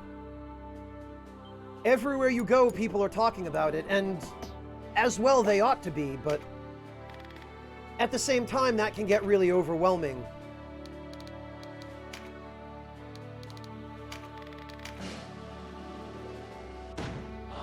Damn it, it's a good thing I saved.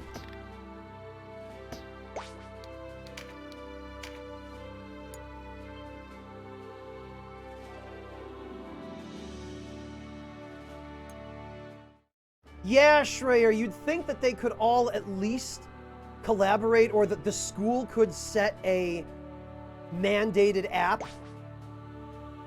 But when you've got some teachers trying to communicate with you through Skype, and others through FaceTime, and others through Zoom, and goodness only knows what else, yeah, it gets really irritating.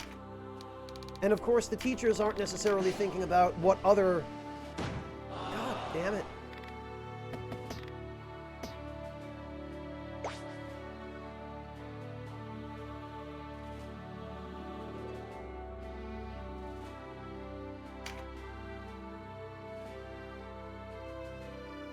Oh, Sokar! I might be able to explain that mystery ban. Discord recently implemented some features that are what were described as improvements to their automated bot detection system. And it might be that you got banned as a result of Discord's new bot detection thinking you were a bot, for whatever reason.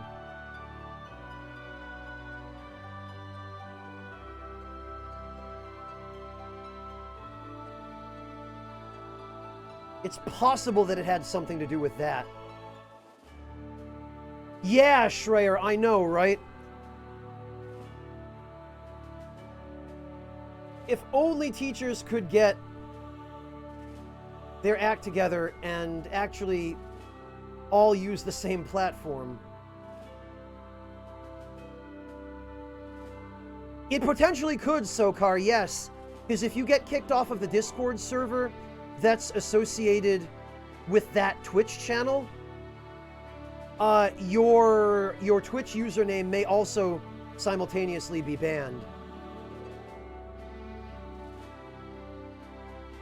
Teaching Gmod.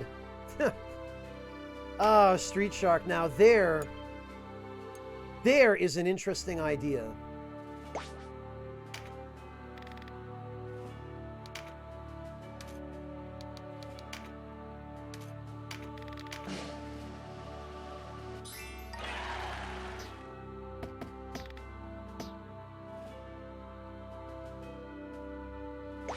Yeah, Schreier, it really does bring those kinds of flaws to the forefront, doesn't it? Maybe, if nothing else, this will be the push that some of those administrators need to get off their asses and actually do something about it.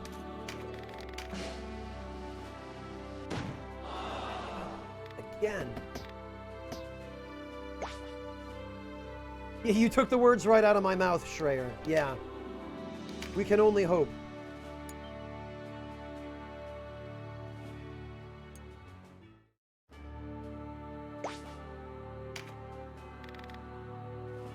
Yeah, Sokar, then it's entirely possible that that's what it was.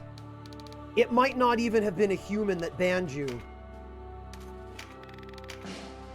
Funny, isn't it, Sokar, that the solution to the problem ended up being more of the same problem? Funny, but I realize not helpful.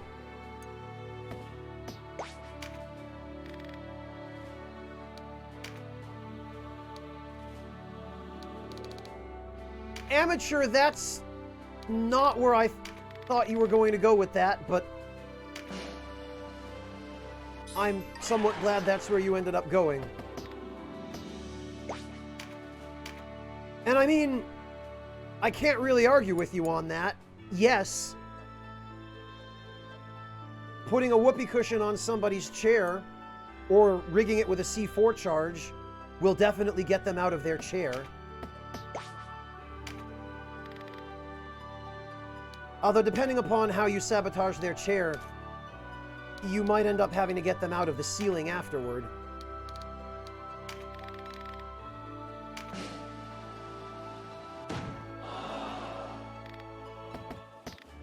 Well, Sokar, that's why, and this is what I always tell people in these situations, you should never make any assumptions until you're sure of the facts.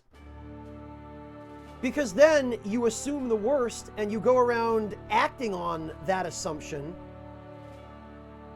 Like, you might assume that somebody on your server banned you, so you assume that the admins are out to get you.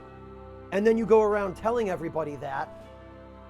And much later you come to find out that no, it was just a bot that banned you by accident. And then you've been bad-mouthing the server admins the whole time and they had no idea. So that kind of thing is why I always say, in situations like that, that you really should figure out the facts first.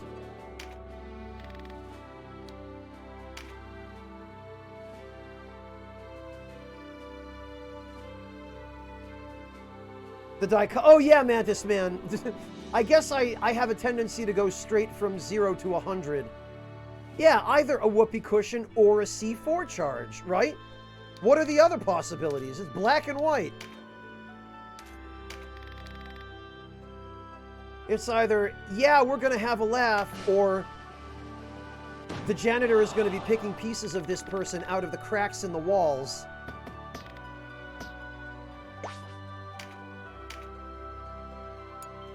I don't know, I guess that's just where my mind goes. I tend to sometimes have black and white moments.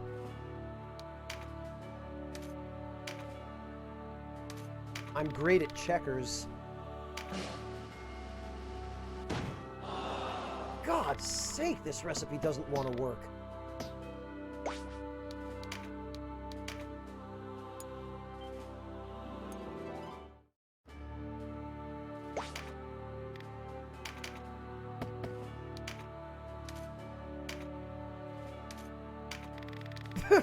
Well, it's too much of any kind of damage, amateur.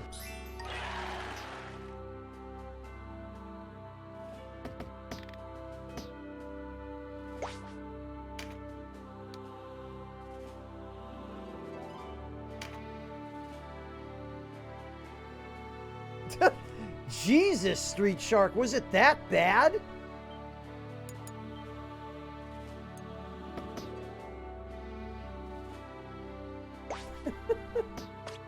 Oh, man.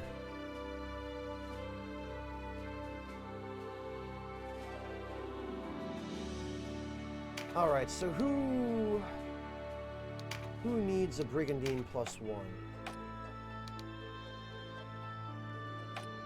Who have I actually been using? these guys. Very, very tiny bit of attack. Decent boost to defense. Dexterity and avoid.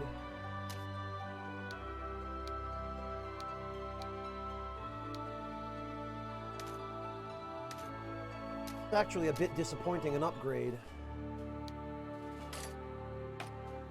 But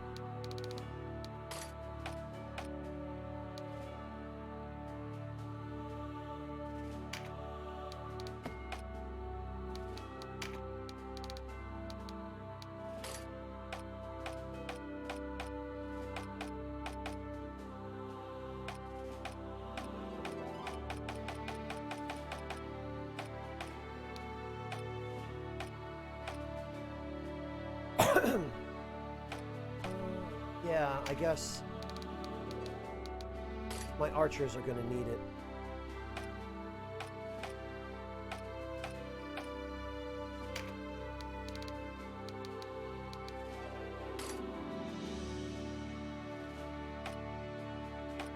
And what else needs to be upgraded here? The staves I can't upgrade.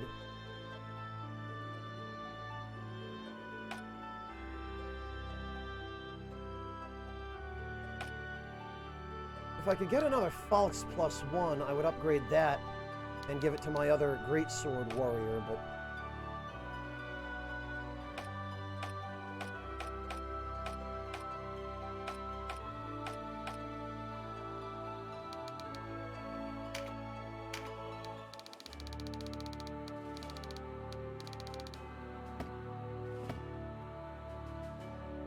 I guess that's probably it.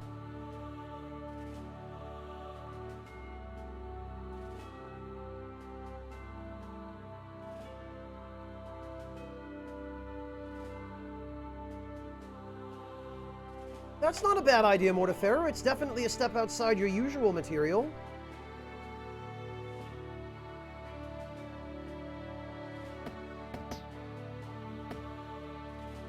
Alright, God save the Queen. I think we might be done crafting.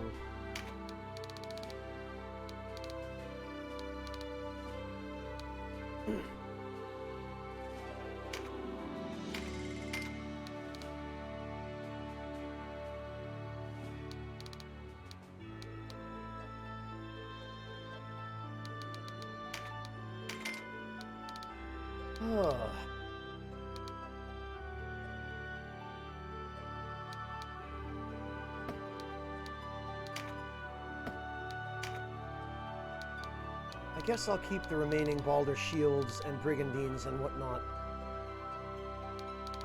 in the event that I should have to craft more later, which I will try to do off camera if I end up having to.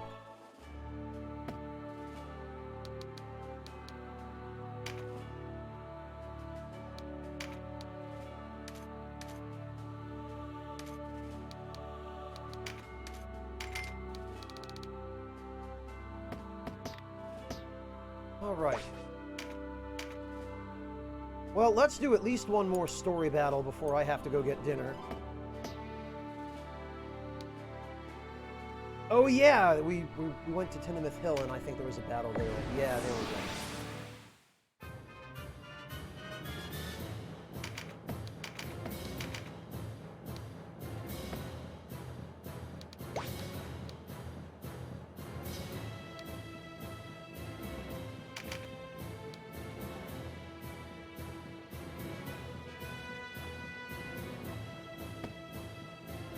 Who else should I bring?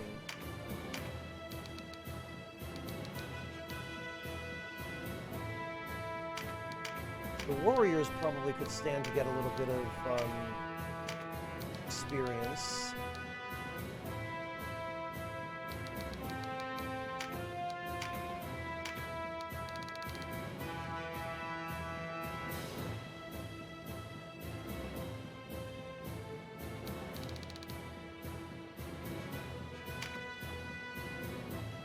Yeah, I guess this is fine.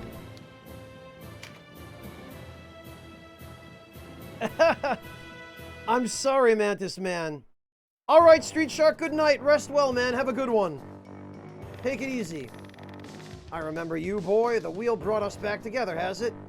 Someone up there must like old Gamp. Obda Berta to me. I love how he's got a bunch of lizard men.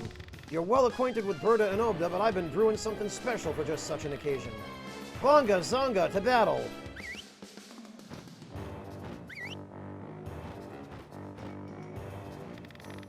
Time to repay His Eminence's kindness. Today you feed on the rich stew of vengeance.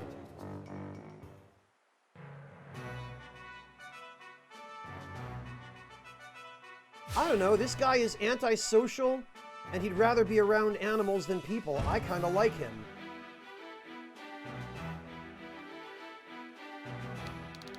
Oh, this battle has new music.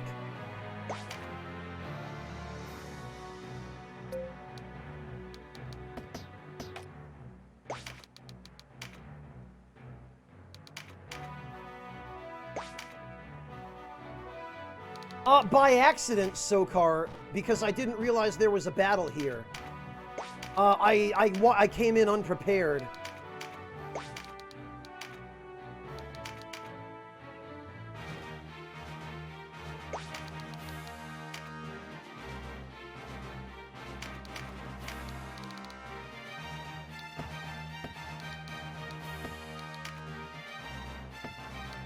And actually, I bet if I used an Arayan plume, I could one-shot Gamp.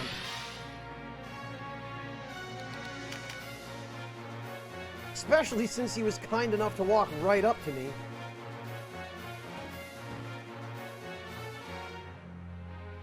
I can't, Rormelin. I tried during the previous fight with him.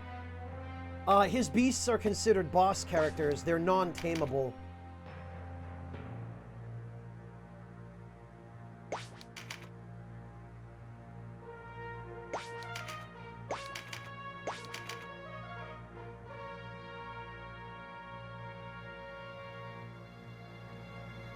Well, now they're all clustered right in front of him, so it's going to be a little trickier.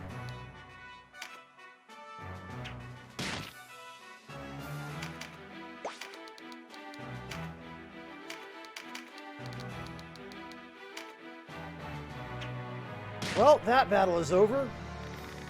Piss and blood, the day is theirs. Next we meet will be the last. I won't forget what it was you done here.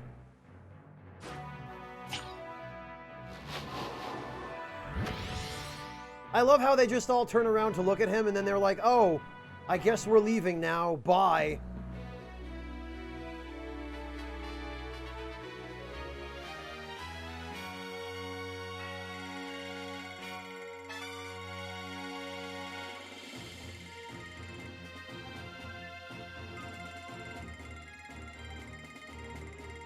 A fireball formation, Hjalti? What do you mean? Theodore, some of your units have grown discontent and left the party. Okay. We've reached the end of our journey. Be well. Theodore has left. Alright, please tell me he didn't take his gear with him.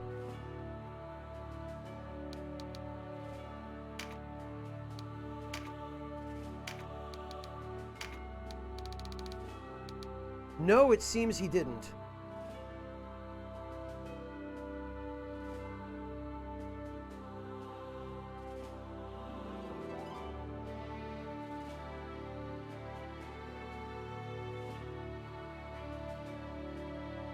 Adam, it's because I chose a story path that basically caused everybody in my party who is from the Backroom clan to hate my guts.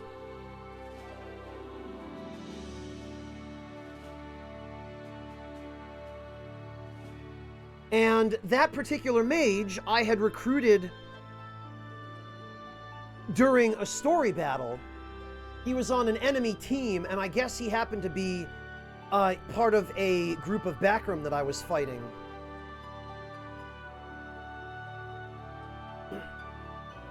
Neutral, Adam. The neutral path.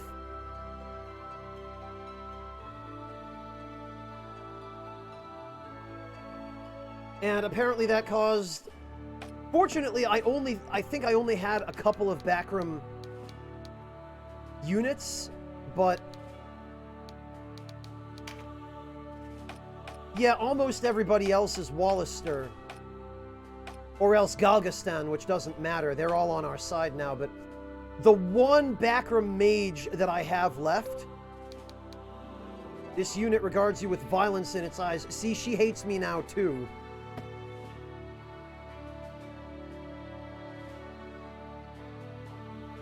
Aricel has not left yet, but she's not very happy with me. At your approach, this unit turns and walks away in disgust.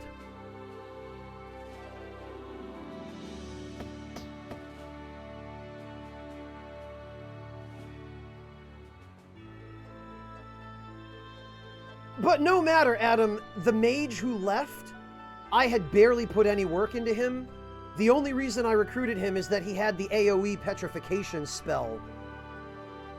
So, rather than just taking his equipment and kicking him out immediately, I kept him around.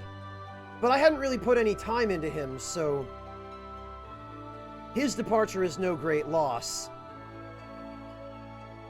The female mage's departure, if she decides to peace out, that would be a little bit more inconvenient because I have put some time into leveling her, but...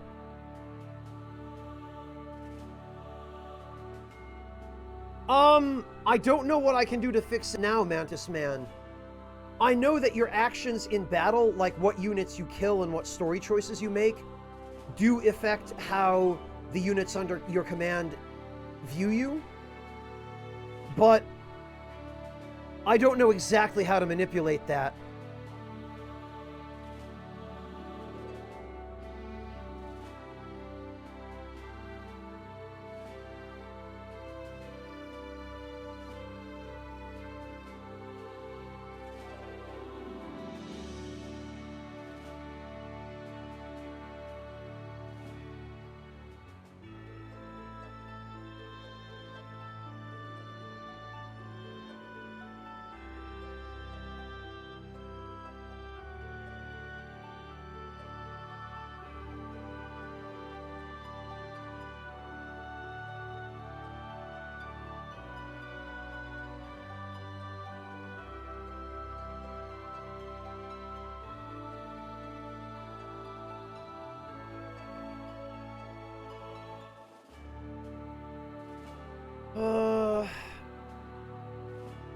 I guess we could do one more story battle.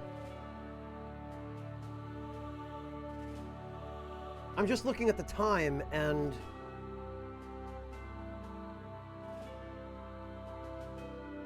what is Sokar?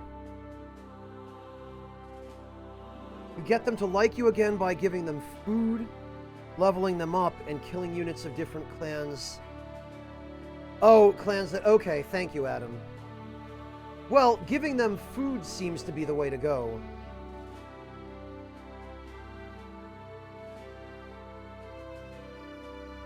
That's probably the easiest.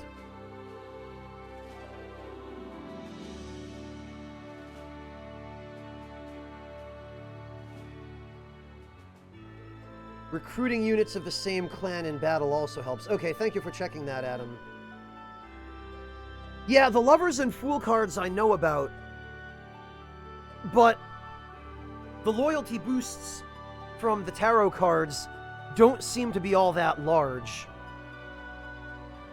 Well, Eravon, I think I've gotten one food item so far, and it was a really rare drop from a battle.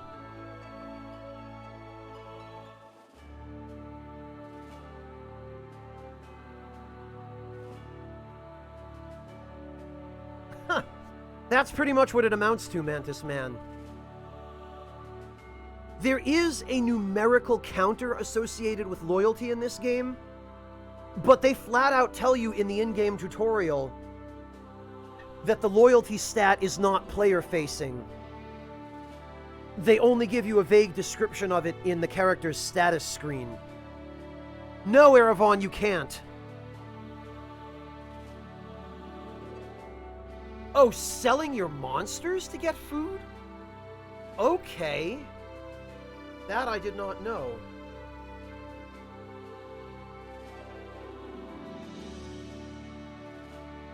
Oh, they get butchered. Wow. All right, Adam. Maybe I shouldn't sell familiars that I care about, then. All right, let's check the Warren report, because we did do some significant things.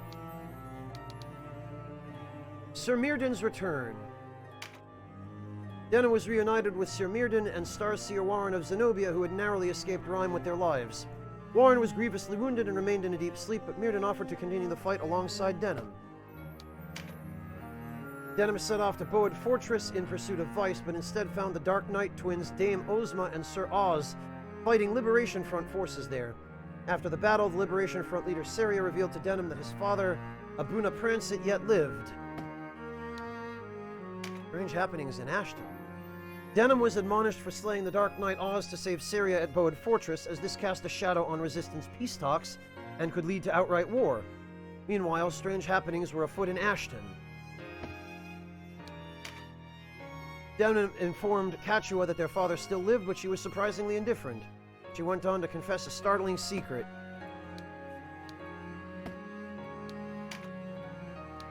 Record 60,000 goth, but oh, so they raised it by 10, not 210.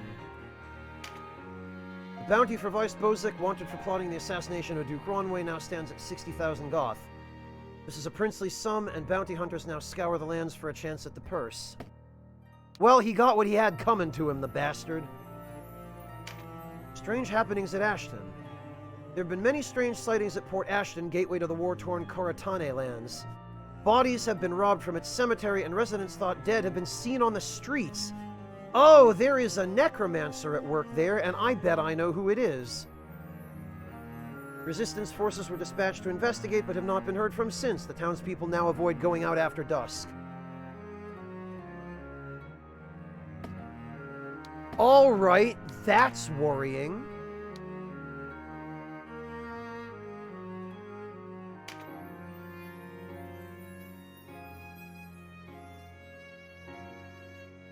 Okay, Adam, interesting.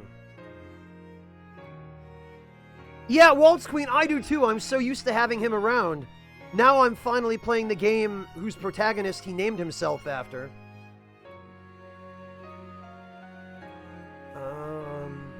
With an unprecedented sum of 60,000 goth on his head, he's pursued by the Resistance and headhunters alike.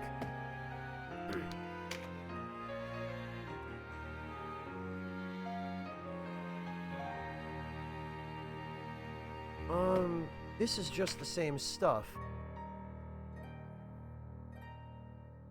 No, it's not. Aiding Denham and freeing Duke Ron. The Backram took him prisoner when they invaded Rime. He later escaped with Sir Mirdan, but was left grievously wounded.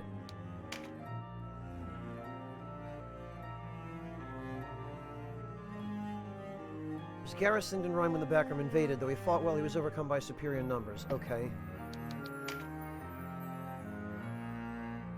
Escaped with the Starseer Warren Oman and was reunited with Denham.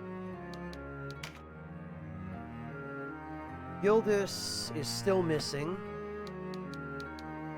Seria... She freed Abuna Prancet from his imprisonment in Heim and spirited him to Boad Fortress. Though several comrades were killed at the hands of Dark Knights sent to wipe out partisan forces, Seria was saved by Denham. She was asked to join the Resistance, but did not feel their paths ran the same course. Since then, she has not been heard from. Gamp again. His coarse demeanor... Okay, this has served his clan in battle. It's not well liked. Taken to avoiding contact with others, preferring the company of beasts. After the death of the Hierophant, he roamed the lands seeking a new purpose. Okay, so that would explain why we've encountered him here. Abuna Prancet. He was carried off during the Loslorian attack on Goliath and then held prisoner at Heim. Though later freed by the Liberation Front, he was captured again by the Dark Knights Oz and Ozma.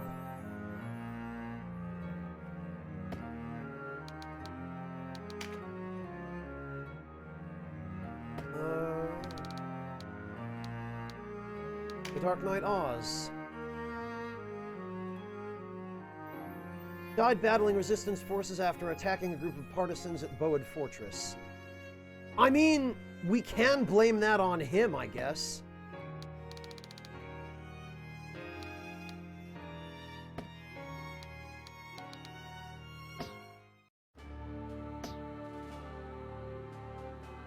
But now we might have to head to Ashton.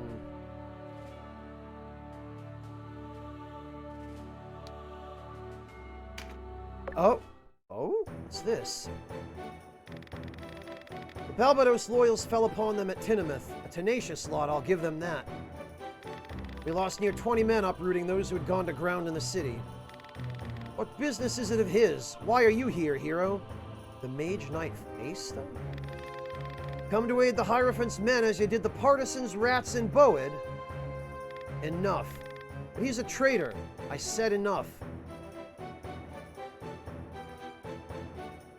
Forgive her, Denham. She speaks in anger. Huh. I hate to part so soon, but I fear I must. They've taken captives and hold themselves up in Quadriga Fortress. I doused one fire only to have 10 others kindle in its place. No rest for the weary, eh? Do not let her words dishearten you, Denham. I know you for the man you truly are.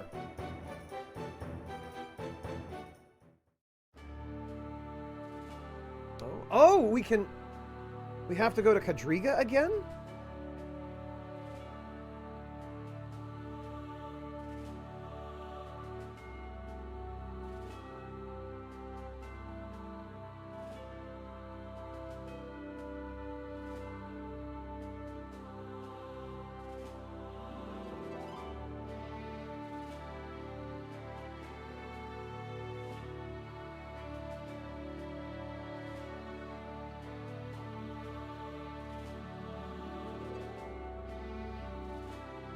Well...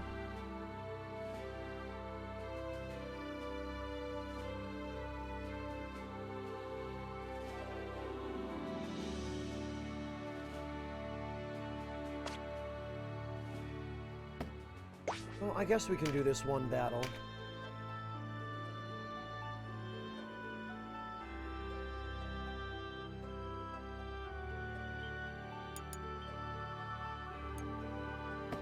Quadriga Fortress, you say?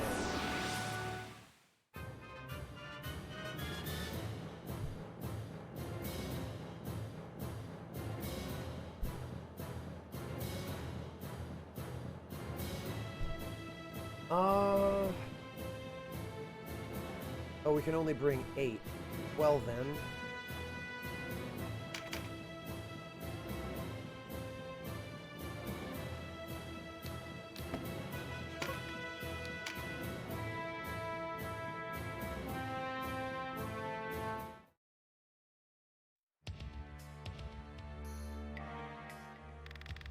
Pesta, are you injured?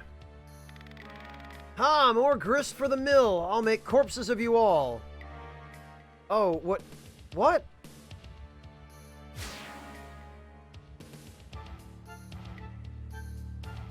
Right into it without any introduction or ceremony, huh?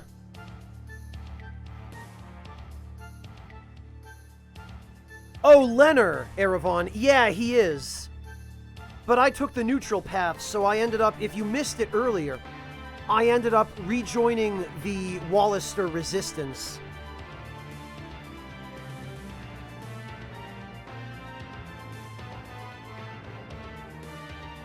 So we start the battle with a bunch of people already dead? Oh.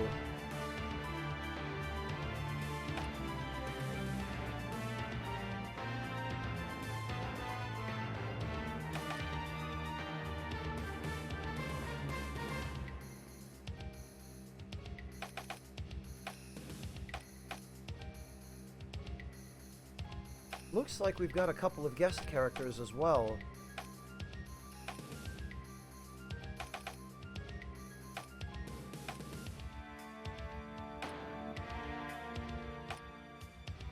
So we basically need to end this battle before their death counters hit 0. Oh, and there are 4 cockatrices?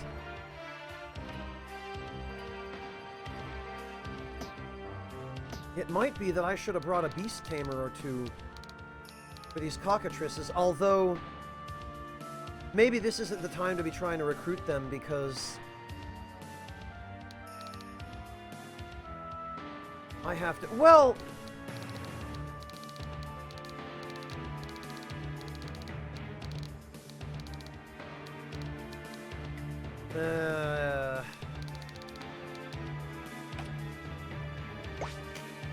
Yeah, maybe I recruit cockatrices elsewhere. Because I don't want to run the risk of letting these guys die.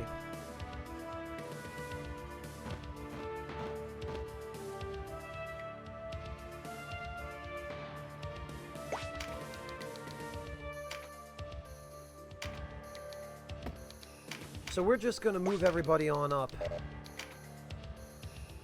And we're going to take out the boss, I guess. Hello, Logan! Welcome! Good evening to you as well.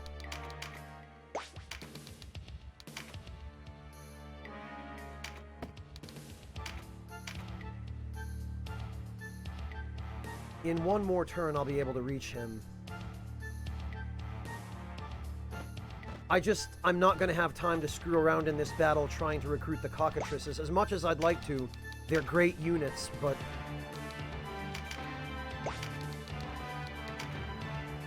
time is of the essence here, clearly.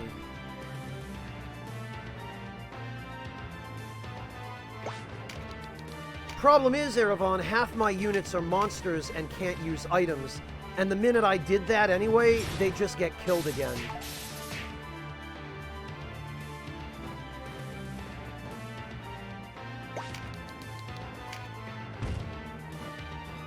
Man, this is now the third time some random faction has taken over the fortress.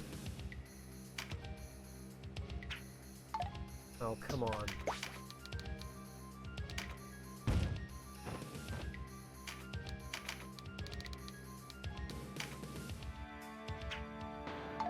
Nope. What about from here?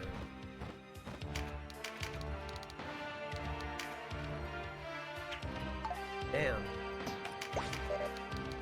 Right.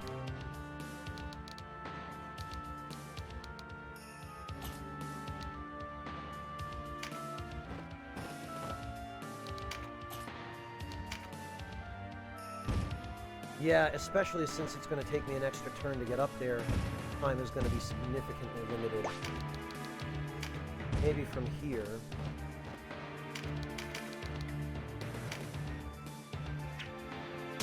Well, Hierophant, forgive me. I stand corrected. Oh, that's goofy.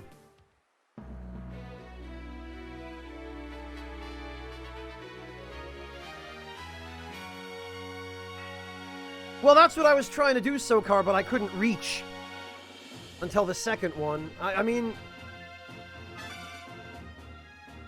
It looks like it all worked out in the end, though, didn't it? Oh, man. Kamos wants to join your party. Festa wants to join your party. And Tamuz wants to join your party.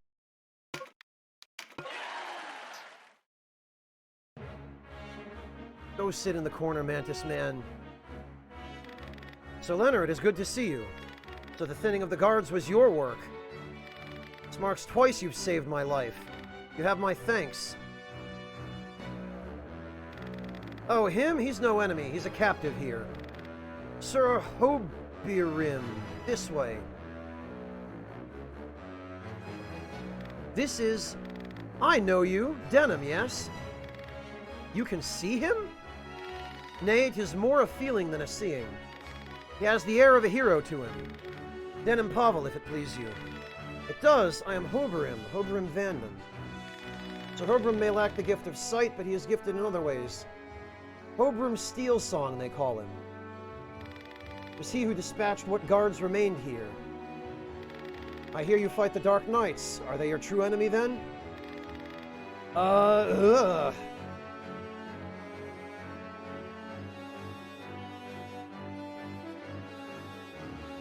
Oh dear. Well, this looks like a choice, and I am unprepared for it.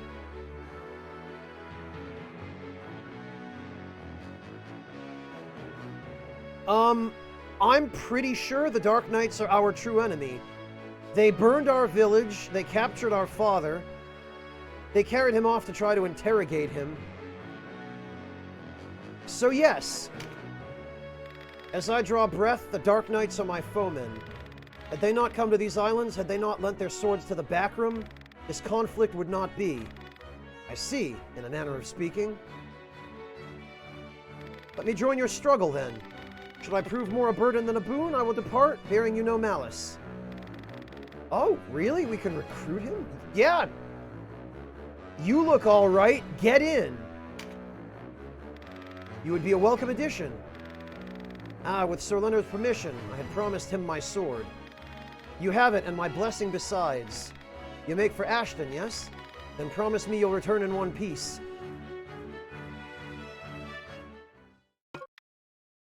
Oberon wants to join the party. I love how we have no idea who he is. Oh, he's a sword master. So this guy is basically just Zatoichi. I get it.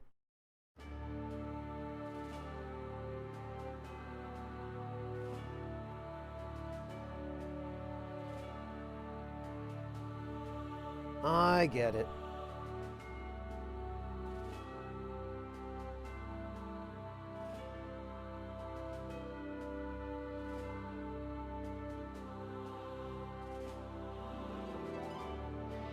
My God.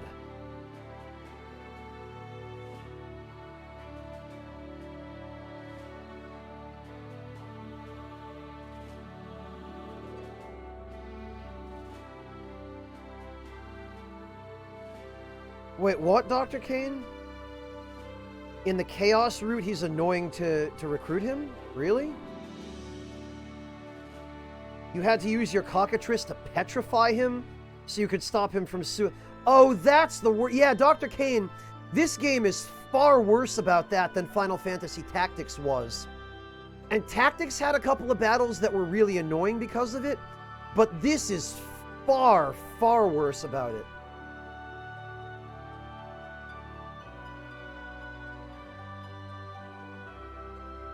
Make him a rogue or a ninja. Okay, Adam. Oh, breakfast! Good to see you! How you doing?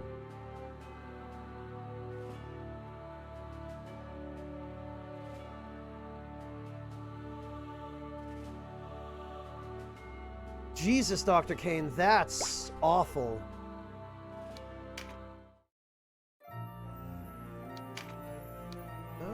Lennar and Chrysero.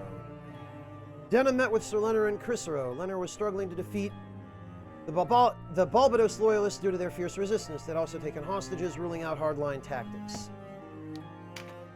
Sir Lennar and the blind swordsman Hoberim were held prisoner at Kodriga Fortress by the remnants of the forces loyal to Hierophant Balbados. Hoberim offered his services to Denham and was welcomed into the party.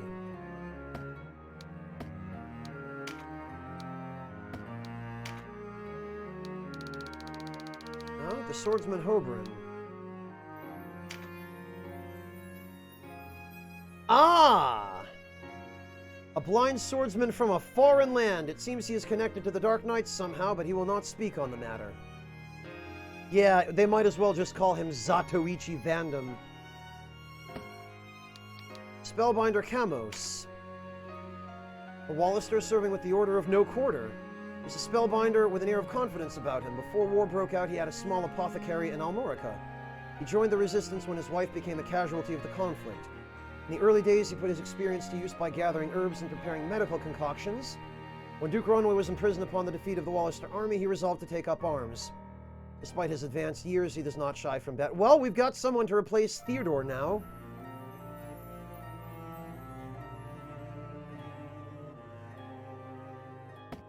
Yeah, from not Japan. Well, Breakfast, at least you've had something to keep yourself busy with. The Mage Knight Festa. A Wallister serving with the Order of No Quarter. When war broke out, she was a Mage Knight with the Knights of Almorica. She was present at the first engagement between Galgastani and Wallister forces at the Archaeopolis of Rhyme. She takes great pride in fighting for the Wallister, but as a result tends to be overcritical and hard-headed. He has deep respect for Lenner, who rallied the knights together after Duke Ronway's capture. Oh, okay. And Sir Tamuz. Taciturn and earnest Wallister of the Knights of Almorica who serves in the Order of No Quarter. He was garrisoned in Rhyme when the Bakram invaded and fought them alongside the Zenobian Knights. Upon the fall of Rhyme, he broke through enemy lines and returned to Almorica Castle. He stared death in the face many a time, yet still lives on, alright?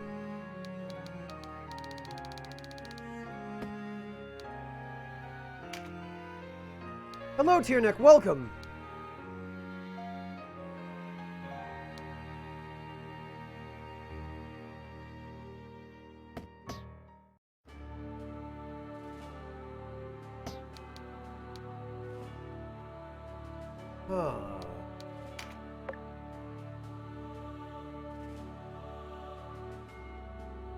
Well, Mihawk, it was suggested by chat. And it's fine with me, because I've played Shovel Knight. So the reference was not lost on me.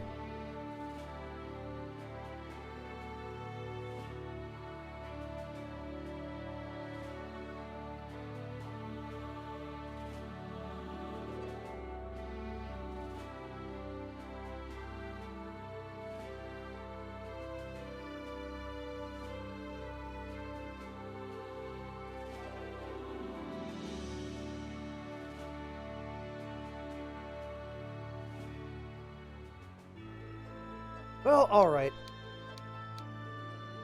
Oh, there is something going on at Port Ashton.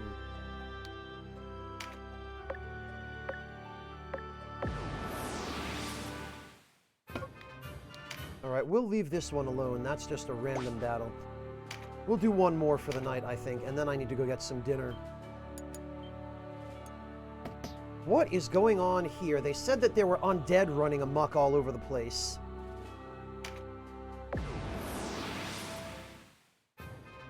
Oh, okay, this is definitely a story battle.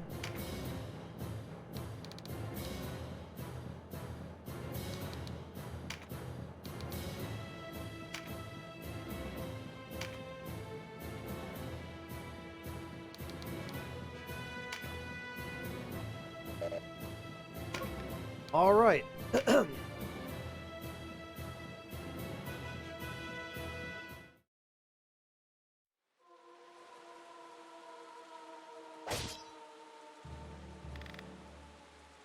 Pious woman. Divold, brother! Gildas? What's going on down there? Oh no! Gildas turned undead! Shit!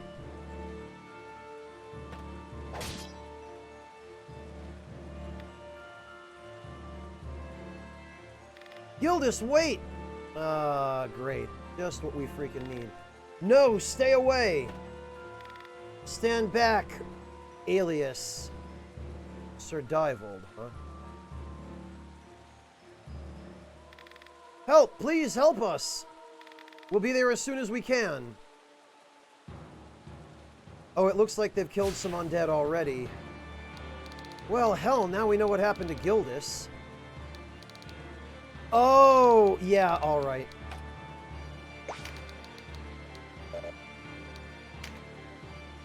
So we need to...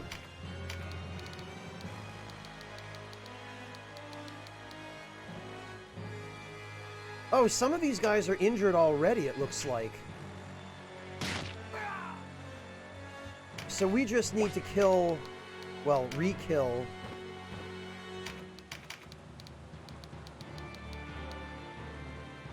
all of them, I guess. Yeah, this is pretty much just Resident Evil now, Breakfast. This is pretty much, hey, you guys like zombies, right?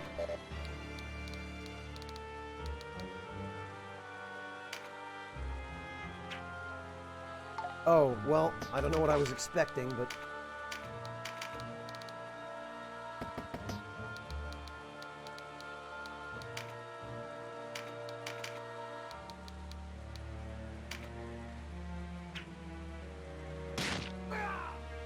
we might actually manage to clear this before any of the enemies that are already dead have a chance to stand up. I would really like it if we could do that, so that we don't have to waste any, Oh, that's nice.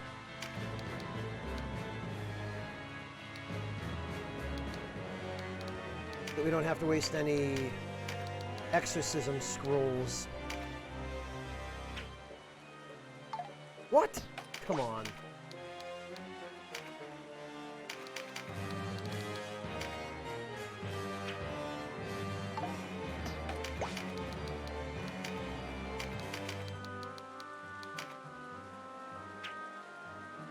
There we go.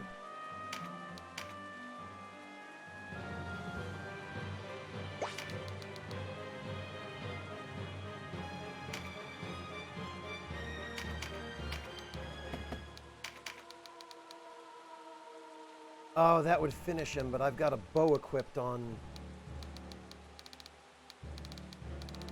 Canopus.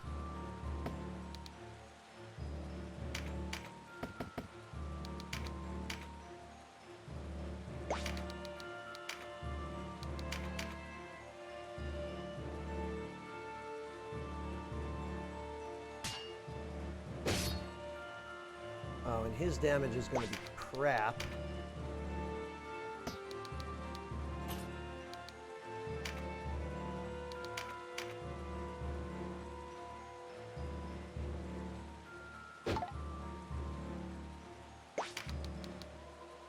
You know what, though?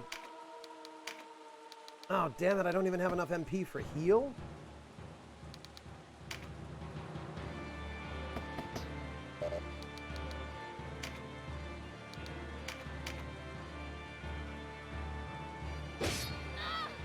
Alright, actually, that takes care of the enemy that was furthest away. I basically have one more turn to get my boulder-throwing monsters. Oh, no, the last enemy that was left now moved into range, so I think we've got this.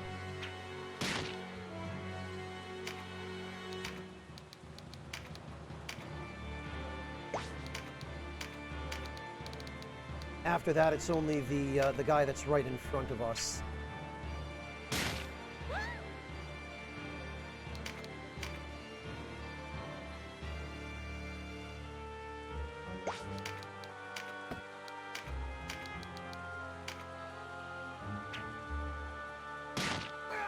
I think we did it.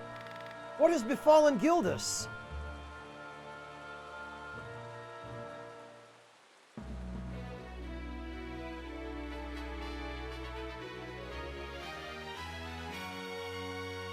What do you mean, almost breakfast? The outcome there was never really in doubt.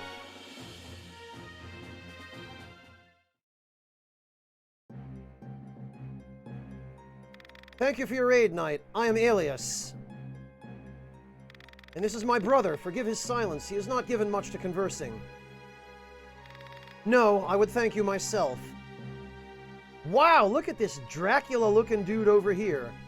Sir Divold. My name is Divold. Forgive my rasp. My brother is ill. It has ravaged his throat. I am Denham. I fight for the Resistance. Please, you must tell me what has happened here. That knight who attacked, the one with the foreign crest upon his armor, was he one of yours? Gildas, you mean? Yes, he was a staunch ally. I'd not seen him since the night of the backroom attack on Rhyme. No one knew what had befallen him. Ah, then I have ill news for you. That was not the man you know. No, I'm quite certain that was Gildas. You mistake me. Did you not see them? The ones pallid of flesh? What, the zombies? What are you saying? You don't mean that Gildas, that he was... No! There is a man who wields the walking dead as you wield your sword. He plays with death, defiling the very substance of life and profaning all that is sacred. Who is he? The most vile necromancer in Galgastan, Nibeth Obidlord. Or Obdalord. My father. Oh, her father! Wow.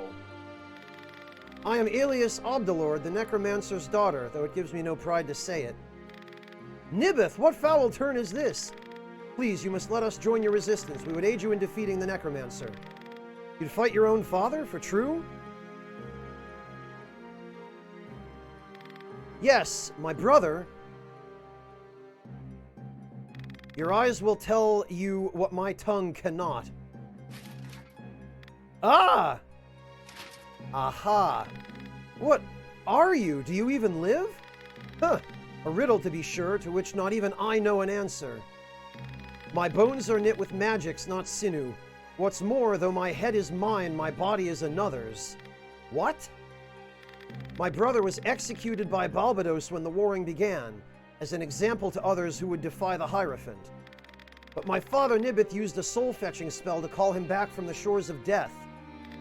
A soul fetch? Yes, I was returned to this world against my will, a full 5 days after my departure. When I awoke, I found that my body was not my own. My father had affixed my head to another Jesus H. Christ! This escalated fast.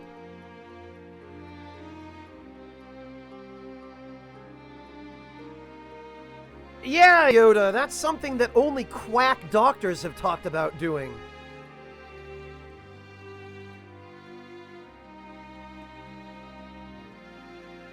I figured he was a zombie when they first made a big deal about his voice, but...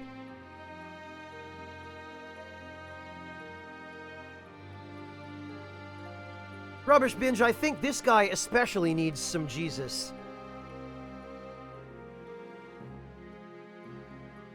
I'm not even sure Jesus can save him now. He told me then that my old body had suffered damage too great to be of further use. But I suspect that was a lie. He merely wanted to see if transposing would work. That, and the soul fetch was incomplete. It is a difficult thing to fetch a departed soul and seal it within a mortal shell.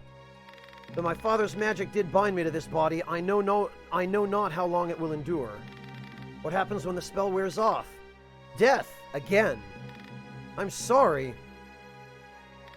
Our father continues his experimentations trying to perfect the spell. He's even joined in league with Balbados, the very man who killed his son, to satisfy his need for corpses. I hate him. I hate him for his betrayal and for what he did to my brother. Nice, Mantis Man. Congrats. Yeah, you know what? You guys can join us. I don't think I have to worry about you trying to stab my back. Join our ranks. March with us. Thank you. You'll not regret it. Let us after Nibeth, then.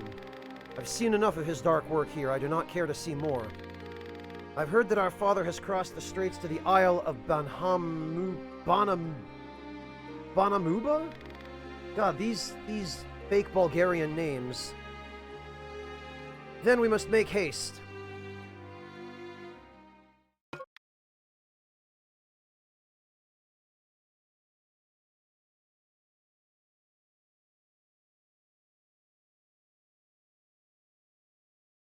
Of course, he would be a Terror Knight.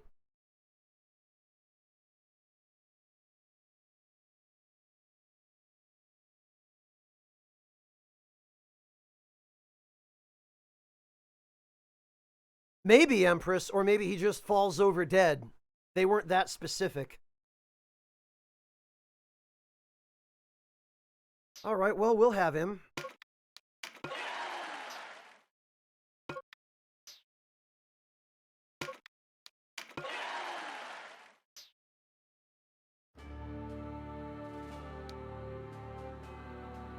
Oh, Mount Hedon. I guess, Alright.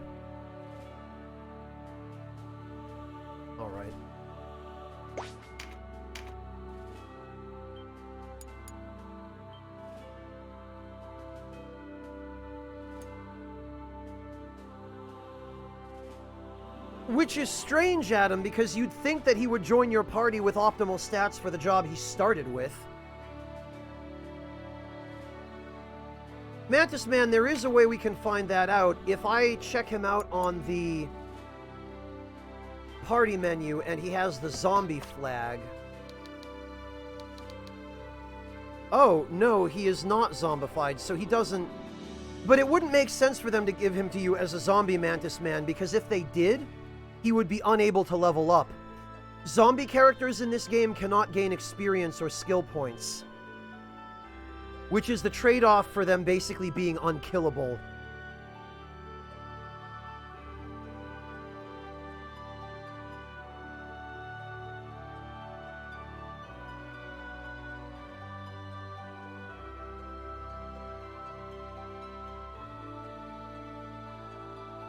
Use Mirrodin where? At the volcano, Adam?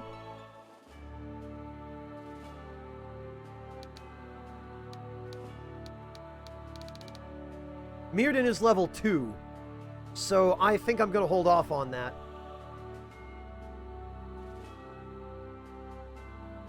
Oh, in general, yeah, I'm going to hold up on that for a little bit, Adam. I have a plan for him.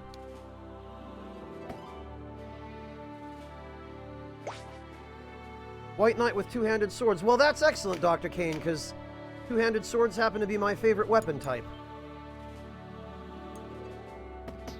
Theoretically, Yoda, yes. I'm not sure if enemies try to use exorcism spells on zombie units that are allied to you, though. If they do, that could be a problem.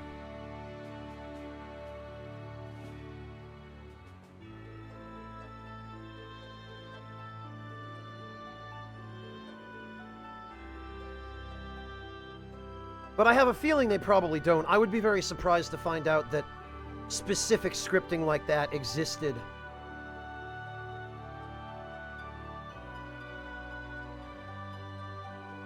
Well, at any rate, I need to go get some dinner.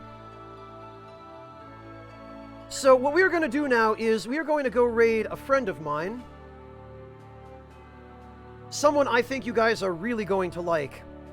We're going to raid somebody very, very sweet and kind and wonderful, who goes by the username of Mielin, and she is playing some Resident Evil 7, actually. And I am going to go get some dinner. But guys, stick around for this raid. You really won't regret this. You guys are really, really, really going to like Mia. And it will absolutely make her night having us show up and show some love. So, thank you all very much for joining me, and I will... Adam, you just stick around. It'll happen automatically. And I look forward to seeing all of you tomorrow, maybe with more of this, maybe with Persona 5R if it's out yet. I don't remember what day it comes out, tomorrow or the next day, but I'll see you guys tomorrow at any rate. Thank you all so much for joining me, and I'll catch you all then. Good night, everybody.